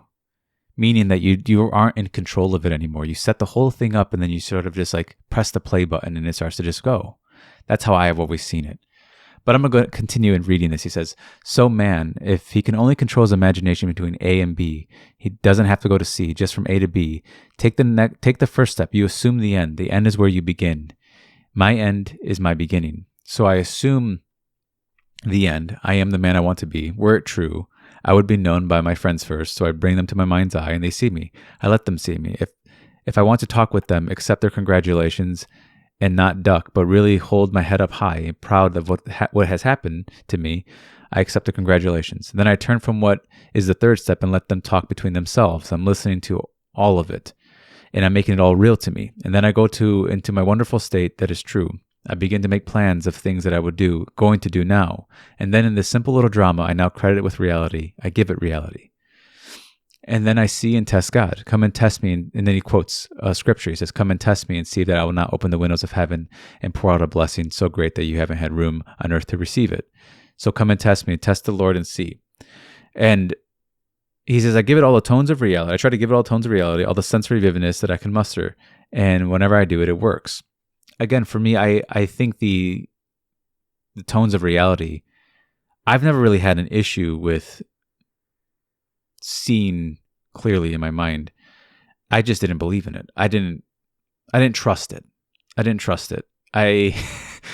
It's like when someone's telling you something and you just feel, I don't trust this person. That's what I would do with myself. I didn't realize I was doing it to myself for a long time. But I realized that the way to trust it is to let go and yield. That's the way to trust it. So you set the whole thing up and you give yourself entirely to it. You almost hand yourself over to it. You let go and just give it and credit it with reality. Now, he's just strictly speaking in this case of changing one's world or changing oneself.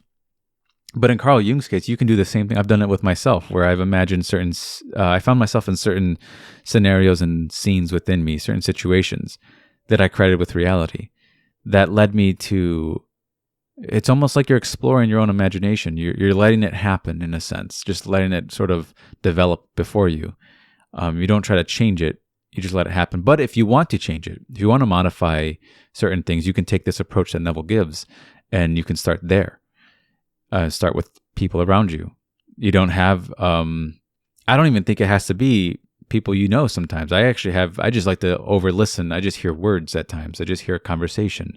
It'll be all black in my mind and yet I'll just hear something and I'll just accept it. Other times I will see it. I will visualize it. But I've noticed that it's more about believing in its reality that makes it a reality than it is about becoming perfect for the details. Those don't matter as much than it is about crediting it reality. But I found this lecture interesting. I haven't gotten into the redemption parts of it yet, where he speaks about Christ, and I want to. But for this one, I found it interesting that he brought up Carl Jung and spoke about how, he didn't consider himself crazy for crediting it with reality. He didn't call himself mad. And at first, I was never going to call myself crazy for believing in an imaginal act within me, but I was afraid to, because I didn't know the consequences. That's what I was scared. I never considered myself to go mad.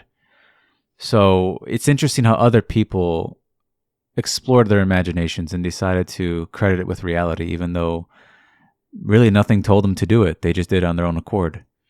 And you can apply that same belief to yourself in your own life. But I'm going to end this one here. I found it interesting. Like I said, I want to speak also as well on his ideas of redemption and Neville's mystical experiences. I find them interesting as well, and I've had my own that I want to parallel with his.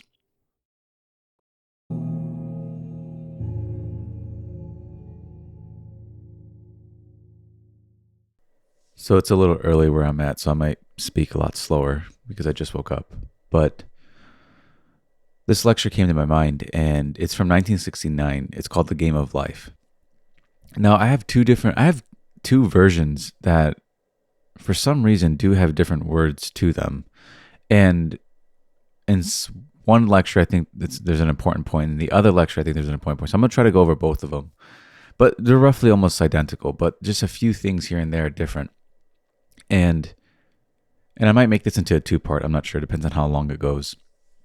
But he starts off this idea of the game of life and how, in a sense, God or the imagination is the referee.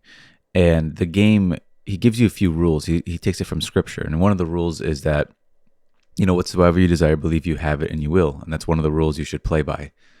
And really, he says the people who lose this game are people who are unaware of these rules. And he also gives another rule. He takes it from Ecclesiastes. And if you haven't read Ecclesiastes, I would recommend you read it, because it goes into the idea of life ultimately is meaningless without this act of salvation or redemption. But the rule in Ecclesiastes that he gives is, even in your thought, do not curse the king, nor in your bedchamber curse the rich, for a bird will carry your voice, or some winged creature will tell the matter. And he goes on, I'm going to go on what he means by that rule in a second, but the other rule that he gives from Ecclesiastes is this, which is, cast your bread upon waters, for you shall have it after many days.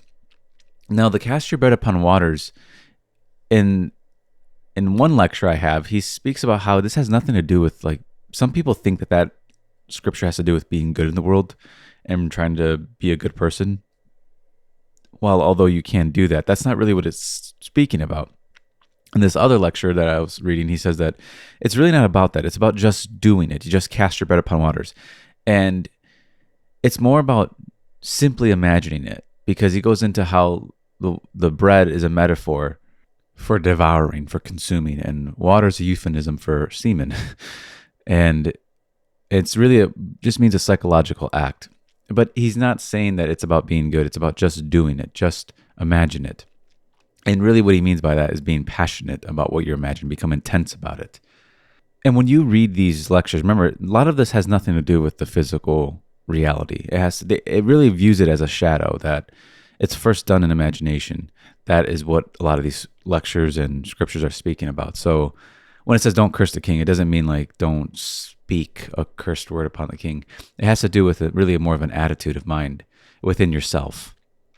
Because he goes on to say that really the kings and rich people are seen as what people envy the most in this world. But really these are symbols. Doesn't mean a literal king. It just means somebody who has more authority than you, or somebody who has, somebody doesn't have to be a billionaire for you to be jealous of them. It could be them having a nicer home, or some being in a better neighborhood. It's all relative, right? But in a sense, somebody you're jealous of their authority or power over you, that's a king in your world. That's all it means. Or somebody who has something a little bit more than you. I've seen this before. You see people compete with neighbors will compete this way. Somebody will buy a nice car and the other one will buy a nice car, and then they just try to buy all these toys to compete with each other. That is sort of, in a sense, scripture's kind of against that idea. You shouldn't be worried about what another person's doing. It should be more about, instead of cursing somebody around you who you think has more than you, assume that you have it. Assume that you are in the state you want to be in. And then in one of the lectures, I'll just say lecture 1, he says this. He goes, let me put it this way. The game of life is won by those who compare their thoughts and feelings within what appears on the outside. And the game is lost by those who do not recognize this law. Being consumed by anger, they see no change in their world. But if they were to change their mood, their circumstances would change. And then they would recognize the law behind their world.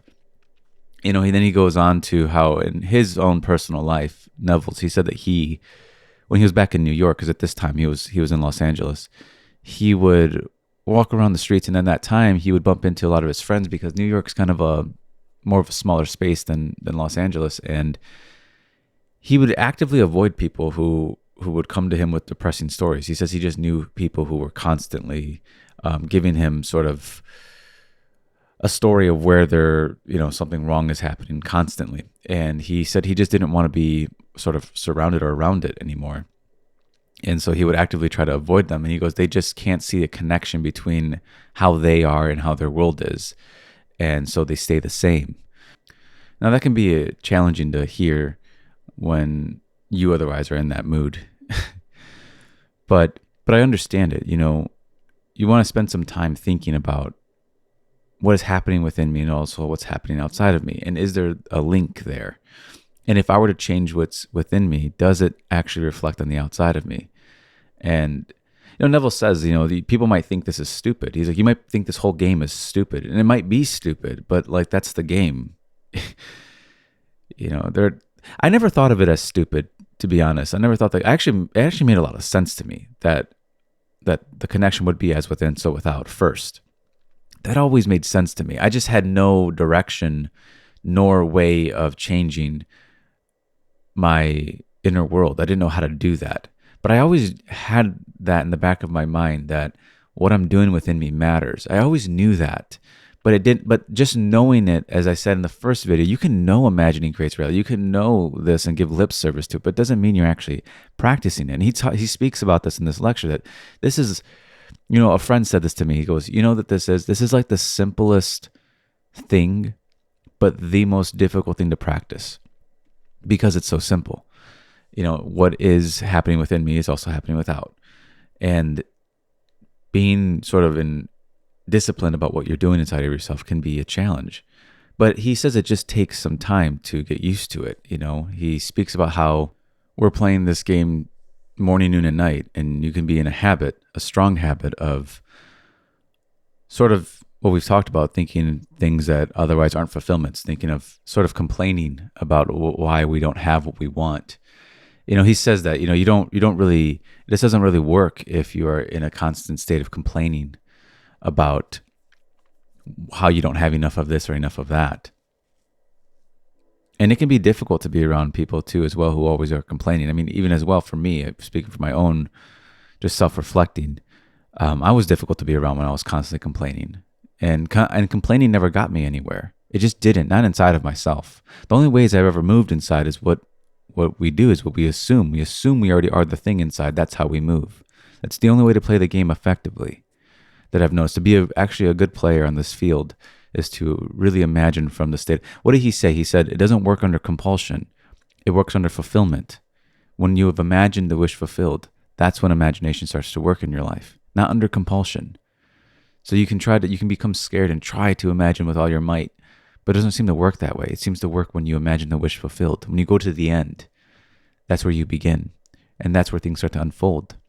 And he goes on to say, you can imagine something, and then a few seconds, just because it hasn't proven itself in performance yet, you can just let go of it and forget it. Because you don't really hold on to it or sustain it because it just hasn't appeared yet in your world. And that's probably one of the most common things you see here. So it requires a sense of patience, it requires a sense of patience and persistence, right? Because you are imagining something, and although it hasn't appeared yet, you remain loyal to what you've imagined, what you've experienced inside. You remain loyal to that. And although the days go by, you persist in your loyalty. You don't give up on it just because it hasn't appeared yet. And loyalty to the unseen is what makes things become seen. And so it's better to play the game instead of complain about the game. It's a challenging game. It is, but it's also one that's really rewarding. He goes on to say that, you can discipline your mind. He goes, if you want to imagine a chair. He goes, just sit on the chair and try to feel the chair. Try to feel that you're sitting on the chair and view the world from that chair. He goes, if you start to see life in imagination, while you're in imagination, on that level from that chair, you must be there. Remember what he said? He goes, imagination's my real self. So where I am in imagination is where I am, and this is a shadow. And so he goes, and then he just says this, but I almost think of it as a quote. He said, a way of living. He goes, if I would go on a boat in my imagination, then on a boat I must become. So I always view that as one day it's imaginary, the next day it's reality. I don't mean that in the most literal 24-hour sense. I mean that as a way of living, that although it's imaginary now, it will appear in the flesh in this world. If I were to go on a boat I must become. So I've always seen that as that to me sort of wraps this game of life in a more of a poetic way, of more of a beautiful way of seeing it. So if you imagine yourself somewhere, you trust that you are there. You have to be. If your imagination is your real self, you're not split from it. That's Jacob. Remember, you're practicing Jacob. You're not split from that. They're these are different visions that you have. It all ties together when you see this that way.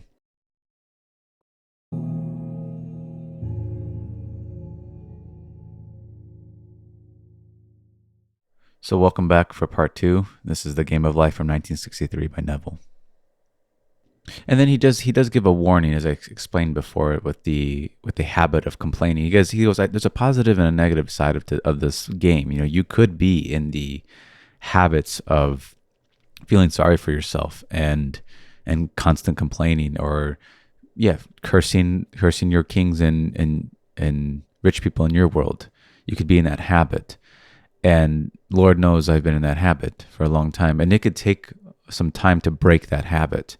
But really the breaking, I've always seen habit as a habit of acceptance. What am I accepting? So I start to habitually accept new things. That's how I've always seen habit.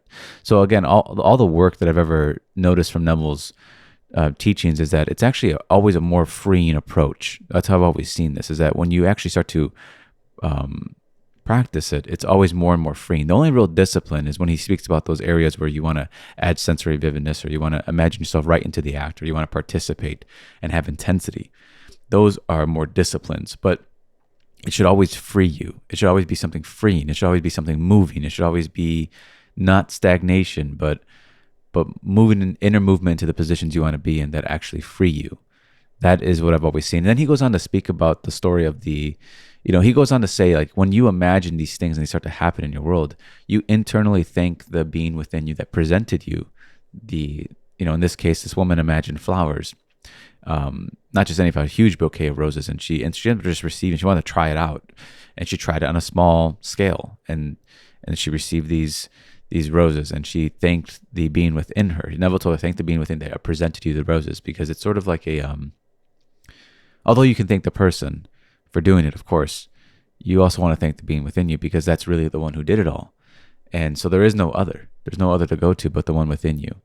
And he goes on to say how this being cannot be mocked. Remember, as I said in the beginning of this video, it's the referee of life. Your imagination knows what you're thinking. You know what you're thinking. You know what you're imagining. It records it, in a sense. But don't be afraid. Just change it. Never be afraid of this game. Even if you're playing it wrong, even if you've been a pretty bad player, you can learn to get better. You just need more practice. And it's really just remaining loyal to what you've imagined. And he goes on to say there's this certain moment that you might realize in your life where you are applying this law to the same goal with somebody else. He goes, don't worry about that. Just keep remaining loyal to what you've imagined. So it's really the game. The game feels stupid, right? It feels almost stupid because you're like, I have to just, regardless of what someone else wants, I'm going to keep remaining faithful to what I want, even if it's a similar goal. Sort of he goes, imagine that they have it too. You won't be robbed. Don't feel you'll be robbed if you practice this law. Just continue casting your bread upon waters. Let go of cursing people. You don't need to complain about the things that they have, and you don't need to continue doing that if you want to be an effective player. And for some time in my world, although Neville says we're always playing no matter what, and we are, I always felt I was just a bench warmer. I always felt I just sat at the benches and watched other people play this life. I always felt that other people were just either better than me at playing it, but not even just that. I felt like I didn't have almost that I wasn't allowed to play. I had to sit back and watch other people live life and play life, and I was just on the sidelines, just watching, just an observer. And I was okay with it at one point, but then I didn't like it anymore. I wanted to play, and the way to play is to actually assume you are the thing you want to be. That's how you do it. That's the game. Assume you are, and let it sort of appear in your world, and assume that they are, and let it appear in their world. So complaining is not enough. I must actually replace my complaining with what I want to have. I must change my mental activity inside, my imaginal activity. And then he goes on to say that, like, every time he's caught the mood of what he wanted, it seems to work for him. He says, I just ask myself this question, what would the feeling be like were it true? He says, well, you toy with that idea, you play with it for a while, and then all of a sudden the mood takes upon you. You keep that mood, just stay in that mood. So really, it's an investigation. What would it feel like? Were it true? Again, were it true? We're not trying to make things true by this question. We're asking ourselves, we're communing with ourselves. If you see a lot of the recent artwork in these videos, you'll see two people communion with each other, and there's an egg. Well, the egg for me just represents consciousness, but it's really a communion within oneself. They're both the same person. That's how I've always seen it. So you almost want to commune with yourself and ask yourself the feeling, or the question, what would the feeling be like were it true? And you just toy with it. Just entertain yourself with the idea. It shouldn't be a stressor. Well, what if it was? What would it be like? Wouldn't it be nice? How would it be nice? What does that mean? What does it mean for it to be nice? Well, I wouldn't have this pressure anymore. Remember what Neville says, when the pressures become upon you, it's the moment I become most aware of my pressures. That's when I die. That's when I yield. And I yield, as he says, with these questions. I yield to the what is only a dream by asking myself, what would it feel like were it true? So we're trying to make the dream be true. We're changing the dream into a reality within ourselves. He goes, and really you get that through play. You play with it. You toy with it. He says that he literally says you play with it for a while, and then all of a sudden the mood takes upon you. He says you keep that mood. Just stay in that mood. He promises you if you stay in that mood, it'll start to take upon, because life comes from consciousness. So if you move in consciousness, it must move in your reality. But if you stay in the same mood, stay in the same position, as I've done in the past, you stay in the complaining spot, and you have all the reasons to complain. You know your reasons are correct, but it doesn't get you what you want. You must move. Ask yourself, what would it be like were it true? Already true. What if you already were the thing? And then all of a sudden you moved. You might think that's stupid. Well, that denies my senses. That denies my reason. This is a dumb game. But just, we have to play it. We're all playing it anyways. I wouldn't be concerned as how stupid the game is. I would try to become a good player for yourself. And the game is against self. It's not against another. That's why it says don't curse the rich. Don't forget that. Make yourself the way you want to be. You'll start to become that idea. Because we make ourselves out of our own imagination. If I'm on a boat, then a boat I shall become. If I'm on a boat in my imagination is what I mean. Do you believe it? Do you live by that? Or are we giving lip service to this idea? Are we just saying imagination creates reality because it feels good to say it? Or are we actually believing it? And if we believe it, we will live upon it. We will do a good job at it. And really feel that. Feel that you really feel that you'll do a good job at this game, that you'll be a good player for yourself. And another way of saying the game is to change self, not the world. Leave the world alone and change self. It's another way of saying the game. It's really all he's saying. And I like that he says that just do it. He goes, just do it. Don't question it. Just change. Don't do it. Don't worry about it. Just do it.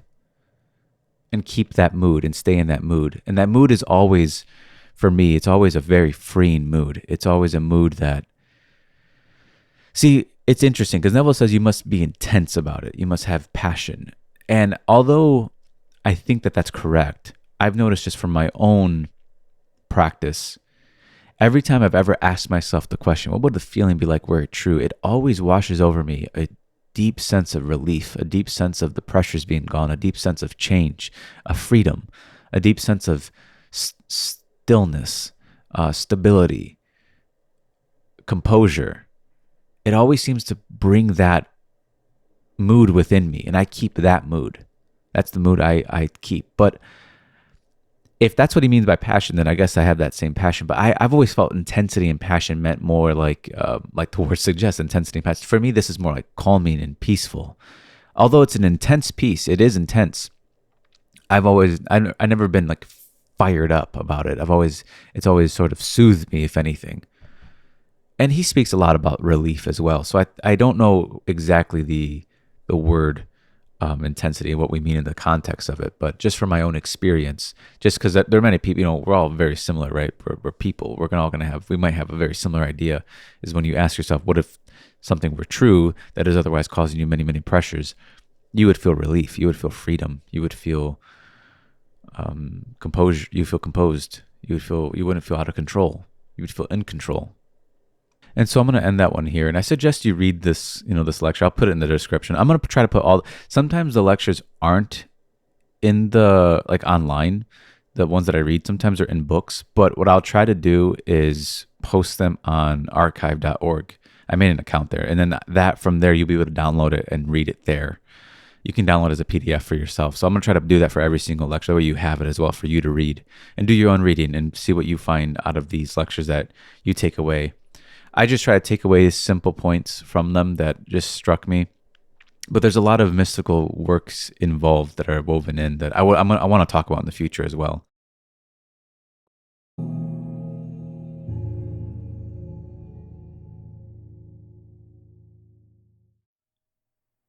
So this lecture is from 1968, and it's called "There Is No Fiction."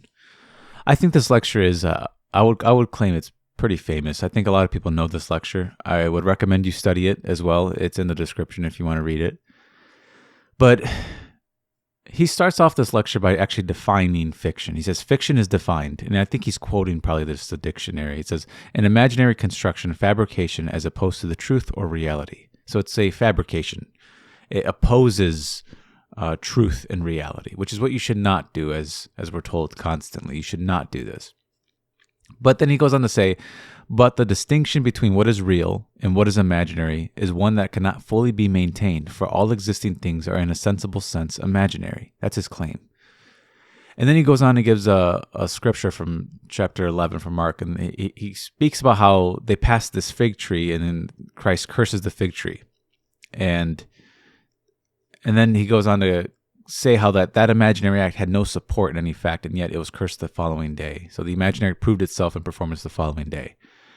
So it sort of gives this idea that there might be a time interval in between. But he's basically saying that he's really big on this lecture about imagining without any supports in any facts. That's what he's really big on. And he goes on to say, prayer is adjusting oneself to the feeling of the wish fulfilled. That's our task. And I find that the word adjusting to be the most important. And I hope you caught that as well. The word adjusting oneself to the feeling. We're adjusting ourselves. That's a beautiful way of saying it. So you're not forcing yourself. Adjust yourself to feel that wish fulfilled. Feel that you already have that which you desire. Adjust yourself to that. You might not be used to it, but adjust it. Your imagination or inside of yourself, you may have always rearranged your imagination in such a way that always convinced you that you couldn't have, be, see, feel, whatever it is you desire. You always held some restriction, you always put yourself in some bondage, but adjust yourself to the feeling of, that's what he says prayer is. Prayer is adjusting oneself to the feeling of the wish fulfilled. So before you sleep tonight, try to adjust yourself. And he says, so I orient myself towards the feeling of the wish fulfilled, and then I accept that invisible state as reality. I go on my way paying no attention to it and no occasion to repeat it. I did it, and therefore I'm not surprised when it comes to pass. So he actually states in this case that Neville, a lot of the time, I had a question come up. They said, Neville sometimes says to repeat it over and over and over again, and other times he says he doesn't repeat it at all. And someone asked him this question. This is a question asked him. Actually, they asked him that exact question, just almost word for word. And he said, well, if I've ever said to repeat it, it's because other people have sent me their success stories and they repeated it. He says, but I don't repeat it. I don't do that personally. So for him, he was okay with it being sort of, as he said, I adjust myself to the wish fulfilled, and then I accept that invisible state as reality, and I go on my way of paying no attention to it, no occasion to repeat it. I did it, and therefore I'm not surprised when it comes to pass. That's how he prayed. And for a lot of the people in his book, The Law and the Promise, they were repeating it over and over and over again every night. So I think you can do either or. I actually prefer to do it the way Neville does it, personally, my own way. I have no real interest in repeating it over and over again. I do what he says. I accept the invisible state, or I say unseen. I don't say invisible, but it means the same thing. The unseen state is reality. I accept what is within me, otherwise unseen by my mortal eyes. I accept that as reality. And that is true. I go on my way believing that. I accept it. I accept that I've changed. I accept that I am that. I trust it. Another way of saying accept is I trust it. I trust that state as reality. That invisible state is reality. And then he says, we're trying to learn how to pray. So some people pray differently. But really the cause comes down to your acceptance within yourself. The imaginal act is what he's saying. The reason why he says that is because he's trying to get you to see that you don't need any outside adjustments or outside facts to conform to your imaginal act. The imaginal act's enough. It's enough to produce a change in your world. And so then he kind of sums it up here. I'm going to quote it. He says, "So the whole vast world's an imaginal world. For if my assumption, not based upon any external evidence to support it, can produce evidence in the world to support it, well, then I must conclude, if the imaginal act produces external evidence to support it, then this world in which I live must be essentially imaginal." How else could you conclude? He goes, "So if I dare to assume at what the moment my reason denies, what my senses deny, and walk faithful in my assumption, believing in the reality of my unseen state, and it produces a corresponding effect in my world, well, then the outer world that seems so solidly real is anything other than imaginal." And so that's his claim. That's his conclusion. And he goes on to quote Blake. He says, "Man is all imagination, and God is man, exists in us, and we in him." Again, he's going back to the idea that your imaginal self is your real self. So what you are in imagination is what you will become in this world. It's what you are. Another way of saying is that, what I think I become, right? That's another way of saying it. But in this case, we're using, instead of think, what I am inside. A lot of the time, people ask, what should I do? What should I do? And Neville actually gives you an answer. He says, a lot of people come to me and they ask me, what should they do? How should they assume? When really they should be asking is, what am I? What am I being? That's really the question. Because what I am is what I'm always going to bump into in my world. Because we always bump into our imaginal selves. Because man creates himself out of his own imagination. And then he goes on to say how, he says, you cannot feed the mind of man knowing that all things are imaginal and not produce it. All day long as I turn it on, a child sees it, and then the child thinks that this is the way of life. And right there, he's speaking actually about the news. He's saying that you can't feed millions upon millions of people violence on these televisions and not expect people to have that be produced in their life. I mean, that cannot be more relevant than today. And then and this was in 1968, so you can kind of contrast it with our time, and our time has much more media in our day than his day. But you cannot expect to put things in the mind of people and it not produce after its own kind. It has to. And it goes on to say, he says, you cannot entertain the thoughts of grandeur or the thoughts of being a martyr and not become it. So it's really our choice. It's our choice whether or not we want to take upon. These are just states. You have to see it again. You have to see this as states. If you see this anything as more states, then if you don't see it as the imagination in you has fallen into states, and you take it as you are that state, and you can't get out of it, then you will feel stuck inside. But you have to see it as the imagination enters the flesh and falls into or finds itself into states. And if you do catch yourself and you fell into a state you don't want to be in, you can get yourself out of it. Even if it feels like quicksand, even if it feels like you're sinking into and you can't get yourself out of it, you can. You can get out of a state if you find yourself in it that you don't like. Remember, I have a video called No Be No's. You have to learn to say no to things inside of you and actually let it be a no. Scripture teaches that to when you say no to something inside, let it be a no. Don't argue with yourself. Don't persuade yourself of the opposite. Don't think you have to imagine what you don't want to imagine. If his premise is right, what he's suggesting, that if what I imagine produces evidence in my world, then I have to conclude this world is ultimately imaginary. What else could I conclude? That this world might be an effect and not a cause, a shadow, not a light. I'd have to conclude that. And if that's the case, how do I go about living upon a dream? Essentially, how do I go about living in a dream? What do I do if I need to change the dream? If I need to change the shadow, what do I do? Do I change the shadow? No, I change the direction of the light. I change what my attention's at if I want to change my imagination. I change what I'm being inside if I want to change what I am. I don't need anybody to support it. I don't need other people to agree with me. I don't even need them to like me. I just need to adjust myself within myself. And as he said, it's a self-persuasion. So how do I persuade myself that I am what I want to be? I need to find a way. If it comes down to belief, how can I get myself to believe that I am what I want to be? He goes on to say he accepts the unseen as real. That's what he does. And I found that that's the way to do it. From my own experience, that's the way to change. I mean, actually change. Actually change to where it starts to affect your reality, where you start to see the effects of yourself in your reality. That's what I mean. You actually start to see the evidence appear in your world. And you know that evidence came from within first. It had no support of your senses. It had no support of the words of people around you, the mouths of people. No support of anyone around you. No one believed in it. No support of your past. And yet you believed in this imaginal act and it came to pass. What would you conclude? So then he goes on to say, he's talking about God. He says, so he creates out of nothing. He calls a thing that is not seen as though it were seen. So he's saying that you don't need anything on the outside. It comes out of nothing. It creates out of nothing. He says, so how does he call it? He calls it by an imaginal construction. He says, what would it be like were it true? And then he rearranges the structure of his mind. Then he looks now at that structure. It implies the fulfillment of his desire, and that structure projects itself on the screen of space. We call the projection reality, and we think it was born of an entirely different way, but it wasn't.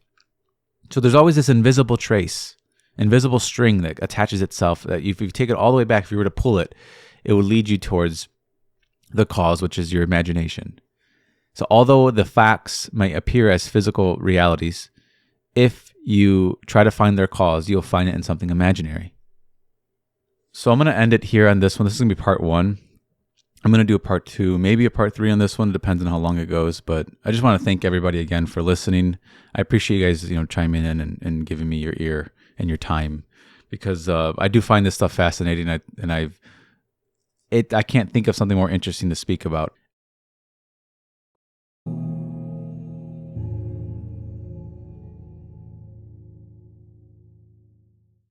So welcome back for part 2 of There Is No Fiction from 1968. So I'm going to quote him again. He says, but you can build exactly what you want. You want wealth, you can build it. You want health, you can build it. You want to be known, you want to fulfill a great ambition to be someone important in the eyes of others. You can have it if you are willing to assume that you already are such a person. So he goes back to being such a person. That in spite of the evidence of your senses and your reason that contradict it, if you walk and sleep in that assumption, it will harden into fact. Another way of saying is that if you accept that unseen reality, if you accept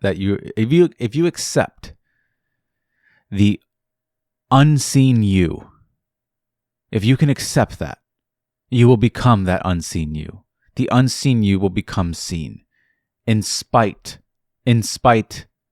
of the past, in spite of the words of others, in spite of the disagreements, in spite of the disbelief, in spite of any hatred that's come your way, in spite of all of that.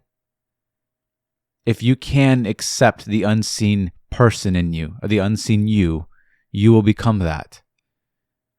Because you already are accepting some imaginal version of yourself.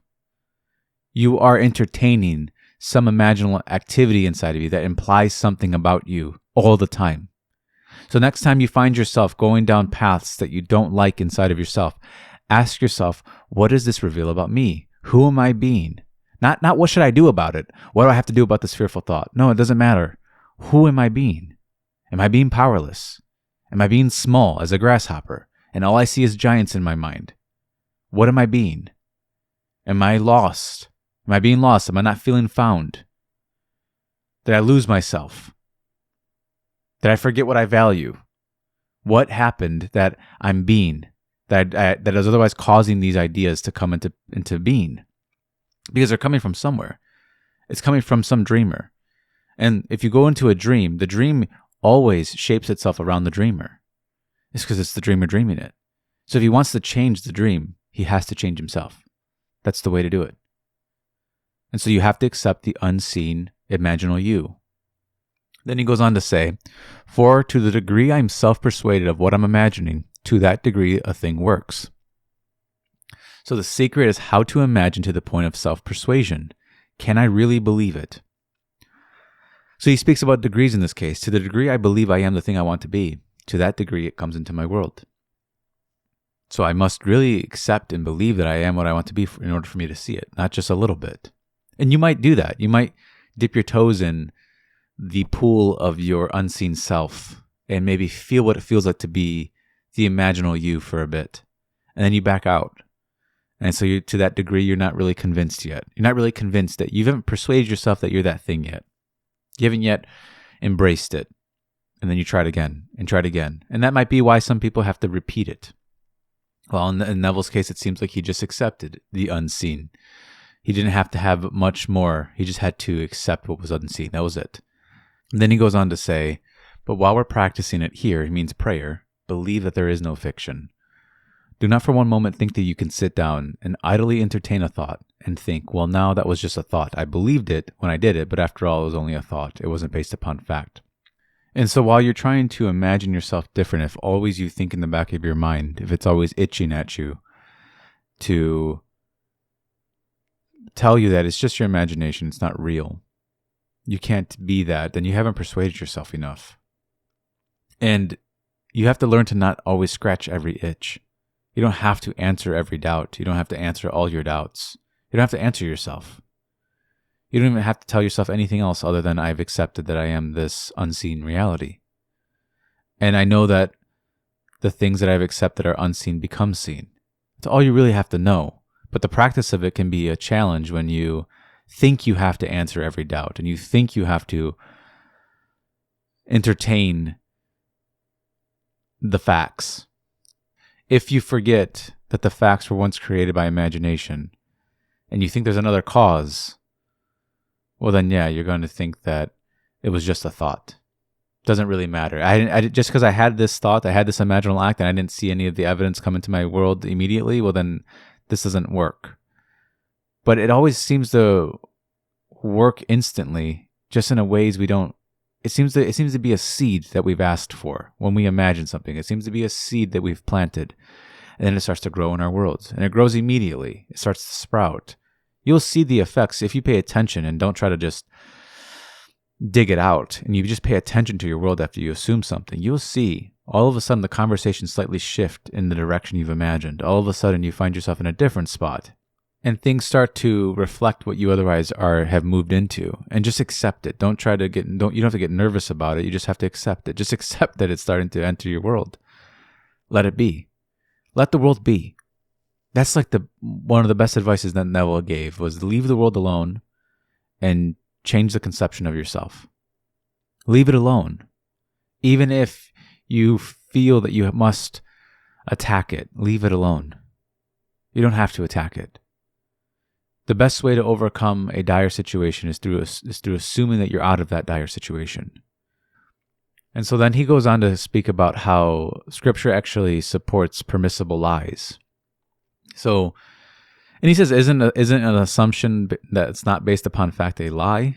And he goes on to say that he gives a parable how somebody was going to be charged for a certain amount of money. They owed a certain amount of money, and in Scripture tells you to revise it, actually make it less money. And so permissible lies are actually accepted. And he goes on to say, what is the permissible lie? He says, to look at one who is unwell and represent that once to myself as one who is well, and I never saw them so well, he says that's a permissible lie. Seeing someone who is struggling and you see them succeeding, that's a permissible lie. And you can apply that same method to yourself. Don't condemn yourself. Don't condemn the person just because they're in a bad state. Get them out of that state. Same goes true for yourself. You're allowed to lie in this way. It is a lie, but it's a permissible lie. You're allowed to change yourself. You're allowed to repent. And how is that not a lie?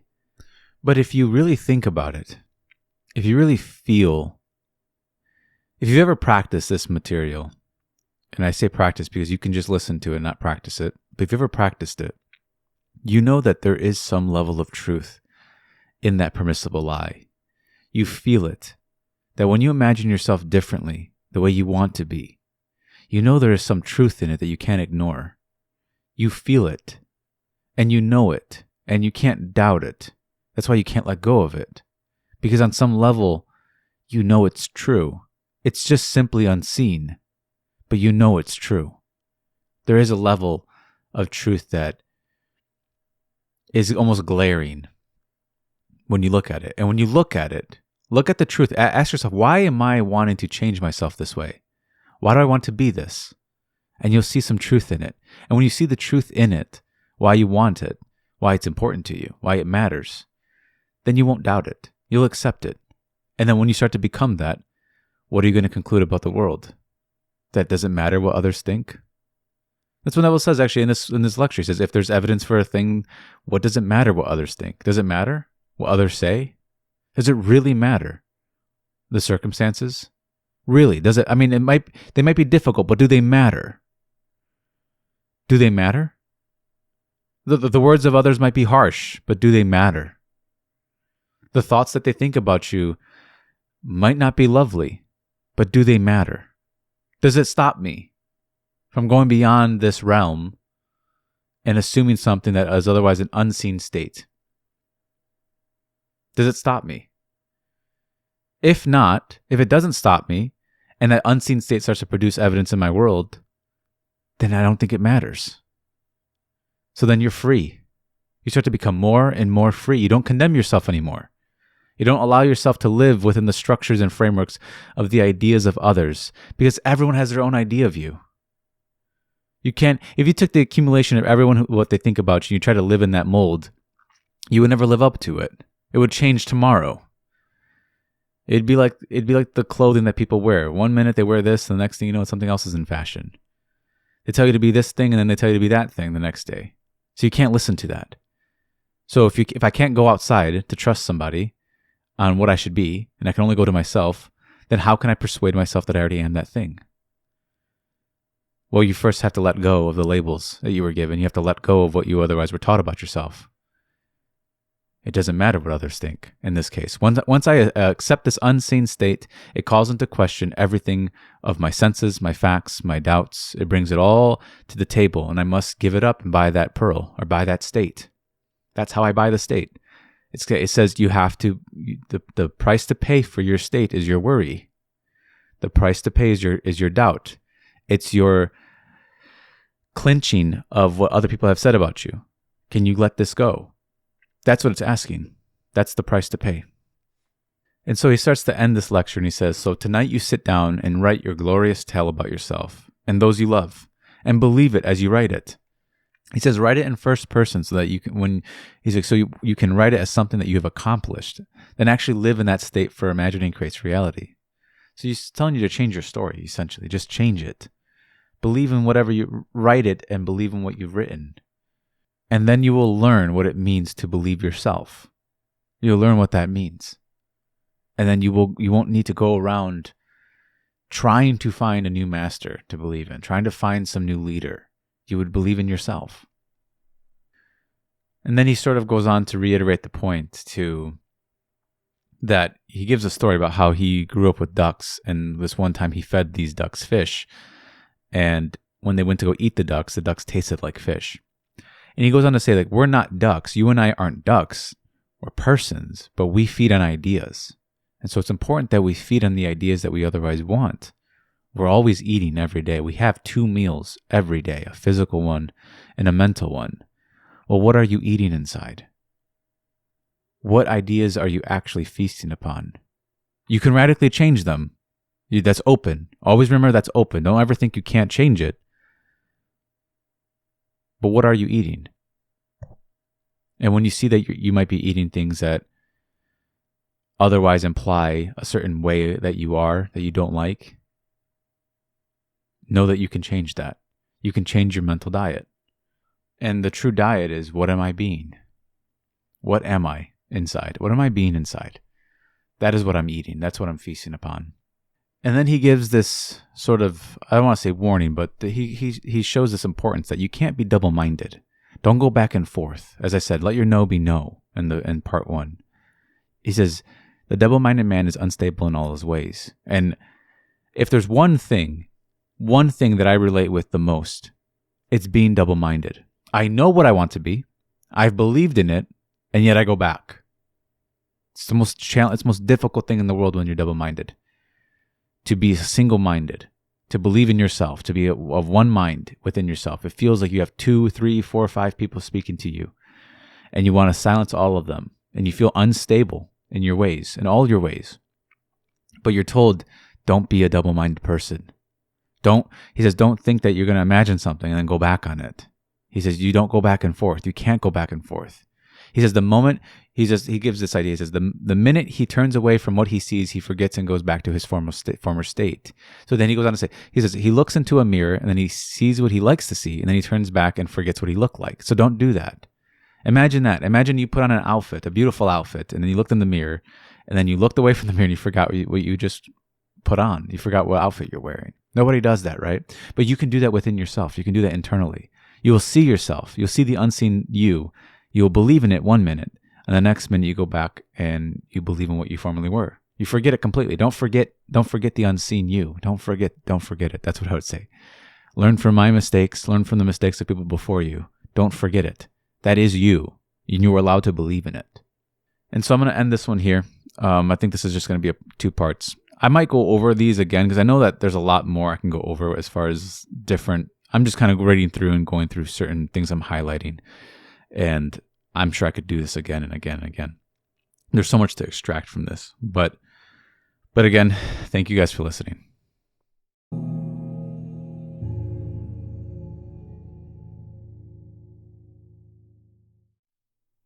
So this lecture comes from 1968, and it's called Imagining Creates Reality.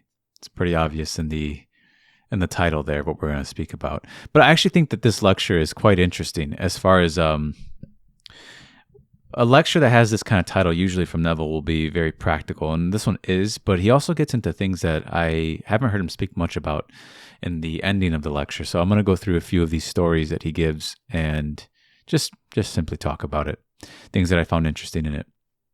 So he's starting off with the premise, Imagining Creates Reality. He actually has 2 lectures from 68 that are a little bit different, but they're roughly the same.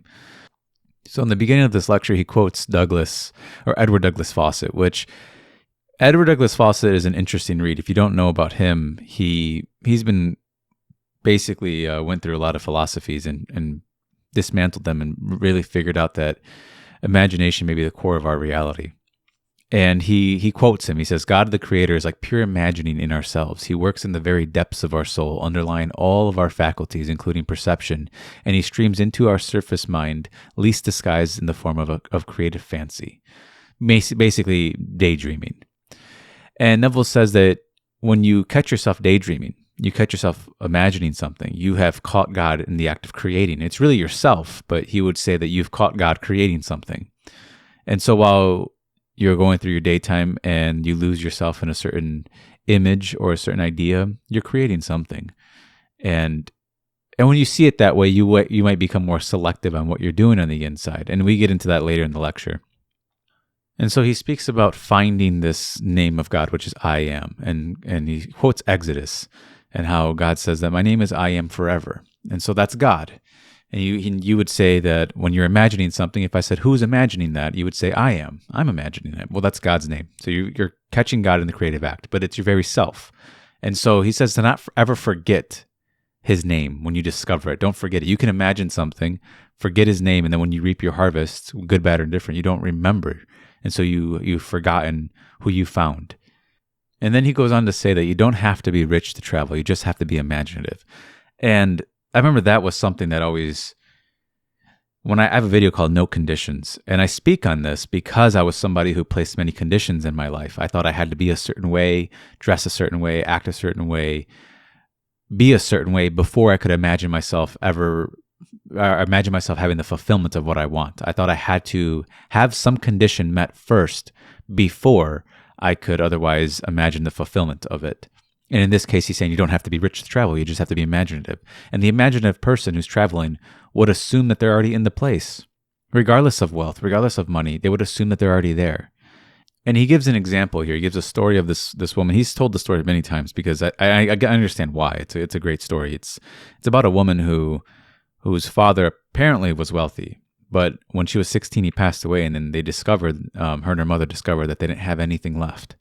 And that he wasn't, in fact, wealthy as he came off to be. And so they felt they were being ridiculed and laughed at in their environment. So they moved to San Diego. And while they were in San Diego, it was the Christmas time. And she saw these kids buying gifts for their families, and she felt tears swell upon her eyes. And it was raining. And so she ended up putting her face out into the rain and tasted the salt of her tears. And while she was on the streetcar, she said to herself, within herself, this is not a streetcar, this is a ship. And I'm not tasting my tears, I'm tasting the salt of the sea and the wind. And then she rode home in that mental state, and she was on a ship to Samoa. And then about 2 weeks later, she received a letter that her aunt gave her $3,000 that was in her deposit if she were to die. And she ended up using that money to take a trip to Samoa, and she was on a ship sailing to it. And I love this story because it's in that time when you feel you're being ridiculed or you're being laughed at, or you feel, as he said in The Art of Dying, the pressures are coming upon you and you feel like you need to have some type of change. And this woman didn't wait at all. She did it in the moment. Really, it's something to admire that somebody would take what is otherwise, not discard themselves, but change the vessel that they're imagining, right? Has probably every reason to tear up and cry, and she decided to change this image into something more beautiful for herself. She did it for herself, and it worked. It worked for her when she allowed it to be different within herself. And then he goes on to say that imagination is spiritual sensation. What he means by that is that this woman took her senses with her into her imagination, and she changed where she was at. She changed what the salt, what it meant. She changed the feeling of the wind, and she made it mean that she was on a ship. And many people would just simply say, well, it's a coincidence that her aunt in the interval of time happened to pass away and just so happened to give her the money to go there. It's just a coincidence. But when you test this over and over and over again, there's only so many times you can conclude coincidence, or you just, you think of someone and then all of a sudden they appear in your life randomly. Somebody you haven't thought of in 10 years, they just appear. And that happens so many times where you start to question reality and you don't just keep going to coincidence. And I used to say that too, what a coincidence. And I didn't know what I was saying at the time, but really what I was saying was I was just imagining this and now it's here, and I'm calling that coincidence. I am not giving it any other explanatory power. I'm not going to say or explain any further. I'm just going to label it a coincidence, and it doesn't need any further investigation. And it happened way too many times for it not to be a coincidence anymore. And he actually says that. Neville says, I could repeat this 1,000 times, and at a certain point, it's not a coincidence to me anymore.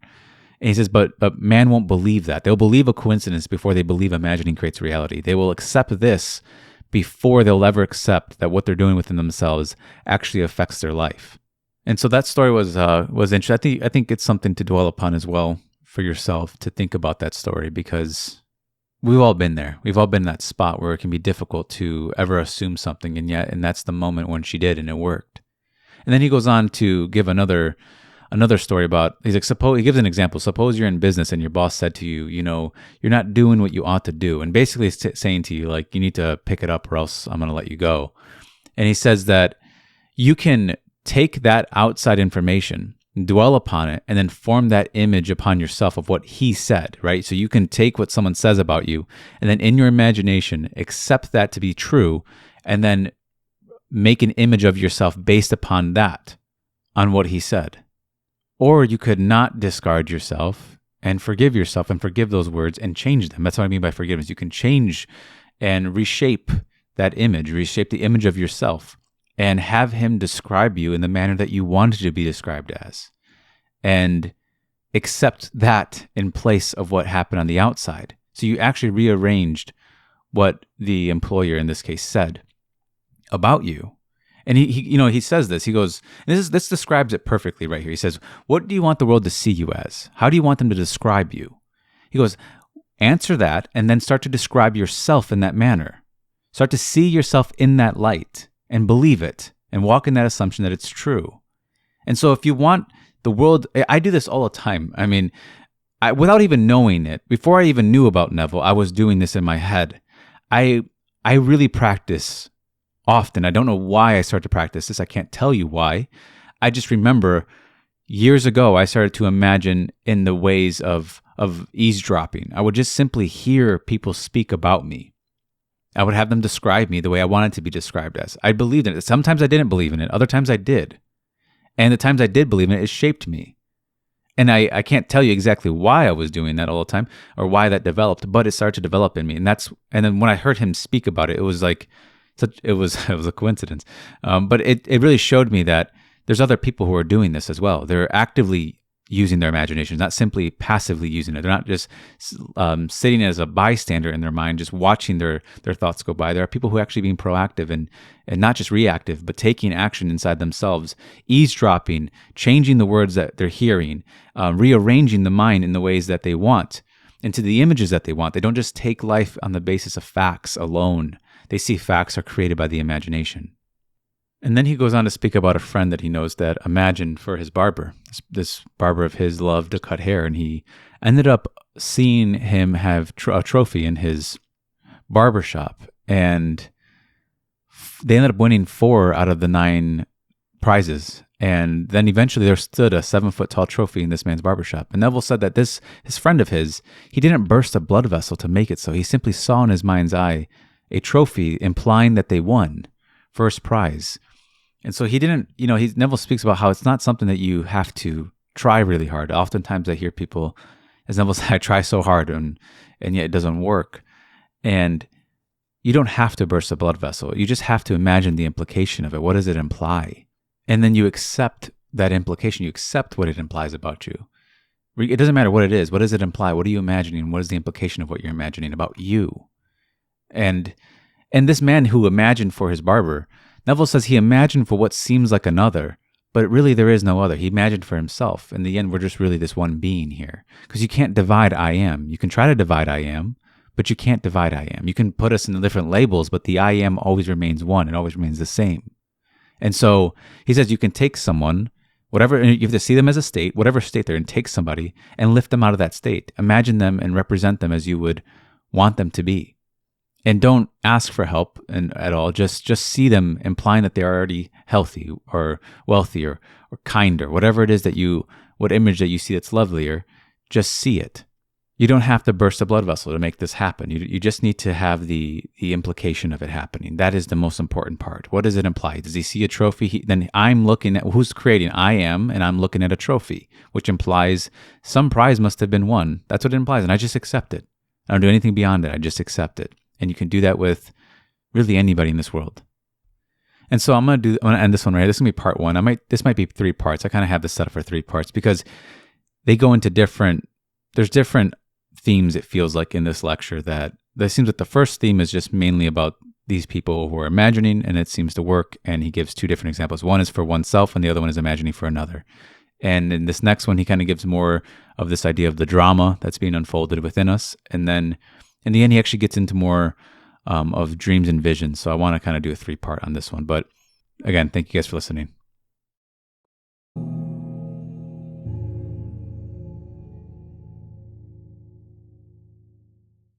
Okay, so welcome back for part 2. This is Imagining Creates Reality by Neville from 1968.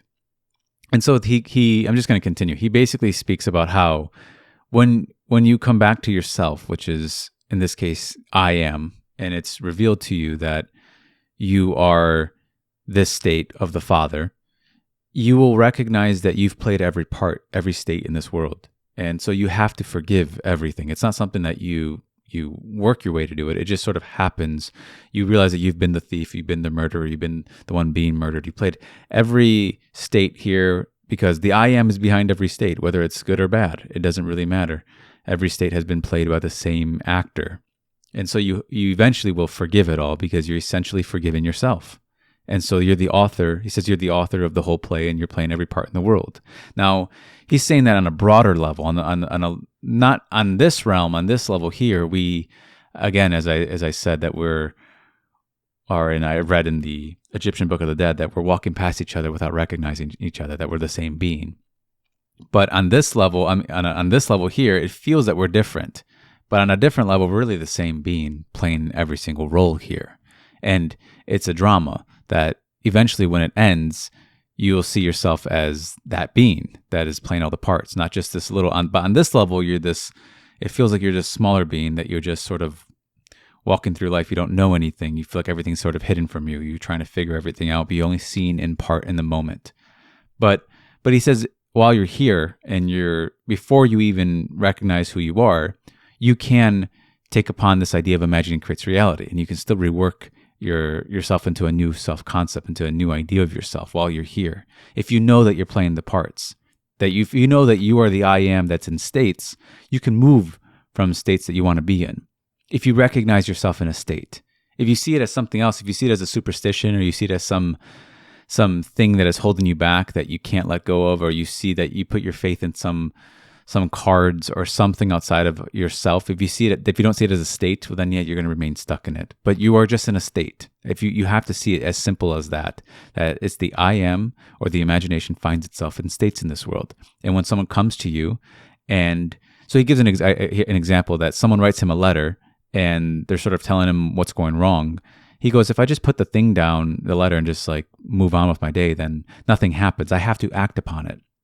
And so the same can be said for us when we get a phone call or we get a text message. In our time, we don't really do letters anymore, but it's the same idea. Or you read something on Reddit, or you read some news, and you don't imagine it, you just leave it the way it is, then it remains that way. But he says it has to produce some type of motor element within you. So he gives examples of like picking up the phone and hearing a phone call, something that makes him move inside. You hear the good news, you're listening, you make it alive and active, and you participate in this imaginal activity. You don't just leave it alone. And many times we do that, right? It's no one's fault. We at times hear news and we think, well, nothing can be done, so I'm just not going to imagine anything. It doesn't matter, or we will think it doesn't matter. And so we live our life thinking that nothing we do matters. And let's say we don't believe imagining creates reality, then we're definitely not going to do anything. It's like when someone comes to you in a certain state of mind, giving them $20 isn't going to fix it. You have to imagine them out of it. That's really taking the action. That's what Neville says is true action, is imagining themselves in a different state. That's true action. Now, on this level, it feels like that's doing nothing. On a physical level, it feels like we've moved at nothing, because when I close my eyes, imagine a new state, or see someone else in a new state, the moment I open them, it feels like nothing has happened. No movement has taken place. But the real movement that has taken place is inside of ourselves. Again, I can give them $20, but what good is that? It'll go away. They'll ask for it tomorrow. What good is it if I give them a few dollars? It's not enough to really change. You know that if you've ever been around somebody who you love and they're in a state that you don't like, giving them money isn't going to change it. You want them in a different state of mind. You want yourself in a different state of mind. I'm not saying you don't need money or want money. You can have that. I'm saying that simply throwing objects or physical things at a person doesn't necessarily change them. You want them in a different state. And to do that is you have to assume that they're different. Assume it by imagining themselves telling you that they're different. See them differently. Actually accept this reality within you that's unseen. And then you've moved inside. You've actually made a movement in reality, because reality is taking place really inside of ourselves, not really on the outside of ourselves. As much as we want to think it is happening outside, it's actually all happening within ourselves. And actually, he quotes Douglas Fawcett again. He says, the secret of imagining is the greatest of all problems, to the solution of which every mystic aspires. For supreme power, supreme wisdom, and supreme delight lie in the solution of this far-off mystery. So it's a mystery. I would say imagination is a mystery. And some people have said it's stupid, the idea of imagining creates reality. This sounds stupid. I do see it as a mystery, that if I imagine something, I've had this happen to where it happens identical to what I imagined. I don't know how it works. I just know it does. It feels like a mystery to me. It also feels quite stupid sometimes, that the idea that I have to, even though I have no idea how this could happen, someone tells me they want to be married, I have to imagine them being married. It sounds stupid, but that's exactly what you would do. And when you take it back and you go, if you remember your childhood, you remember you did this to a level. You were imagining yourself without a condition. You'll see children playing doctor. You'll see children playing the chef. You'll see them just playing really without any conditions in their minds. They have maybe they don't have obviously the credentials yet, but they have no problem putting themselves in that position at all. They don't doubt themselves. And so we all have some level where we've done this before. We remember it on some level, but it is a mystery. I don't try to figure this out. I just know that it works in practice if I accept it. Really just accept it without any kind of reasoning attached to it or logic. I don't wonder how they're going to get married. I just imagine them being married. Even though it might go against all my odds and what I know, it's not really about what I know. It's not really about my little ideas. I go beyond my own reason. I go beyond my own logic of what I know, and I imagine it. If I see it, I hear it, well then how can I deny it? If I go within myself and I hear the person tell me the good news that they just told me bad news, but I hear them tell me good news, and I accept it, then I believe it will come to pass. I do. Now, I don't know how. I don't figure that out. I don't know when. I just partake and participate in what I'm imagining. And that produces within me a change. And so I move them from one state to another state. And I do the same for myself. And then he goes on again to explain how he seems to really be against media. Neville seems to, maybe I should say, let me say that again. He's not against media. It seems that he's against how our system uses media. And he goes on to say how, like, you have to produce some type of fear in the title, or you have to produce some type of worry in the person for them to buy the paper. They won't buy it. If it says, oh, everything's all wonderful and dandy and everything's roses, then they're not going to buy the paper. They're just going to move on like it's, why would you pick that up? You just need to read it and that's it. But if you can invoke in the person some type of anger, some type of fear, some type of worry, well, then they're going to start reading the paper. They're going to wonder why. Why should they, if they should remain in that state of mind, or how they should act upon that fear. And he goes, yeah, they're always trying to scare you to attract your attention. And he goes, if tomorrow you read a headline, you'll read a headline that someone's dead or someone's murdered, and then you just, it causes reactions within you and you start to act upon it. But if you read that things are all right, you're just going to go blind. You're going to be blind to the news if it always was wonderful, right? But if they have to grab your attention, they're going to want to spark fear within you. They're going to tell you about the horrors of everything that's happening. Even if they're lies, it doesn't really matter. They're going to tell you just so you can become afraid inside. But if imagining creates reality, you don't have to become worried. He said this in, I think it was the first lecture of this playlist. You can listen to that. And he also speaks about how these horrors that they tell us and these ideas that the media is telling us, it can put you in a really stupid state. So many stupid states exist here. And he actually says that, stupid negative states. And they exist, but try to imagine people out of that. And imagine yourself out of it. You don't need to force anyone to be different. Just imagine them differently. See them differently. And you might say within yourself, well, that's impossible, but just do it. Go beyond what you think is impossible. Go beyond what you think is possible. Go beyond your own reason for a little bit. Try to live above your reason. Try to live on a different plane of vision. I understand. I remember I used to feel afraid to let go of my reasoning until I realized I'm never letting go of it. I'm just simply moving above it. I always saw it as if I started to see life from this angle where things are fulfilled, I would become afraid that I would lose my reasoning. And yet I didn't lose it at all. I just simply am starting to live life and see life from a perspective that is unseen. And I accept what is unseen. But what is unseen contradicts my reason and my logic. It contradicts it. I don't know how, but I see it done. I hear it done. Well, I don't question anymore. I just accept it now. And so you don't really ever lose your reasoning. You just simply aren't listening to it as much anymore. You're simply accepting something else in its place. You don't really lose it.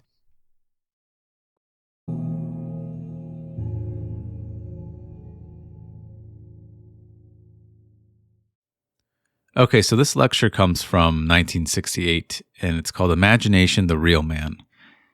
And he speaks about how Scripture is addressing the imagination, which is the real man, not this outwardly man. It's the eternal body is what he's saying it's addressing. And I think this title alone, it's something I've been trying to get across in a lot of my videos, especially in the earlier ones, like the first maybe 100 videos. I've been trying to get across this idea that when we go to change something, we're changing ourselves from within. So I'm not changing the outside person. I'm changing this person that is within me, which is myself. But the way I change myself inside is I give myself new experiences. New experiences of being is what I'm saying.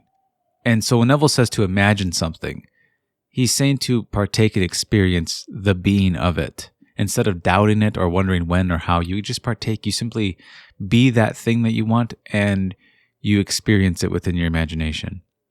And so in this lecture is really good because he really motivates you to go all out and really believe in your imagination, because that is what your imagination is there for. Your imagination, it's yours, and it's yours to believe in. So when you imagine something, it's yours to believe in that imaginal act. And he quotes this man named George Bernard Shaw, and he says, "Some men see things as they are and say, why? I dream of things that never were and say, why not?" And I actually love that quote, but Neville says that everything is plagiarized by the mind of God. So the wisest thing said here was already said at one point. So we're all sort of, in a sense, plagiarizing each other. But really, we're plagiarizing this wisdom that is really within all of us. And then he goes on to say how really the only sin, the main sin against he calls it the Holy Ghost, sometimes it's the Holy Spirit, but this main sin is thinking that something is impossible. So if you have the attitude towards something within you that is impossible, that is sinning. That is really sin. That's the ultimate sin, is to think something is impossible. And then he gives these three, really, so Scripture really is human symbolism to describe the relationship between God and man. And it uses symbolism to convey this story, this message. And there's three symbols that he gives here. He says it's water, stone, and wine. Well, really it's stone, water, and wine. And how he wants to teach us how to walk on water, which is really to believe that life is psychological first, that the cause of life is mental first. And he speaks a lot about how we can give lip service to this idea, but we may not actually believe that. And so how when the facts of life come to us and it tells us what we are, or it tells us really the senses are showing us something, that's the stone, and that stone must be rolled away. And rolling away that stone is uncovering the eye of the imagination. He says that when that stone, when you hear the facts of life, it completely blinds the eye of imagination, and how you have to roll away this stone. And when you walk on water, it means to believe that life is mental. You see it from a mental plane first, than it is a physical plane. And really, I don't think I can argue with that. Many times I see people who act in violence, it was already done within their mind before they did it. Before it expressed itself or externalized itself, it was already done within someone's mind. It's taking life and trying to see it from a psychological plane, seeing that it's first done in the psyche before it's done in the physical, before it's expressed in the flesh. And I can't disagree with that. I've seen that in my own life. I've seen that in the lives of others, that they've committed to it already. It's already done inside oneself. Whether it's good or bad, it's already done, and then it externalizes in this world. And so seeing life from that perspective, you are really walking on water. And so he says that if you really live by this principle, then you are walking on water. He says, how can you believe there is fiction if you believe imagining creates reality? How can there be fiction? He says, so you hear something and you don't like what you've heard. Well, somewhere back in time, it was imagined or it couldn't have happened. Well, now revise it. Just stop it right there and revise it. Change it completely and go back and rewrite the script. And you might say inside yourself after you revise it, well, that's impossible. He says, do not sin. He says, remember, sin is missing the mark. He says, nothing is impossible to God, nothing. Can you tell me something that I can't imagine? He says, you can't tell someone something they can't imagine. If you can imagine it, he's like, believe in what you're doing. He's like, you might doubt, you might deny or doubt that it's possible. But if you can just resist that urge and believe in it, it'll come to pass. And so we can give lip service to the idea that all things are possible to God, but we might not actually believe that. And that changes how we look at reality and how it changes how we live upon reality. It's easy to believe that things are impossible, as we often do. It's very simple to take the approach that why do anything if it's impossible? Why even believe in anything if it's impossible? But if I just entertain the idea that maybe it could happen, entertain and believe in what, see things that never were and say, why not? It's easier, it's harder to take that approach, but it's very rewarding when you do take that approach. And I've noticed that when you let go of that, as I said, when you yield and you let go of that impossibility within you, that's when it seems to work. It's when you actually have faith in what you've imagined, which is the assurance of things unseen. That's when imagination starts to take action in your life. And Neville in this lecture, he sees it as a challenge. He says faith is an experiment which ends as an experience. So it's an experiment. We're experimenting with our faith. And what's really the challenge? He says that whatsoever you desire, believe you have received them, and you will. That's a challenge. He says, I challenge you to experiment with that. Trust that you have received what you otherwise don't. Trust that you have what you otherwise don't. That's your challenge to yourself. Can I persuade myself that I have what I otherwise think I don't have? And can I walk in that having? Can I sleep in that having? Can I be in that having? And will me, when I do that, will it externalize? And if it starts to externalize, it becomes an experience. Well, then I found him. I found a cause within me, a causal power that is beyond my own visible mortal eyes. Now, this is the part where I think, this is the part that hit me very well. He said, everyone can do it. Do it for a better job. He said, do it for another. I don't care what it is in this world. He said, don't try to analyze it. Don't try to analyze yourself and say, what the devil have I done wrong? Because the minute you start to do that, you start blaming yourself.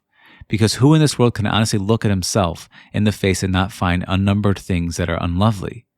They might not have externalized yet, but they were a thought within the individual. So no one can tell me he's without sin. We've all sinned.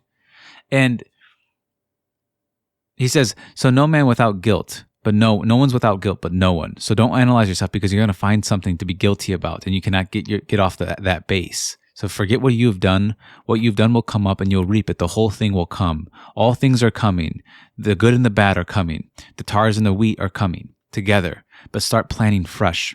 I remember when I read that was a huge turn in my understanding, because I've analyzed myself to death, and you always find something. Either if you don't find it, you'll create it as to why you should blame yourself, or what wrong you're going to find. And if you go into the feeling that you already are wrong, you will what you seek in imagination, you will find. If you seek money in imagination, you're going to find it. If you seek wrongness, being wrong, you will find reasons why you're wrong. You'll find reasons why you're good. So it's not really about analyzing that. It's about imagining yourself already having it. That's really what it is. And or being it, whatever it is you want to be. Can you believe that versus analyzing yourself? Are you analyzing, or are you believing in what you otherwise, in the unseen? Are you simply analyzing yourself to see if you're worthy or not enough today? Are you deserving of something today? And when you go down that path, you're always going to find reasons on why you're not deserving of something, or why someone else isn't deserving of something. You will always find reasons. And this is the part in this lecture that really, when I read this years ago, it just really hit, because he says the good and the bad are coming. He says it's all coming, but start planting fresh. Start new now. He's like, start with something lovely, something wonderful, not only for yourself, but for your extended self, the seeming other, who really is not another, it's just yourself pushed out. And so everyone has imagined something in the psychological realm.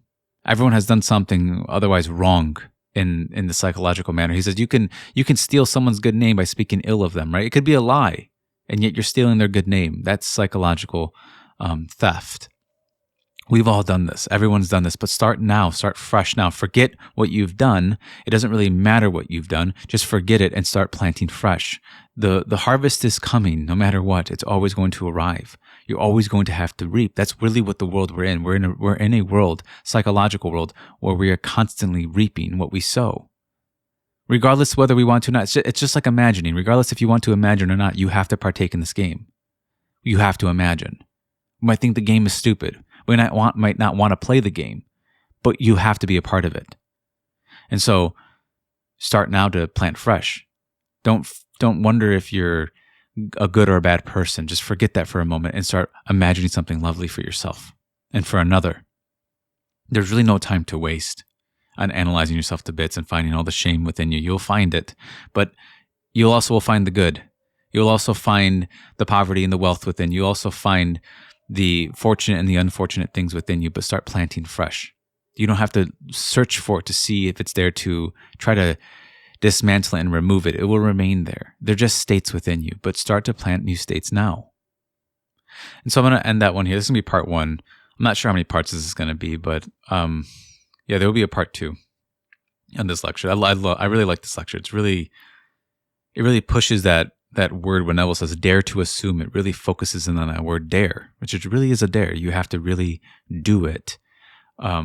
Cast your bed upon the waters. Just do it. Don't question as to why you're doing a silly thing. Just do it. Just believe in it. Be the fool for God. If some people call you a fool for believing in your imagination, then be a fool for the imagination. It doesn't matter. Just believe in it. Don't doubt it.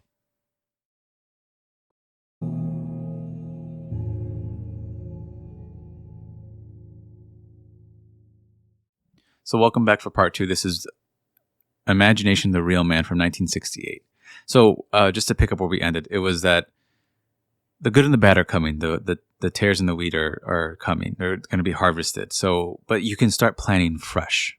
You start planning now, brand new, as if you didn't plant those things in the past, which we all have. Everyone has. You're not alone in that. Everyone has planted things. We have all reaped and sowed things that we otherwise didn't want to reap or sow. But we do reap and sow. And that's really the game. So we have to play this game. And the way to start is to start fresh. Start planting new lovely things now. And just let go. If you've been planting a lot of things that you don't like, just let go of it. Don't worry about it. Just go plant new stuff now. And so then he goes on to say the literal facts. The whole vast world really, it's a flood of facts, and it blinds the eye of imagination. So it completely blinds it. These facts completely blind it. But then Christ comes to heal the blind. We are the blind. I am the blind. When I believe in the facts, I am the blind. I've become blind to my eye of imagination, which sees beyond the facts. So the moment I don't forgive it or I don't see beyond it, I'm living in blindness. That's the true blindness of life. So when you and I think of someone blind, I typically go to clearly someone who's physically blind, but that's not the blindness that Scripture's speaking about. The true blindness is blinding the mind's eye. When you no longer see with it and you only see the literal facts. So someone comes to you and they're complaining about their life and you want to see something good for them, but you just accept their complaint. You just accept where they're at. That is being blind. You're blind in your eye of imagination. I come to you with something that I'm in need of something. Don't just, you can't physically give me it in the moment. Well, imagine I have it. If you don't imagine I have it, you haven't really acted. You haven't done anything, technically. You've just been blind. You've been looking just simply with, as we said, with single vision in the video of the lecture of levels of vision. You're simply seeing me as I am instead of seeing me as I'm telling you how I ought to be, how I want to be. And if you don't see me that way, then neither of us have acted. We're simply remaining in the same spot. So again, true movement is happening within our imaginations. True seeing is happening within our imaginations. So he says we have to remove the stone of facts that blinds the eye of imagination and draw water out, which is to draw water out, which he says how water can take any shape. So we want to take the shapes that have fulfillment within our imagination. We want to see that shape. That's what we want to see. He says, don't fail one day of practicing it. And that is easier said than done from my own experience. He says, don't fail in one day of practicing this.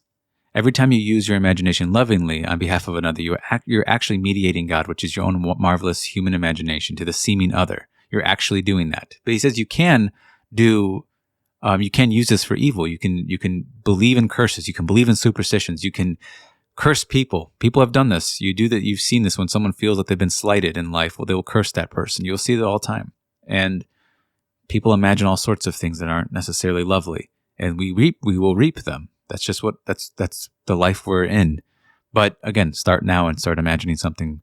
Start to forgive yourself and imagine something better now for yourself. And I meet people like this all the time that believe in family curses. They believe in certain stones that they can't be around because certain stones have certain bad energies. You see this all the time. They believe in certain superstitions. They believe in. I just recently saw one that was the. I don't even know what they're called. They're like these two rods that people hold in their hands and they speak to spirits, and the rods will move out or in as a yes or a no. I mean, you see these superstitious beliefs all the time, and instead of using their own imagination to access whatever thing they want or to ask it of anything, they go to these superstitions. And if you go to one superstition after another, one medium telling you something after another, you're going to get so many different answers. Really, what you're trying to do is find your own answer within yourself. And so I'm of the opinion that a cleansed mind doesn't have superstitions. A cleansed mind doesn't doubt. A mind that actually always sees fulfillment. That's really what a cleansed mind is like. And then he actually says there's a lot of people believe in curses more than they do in their own prayers. And I've noticed that in my own life with speaking with people. They do. Many people believe curses way more than they believe in their own prayers. They would rather believe in some invisible curse. But it says that in Scripture that we've been brought to the land of blessings and cursings. Choose life. We can choose cursings, but choose life, choose blessings. Choose that. It's an active choice. And I think the way to say don't fail in the practice of it, I think what he's really getting at is that it's an active choice every day to utilize your imagination. It is. We are the operant power. Remember when he says that? You are the operant power. What he means by that is that it doesn't operate itself. So unless I act, it's really just stays still. Unless I change, I don't really move. Unless I hear something, nothing's really heard. It's essentially what he's saying. If I just remain blind, well, then I just remain blind to whatever facts someone just told me. And then we don't really move beyond it.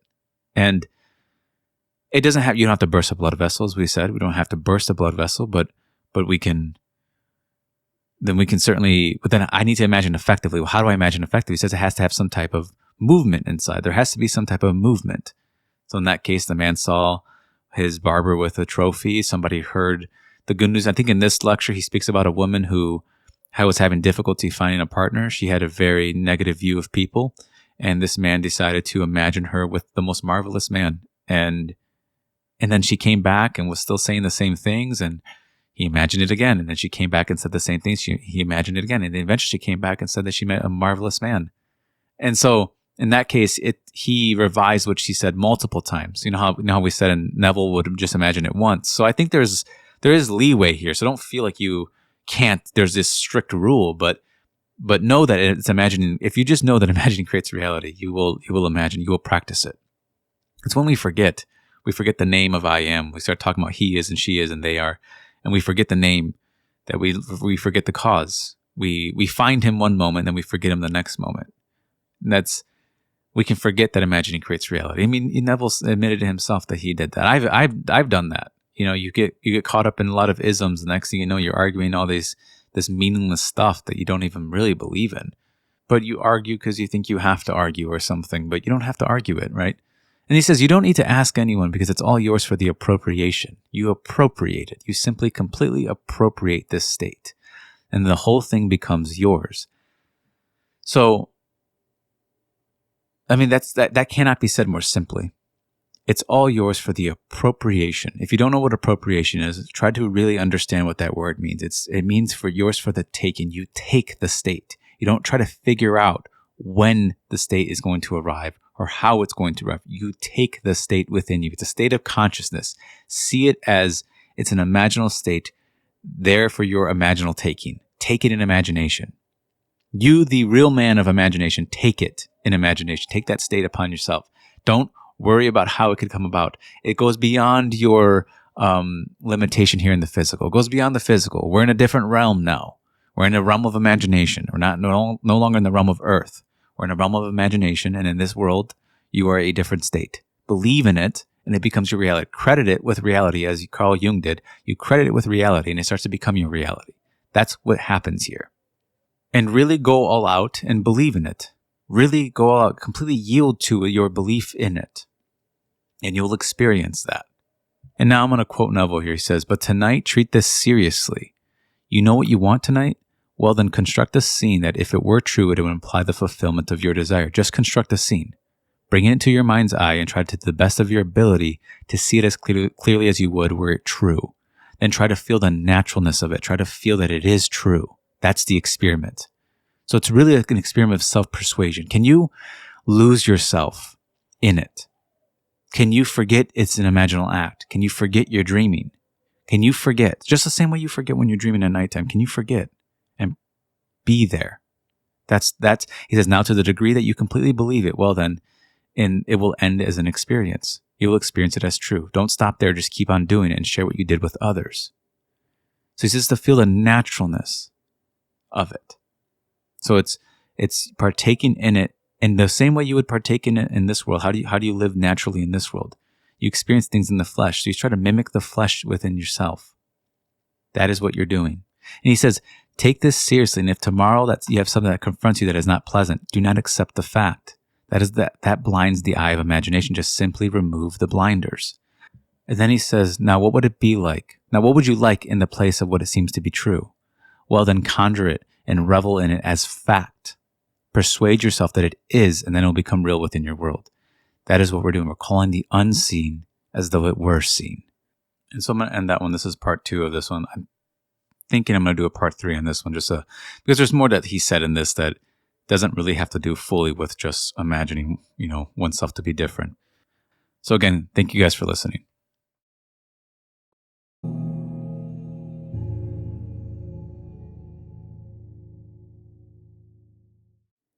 So this lecture is from 1968. It's called Imagining Creates Reality. And as you know, I already made 2 videos on this lecture, but this lecture is the October one. The other one was the one from June. They're they're very similar, but there's a few things that are differently that I really want to focus on. There's a main quote that I want to focus on. But he basically starts off by saying that you can't pass the buck to anybody. You can't pass it to something in this world as causation. You have to take responsibility for your own imagination and what you're doing on the inside. And he says, it doesn't really matter where you start off. You can start off poor, you can start off in a palace, regardless what you imagine has to produce in your life. And so he says, if you know this principle, you can ignore the facts and actually go all out and believe in your own imagination. Then he goes on to say how, which he said in the first one, that we must, has to produce some motor element in us. So if I become combative on the inside and I start reacting to some argument I'm doing, he goes, that will produce something in my life because it moved me on the inside. He's like, a thought that really doesn't get felt, it doesn't produce much. And so it has to have some motor element, which is true as well as for the good. If I start imagining being congratulated, that would also have to produce in my life as well. And I've seen this work in my life too, where I've had the same repetitive arguments in my head and they externalized in my life. And I've also had the same congratulatory things and those produced in my life. And so he says that if you don't change anything, you will continue to reproduce. If it's an unpleasant environment, you will continue to reproduce that unpleasant environment over and over and over again until you start to practice this principle. And the principle would be to simply not accept the facts of life and imagine yourself differently. That would be the practice of this. And then he goes on to give a little example of how he doesn't pass the buck to anything, meaning that he doesn't give causation to something else. So he said that he was living like the devil. I don't know what that means. But he's like, I was living like the devil. I felt like the devil. And he's like, I mean, physically in the last couple of months. He goes, he said that he went to the doctor and the doctor basically told him, well, we have a dilemma here because one test says something else about your blood and the other one says the complete opposite. So it's a dilemma. And Neville said that this was an outpicturing. This was an event outpicturing what he was doing within himself. He said that he didn't want to pass the buck to anybody. He didn't want to blame anyone for that. He didn't want to blame an organ for that. He didn't want to blame anything. He just wanted to assume the responsibility of what he was doing on the inside. He became aware of what he was doing on the inside. So he changed his way of being, and he said that this whole dilemma solved itself on the outside. So he really didn't want to blame any external factors. He was really big on that in this lecture. Now, I kind of briefly went over that. I would recommend you read it as well, but this is the part I really wanted to get to, which is he says he's basically saying that imagining oneself to be different or imagining another to be different is a form of forgiveness. And he says, and you can also say that forgiveness creates reality. That would be another way of saying the same thing, because that's essentially what he's equating imagining with forgiveness. But then he says this, he says, forgiveness tests the individual's ability to enter into and partake the nature of the opposite. Now, when I heard that quote, that's what freed me in a lot of ways. It's because I think I knew intuitively, I knew what I wanted to imagine. I knew what I didn't like to imagine. I knew what I was imagining. I became aware of what I was doing on the inside. I became aware of what I was producing and creating on the inside. I became aware of what I was planting on the inside. But I didn't have maybe the courage. Maybe the courage is the right word. Maybe I wasn't brave enough to partake in the nature of the opposite, even though I necessarily wanted to. I knew what I wanted to think. I knew what I wanted to feel about myself. I knew what I wanted to imagine. But I wasn't bold enough at that time. I didn't dare to assume it. And at times that I did, things changed because it produced some motor element in me. Something actually changed and shifted within me. But it only shifted until I actually accept it and start to partake in the nature of the opposite. So when I heard that, I said, it's the individual's ability to partake or accept and enter into the nature of the opposite. So you imagine, you're right now imagining something that maybe you dislike. Let's say it's unpleasant. Can you entertain the nature of the opposite, which would be something pleasant, something more freeing? That's the question. Can you do this? Can you partake? That's forgiveness. And when I saw that, it was like, I guess wrapping it up into seeing that it's a form of forgiveness allowed me to see it as a loving act upon myself, to redeem myself, that it really is one being here. So if I want forgiveness, if I feel sorry for something, I want to be forgiven, I imagine that I am forgiven. I partake in the nature of this opposite. Or if I hold myself in some sense of shame, can I feel myself to be proud of something? Can I partake in the nature? It's not really asking me to force myself. It's more asking, can you just do this? Can you try it? It's always that when it comes to Neville. It's like, can you just test this and try it? You're imagining the fearful thing right now, but can you, although it's scary and you know it's scary, can you forgive that and test your ability to entertain the nature of the opposite of what you're imagining? Can you imagine some sense of safety, some sense of security, some sense of wealth, some sense of health? Can you entertain that nature? Because when I saw it as entertaining natures as well, which is the same thing as entertaining states, but these states have certain natures. They're not all lovely states. In the last lecture, he said that they're stupid states. And there's a lot of stupid things in the world, but can you entertain the nature of something opposite? I used to wonder, well, what does it feel? What does an intelligent state feel like? What does intelligence feel like? What does feeling brilliant feel like? I just would try to test that. And the best I could, I would try to reach for these things within myself. Even if they felt far away, I would ask myself, what does it feel like to me? And at times I would get a faint heartbeat towards those ideas. It would be very faint, but at a certain moment I would catch a little glimmer of it and I would feel it and I would know, oh, that's what it feels like. I know that's what it feels like. And the next thing you know, I start to partake more and more into that nature of that opposite. And I saw that I'm interacting with natures here. So if I'm interacting with or you could say energies, I'm interacting with an unforgiving nature here, or I'm interacting with something that is holding me in some type of bondage, some type of the nature that is keeping me imprisoned on the inside. Can I entertain the nature of being free from this thing? It doesn't matter what the thing is. It's asking, can I entertain the nature of the opposite of this thing? That's the question. And then he gives an example of how you have to completely rub out who you were before and accept the nature of your opposite. So it's really, now it's going to come down to yourself. Can you accept a different nature of yourself? You've been unlovely, you've been unkind. Can you accept yourself being kind and lovely? Don't abandon yourself. Don't leave yourself in the same position, but redeem yourself, save yourself. It's the same being. You're just simply rearranging it. So he says how you see yourself as one state and then you leave that state, and that former state is going to vanish and leave. I had dreams before where I've had people from my past in my dreams try to hold me back in the dream. I could feel them trying to hold me back and keeping me there, and I wanted to leave. And so at times these former states can feel like they're convincing you and pressuring you to stay into that former position that you were just in, that you've actually wanted to leave. But until you let it vanish and actually go, you don't actually move into a new state. The former has to leave and the new has to become your new way of being, your new nature. That is essentially what's happening here. It's almost like until the point you completely forget you even were that old thing. That's almost, even though you might have been that thing for many, many years, you almost move as if you never were that thing to begin with. That's how it almost feels. It's a complete redemption. It's complete forgiveness. That's why I love the word forgiveness in this case. Forgiveness tests the individual's ability to enter into and partake the nature of the opposite. The nature of the opposite. This is just such a freeing,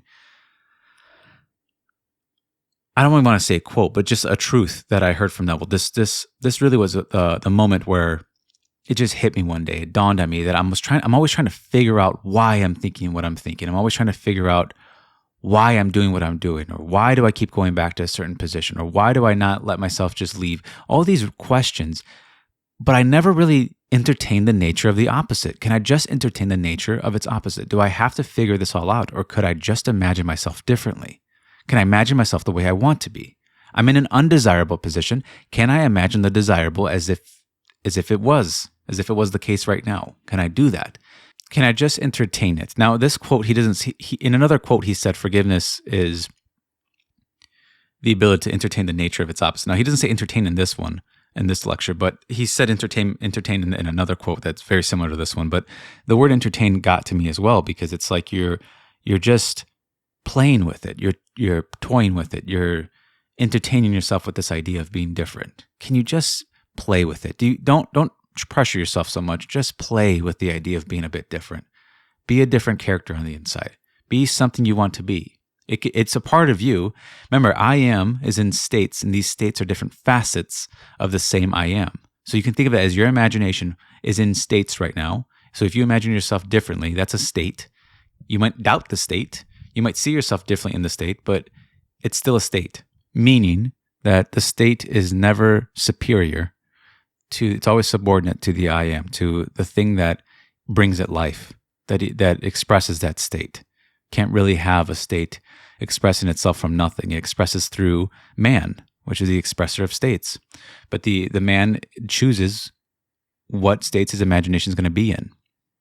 So I'm going to end that one here. I think this will be part one. I think I'll do a part two. I'm going to call it Forgiveness Creates Reality, just because I don't want it to mix in with the other one, which is the same title, which is Imagining Creates Reality, just to give more clarity on it, which one's which.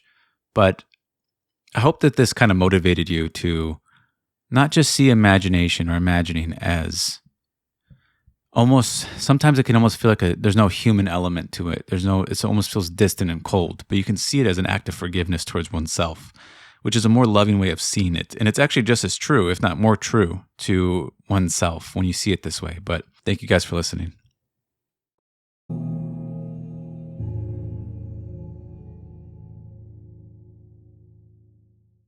So welcome back for part two. This is Imagining Creates Reality from Neville from 1968. Now I'm calling it Forgiveness Creates Reality because I need to separate the two, because he made two lectures in this year, one in October and the other one in June. So this is the October version. The other one was the June version. So I'm just going to continue. As I want to just do a brief overview of what we said in the last video, which was forgiveness is entertaining and partaking in the nature of its opposite, which is a very freeing thing, right? Because, and this is going to tie in, I'm just going to tie it into what we're going to say now, which is you don't need anything on the outside to do this, to perform this action of forgiveness, of entertaining the nature of its opposite. You don't need a certain mediator between you and your imagination. You don't need that. That doesn't even make sense if you think of it that way, that you would need someone in between to get you to imagine something you want to imagine. Like you decide this regardless, whether or not there is someone on the outside or not.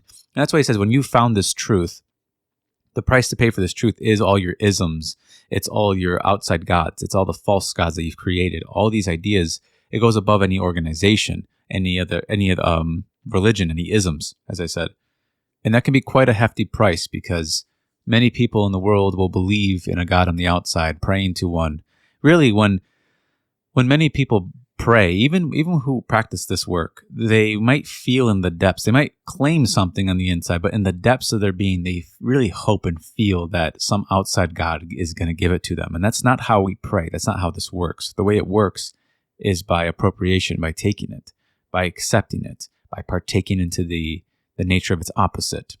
That is how we appropriate things. You don't really ask anyone. You're not really pleading with anything on the inside. You're not going within yourself and then asking something, hey, can I have this thought? Am I allowed to have that state? What must I do to get this state? There's no qualification. The only qualification is your faith in that state, your faith that you are that state. That's the only way around it. You don't need any other outside qualification. You take nothing from the outside. And I want to stress that. When I spoke about yielding, there are many things I've studied in life. I can be quite knowledgeable in certain subjects, but that doesn't matter to me.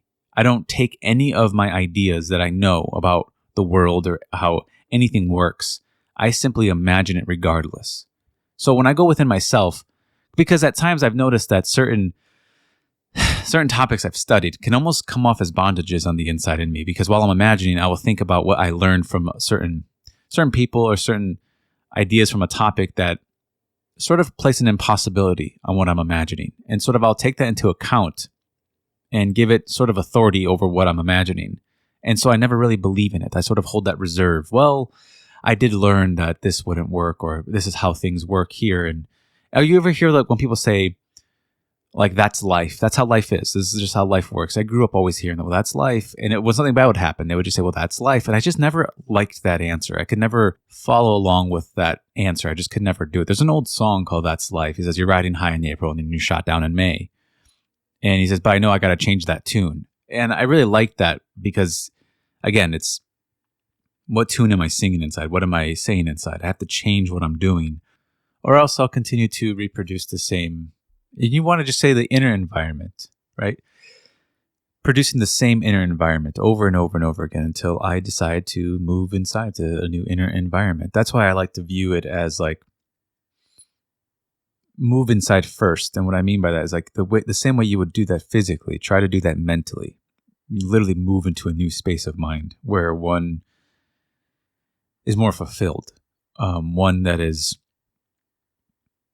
seeing the fulfillment of what you want and entertaining yourself with that opposite. No, he says this. He says, so here I may tell you, you have within yourself the power to create anything in this world. Let things be as they are. Let people be what they want to be, but you have your own goals. It doesn't matter what has happened in your world. It doesn't matter what the world tells you or where you started. Start where you are now. Then he goes on to say the power in you is called Jesus Christ. And he says, come and test yourselves and see. Do you not realize that Jesus Christ is in you? And then he says that this isn't what he was taught as a child. When he went to his school, I think he went to a Christian school. He said, I wasn't taught this. I wasn't taught this either. I was always taught that it was something outside of me, that some saving power is outside of me. It's not found within me. But if you're listening to this and you've accepted this to a degree, you have accepted that this Savior is within you. It's not that things are not happening outside of you. And let me just quote him here. He says, so I had found him, and I found that he is creative, and he creates in me, and my life is simply the fulfillment of my own imaginal acts. I haven't always been wise in my choice of what I would imagine. I have imagined the most unlovely things in this world and have reaped them.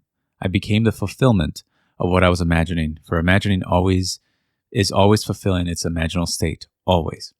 And so he has a moment of honesty with himself that, we've all imagined unlovely things. We've all reached unlovely things. We haven't always been wise in what we do inside of ourselves. I know I haven't. But I can't really see everyone's been wise. Some have been wiser than others, of course, but not everybody's been perfectly wise in what they do inside themselves. And I really like the part where he says, just let people have their own goals, but you focus on your own goals. You imagine those fulfilled. Let everything kind of be the way it is. Leave the world alone and change the conceptions of yourself, because you'll find so many times where you'll hear conversations of people trying to tear each other down or tear other people's, work down. And you don't have to tear anything down. You don't have to be jealous of anyone. You don't have to tear anybody down. You just keep imagining yourself being fulfilled. Do you imagine from your own premise that you are fulfilled? Do you live from that premise? You change your inner environment from a place of desire to a place of fulfillment. And you live from that. You don't just do it one time. You do it. This is a way of living. And I simply like to just say it's the imaginative way. It's just you're living life from an imaginative perspective instead of one that's just focused on the facts of life. And he gives an example. He speaks about a man who made a lot of money. And a lot of people basically told him that he shouldn't have that much money. He's short, or he's this and he's that. And he's like, it's all this envy. He's like, but the person had a dream and they realized their own dream. He's like, so just let that go. Remove the judgments that you placed upon him or her. And that's also the judgment you've placed upon yourself. So let that go, because you're really just restricting your own self when you do that. And allow yourself to not have a certain condition in place. You don't have to, again, be the most of something. You don't have to be enough of something. You just start now to plant new seeds. That's all you do. You just simply start now to plant something new.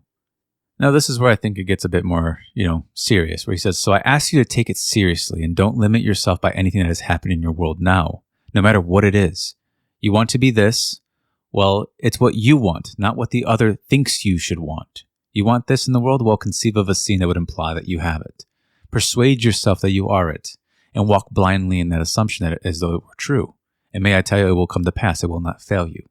And so, again, that's a good way of saying that don't simply try to mold yourself into what you think others should want for you, what you think others want you to be. You need to decide for yourself what you want to imagine. Remember, it's your own imagination and it's your responsibility on what you decide to put in it and what you decide to believe in it. You can doubt things inside your own self, but you can also believe things inside of your own self. And so you'll find all these states inside of you, and it's your decision to believe in them, to make them come true. That is what you do. And don't limit yourself to what you think you're allowed to have or what others think you should have. That's another thing. Not only do people want to tell you what you should be, they also tell you what you should have. And then you live your life based on what you think. You limit yourself based on their ideas. And really what you're doing, you're limiting your own imagination. You're limiting a power inside of you that appears to me to be unlimited. It appears to put you in states of consciousness that are unseen by the mortal eye. They haven't yet been realized, but they also haven't been believed in. And so they don't realize themselves in man, because man is the expressor of these states. And so don't try to live your life trying to satisfy everyone around you and leave yourself empty. You need to find what you want to imagine and start to imagine from the premise of having it. Because what will happen is if you start to imagine based upon the thoughts of other people want you to imagine, you're going to live a life, you're going to find yourself living a life you never want to live. But if you catch yourself simply limiting yourself to what other people have called you, what they have said you should want, or what you should be, you can start now to change that. Don't let the circumstances otherwise tell you that you're stuck in what you're imagining. You can't be stuck in what you're imagining. Only if you believe you're stuck in what you're imagining, you are. So you really are as free as you want to be inside of your own imagination. It truly is up to you.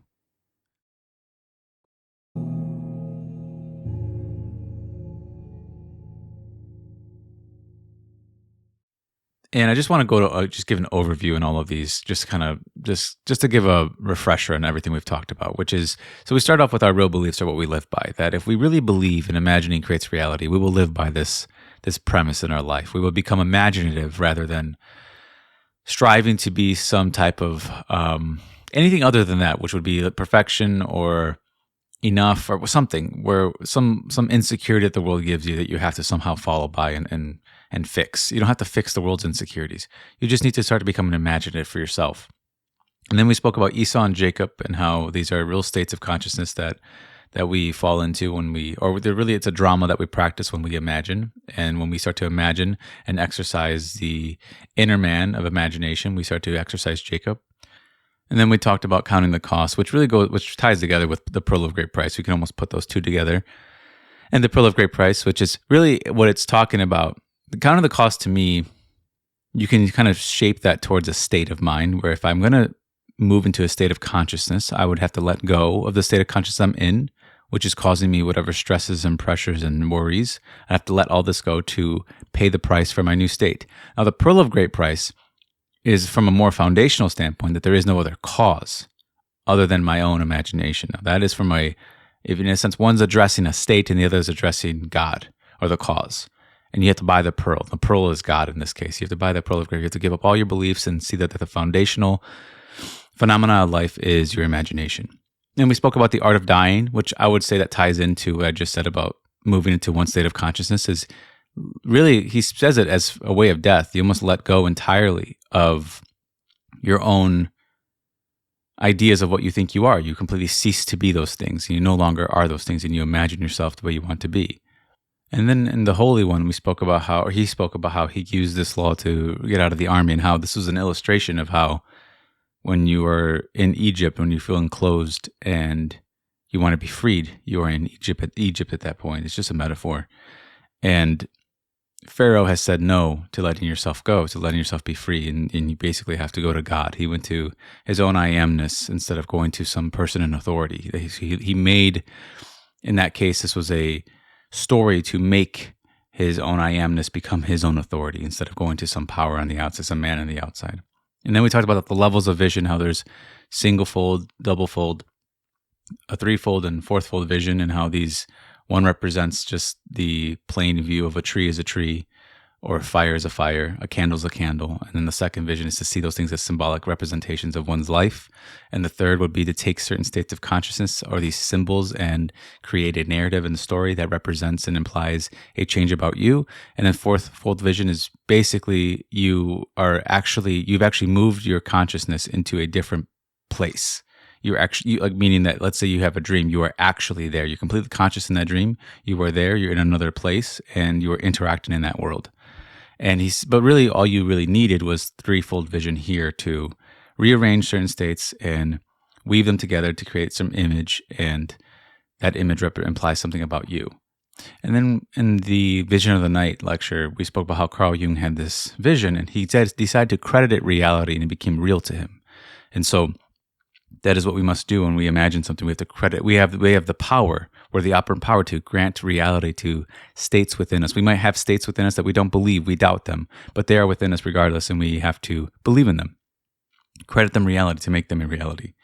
And then in the game of life, we spoke about how you can think the game is stupid to imagine that we make ourselves out of our own imagination, and it can feel unfair at times. But if one knows this principle, they can get out of the position they're in. And really, to play the game effectively, you'd have to start becoming imaginative and not really rely solely upon your own intelligence and your own knowledge. You would have to go beyond these things and imagine yourself the way you want to be, above your knowledge, you're above your reason, above your doubt. You go above all of these things that you otherwise see from your perspective, and you get in. So your imagination puts you in touch with different states of consciousness that you might doubt. Your senses doubt it, that's for sure, and your reason doubts it, and you might doubt it as well. But it puts you in touch with these states of consciousness that you otherwise have to believe in, and become imaginative and grant reality to these things that play this game effectively. And we spoke about how there is no fiction, that if the premise is true that imagining creates reality, then there can't be fiction. And so when you go within yourself and you see yourself the way you want to be, that's not a fictional you. It's not just imaginary. Don't ever think it's just imaginary. It puts you in touch with a certain state of consciousness. It puts you in touch with a certain version of you that you otherwise can believe or not believe. But to believe it is to become aware that you already are that thing. That's the way to move inside, is to see that it's not fiction. You already are that, and that's how you move. And so we move effectively through assumption on the inside. We move effectively through different states of being on the inside through assumption, through assuming we already are. And then we spoke about imagining creates reality, and how the girl did not leave herself in a state of crying when she was in distress in the rain. She decided to change her tears into the salt, and she decided the salt of the ocean, and she changed her she changed her circumstance in imagination to being in Samoa, even though she wasn't necessarily there in the moment. She was actually in a pretty distressful position, but she imagined beyond her reality. She put third level vision she put these symbolic representations into a narrative and created that narrative for herself. And then she received the money to go. And so you can see how she used second and third vision in that story to create this narrative that implied that she was in Samoa the way she wanted to be. And then in The Real Man, we spoke about how we're here to change the imaginal you. The one in imagination is the one that you have. That's where you move inside. That's actually who you are.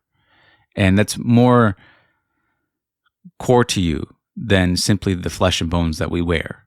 That what I'm imagining, what I'm doing on the inside is more me than it is this flesh and bone. And what I do on the inside, I'm creating myself out of my own imagination. What I'm believing in my own imagination, that is what I'm creating myself out of. And in this lecture, he quotes George Bernard Shaw, and he says, some men see things as they are and say, why? I dream of things that never were and say, why not?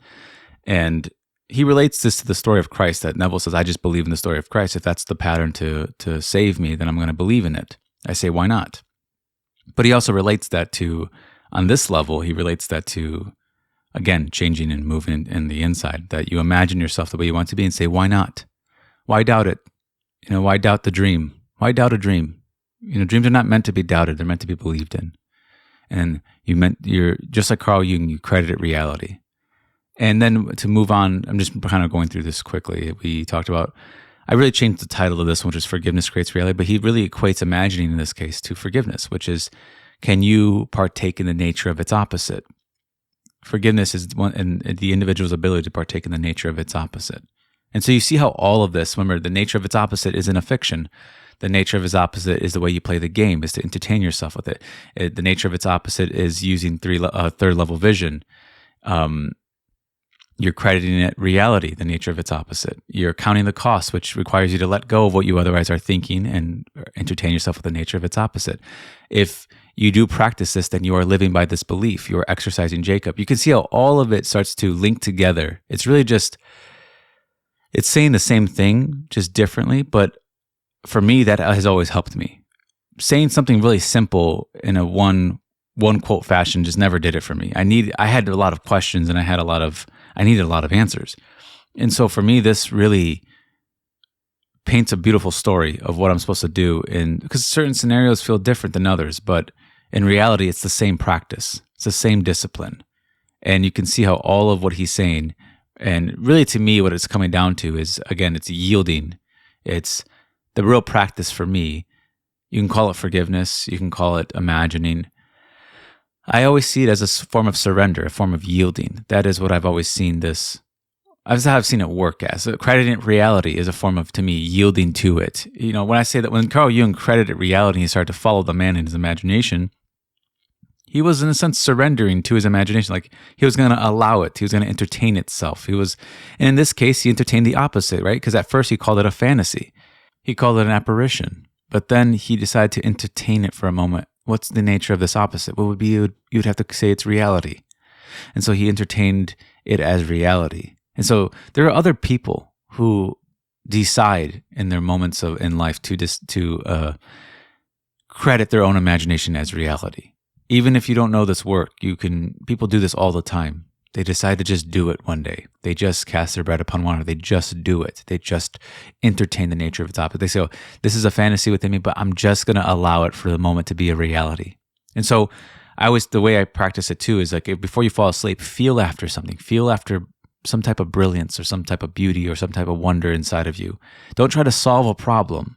Just feel it. Credit it reality as well. Or dream it or imagine it.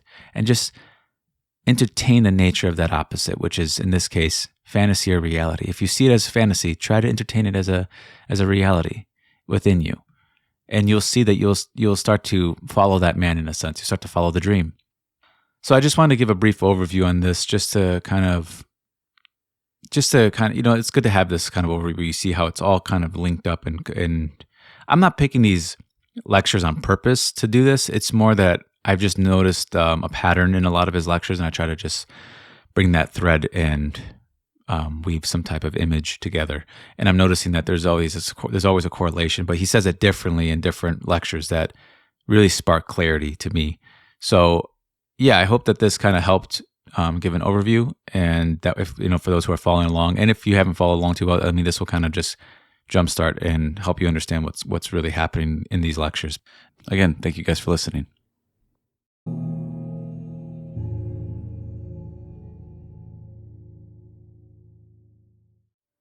So this lecture is called Eternal States, and it was done in 1968. Now this lecture is turning into one of my favorites, and I've read this in the past, but I read it again recently, and it just triggered this dream that I have. I completely forgot about this dream I had in the past that really correlates with what Neville is saying here. So what I love about this lecture is that it's mystical. It's very mystical, but then it's also very practical. And so he starts off by saying that you'll find this teaching to be the most practical in the world of Caesar. He's like, it may not make sense, but I only ask you to try it. So he's basically stating that, of course, the idea of imagining might not make sense to you because it goes against the facts and the reasons and the doubts and all of that of the time that we're in.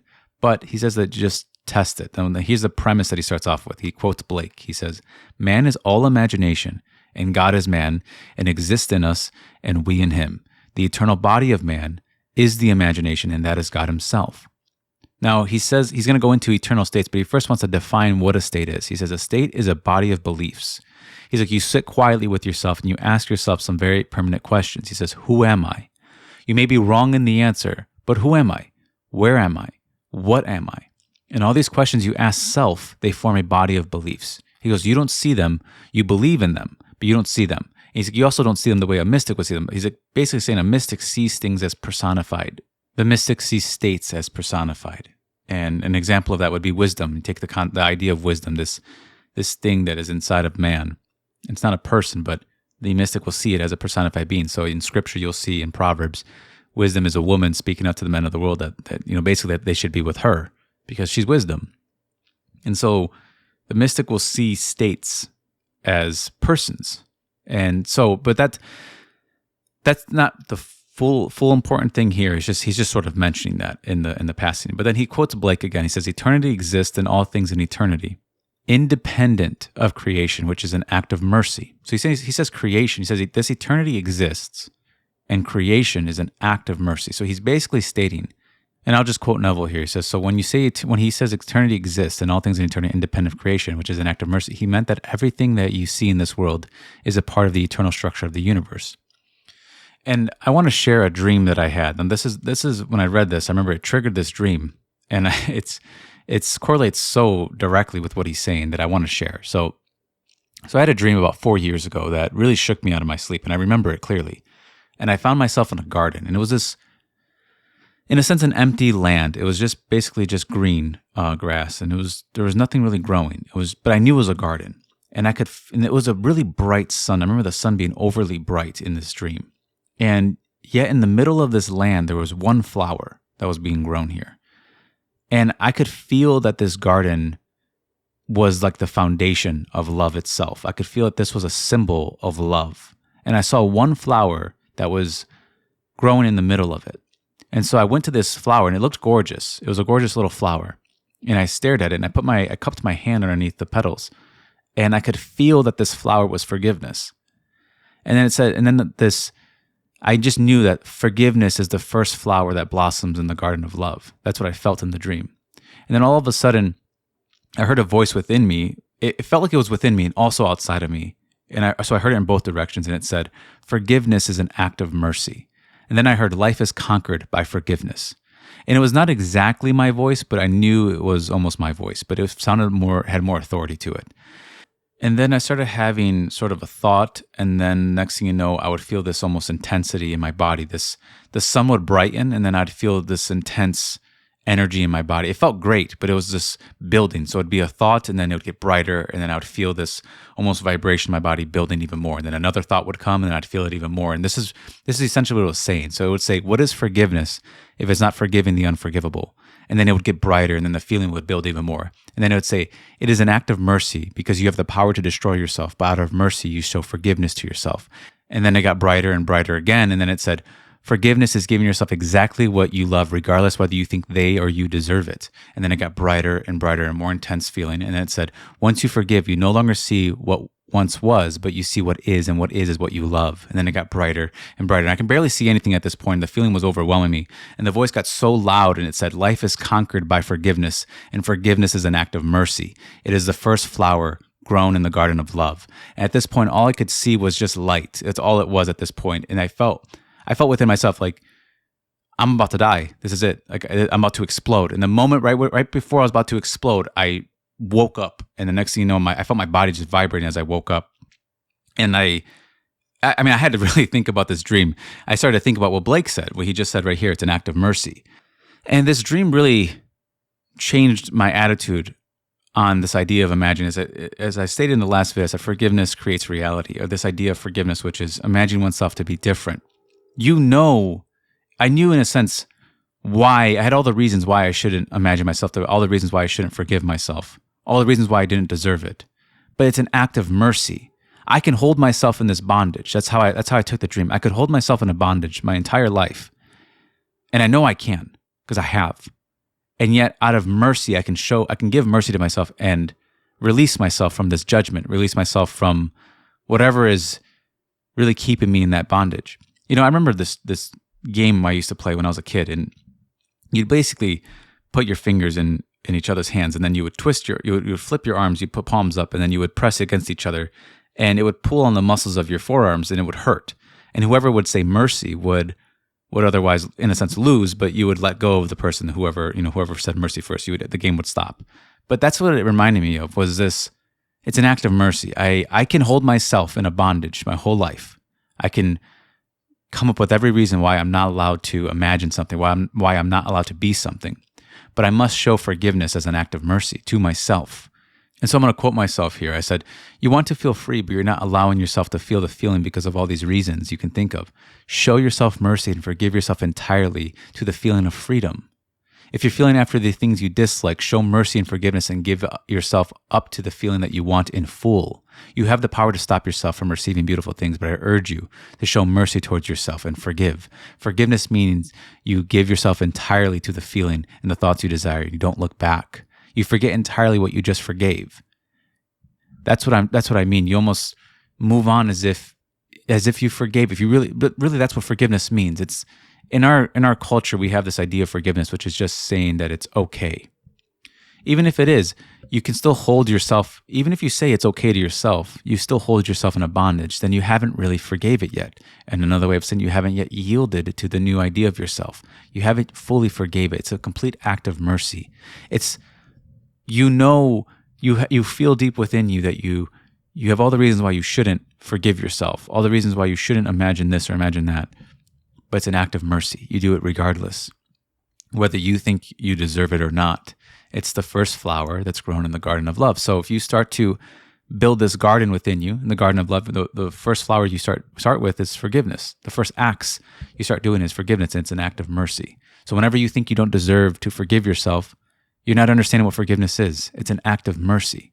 And you start to grow this in this garden, this first flower. And eventually you're going to have this beautiful, magnificent garden of love that is really within all of us.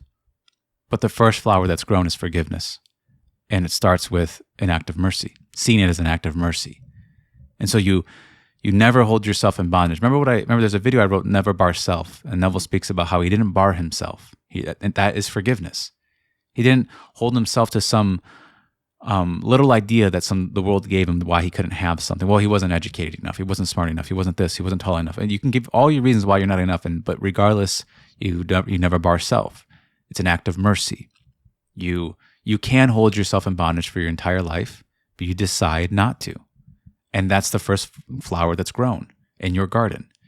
And so you can see why I am heavily attached to this work, because I've never had a work. I've studied many bodies of work, but I've never had these bodies of work where I get these very intense, almost visions, because they're not like dreams. I've had dreams. Dreams can be very much like you're a passenger, and it's just sort of, I heard a joke where you just like you're fixing a go-kart with your landlord, those kind of dreams. But this is not those kind of dreams. This is it's coherent. It's life-changing.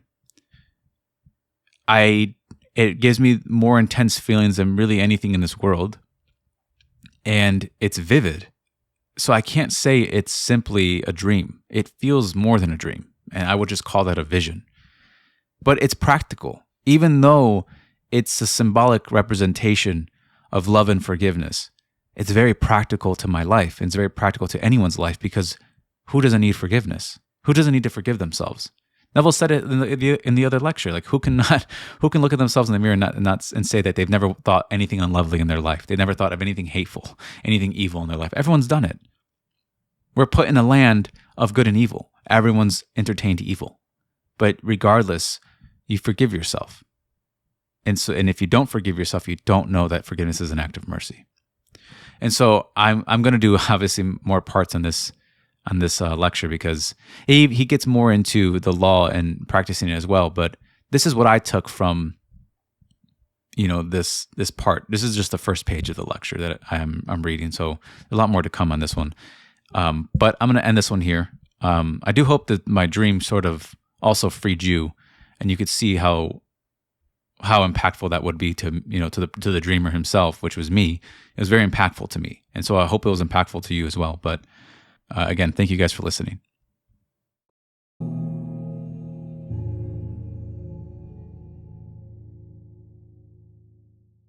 So welcome back for part 2.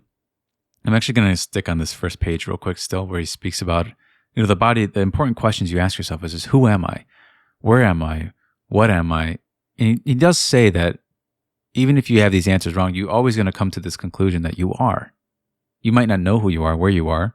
You might have amnesia, but you can't let go of your own I amness. You can never outgrow that. You can fall into a state of dementia, fall into a state of insanity and forget who you are, but you can never forget that you are. That's the one thing you can never let go of, and that is who Neville calls God. Now, these are states while we're here. This I am can fall into states while we're here. You can trip. If you've ever tripped in life, I just had a memory of when I tripped in front of all these people. This is a symbolic representation of what can happen with states. You can trip into a state you don't want, an unlovely state. You can fall into these things. At times we trip physically, but you can trip mentally as well. And you might be in a certain state of mind that you enjoy, and then all of a sudden you trip into, I don't know, you overhear something and you believe in it, or you start doubting yourself. You trip, and the next thing you know, you're sort of going on a different path, or you take a route that you don't really want to take inside. The next thing you know, you're not really imagining what you want. You're imagining what you think you have to imagine. And that's not what we're supposed to do. We're supposed to imagine what we want to imagine. And you believe in what you want. You believe in that dream. Because it's all dream anyways. If we start with the premise that man is all imagination, if man is all imagination, then where am I in imagination? What am I doing in imagination? That is the premise that we're starting with. That's who I am. And then he quotes Blake. He says, nature is barren where man is not. So nature is barren where man is not. And so he's saying that where imagining is not, everything vanishes. And so he says that if you change, even if you have any modification to the body of your beliefs, that thing will disappear from my world. It will vanish. So if I change myself, then what I once was will start to vanish away, and what I am now will start to come into being. So really we resurrect and we cease to be, we give death to our states. And we start to express in our worlds what we otherwise are giving our attention to, or what we're believing in on the inside, what we're believing ourselves to be. So really in imagination, what I give, it's sort of like a light. Whatever I point my flashlight to, that's what I'll see in my imagination. It's all there. The eternity exists in the minds of man. So if it's all within my imagination, all these states, then whatever I put my flashlight to within myself, that's what I'm seeing. That's what I'll give rise to in my world. And so I've always seen it like, almost like nothing disappears in the mind. It's not like poverty goes away just because you find yourself in a state of wealth. Poverty still exists in the minds of men. It's just that you don't give your attention. You don't put yourself in that state inside yourself. But it doesn't disappear. Nothing really disappears. And Neville gives that example of like you're in Chicago and you leave Chicago. It doesn't mean Chicago doesn't exist anymore. It's simply not in your awareness anymore. You just left that spot, but it still exists for you to go back to it. So that's why we can always enter into and fall out of states.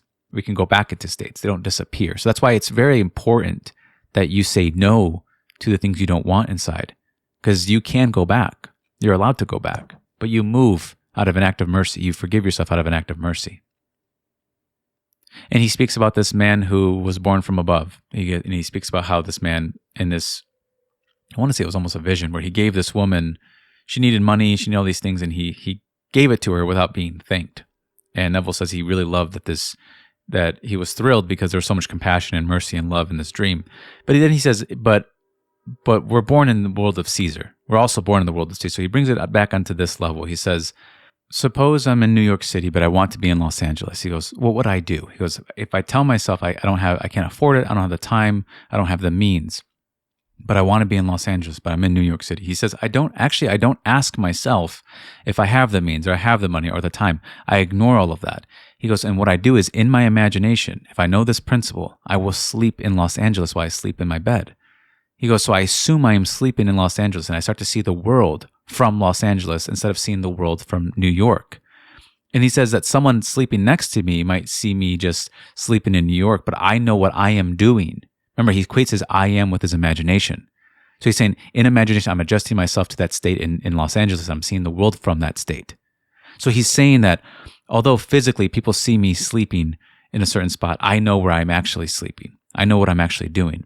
So really, when you start to become imaginative, you start to go down this path of being imaginative instead of just being intellectual or intelligent or whatever in this world. You want to become imaginative. And then it starts to become more important where you sleep, the state of consciousness you sleep in, or where you want to sleep in imagination, mentally, than it is to where you sleep physically. So it doesn't matter to him that he's sleeping in New York, and within himself, he's in Los Angeles, and he knows he's doing that. He says, when I wake up though, if I wake up, I won't find myself in Los Angeles. Tomorrow I will find myself in New York, but I know what I've done. I've set across a series of events that will lead me to that fulfillment, which would be Los Angeles and what I did within myself, because imagination must fulfill itself. So every night for the rest of his life, he could simply sleep in New York if he wants to. But mentally, he decided to sleep in Los Angeles, and that will create a bridge of incidences that will lead him towards Los Angeles. And this is for anything in the world. You sleep at a different state of consciousness, and you will start to resurrect it in your life. And then he says that he doesn't do it lightly anymore because it worked. He goes, I did it lightly in the past, and it worked, and it wasn't what I wanted. So we can imagine all sorts of things we don't necessarily want, even if we know this principle. So he says that now he's more selective on what he imagines. He goes, when I stumbled upon this principle of imagining creates reality, Neville thought it was stupid. He said, imagining creates reality? He's like, you mean I actually believe a thing that has no external support? Nothing in the world to support it. All the reasons to deny it. And I'm supposed to believe my imaginal act will produce and project it on the screen of space. He goes, I didn't believe it, but I tried it and it worked. He said, I just did it as an experiment. So he says, so I warn you, I equate you with what I know about this principle of imagining and leave you to that choice and its risks. And for there are risks. You may not want it after you get it, but it's entirely up to you. Don't select idly. So he's really telling you not to just, I personally don't see anything wrong with being a little bit general. William Blake said that you're stupid if you think in generalities. You should be very specific. And I've noticed that when you start to become specific, you give more reality to it. So at times, I think general can be okay, but I do find that the more you start to give a little bit more details to your imaginal act for your own self, not to be perfect. The intention is to simply adjust yourself into the mental image that you want. So in that case, he wants to be in Los Angeles. Well, you give the detail of seeing the world from Los Angeles. You feel that New York is far away from you. You feel it's on the other side of the country. You see you feel the heat of Los Angeles. Because New York can be very, very chilly. And so you start to add these little details that implies where you're at. And I actually love that Neville, thought it was a stupid idea. I actually didn't think it was stupid. Maybe because I had some experience with imagining even when I was younger. I've always been interested in imagining. And so I didn't think it was stupid, but it's funny to me that Neville thought it was stupid, but he tested it. And the way he tested it was, I'm assuming he's speaking about the Barbados story. I could be wrong. Maybe there's one before that I'm unaware of. But yeah, you can start off thinking that this is stupid, and you start to prove it to yourself. But I want you to catch something. He said that you can sleep in Los Angeles mentally, even though you're physically in New York.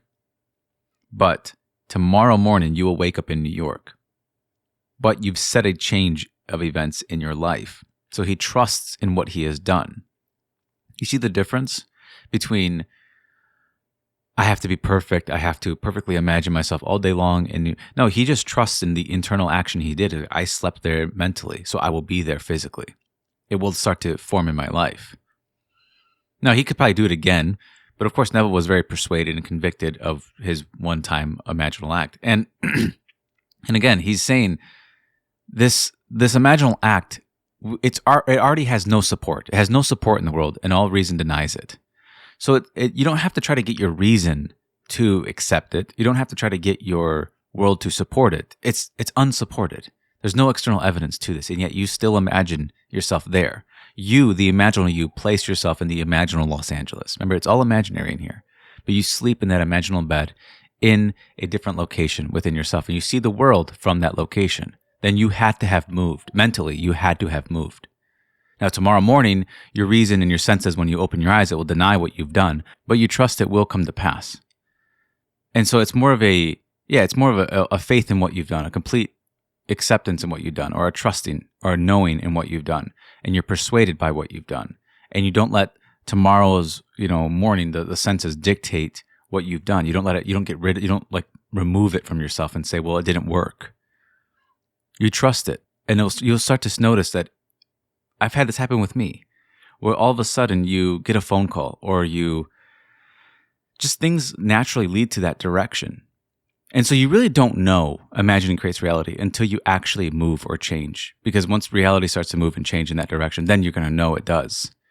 And you lived your whole life, many years in a certain state of mind, and it feels like life's the exact same way. But until you change, it will remain that way. But again, thank you guys for listening.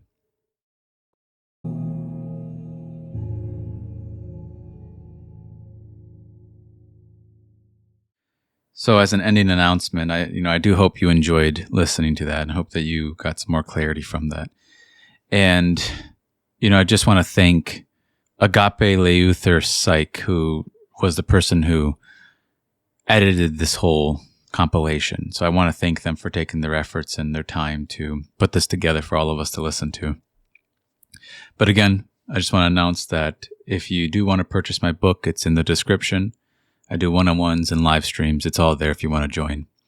But again, thank you guys for listening. Thank you for giving me your time.